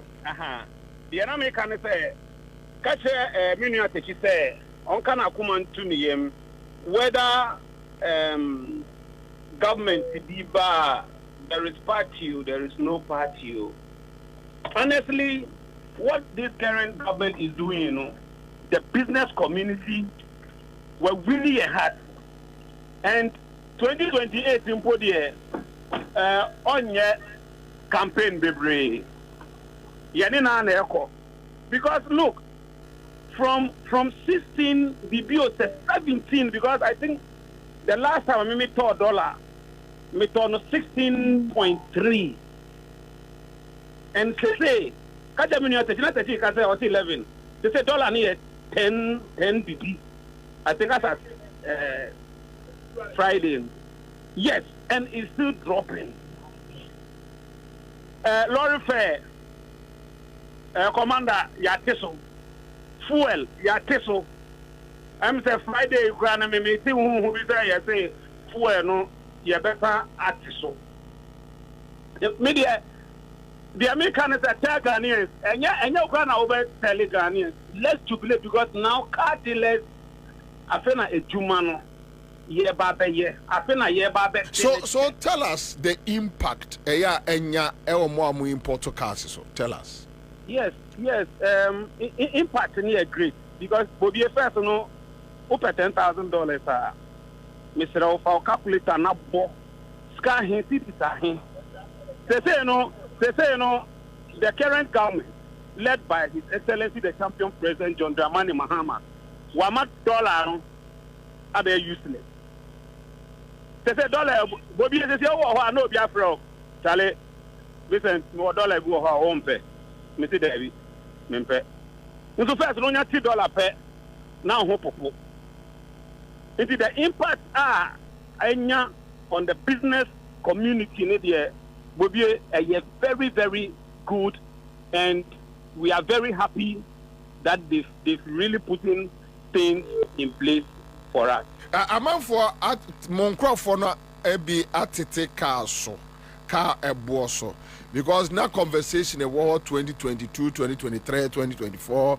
Oh, Charlie, I say a Vits, you say. Yes, we kakutwa we say. Yes, we say. Now, say no. Who here a year sidika krebi? No one your dollar de kofaka. Udru porter who in your ma. Amount for see import duties. No, so you here sidika krebi. Commander, Mira. CRV, no CRV. Na me tuya 90. I think 98. Because of one thing there is interest rate detail was one day my meeting last week and I meant and one say I'm good. From 98 I'm now paying 67. Yes, but yes, from 98 I'm now paying CRV no. CRV no. Yeah, 2018. 2018 na import duty no. Yes. 98,000 Ghana cedis. Yes, and no crano. NDC are buying a buy na effort. Nanka you pay 100 plus. 100 plus. Okay, so what you am paying no the 98. But because of dollar no cedi strength ain't. Though and yes be a port and no matite so. But now you beauty component now all can but now you need 67,000 Ghana cedis to get your dollar. Would it be a year with CRV? No, not dollar, cedis. Yes, I know. But say a year must more match dollar no. And yes, sir. Yes, that's it. Right? And yes, sir. Yeah. And yes, sir, no. Rating more than match dollar rating, yes, sir. Yeah, a dollar rating no one more.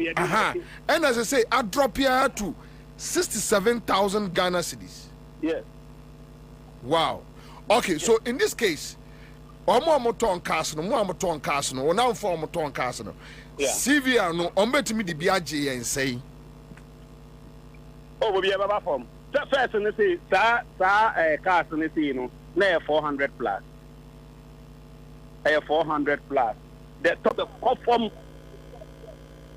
and we thank His Excellency, the Champion President John Dramani Mahama. Yes, and I would say the Finance Minister to forcing his deputy, Ampim Daku Thomas, Yedaomasi.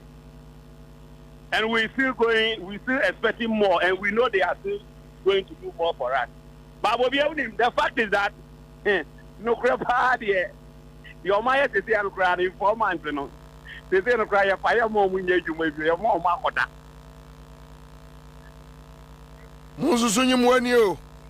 Oh, Bobie, sir, yeah, Cano. You, sir, one more than table now, young Casayabeka.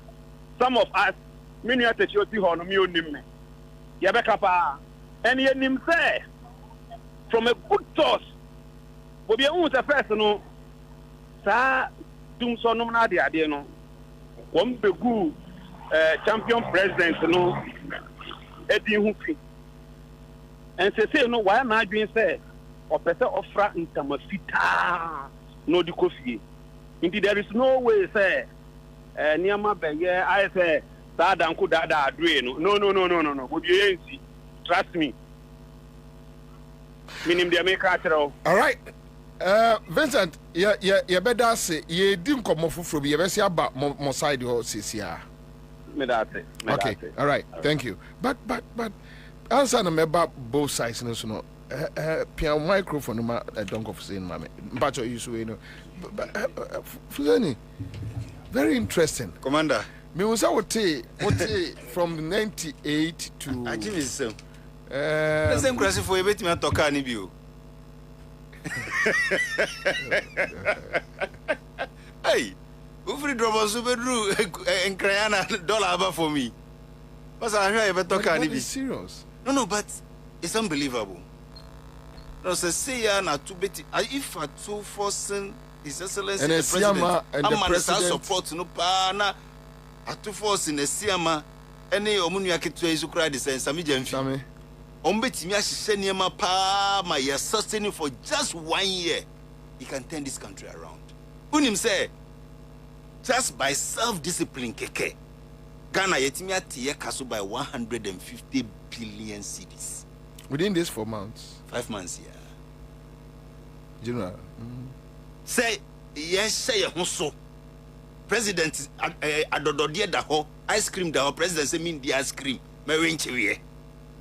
Just by self-discipline, keke, we've been able to reduce our debt by 150 billion OCs. New Ghana City, sorry.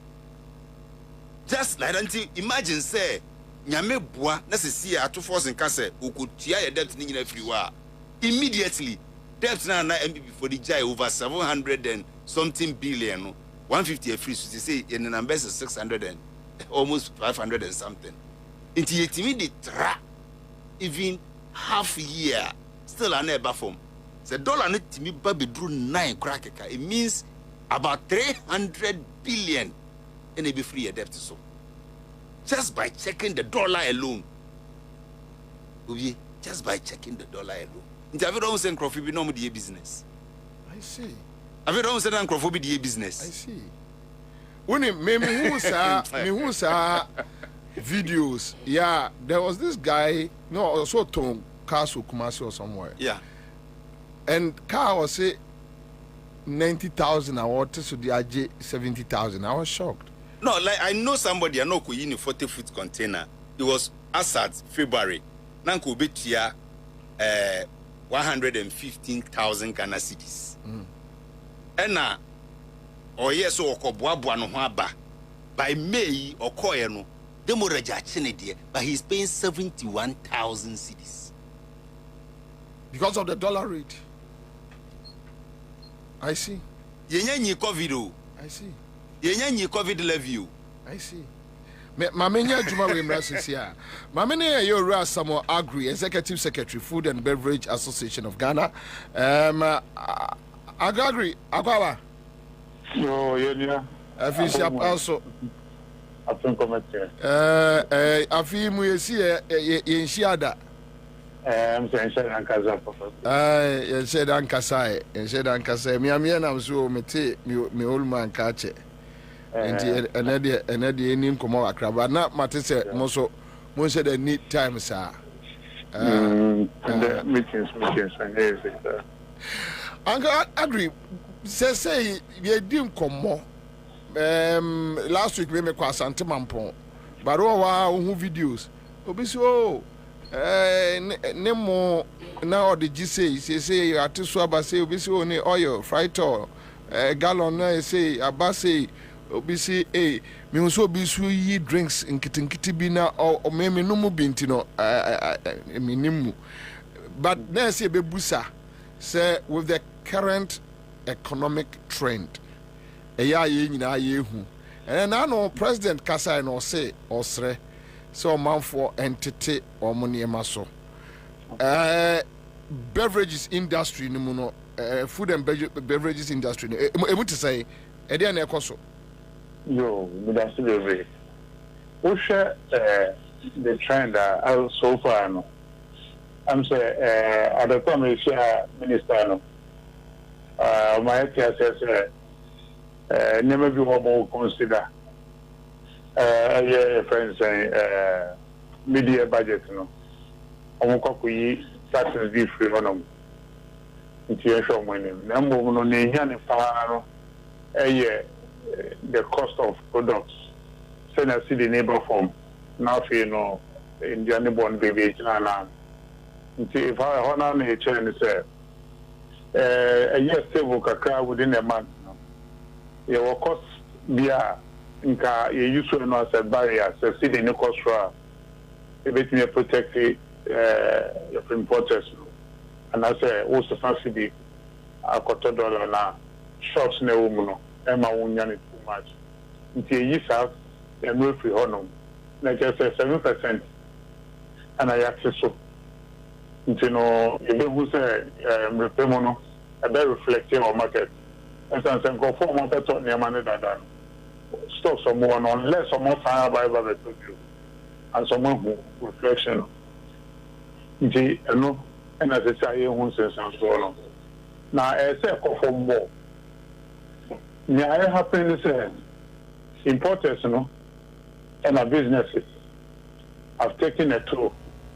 Say, so because still in the value, you know, and marketing is very competitive. It's a bit so.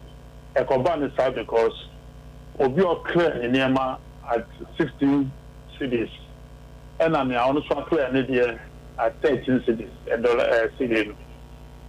Or compare, I won't say variations. So, it's a mobile market, but could there be cost of could there be buffer?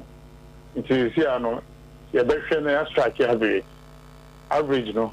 I know not go for regional so at one there. I know that happens here. And I agree. Me pacho me no. So more ubet me at say a commodity. Ubet me aka say okay so commodity way within more range no and impact no abano say na affect no. Ubet me at say bi. Okay. Mema wo me no pe. Na aka no. Then share market survey. Rice and oil that has reduced drastically, and other imported products. Now, we share local produce now and are manufactured in Ghana now. The reduction is slow, adding here because the cost of production is cost. No matter how the city comes down, so you sure utility to sell electricity, any water, any corporate taxes. And a VAT now, they implement this year now. Goods remain the same for the local products. You know, a honor now is buying FSA. And also betty taxes in the free so. And yeah, your VAT system, no. The same Namuka somewhere rationalizing. No. Now for you who exact VAT say it here. You be you corporate tax in the free ho. Now for you share. Maybe it is utility in this animal and also be performed. A ban is being a direct impact on local manufactured products. You know, and also the bond best as a server. To say I can say here, ocean market now, I still will be regional and performances. You know, consumers and franchise, just about to be nothing with the local sector. And I'm also between your mom and your mouth for our company. And I will share electricity costs are making your friend is saying, regulator, PRC, or more figures on the buyer, no, 1st of May. They based it on the dollar component because dollar is construction much. If you know, dollar no above formula, almost immediately. Real cost in medium. So that they are using the fair pricing. And when it's after local industry, and companies say, or much higher tariff for electricity, no more produce this time, much than a better from car. Because they need to see the stability. Your friends say electricity component, and water, and then taxes now, and also the better formula. A ban is after the law say a honor. It is a buying it tickets after the pay immediately when the price is less. Not the young shepherd one. we increase benchmark value equal 100%. It creates a lot of problems. To see how crack at the bar, can cost $10,000. Another $10,000. As quite for you the same car. Who cry in the bar? Not say $10,000. Who near $6,000. And so which me clear near man. If you look at the fencing and other tariffs are airport one. If you wish to send them away now, not so what the city need you must say, we will say na boka. In turn, Kwabena say, see the number performing, you know, never stabilized. Baby, and say in the money we are no so no.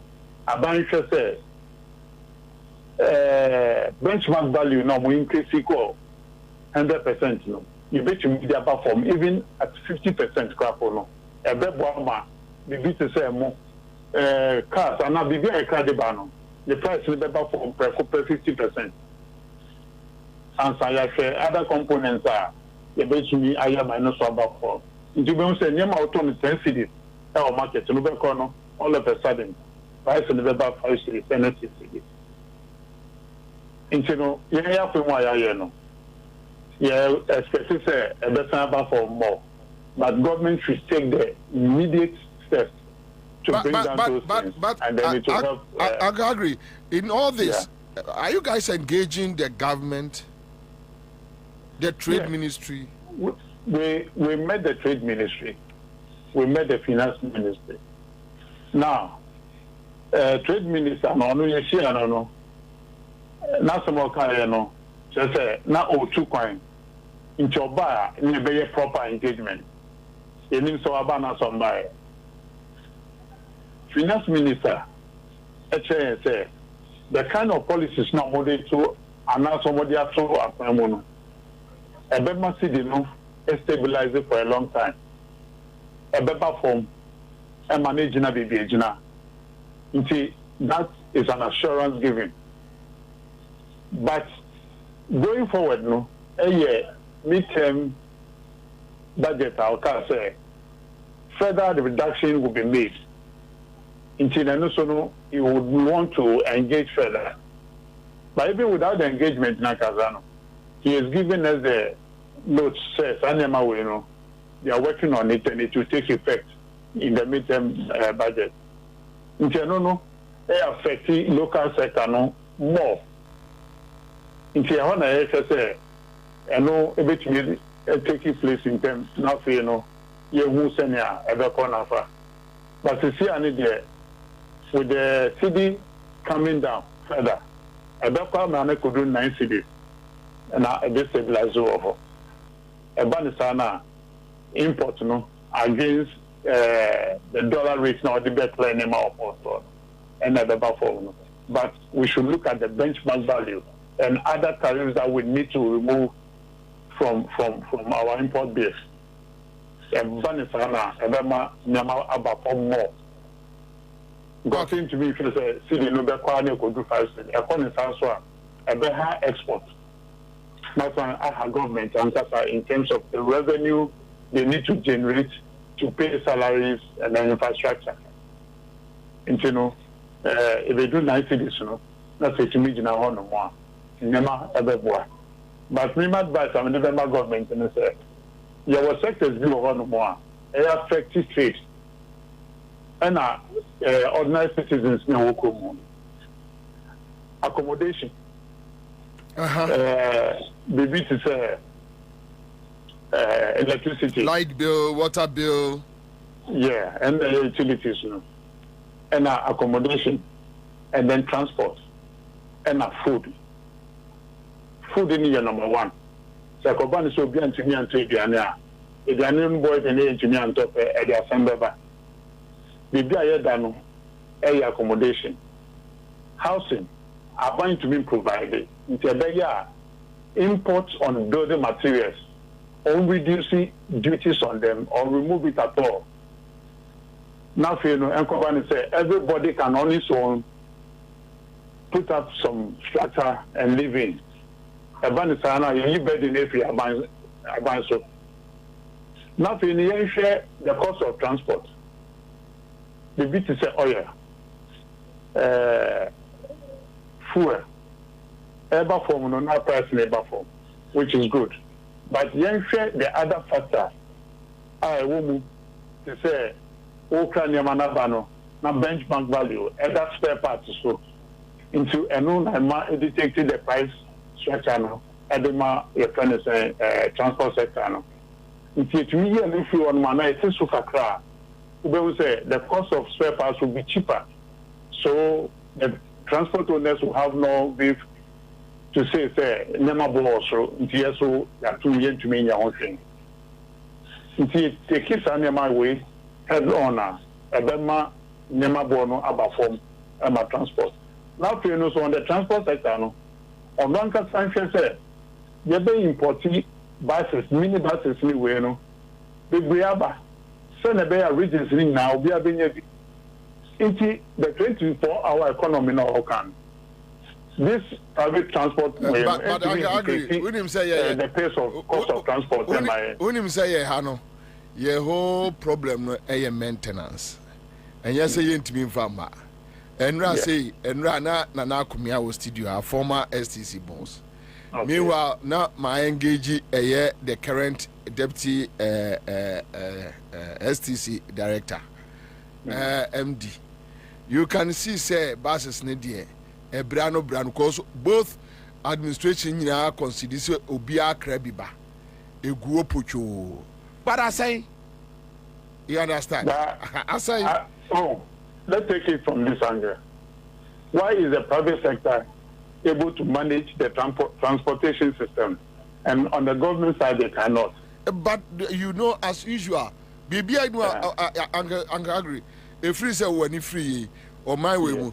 A day and I bet you manage a chain, a year private sector, apart from a year MPs loans. Yo. Maybe I know, apart from CSC MPs and this year MPs, MG loan. Siciano, you're for you know. Don't say transporter, private sector, and the van. I buy models will be different. Send a bay to me, we are spare parcel, and cotton private person. And manufacture the bus. It's no, we should see an bus is maybe we are no more. Personal, almost the same. Into a buying the sort of structure and system. We should away a corner. I don't know if this is good. Now VIP because on one casa MPs, most of them buy their buses for the VIP people to run for them. Into let us run down the STC. And then the private sector VIP will work. But if they are competing and the buses are there, I'm sure, and I can tell you for a fact, the buses will run for the public sector.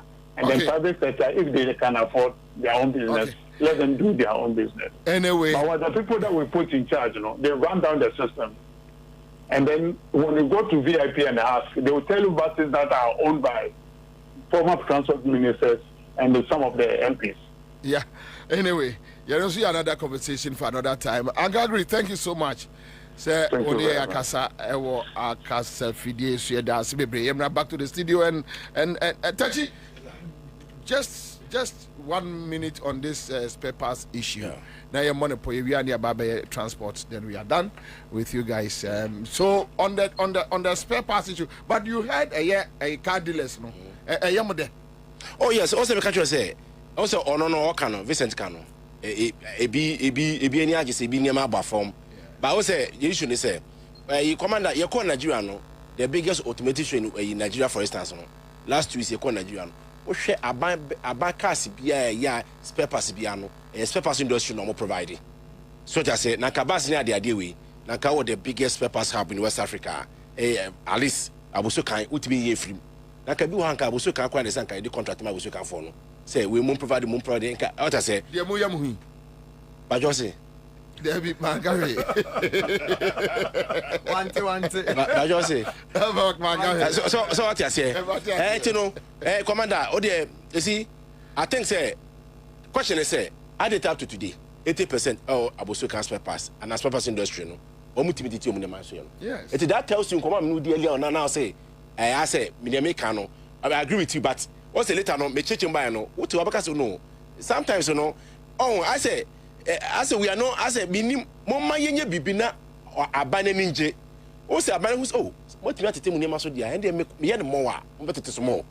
Here is the case I just wo kakra adane problem. So what I say dollar no me say ba na beba. Iti eba nti o dollar no kosoro a aduadifo na ebe den. Den ebe sisi a. Commander say kosoro aduadifo ebe den. From 17 abedu 10 cedis today. Now no still going to 8 cedis. Then ebeye bekai 2016 yetu abani ye no record 3 cedis 97 pesos and do 4 cedis da me challenge obi anytime any day. Dollar no honey could do ye. Obi could say e could do 3 cedis 97 pesos. That's 4th May 2016 another 20 year. Na ye 3 cedis 72 pesos. It's true. Yeah. Yetu abani wie no ne could do 3 cedis 97 pesos and go 4 cedis da never. Ye remo no ohona ye say ye diama IGP so fa dollar key no kuta key no the be dollar ni dwane biom ai dollar no edwane ye na ye buy no ye buy that time no almost site bibit say Argentina, India say external forces external trend into na Madonna kodisa no na kodu ya ne ba be do 70 cedis ne nyagopon adom wo ye dwedini dollar ba do 10 cedis a this is time say ye boss say or marketing ye boss say aban no for that na to why ade policy. What is policy? Obu the policy ni say me ba me nyahwe me ya 4 years na on the policy no obi policy ni say commander unu say koko hwe uzi si anu so far ayi honorable ekopoku wetimi asiri ho so no mene koko no aye 1.8 billion dollars ni nyina anya economy na ewura no enti ye kase policy a enye sika pede de nani o do your job menye dede quietly now ye adwuma ene ekopoku ba no koko na akokodu 1.8 billion ama for the way efa kultura se ekoton ene almost is akwani nyina enko bium ebe na economy no omanya we only depend on importation ultimately sa afibia emu sikire ayi some oil other commodities no sika e de kra e de ba mamu ene akokofunu e ye 3 billion dollars afibi yi sika no kanema e ko obi ma so a economy be gina e gina sika no within 5 months no ye nya no times 2 go mamu every economy nim ene ba ko no say sad and friend say sad strong forex influence na be room anymore no factors on doso it enyesi bia artificial eye confidence expatriate no omonya wo current administration mu nti omo discan be ra ha we come no say be strong Nigeria dollar 16 cedis 50 pesos midu mutala Muhammad airport me say $1,000 ye ma 1.6 million naira satana a dollar near 12 cedis wa ho what the convert na cedis ma 18,600 that na $12,000 na. So if you tell me say a artificial obi nyadwuma ya me I will disagree with you any day because my different African country you know say West Africa no almost stronger than any West Africa country be or Africa economies Nigeria for no the biggest market dollar no e was so all day wo form that means somebody somewhere is performing. There's a 2B baby, there's a major fee, there's Johnson Siama, any honorable Dongo, World Bank of Ghana board on the so man will be a drift in the zoo by his performing. As I don't go, and your man or man can afford young Aquana memoir as I don't go. But Nanado, the first 18, 19, 20 no, I don't go Yanama, can afford our channel. Such person, Aqua Doctor Siama, or won't perform me. Fear Dr. To force him, let's just some Jeffy, a so called my way, for my gold board. Etino what I say a bomb abaso near the show be said don't go 70 cedis be show be and I don't know about they say the show be anyway. So but with about so kind issues no still I'm for sending messages. I think I'm for proposing an alternative that the government should have its own market, but the question you ask is how sustainable is this? We don't need yes. No, you can't have it. That one there is not possible. But one thing to say, Commander, Maka, mun try my voice into her. Me say one day, you be end this market, MPP market. One day, Commander, me say the way now me say the question is, Adding up to today, spare parts industry, the whole Ghana, yet immediately near Maso, today, Dentra, then Abba, may say Oracle for winning power. Spare parts industry, yet near Maso. Nana do win 2016, 2017, yet near Maso, you don't call me. Why today? What is happening? From 17 to 10 series. How many difference? And just 7 series difference. What they from 16 6 difference, Papa? Charlie, mommy and what's a man for a dream air bomb also? You can't do great your market. All thing is say, now saying people power. They manage to locate their people. I've been 10 years in communication for trading. Commander, you know, we know. Anyway, my come on, Sammy. Yeah, I just saw it on Ghana Web. A liter of petrol to drop 12 Ghana cedis. That's right. Yeah, I'm say that you could share. Yeah, I'm say Minister Kushia no or Tia and Tia and also say Nkosina here. You know the next pricing window is likely say for no a sign drop will be ma. There so they are two my year share him say bit my bad sa. But Commander Mamin Kawe unse drivers abomodian say yebeye afemudie said yebeye areas I identify yenso areas higher no aban ni betime gina ne nan so no mo nso atimi ahye no mo timi aye saa adwuma ne ede amayen hu se se aye ka say yate transportation so drivers e be complaining about spare parts e be complaining about roads and all that nana ye woni ama bia se uba e kan say uba Medina uba Medina main terminal me kan we said ye be ya obi abehunu say there is some things SSS aban nsu timi hye no ye ede boa driver for na driver for nsu hu etimi hiha kakra uba Medina main station ho nana Bobie the whole Ghana me hunu e kan say station ye create ye pay as you go but ye nim say stations, their assembly no and they provide stations. The ma contract crap assembly no and air share ticketing ne the kika home. Ya can say Medina main terminal no the ma contract ulodu na upie ukobe bia utiesika. Sesi amene okasei drivers ewo Medina station hono. Sesi yati lorry face abe o masem kese because ulodu every station ho.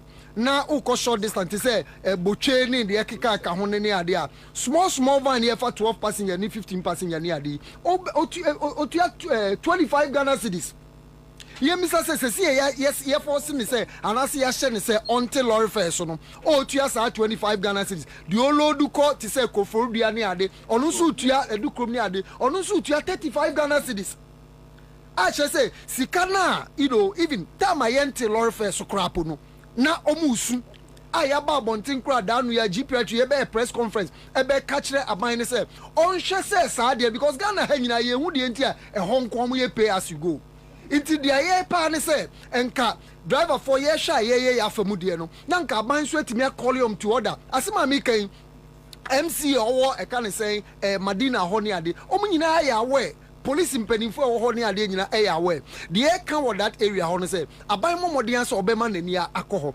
aban na sade so be provide stations e de ama drivers no ma ye adwuma nti provide stations na station bi ade en say uba ucha ul daily ticket asa den ti na ese say we pay as you go ene ye number 1 nana Bobie ye free ho a ne e ba ya kwan akwan so ya de nso a ha ye papa ye sesi a spare parts for ye hu techi kasa hwe ade ne kwakoye kan say NDC MPP market ne ade ne de keka ka ho ne ade ebi teso ebi so teso sesi ya kwan ye papa uto tai hye o kase a ebe cha ma uto budget hye o taxi kase ebe cha ma uto kan say shock absorber ebe cha ma wo intini sa kwan no so papa man ya eno so etime boa me ka we nyina de asisu say drivers ya ye krado say ye bo man no man na koyie say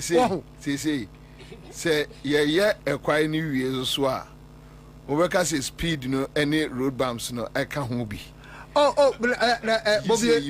Bobie am say ukitaka Bobie team ukitaka the American ebia on nam sa can say residential areas ya umma baby amete meka mikuta acha bosumi bia je sam ko shop me ashama na mete ufa shama pa market nim se ukọ Lebanon se ka se elodu ko ori nyina sometimes edu anwuro bi ase me nkọ wan hwe ni ya wakọ bu shock absorber wakọ uka akọ se e de asi kwam won se ni ya hwe eti kan say lorry fare no so den so na aban so eye e de amaye yemra insurance danu ya February ya insurance so enso epeje mu ban wo ye 15 seater bus ucha kan say third party a utua 835 Ghana cedis wow enso kanene ntisa kanene say oh kanene is before February etwa mu ya no na yetua 612 cedis ele peje ni mu akwako du sam pempen so a me ne wo ekan nti de aye pa ka kire aban ni nyina ne say drivers sacrifice ahwe say oman no ebetimi akoda ni oman ni betimi ayeyie ye ya fam de den no mo nso ye ede aboa ye nuanom eboso kan for magazine for ni ade aye ekan omo nso measures ben no mo di gu ho ama won no mo nso etimi aye de ye nso aye ibi se ko ba ne sa de ne ye beje agum na obi aye de ope. But what I say, yeah. To say the American Medina Asemi, Nana Bobie, a dear tete pa. Even quite recently, I can say, Sabayan share, no man calling them to order. No man share us pay as you go, no way or no man chaswa. Nanke de, I can say 10%. Babe to drivers operating from Medina Station. Say ya sao. Say ya till lorry fare so. Still how much the omoji anomoji. Now driver near Olodu Court say Boche. Or 5 Ghana cedis or can say 13 passengers who calculate owie ya opie ya wo gene can say 20 Ghana cedis e dey free car onya anim oko no wanya bi ama oba station osan ko bi o ma wasage ni 20 Ghana cedis na che so ye adwuma de ama obi ye create some opportunity e dey ama individual and o jisika efri driver for nchen di den aban eye afasa na ma we nyina ho driver for ye sum bebre but I question this time ye di yem and ye bomodin ase ye boa matimemu for because ye mpese de bia and driver for twa ejo se nyame adom ya teso e de ama nti omo so nhwe no omo so nye de ese ne fata. All right, so that's it live on Accra100.5 Citizen Show Tuesday afternoon. And some adults will be brave. But at least now we have a fair idea as to how the market is going. We'll keep on having this conversation. Kopim say in a better and once say in a direction no etie. I'll be back a bar with Donko Fusini. Matese say I want to me more detain. Having a Ghana phone in a sorry. Oga say na omo onwumbi ye be sorry ye ngu ye be sorry. I'll be back. Give us P capsules. A memory. Manum bia ye benemu. Kani metutu ya na minkuma bo asese de. Betu esa kum menia ji. Give us P capsules. Give it to me, baby. Give us core capsules so e. E ma ne meme nyina akoko yade. Sisi yade amamanya yem timotete wo mo no. Yedro no no. Manum bi amama de me ho. Give us core capsules. I give it to you, baby. You give it to me. Oh yeah. Hey. Give us in no. Amen. Papa. Give us P capsules. And men what if you do what you do cronquan ever. Give us core capsules. A pay for a batter one more menu for an inquadawin if you do me nunca. Our drugstore beer motorphone call. Give us Herbal Center, Teshi Mobile, and a Teshi Adriami. Phone numbers 0543 222 470 and 050 68 FD Ashusha Sa Ejedi and Kratoimu Aja to Muse A. Cities not pick you. Send your movie no sa. Ya tete ya ni amani na so. Inti kan wona ko Electroland showroom bia and na authorized dealer stores no. Na je wo Samsung, TCL, Media, any Nasco nemu ni amani nara. Say ye TV, refrigerators, air conditioners, washing machines, gas cookers, home theaters, microwaves, any ni ekeka ho eda wa kumasina. Ya tete so. We the cities no na pick you. A pick it. Inti send your budget tibia. Bra, Emani Chow, cities not picky, Electroland so wo home out. Me bedroom ni amenwuro ho ma bra wo ho pe. Na woni na agi a wo je oba grosa no. Na ade a wo nyame nam dota mu a, owo personality natural health care so aye. Eno na di be ni je say yo. Peske awo ho nsem de. Otenete se wo ka se mu obuo, o prostate aye kese. Ama onya dwonso mu amanuhunu. Say yes stroke, diabetes, hepatitis B, pressure, sisti yade, afichi kroma manihunu. Enamu yade hodo wasa. Owo mfidie pa. Afei oba opesa o hips anasa wo to eya akese. Ye ho adwuma. Se stretch marks ajo wedie no aboso a. Ye yi free ho. Berima obema swa a opesa ye pagya mu no. Bra, best care ewo enkran. La Paz, Nyamiche Junction, Grand Prince School no achiwa. Kumasi Bantima, G Runabout, your Medlab achiwo. Baby ani edan Saviman Rural wo mu no a. Savio so empomam ye ne Church of Pentecost ene di hwe animu. Takwa Roman Stores ye ne Zenith Bank edi hwe animu. Sunyane ye wo Rex ye ne Total Filling Station no ene di hwe animu. Ena Takra de anaje ye ben Queens of Peace Academy a ye ne Koi Filling Station edi hwe animu. Fre Peske ewo 055 773-8555. Peske quality hair. Hello, Ghana for bills are coming home bills set 2025 year and it does so homo bia what's walk only ejumaye ain't if I when it's bills na beji loan na ubet media ya wow ejuma wey loan don't come me won yashio ye won hia ne wo Ghana card e wa na won saka usika na so we obi a we wow ejuma wo pese wo tremu ana se we ejuma ni a wo jibosomi aketua and your bill se bray na beji loan na won fa bibia siawoa collateral anasa deposit won hia mu bia ain't ya feed bill se si obi a woni ejuma bia ye wo betumi abeji loan don't come no bi na se wotna fie na wanya sika no bi dia eye wow ain't for bills se sia it was 0596-920-833 ana 0302-200-390 na wetumi achia wo bills name HSA Accra100. Bank of Ghana and Ansah Bills Microcredit HSA Bills financing your needs. Salute! Hey! When we send your police in your draw, Imbusaba Mesa Abama Huaden. Refuse to grow. Any offense swabek.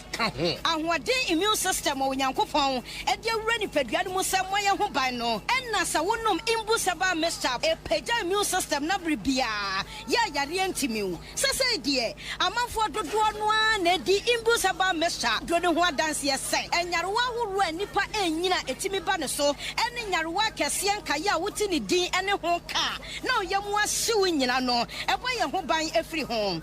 And now, pa, one dada, no monum doctor in Rono, and no imbusaba mesanoa, and more who are deep in tea. Ya womuntim pose, Yaria as your moho.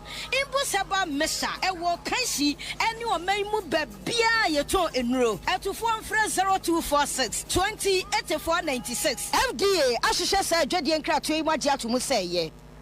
Eh, of course. When you say I am now for free and more fabric. Now you can be beer try on here. Oh, Cynthia. Minim, sir, and now you're my uncle Brabo Barco pet. Eh, of course. Yes, I saw the deal boom. Me won't dance for Barcumpo. Now, Miss Ampon name phone password. Cynthia, that's a minimum phone password. I knew. Now, Umomo Pine. Hey, Tapida. Ampara Akos, Umomo Pinu ye wa hitase. Emfa wo pinu enche kwen biaso. Anase wodi wo pinu be mo obi. Se office ka mane wo wane. Dabida, emfa wo pinu ana OTP. Emma da se wodi achede bi hu nkonim. Wo pinu ti se wo toothbrush. Eye wo ko awo dia. Ma wani na ho. MTN. Hey, say the Mako who ever Greenfield Scientific Herbal Clinic no. Me who credit me. Say enunti no manya award wa. Eya word bestie. Obia transe Emma Dompem ya de ka say anase me boya de enkan to dem bio. Greenfield Scientific Herbal Clinic. Asanya want to say ne ekuro etu no. Ne enkan ewana num. Oba na be mo pa wo. Ene enyarewan kaye. Nansi ma me ka say ene spinal cord ho ekaye no. Greenfield ada romenti ene wasa so le gina na so epiem. Greenfield Scientific Herbal Clinic. Our ultra modern laboratory laboratory and a diagnostic machine sir. Ahwehwe di pedua di mu ankasa. Greenfield Scientific Herbal Clinic. Ewo Nungwa Dogon Estate Junction. Last stop. Free was 0243 983 906 and 0261 651 898. Greenfield. God is our healer. Greenfield. Your last stop. I believe. Promotion. O pasa siato. Alanga sembia ni ho. Ene, dani woni ehwe George Realty. Sesi ade yensase no. 70 by 100 plot eye 25,000. Let's asem de wo hoen. Die hia ne se, with the 30% abeto asie. Ni a chesika ne mu nkae no ama wo abosumi nsiem. Aba wetua. Yensase no. Pina ewo chopoli. Memene de bia 7 AM. Yakwa yensase ne so. Ah yenje o kapre po. Wo hwehwe ye twa kwan a. Ye wo community 22 Afariwa Junction Ewa Tema International School of the Michelle Camp Road Freye Ewa Homa True for Iso 0533 553 266 and now 0532 377135 Kai say Enye Sasin Kwana Yesowo Yesansu Sia Daimao and Property Management George Realty. We are better together. Accra FM,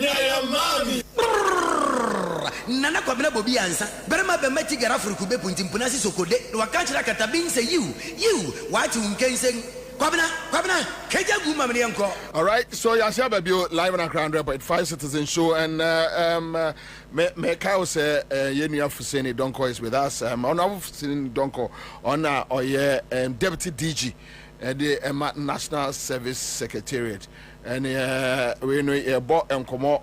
We have been come now. So, Fuzene, Akwaba once again. But quick one straight to Yoko office. Now I heard someone to me has been detained. Another information from a special prosecutor. They are working on Keno Furiata that if he fails to come, they want to use Interpol. Declared wanted. Well, say after 2nd June, after 2nd June, no so before 2nd June, and 27th. Yeah. So what we have heard from there, and they say Omuguso Eshe, and Nimu say if say say Ansah ya yemunya mesobo. But the other option is that say Anyesa then. They don't have any alternative to Kanufurata enye special prosecutor nkwana epeno. Za special prosecutor de no fa ora hu. Yo. De bia de na ya munchire mu yo. Kanufurata de no eye special prosecutor nkwa 3 counts ano de amano. Yo. National Cathedral Frontiers na yenya ma ambulance de na o sign ya Ansah na wo free Finance Ministry no. Okay. Yenyama Ken Bond so. Okay. Yenyama Masa Attorney General nyanko ho, Yoko nyanko ho. Okay. Na nti on the mene na kabadista mene special prosecutor be ye dey. Be we fast. Na kama ho dey because Attorney General ono ne hama no mo chain special prosecutor there. But the wheel of justice has started grinding. And Mama will win. That's a contempt. Now that's a contempt. from wound to me cases through to even your own office, National Service Secretariat. But I say, I think say Bobie Unimbeya say about 30% of Ghanaian voters voted for John Dramani Mahama and the NDC. Just because of accountability. Sharp. Ode opa Musa Dankwa onye sa so we me hwade. Sharp. Some people voted for the NDC. Omo de na ehia oman se masa. Se de nkrofo isi ye niema mumra na omo nkyerɛkyerɛ nsɛm mu keke maye they should render account to Ghanaians keke. Sharp. Enu nkwenti ne yeto amawo. Nti there are people who say, hey, Mahama ba no wanya hwe kura na o mankrofo accounting ne ogie sika keke maye kura na yepe. So there are people like that. And you know, and me nwanwa say there's so much pressure on this your friend is saying government agencies to start acting. ministers nyina wo be hu obi anim na say o yere no ho o sresre nipa wonti minister na nimu nye enye enda ho da ene attorney general they be obo hu na nim bia there is stress papa ne na. You see, so I'm not surprised. Won't to me case, I expected it. Me say Yasuma National Security ni NIB I thought say Yoko forward the people after him. I didn't know say he was police CID. So I'm not surprised at all because say Yoko akwa pekeno. Because the year between December 2024 and January 8th 2025. When him say after December 7th, your transition team ne say almost started some year transition. Co-chairs ne issue statement say mo bia any payment bia without authority from the co-chairs. And he's claiming so on G's Kabia. And so essentially Yoko are picking, so Yoko will prove it. So they say Nyamiadum financial intelligence bureau is also higher than a freezing accounts. Yeah. They have the powers to go into your accounts. That institution has the powers, and even Yoko Kurano, Omoji court warrant, they can also go into your accounts. Coco Boron so ho, meaning say, Brapeni Randy Sudan for BBNC. Of course. Will be in the books. So, as to how come he was paid on the 8th of January, Abra, who says Sabrina, President, Yaswini in Kra, or Quack, baby, and the Kunya Crescino, the Crabrani, Timia, and Temaku Tiesikawi at that time. We'll find out. Ebane send also by 11th of January, no ye sickening in a particular account. Or the call ye sickening in Nara. Or the be cash withdrawal of about 11 million Ghana cedis. Cash withdrawal. Hey. They are coming in or converting into government bonds. Not the quarter bonds. On say immediate a mumu honano era to 14 years, some small domestic bonds be yes or the cushion yama quick. No, I think he has some good financial advisors. Or more strategic investment advice permanent me and near mantem. And no crack yamba contasu. Akunta mining, road constructions are watching forest scanning issues. Unim say Anua Quanta to Mason Quanta won't be Nigeria. The company Nigeria Mason Quanta to Anua Quanta. Road now at the house on Nigeria for 8 but years. Omotianeka. In fact, who call into the road construction companies now. Nipa nane on only road construction ne per kilometers of asphalt. They nani on they nani the highest they want to me company. I see. Yes, it's no mutu man. Omo bedi no. Yes. So we can say me betimi aje 1 kilometer be a meji 50 cedis. Obi standard no abro soye between 600 800 abro soye $1 million per kilometer of asphalt. Only date me call 1.5. See the man. So in fact, near many before Mira, ye maybe as agroni yan start kra. Set it now kusini. Yeah. Unse omudika yiba could be omo friend a friend say but comedies. But the minimum so say oh just for the cameras for optics. And let me say we share the name Raymond Achaye. I'm so share the name ni. Na say Raymond Acha me no nim ne pa you see say he doesn't play with the camera. He doesn't play for the cameras. Okase wa so mu a na nim so kura mu ansa na wo so mu kura. Dominic Ayine that I know would never rush to court. There are people who know the law. And there were people who knew the court, who knew the court. You say no, Oma no munim court no, omuni hobium, Oma munim mra enaba. What me kina say? Teni na katwisa no.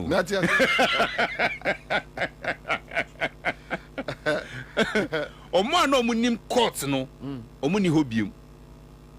But Oma munim mra na ankasa no enaba no. It's the sense ye bedi mra so.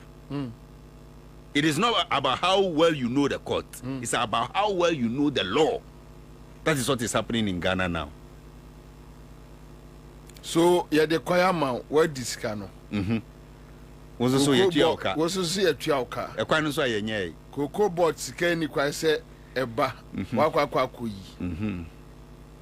What this is cano? There are other issues, financial issues they are working on. In Western region, Efa Samra boy, Kofa once man kura, a Kofa kupie, Massa, a whole United wire hopasa. Nimri Forest, the one for was Samra boy area. Oh, okay. Okay. Because the chromophobe video say, want to me say, essay chrono. Me say the only place I went to me and yes surface mining and no money at Empire once my camp.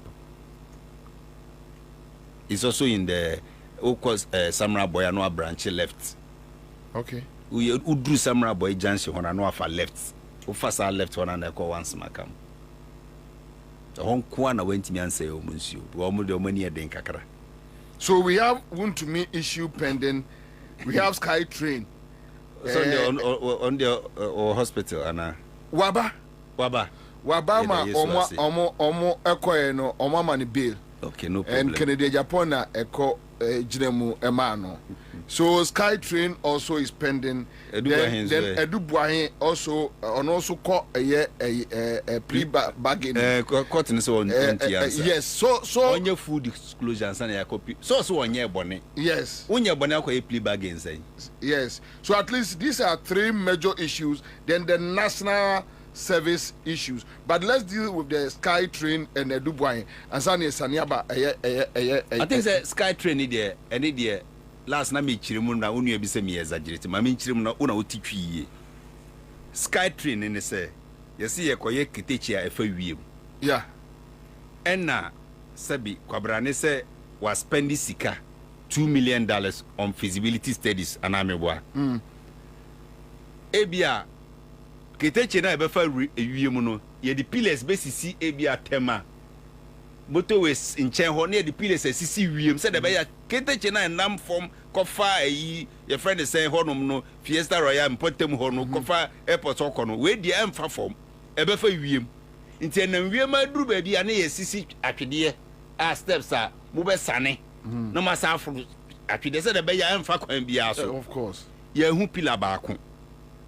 Ye who measurements back, ye who crata so drawing cry castle. National Cathedral crowd they say you're drawing my two amna at least. Okay. Say after drawing on medical two amna. Kete ye who drawing I just say ye crave we are artistic impression. A full we must say na be with him. Ye who. And also chia so adena moka sa mokoye no. Adena ye feasibility study na nkasa. Ne musika so ko. It is say no. Ye pay 2 million ye ko tuya pass ye mfanye den say Egypt na omko bae no ehu 2 million ye aka na ye boy ana say broni ni ba ha kekebeka say metimi aye Sky Train na mamo no enu nkwa na matise microphone kran so mo free South Africa. Yes they are South Africans. Entino plane ticket omo de free South Africa bae no ene e ma omo 2 million ana say 2 million na fa e de ye den. Okay, so if I remember, or more government, I say we sorry, I'm on say, say for feasibility studies or something. Yeah, that is what they said. Feasibility study be anywhere. There is no report. Okay, feasibility studies is about how well the thing can be implemented. Kwamben ye be faso idea ye pes ye be ye. Inti ye kwasas ebia ye beye free ha kopim ha ye dika kwasas ne so kohwe se okay ha de ensure da ha aha ekwan do ha aha abrosan bi wo ha aha se ebe fa anti no ye kwaye wie ne ye hu se challenges e wo honie e ka e bebe. But there is no report. There is no report. Yeah, there is no report. I agree with you on that. Ntia wai ndi 2 million nanka say you tia de ye dan meanwhile it was approved. That is the point. Ubina enti ubon say Mr. June, Mr. 2nd June. Almost nsem ne kwa na kopie na bobo ano. nsɛm no kwa na kopie na boboa no nti de ma yanchi obi a ogana ha kakra be kwa kopie na boboa no obi na approve here. That is it. Obi so na disbase here. Obi so na disbase here. So that is the issue we are confronted with right now. Train 7 there, ye besre, omo mayanti ase, omo ka ne twi.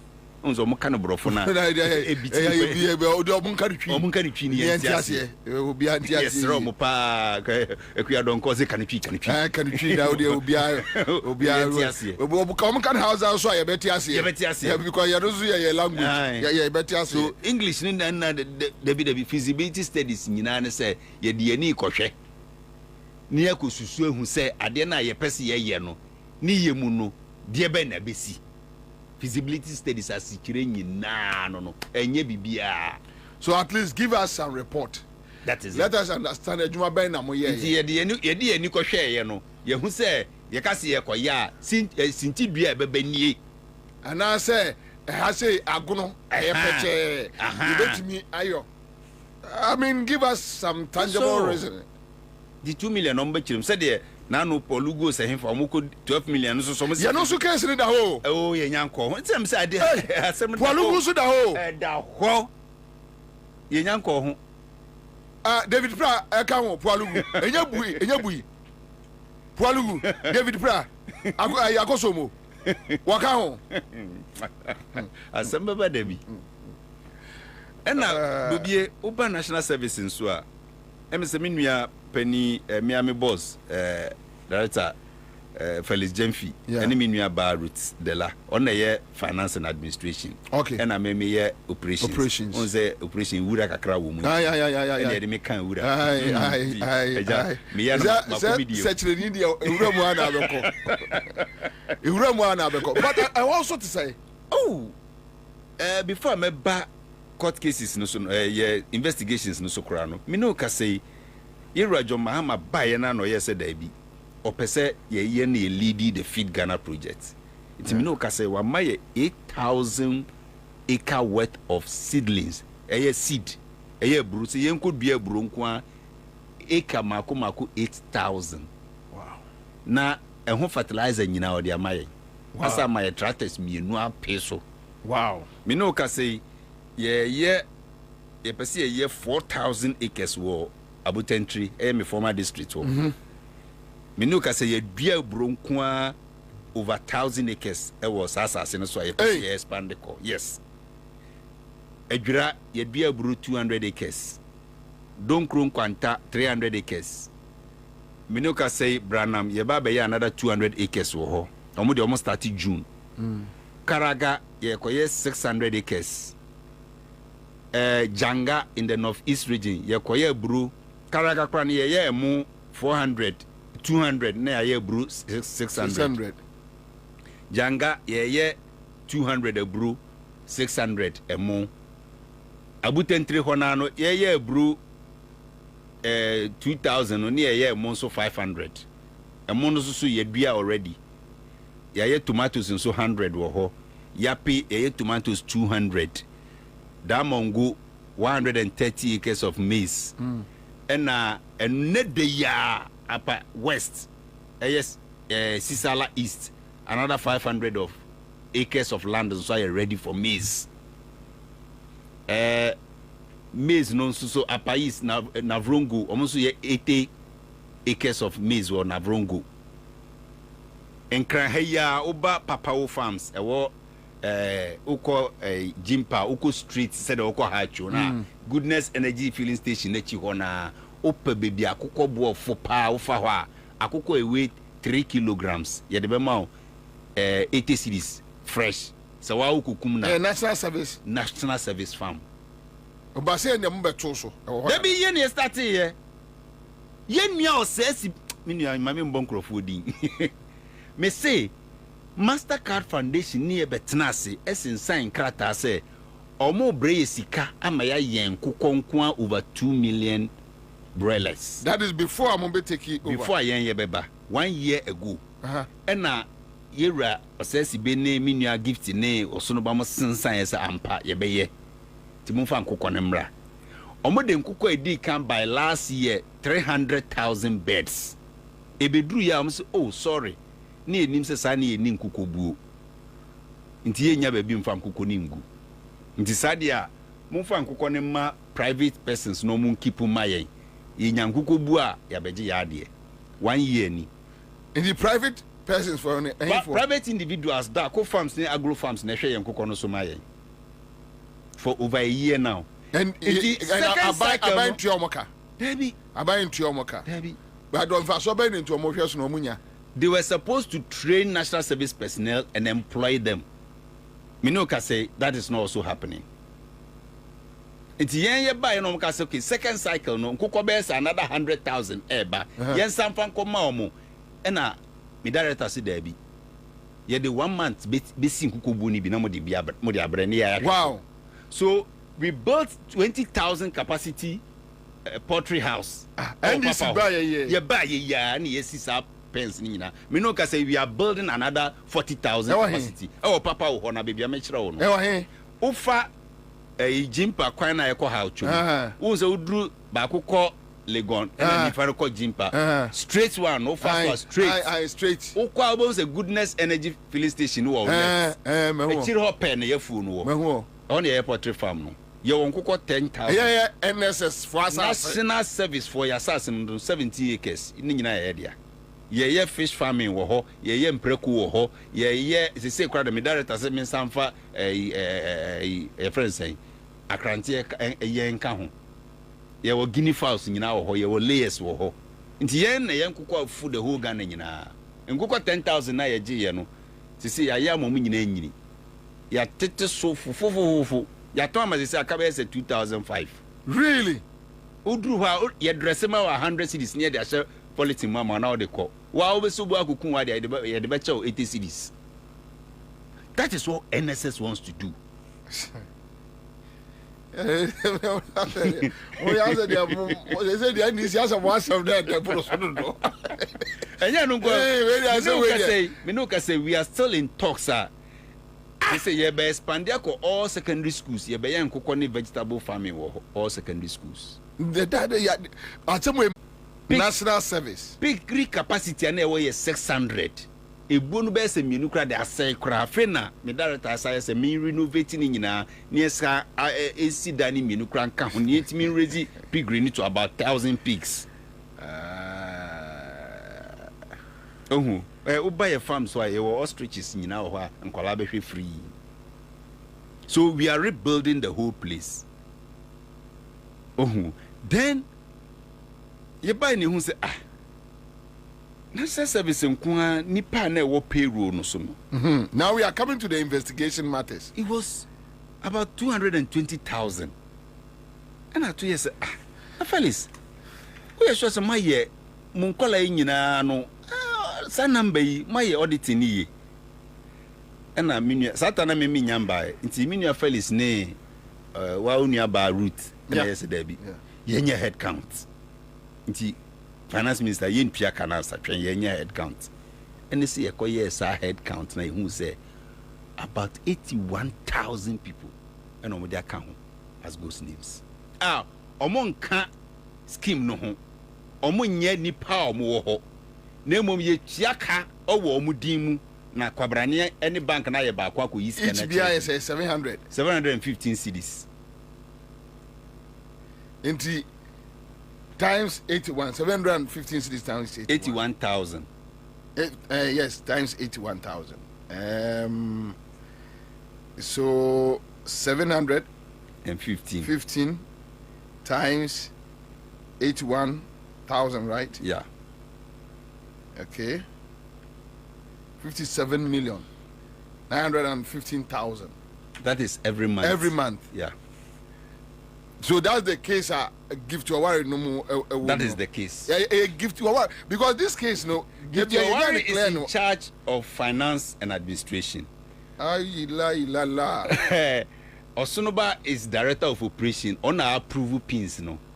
This said that maybe approval names. Ampa nipa dudu say 220,000 ampa. Mashemo hunso omunyina wo ho. Nti Osunoba nso adwuma no. Osesi be na be approve say ampa nipa 220,000 no ampa ma check hunso omunyina wo nti no mama obi a pin. he approves the final pin. Among the train, if an engine room, no. Among the train, the Osonoba na deployment, on in charge of deployment. But gifting so na Sikano, on so be the Sikani. And you want the engine room. But the final approval comes from the Director General. Omutana Executive Director. The Director General approves the payment. He also approves the final pin. On a be allocate all the pins. On a generated pins, no, actually. Okay. So meaning it's as a gifty and the financing, Tino. That is where she's under the spotlight. Yes. Because Semunya more information from the one as to who approves it there. I don't know instead to track it easy. Yeah. But to track where the money goes. Everything goes through Gifty. Wow. Audit be Gifty as. Wow. It is only deployments, projects, and the rest that are under the operations. So what is the current state of that issue? Okay, the last I know is that NI before that, so cry question your staffs nibi. Oma interdicted staffs nibi say 4. Omo dey omo be NI before same CCA. Yeah, director deployment ni say mechanic say oma chena na sa. Nti onu say ye yi na free adwuma no only some 4 district directors. Ya pick omo. And say nipa top level for me ensa no omo so minim se minu aba no ho fa na ono so da hospital CCA. Niti anane yam. Oh, as a niti mental agony be niti pa no. Mechanism for national service, especially Ejumayefo. Police for national service, especially Ejumayefo. Police, military, nurses, teachers. On say especially police, military, nurses, no. On say nurses no more diploma. Into omo ye be a diploma, be a certificate. No masa ko a degree. And police, military, fire service, prisons, SEPs, immigration, almost no ya fa be Ansah no mako a degree. Into ya fa nipa no ye adwuma, okoye degree na mandatory, he has to do the national service. National service. Edru so say o indicate o na yin so a no we indicate say onye adwuma. Na nkwala allowance fia no kwabrane sa agika na ne pay ho. Come again. So the issue about the ghost names near one. Now double salary. Double salaries. Yes, A2. You see a second issue. And the painful thing is that in collaboration with some of young district directors nibi. You know so investigations now start here now. Yeah, they say I no ka say you need controller atnasi ama controller run system ni nyinara. Ama omo controller chia omo ka. Omo sa fa echire baji yenso ya allowance no odidi ni nyina ama yen. Enti mi no ka say me director so de osrami a onim se de mi suban city. Yeah. Enti edi no o de hye ne cupboard mansa. O de o man 7 days. You don't here in collaboration with some of our district directors. National honey de yeah de say Koso district omo ne omo na akambu mu na o de age na beji 300 me so me fa 400. Nti district back ku benya nipa be 100. Across the country. Which means the figures is huge. And yes, was a beyo say nkete. It's baby to say Asante Mampon 50 30 municipals they be quite me about 200. Why? Yes. Double salaries. And I make us say enke ekoye omo ye adwuma bi na akanya yawo. You will see police officers, military officers conniving with the district officers. Yes. No more. Just say who dear year 750 cities. What are you doing? And they're taking it. Oh, Ghana. And it's across all the regions, all the 16 regions. Hey, any national service, any Muska. No, but it looking at the level of look, their boss is here. If every month 85 million Ghana cedis a free a year system numa. And you joko. That is the point. And I don't know per data no at what point it started. Oh, and I say it started from 2017, but the figures were not so big. Into Amani Penia Mahon Bebresa. With the ghost names, no? Yes, it started with about 32,000 and a Raziba 40 and a Satiko 20 and a bar 40 something. Would you say 10,000? A flat figure 10,000. Yeah. From 2017 to 2024. Yeah. The kind of scar Ghana losing easy. Easy crowd. And you draw your money from the finance ministry? Yes, straight. Ntina, you say no, you're at wire hot kakra. Then you are prepared. National Service, the kind of savings we are making, you be because of hunting or own. And now, no, it's not a near brain. So you say, here, near man, make canning in us, you're the IGF. Internal generated. I'm telling you. You encourage it could be a boom for a buying horse. Yeah, the Kotasa. Now, some more we create the $10 no. Hey, I'm going to so I won't come over TV. That is the it's no Messi room. And I've been going to won't come over TV and Yanni Brenner. President Kubinya. Almost no Messi room. And I've been away. Some make a talk call a $80. I got $10. Maybe was coming to Kofania, I'm $1 Makuko ya Bobie. And now Makuko Kwayasa. Bobie bra. Ukwa de me amache obi. Makuko de ogini fa wo. There will omega see we are to the metro. That's advert obeya ma ebudi de metua. There would be metua. Wo media. Se me wi ba kokura wo de dom pe beto a. Omo de akai me. Se owie abaya kokko. Kokro deka owie ba ko. Ti me metua meto. But seriously, because say offer obia onibie. No correct. Adia boy for a yen the $10. And that is the point. Who say recently one of your sister stations, no more boy, every Friday be a promo. In the Friday we see the water over here now. So there be na then we CMG free mu. There be so say isi kasem so. Kwame baba. Ana kwame ya bra. Kwame baba. Kagen so ba. Ya ni station ya aji akoko ma nje me mbayo ni bi number. Mbayo no mo ho akono kaka. Kwame dikura de. Kwame ne okwa wi anu adwuma mo asua no omo ya professional. Na so ya ombeboa ama yes Friday manembra. And the Friday no reporters baba. Omumra. Mini problem kra. Hey, no way they watch it. Hey, there you I don't know. I didn't hear na just I didn't know Crawford you. Because look, and yen kuko no so e fresh yen freezy e ma de enche so. Wow. Yes. Ye kun na na ya bag you know ya advert no way. Yes, I 17 years anya advert sa. Wa frame me na makaka krafam. No. No, that's why they don't make address. I like you going to grab it because your Maya Juma. No correct. I like you grab somebody a corner. And a Friday, no, Aquarian woman on live report. Yes. Not Omoma. No correct. I'm poor, no, you be more land.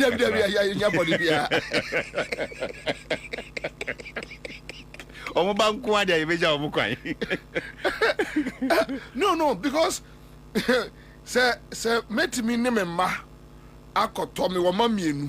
Yeah. And I can buy live chicken. Yes. So which means a baba be stop sa akoko furu no aye wi that is the intention. They say no, yeah, expanded from the 10,000 the next cycle no you perceive 100,000 beds. Oh papa ohono. Why? Until we are, it will follow the same trend. You perceive yen yakukone ye fuchen will be there in the market. That is what we want to do. And usumuno yen kwala no mo ye national service no omo ye na eduru baby no mo wia no mo so mo nya asase kito bi bubobuo na ne ama omo nkuko ni bi. Okay. That is the intention. No mo ankasa nso no ye nkuko ni. That is it. That is the strategy. And I nyame buanso ni ne get found the ensu take offer. Every secondary school bia e wa Ghana no ye be yen enkoko 15,000 wo ho. 10,000 broilers, 5,000 layers. At least they can feed the school. Yes, but then national service for enebehwe so. Yes. Yen farmer school for enebehwe so. There be. So there be ya be create employment avenue for the national service personnel. See Joma man so say agric students omo wie agric colleges ni nyina no omo obi antena fie bi national service yen fa omo. International service be fa omo ni etua omo ka as national service personnel ko pem say obi be se adwuma papa bi be bio ba bia e be pia o ma hye ho. It is a wo ko school dey so na returns ye the agri students mienu na the marketing ba ko aka ho. Mo marketing ye na ehu say returns ni okay, then we start paying you commission. Amanfo bu say busa me location na no hye o. Omumbra National Service Headquarters Airport Presidential ho Titi Kwala shop no eche ho na boy ho na wo. Enti asem we wo Ghana. Me na me ka kire Bobie. Na say asem we the chefu e. And have you? Ankomo boy na the chefu.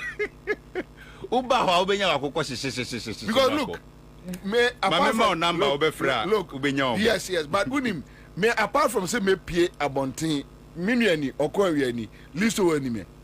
Just a bia abonten na bon say e bia aduane goat wom na ma yubia na cow na ma yubi. Me if you aduane bia me bia me the chicken. Enya chicken and rabbit. Either rabbit, chicken or fish and eggs. Asa will be me the inner sendo. Minim da. Any any bring a gift to what once a man yaka. Say asam so for us cry. Oh, okay. Your friend number na do bia o pe bia o de bebro. Ye delivering so. National service. Me na me ka kire. Ah, na gift to one no mo yada na mo beto so ana. We dey we dey so chen o mutim pa che. We dey mobile ye. Kwame Fatua just 1 minute because I'm done. Mobile ye. Me na me ka kire. Anyway, thank you. Mamenka oman for say MTN se men kan kire mo. Ghana fo nyina. MTN se men kan kire mo. SIM card eya sese wo mo ye 10 cedis pe. Ai wutin ye 10 Ghana cedis. Ko ba bia MTN service center, Connect store. And I say any authorized community shop bia ben bia ko ho emo obi mu emfa so ne nkusu why pa cho bebre imboost herbal mixture post ni adru ai numbi na e boost eye immune system no ma si immune system ni nyina so em fight yarwa hodo nyina emma yare bi mebo emfa wo ento Flora Kits ai Flora Kits omude eye Flora Kits baby diaper aba tiemi enkoda diaper ya ye de ebo wo mi Flora Kits ede ne papa aba emu ya moton eman krosan ngu akoda no eto ho ena awu enchancha ni stretch nti emia akoda me pa cha mo hwe National Service Authority promo sales no mo hwe.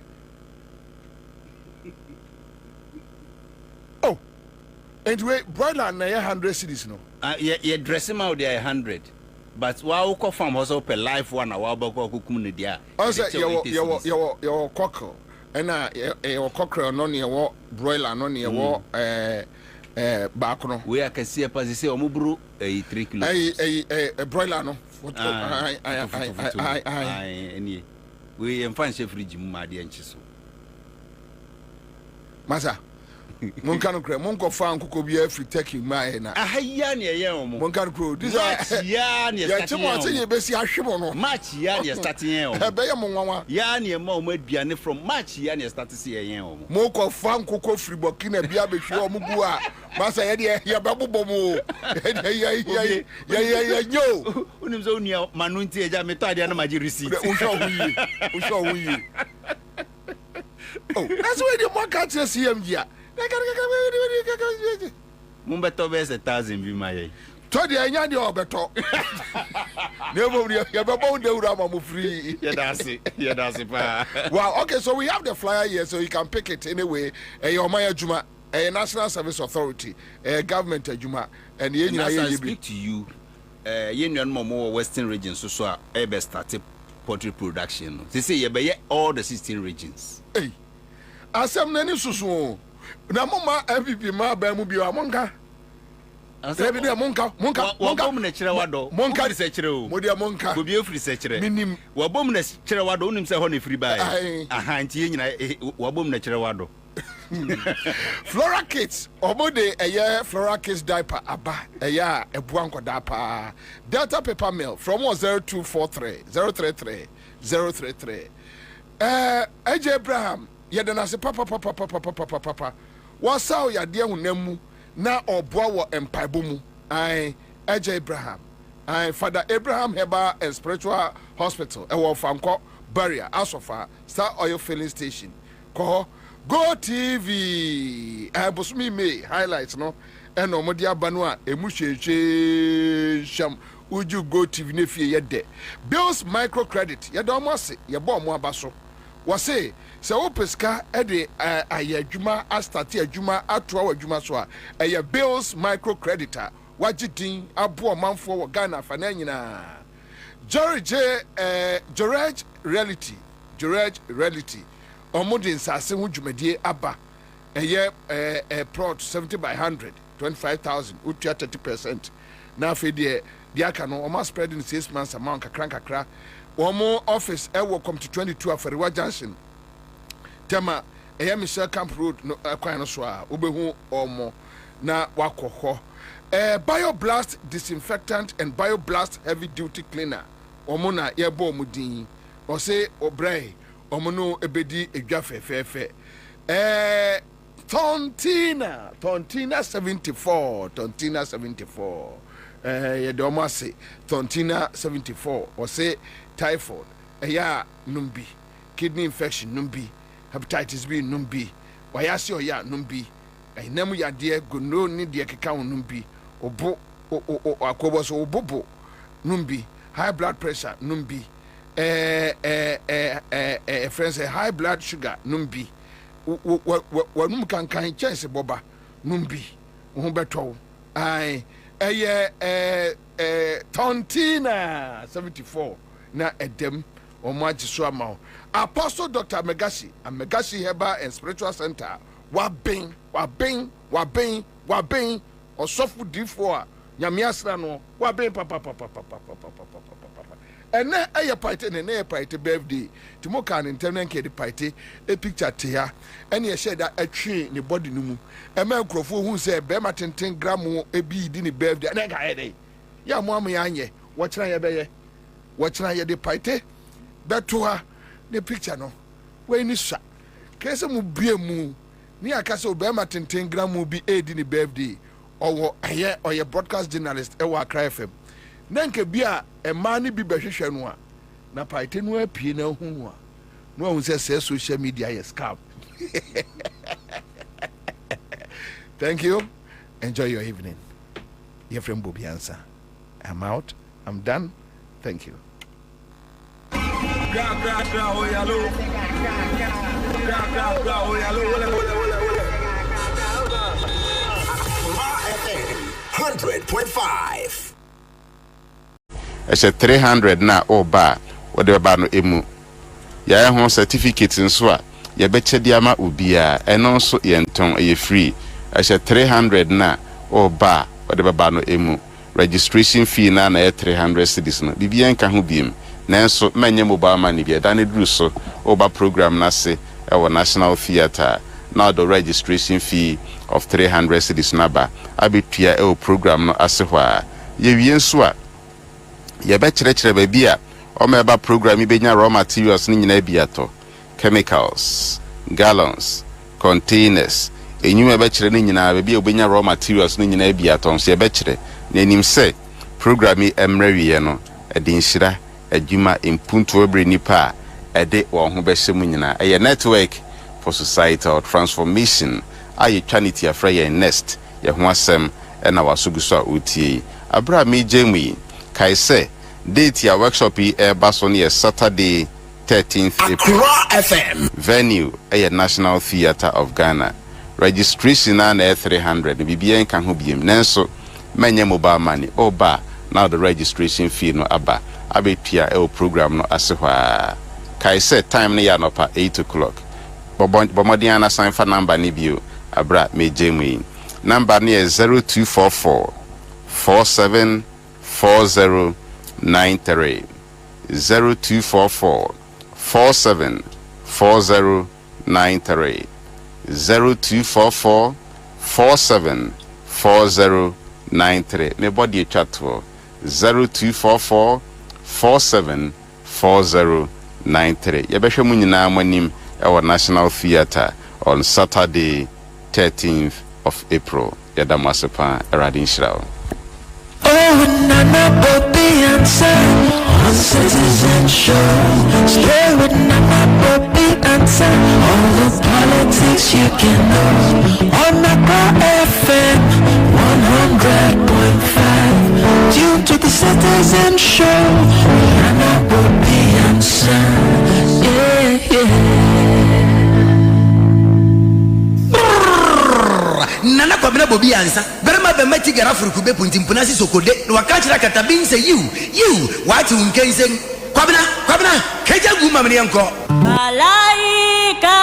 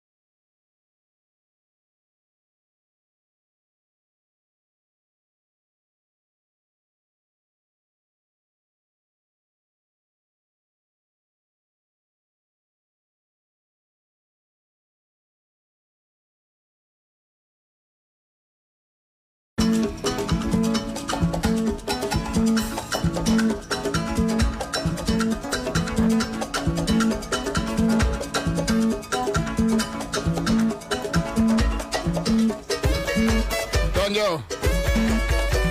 Abba.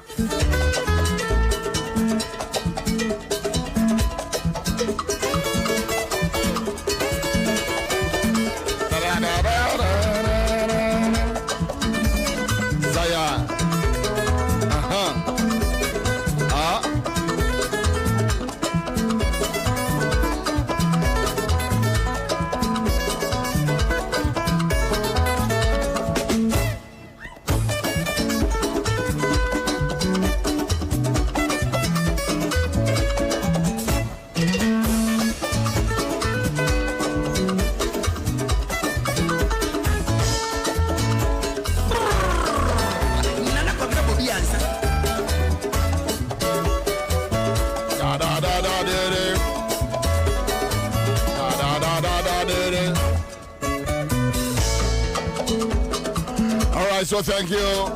Another band is here, another week is here, brand new week, brand new day. Say near yon. Dinga. Dinga. That's right. One more time. Hey. Thank you. Do this. One more time. With them, Sajwa. Gang. Jega.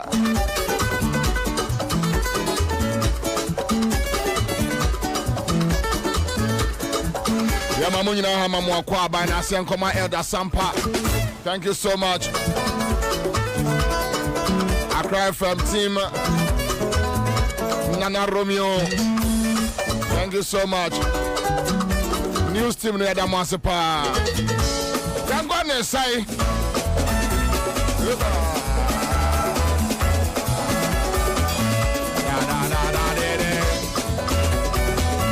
Alright, so Monday afternoon is here. Yes, sir, now what can I say? Say near yon. Enemy. Say. Never munina hama kwaba empem dom ya motemenka baby ya wotemenka na wie. Mo amoto trotro mutasi uba yango bolt mo amofie office. Enso na gugu enso na asase etoto timpacho se upia ya no ahwe ho yie wai ba bia akobia no ahwe ho yie monchimon kan so de afa ni ebe hu bi pa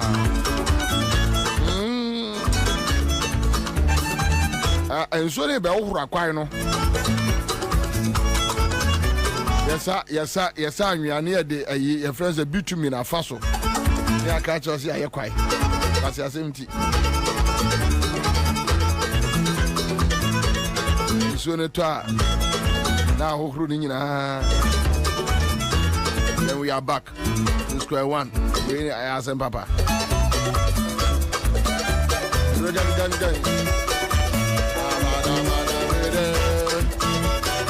da munyina se na wie dom ya moti enka e wo Benya FM so. Thank you so much. Yada mo asi bebre. Amin shramo. Deba. Yaba. Taxi drivers, fuel station. Ya mukramo. Da samba menko because I be here me. Ejina me ma Apostle Alolo Mitrase no. Abada. No.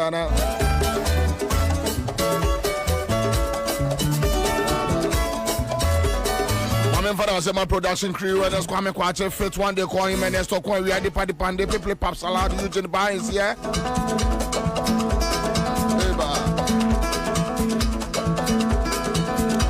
And I know the lead producer Kwame Kwache did the birthday. One more to me behind in Yadamwase. One more to me a man so encourage. Ono de oro timi di me na otwe na otwe mu na ojeje nga kra ana gwa me bo ha Say Uguso JJ. Uguso. Amanda.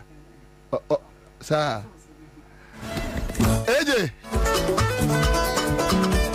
Pamcho, mon frère, Honorable Amanda Ochre, Mammy. Honorable Amanda Ochre. AJ. Kwame says still no ababa say. Kwame says still no ababa say. Kwame kwachi freo. AJ, miss you so much. Mwah. Thank you. Say Abba. Wednesday so anunwi fo nyina hene Lord Listower a birthday nepoku a birthday Kevin Taylor Listower birthday we there what's your April bada ye birthday mano because hey anunwi fo nyina a penny odi birthday anunwi fo nyina omo penny president chairman director CEO manager kikako anunwi fo nyina boys brigade commander mepoku sai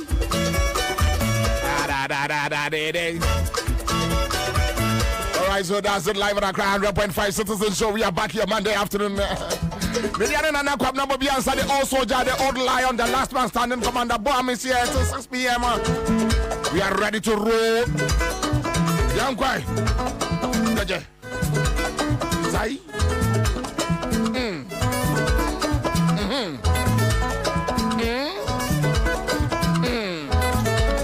Join.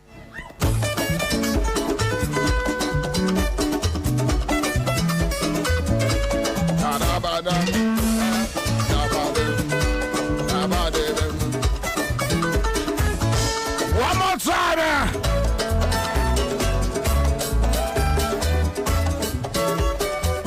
Say na yeah, you know. Hey, I say na yeah, you know.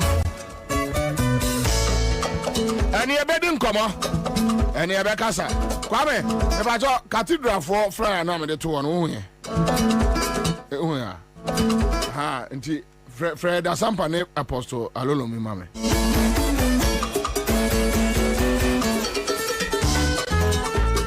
Aha. Yuye.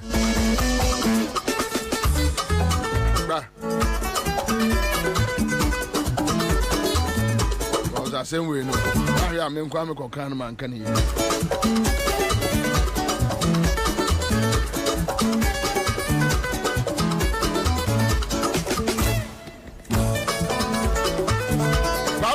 Fatos mame. Fatos mame. Ana wo. Wow. Okay.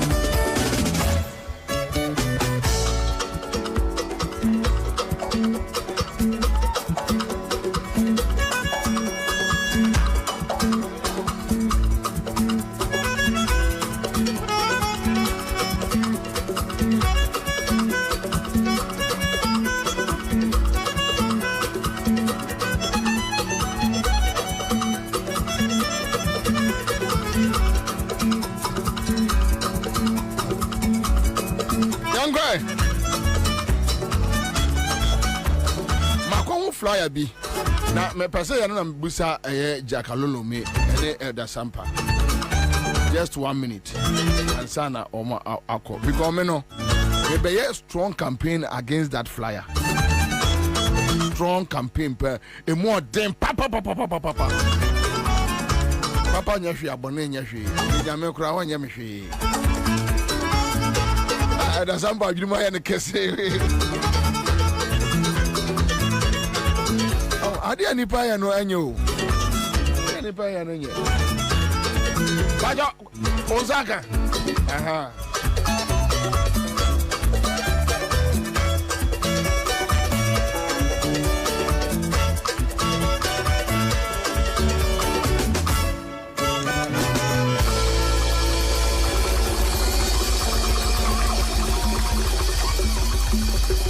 Okay, so me ko pie flyer biso and mama ready Emma ayem penny for me na ose National Cathedral of Ghana channels for donations. Pacho minim say one be so I that one be pacho minya hu ye sir I think yeah okay. Okay, Jack. Okay, ne kra. Me. Okay. And channels for donations. Momo line no. Cathedral no Momo line no 055-575-0000. Momo pay ID. Ti se utua na ko ha de beba no. ADB account, Fidelity account, and a Ghana Commercial Bank. So far, allow me. Today, I'm going to Sonia Mieni. Say, and Sonia Mieni say like. And to your moye, so for Sonia Mieni, a dear moye, a guy or moody, business no moye. Enti eso nyamieni se anyanya bia miss meka say asori kra ye kono Kristo na ye hina yedi na chi no obi eni ho de na ni ehu ne da but yem fa ne say ye gitum say nunuma kire say owo ho eye momo no mde atudwa so for me say eye momo no mde atudwa edi eso nyamieni eye momo no mde atudwa se mi wo bia se mema mini bia mate enti ade omuye eso enye den so benya nkofo so omuso betua me nyanko okra enti ade omuye enti eso nyamieni tu omo no de eso nyamieni so mo ya manyame ana commander say omudi momo line na atudwa na so musi National Cathedral. Me say me kayade na kire wona me sinti ade amon profo yiye tie so nyamieni dynamic momo no mde atudwa no eso nyamieni na so omudi si da manyame ana Eda oti apostle Jack ti ade okrofo yiye tie so nyamieni e pesi ehu baabi a omudi si da amawrade temple omuzi amanyame apostle ya yi the crop for that man. Commander, on the more serious note, in fact, National Cathedral, who says me, a lot of Christopher are disappointed. Really? Yes. Oh yes. Why? Because initially, no, say no more project here, no, and yes, Anna, echo. And until I saw from penny for be I resign, no. Because initially, no, it wasn't like that. That's not what we were told. Ya nti na me busa apostle say. Adia ndimo nkrofo yi edi nyame din eyi ndi efe. Say monjeje mobrofo sika in the name of God. Na muadi. Na muachesika na muadi. Almost as no Duncan Williams be catch say they don't need the taxpayers' money. Sir. Insult ye ebru ye nua calling the God of Israel near the ade. We are saying no, they have taken more than enough from the taxpayers' coffers. Unfortunately, they can't account for the money. Now, what more the just can you? Oh yeah. With Momosa, and to date we don't know how much. And almost say I go create account for. This account is different from the old one. No. Into where your current one now. Where your current enemy am actually. Because me kai say Pentecost 4 CAC 4 yes, and no the me but to date, we don't know how much they accumulated.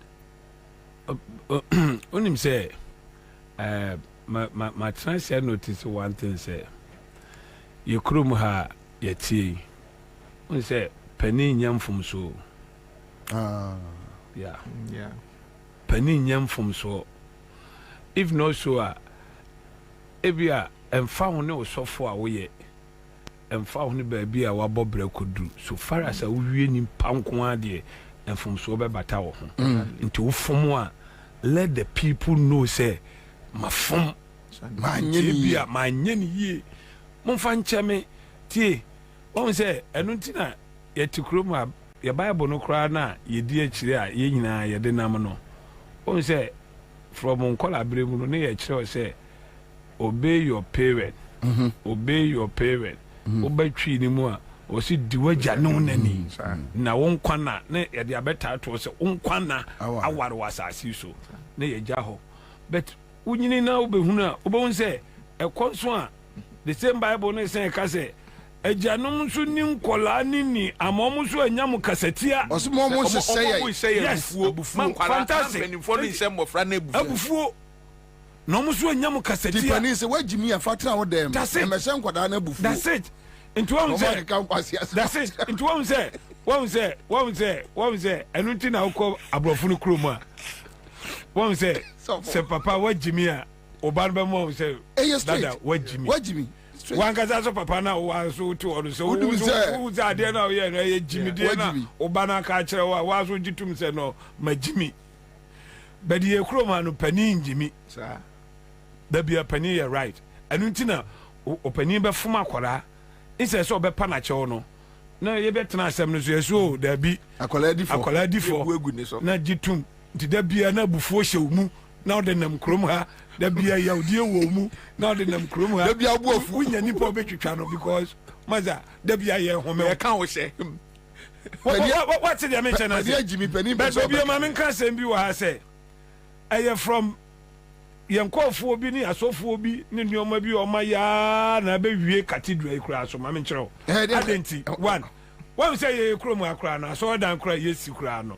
yemfa 2 years na si aso dan yemfa 3 years na si aso dan ba ko bi 25 years na yesi wie every year bia so ye bo ho afore ende ne kure scan fa he ende ne kure nti cathedral no kan hu say no aso for no kwa be boa say ye ntimi mfa 2 years mfa wie cathedral na chese obesi ni ntem dodo chese free yeah well no but the point is me I don't have any issue say omo ajiji bankrofo sika omo jija na omo adi no cathedral no omo jiji nkrofo sika na omo adi no ye ina no ye so far say etikrom ha ye nim de ekọ social media yeso ekọ hobi ekọ hu no me say omo ka say on the 6th March ye twa mu kra ombe kwa ko bia no wo ansi na ye hwe ne say amaso nti ye amaso kra no hwan ni panin bi e wo se nko be kire mu kire say na ye kan antimi anya saa genti antimi anya saa ni hwan na antimi aba abonten abekire bibi mu saa ade akire hwan nti akire se no man no kra na ye no mutimu no like akwa se ase binum ti omba bi na binum so ti omba bi na je se binum ka ho na binum kra wa nse se ye no communicate nse se ye kan we kire mo opa fa opa ti se o man na tim no bobie ni kra ne se awurade no atasuru ono an edidi ma ebidi ono an ede eda no ono an sori ye enye obi de hwe obi because still enye kwada okroba atofo na edu o machi no moma yete ase se bible no kra ma yete ase se ohufo nkwa ahima mu obi yeah nti se oye sofo na o te board no so na de ekoso no se nneoma bi afọ ani ase na o so wodi wani ehunu na ohun ehunti untimi nka untimi mpa mu nka adenti a usuro se bia obi ba home wa kan hu se wo so no heaven no where you hu afirim na so omro do you think they care about heaven commander abani na say kura ba ku bia video bia mi hu na say kura je say me hu ye kura Musi you could take your good. You could take your good. So that's it. And I remember. So you could take your good. So say sana. Sana musi you could take your good. So chrono abonti nyina yesika kokko. Me you could take your good. So. Everybody adu. Say you ko say you ko heaven no abonti ho nyina yesika. And I just you could take your good. So ana. Abonti ho nyina yesika kokko. You best say we mu ana. You be nante. Papa bi. Papa bi na. One ne yonku di nkomo. Akoto brand new Mercedes. I want to dim koma free back ra. Nia. We baby a wan nyina dru ha we nyina wiase afefe de yemfa nko baby a. Na dam for hwere nim say na o see o. Wiase afefe de yemfa nko baby a na atanta de ne de be koi. Atanta de no. E fa de be ko. Say ade efe kura no. Yemfa nko baby a. Na atanta ne ne fa de be ko. Na see de yemfa nyina nko baby a de pe afefe de bi. Yeah. De tremu. Na osoro kura no. Yesi yemfa atanta ne nko. Wo de os media atanta ne wa asase so. Na e de akọ heavy. But what say thought that and now say being a Christian so one cause that's why in cycle you be confusing some things. Fair man say me so for penny back on. Also could be heavy or could be 45 minutes. Okay catch it. Or catch a congregation. With your congregation in Ghana. Oh yeah. Also could be 45 minutes or heaven. That rose no. That be. Oh papa I Archbishop. Duncan. Yeah. Also could be 45 minutes. Our heaven. No coin. Duncan no cry the wa binche wo mo. Oh papa say papa jo coin dey beside so. Woni mo bi wo heaven na no bo one elder be also a church of Pentecost elder be on them so obo na so also if I get it right there. And I'm saying no mo confirm na ba na elder na ba no church like car elder na edemu a or the buy no a white color eba sorry one that be say heaven hono susu oh heaven oh heaven heaven say no na no dey carry na gold no so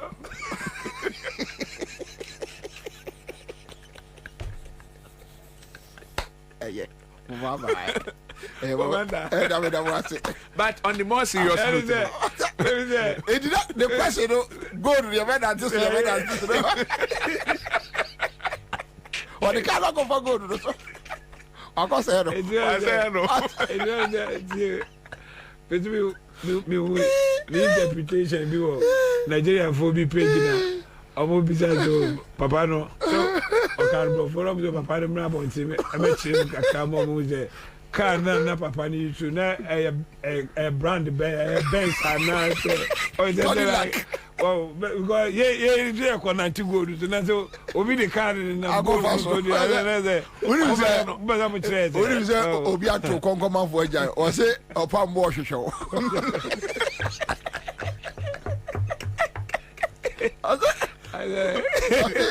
program asare maro to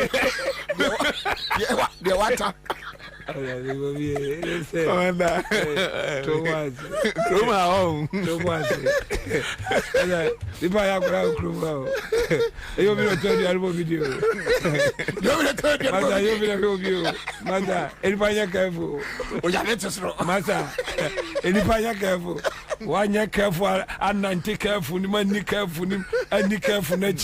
now track careful now, master, anybody careful. Very well, but Bobie, me emphasize kwanya we suna. I'm to a platform media, eso. Yeah. Na, I'm to the nation opambo. Me papa, me papa. Like he's my everything. Me ni bibia kra enya me fe kra enya no worship. Say papa ni gya hono sorry nyame Bobie say we obi a ti o sorry ase pa I'm telling you say we obi a o sorry nyame for real enti me pena say ma no nko anti but I'm say na say na ya na makofa ne sem kakra na say like me there yeah we kakra na Bobie I saw me dem I saw me there. The agro na bro so. I feel yeah.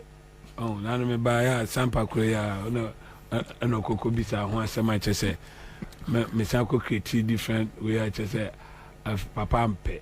The nation ampe. Oh, okay no. How? Many issues na. Yeah. But I'm say. Me who nam fi say bia obefa one of those things. But I'm say baby ade no koye. No in fact. I'm trying, you know. Me jina we feed so.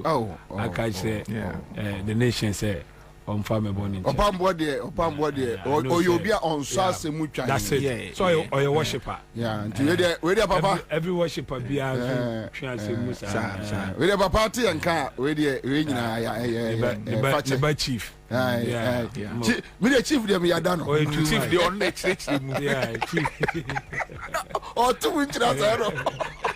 We be here every day pa. Also I don't know say me can say. Oh, Chief. Anyway, thank you so much. So, Jack, one brass young Quentin Ghana for say, Udamufia. Yeah, that's very all right. Thank you, live on Accra100.5 Citizen Show. We are here. We are back. Moses Ajalo is here. Yeah, that Moses Stephen Joe is here. Jami Inshamo Bita. Sir Jack, you know who so what Sasa, say Bibi had Nasenko, and one no.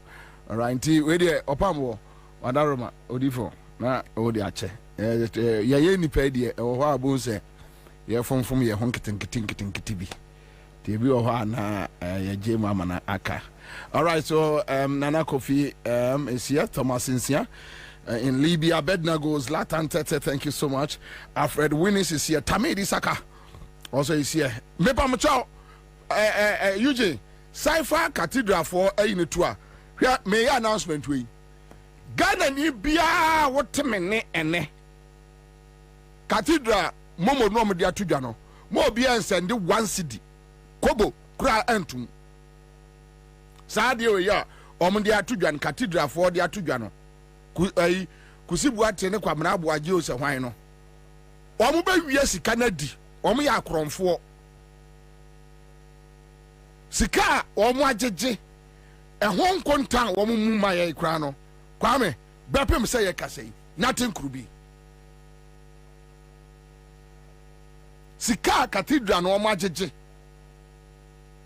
enti sa ADB Fidelity GCB aka mo bia ntuaka pre 1 cedi akosi boate ni adu jamfi ombe wiye sika no uhunu wo mu difference say why na ekusi buati no why na ya do jamfido won't me hunu wo mo sai was swift code e de mo bia ntua kapre 1 cedi enfanto sa cathedral ai obi say cathedral donation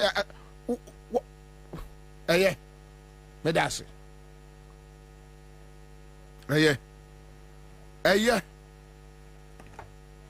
kwame mami ayi mama awai wa ma obia entua 1 cedi kura entum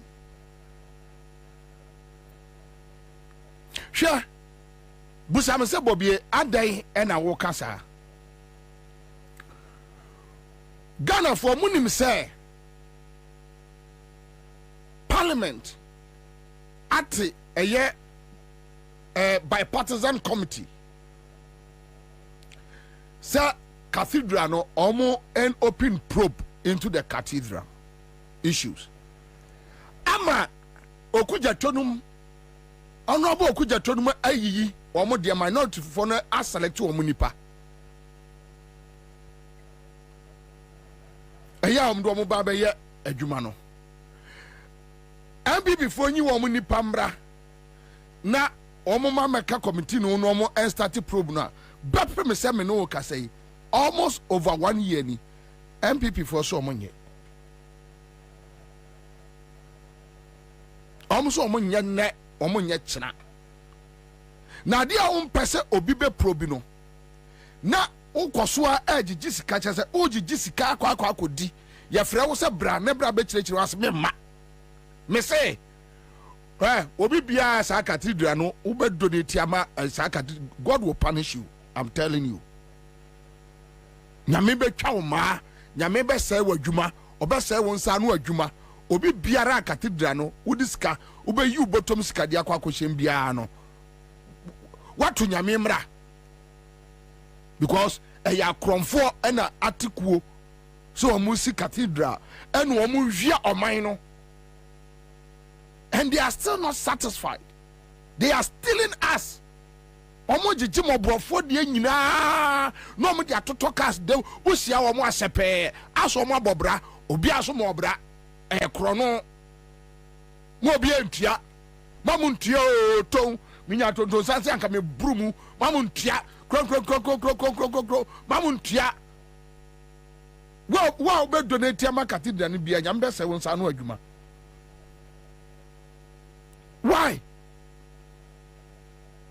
What did Jim Crawford sika Pentecost? What could taxpayers? Odi account. Brand new one contas mema.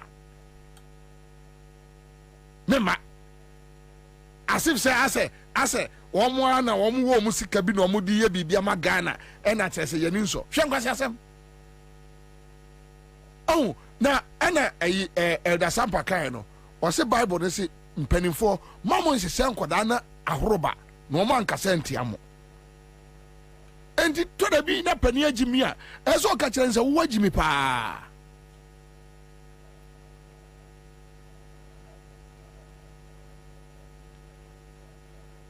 munya no cathedral donation hashtag mame munya fraud. Sa account fraud omo jiji skada ko chedi are ya demoka from ra are more than mo home mafias na mudi nyame din buni pafa so sa ma me no wato na ni achi ten no kwasa sem kwa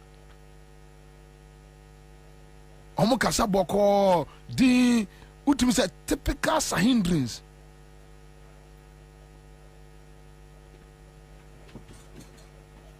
are mo bi antua ya onim say cathedral no ma side momo number abetu dwa say cathedral no momo tuetua ska no mo fa nkosi cathedral no na info na me na busa. Very good. Mo what was that question? No suppliers were ho. Yeah, cipher flyer no eto na omunhwe bi. Hwengo asem omudi. Hwengo asem. Say, amanfo say omako bi account to ADB. GCB any. Sorry. Any. Man we pa he. National Cathedral of Ghana. Channels for donations. Momo line in here. Momo pay ID. ADB account ni, Fidelity account ni, GCB account ni. Hwenkwa asem. Guess what them? Na debi o sabuti mi yesi a ene nka muka say yenye kura ne yenye jiska come suppliers a. Enga Ghana for betua. Mbe fo ma mo akwaba. Kwame o videos ni bia ma me bi Ansah na ya konkomo no so. All right, so in the studio ora Amwata Hill General Secretary National Association Institutional Suppliers e wa say ora Emmanuel Aivo PRO National Association of Institutional Suppliers and Madam Gladys Ansah Eastern Regional Rep National Association of Institutional Suppliers. They are amunyina e studio. Last week we had a conversation here. We spoke about sika aban eduomo, but Bank of Ghana also issued statement that from last year May, Bepemene Ghana buying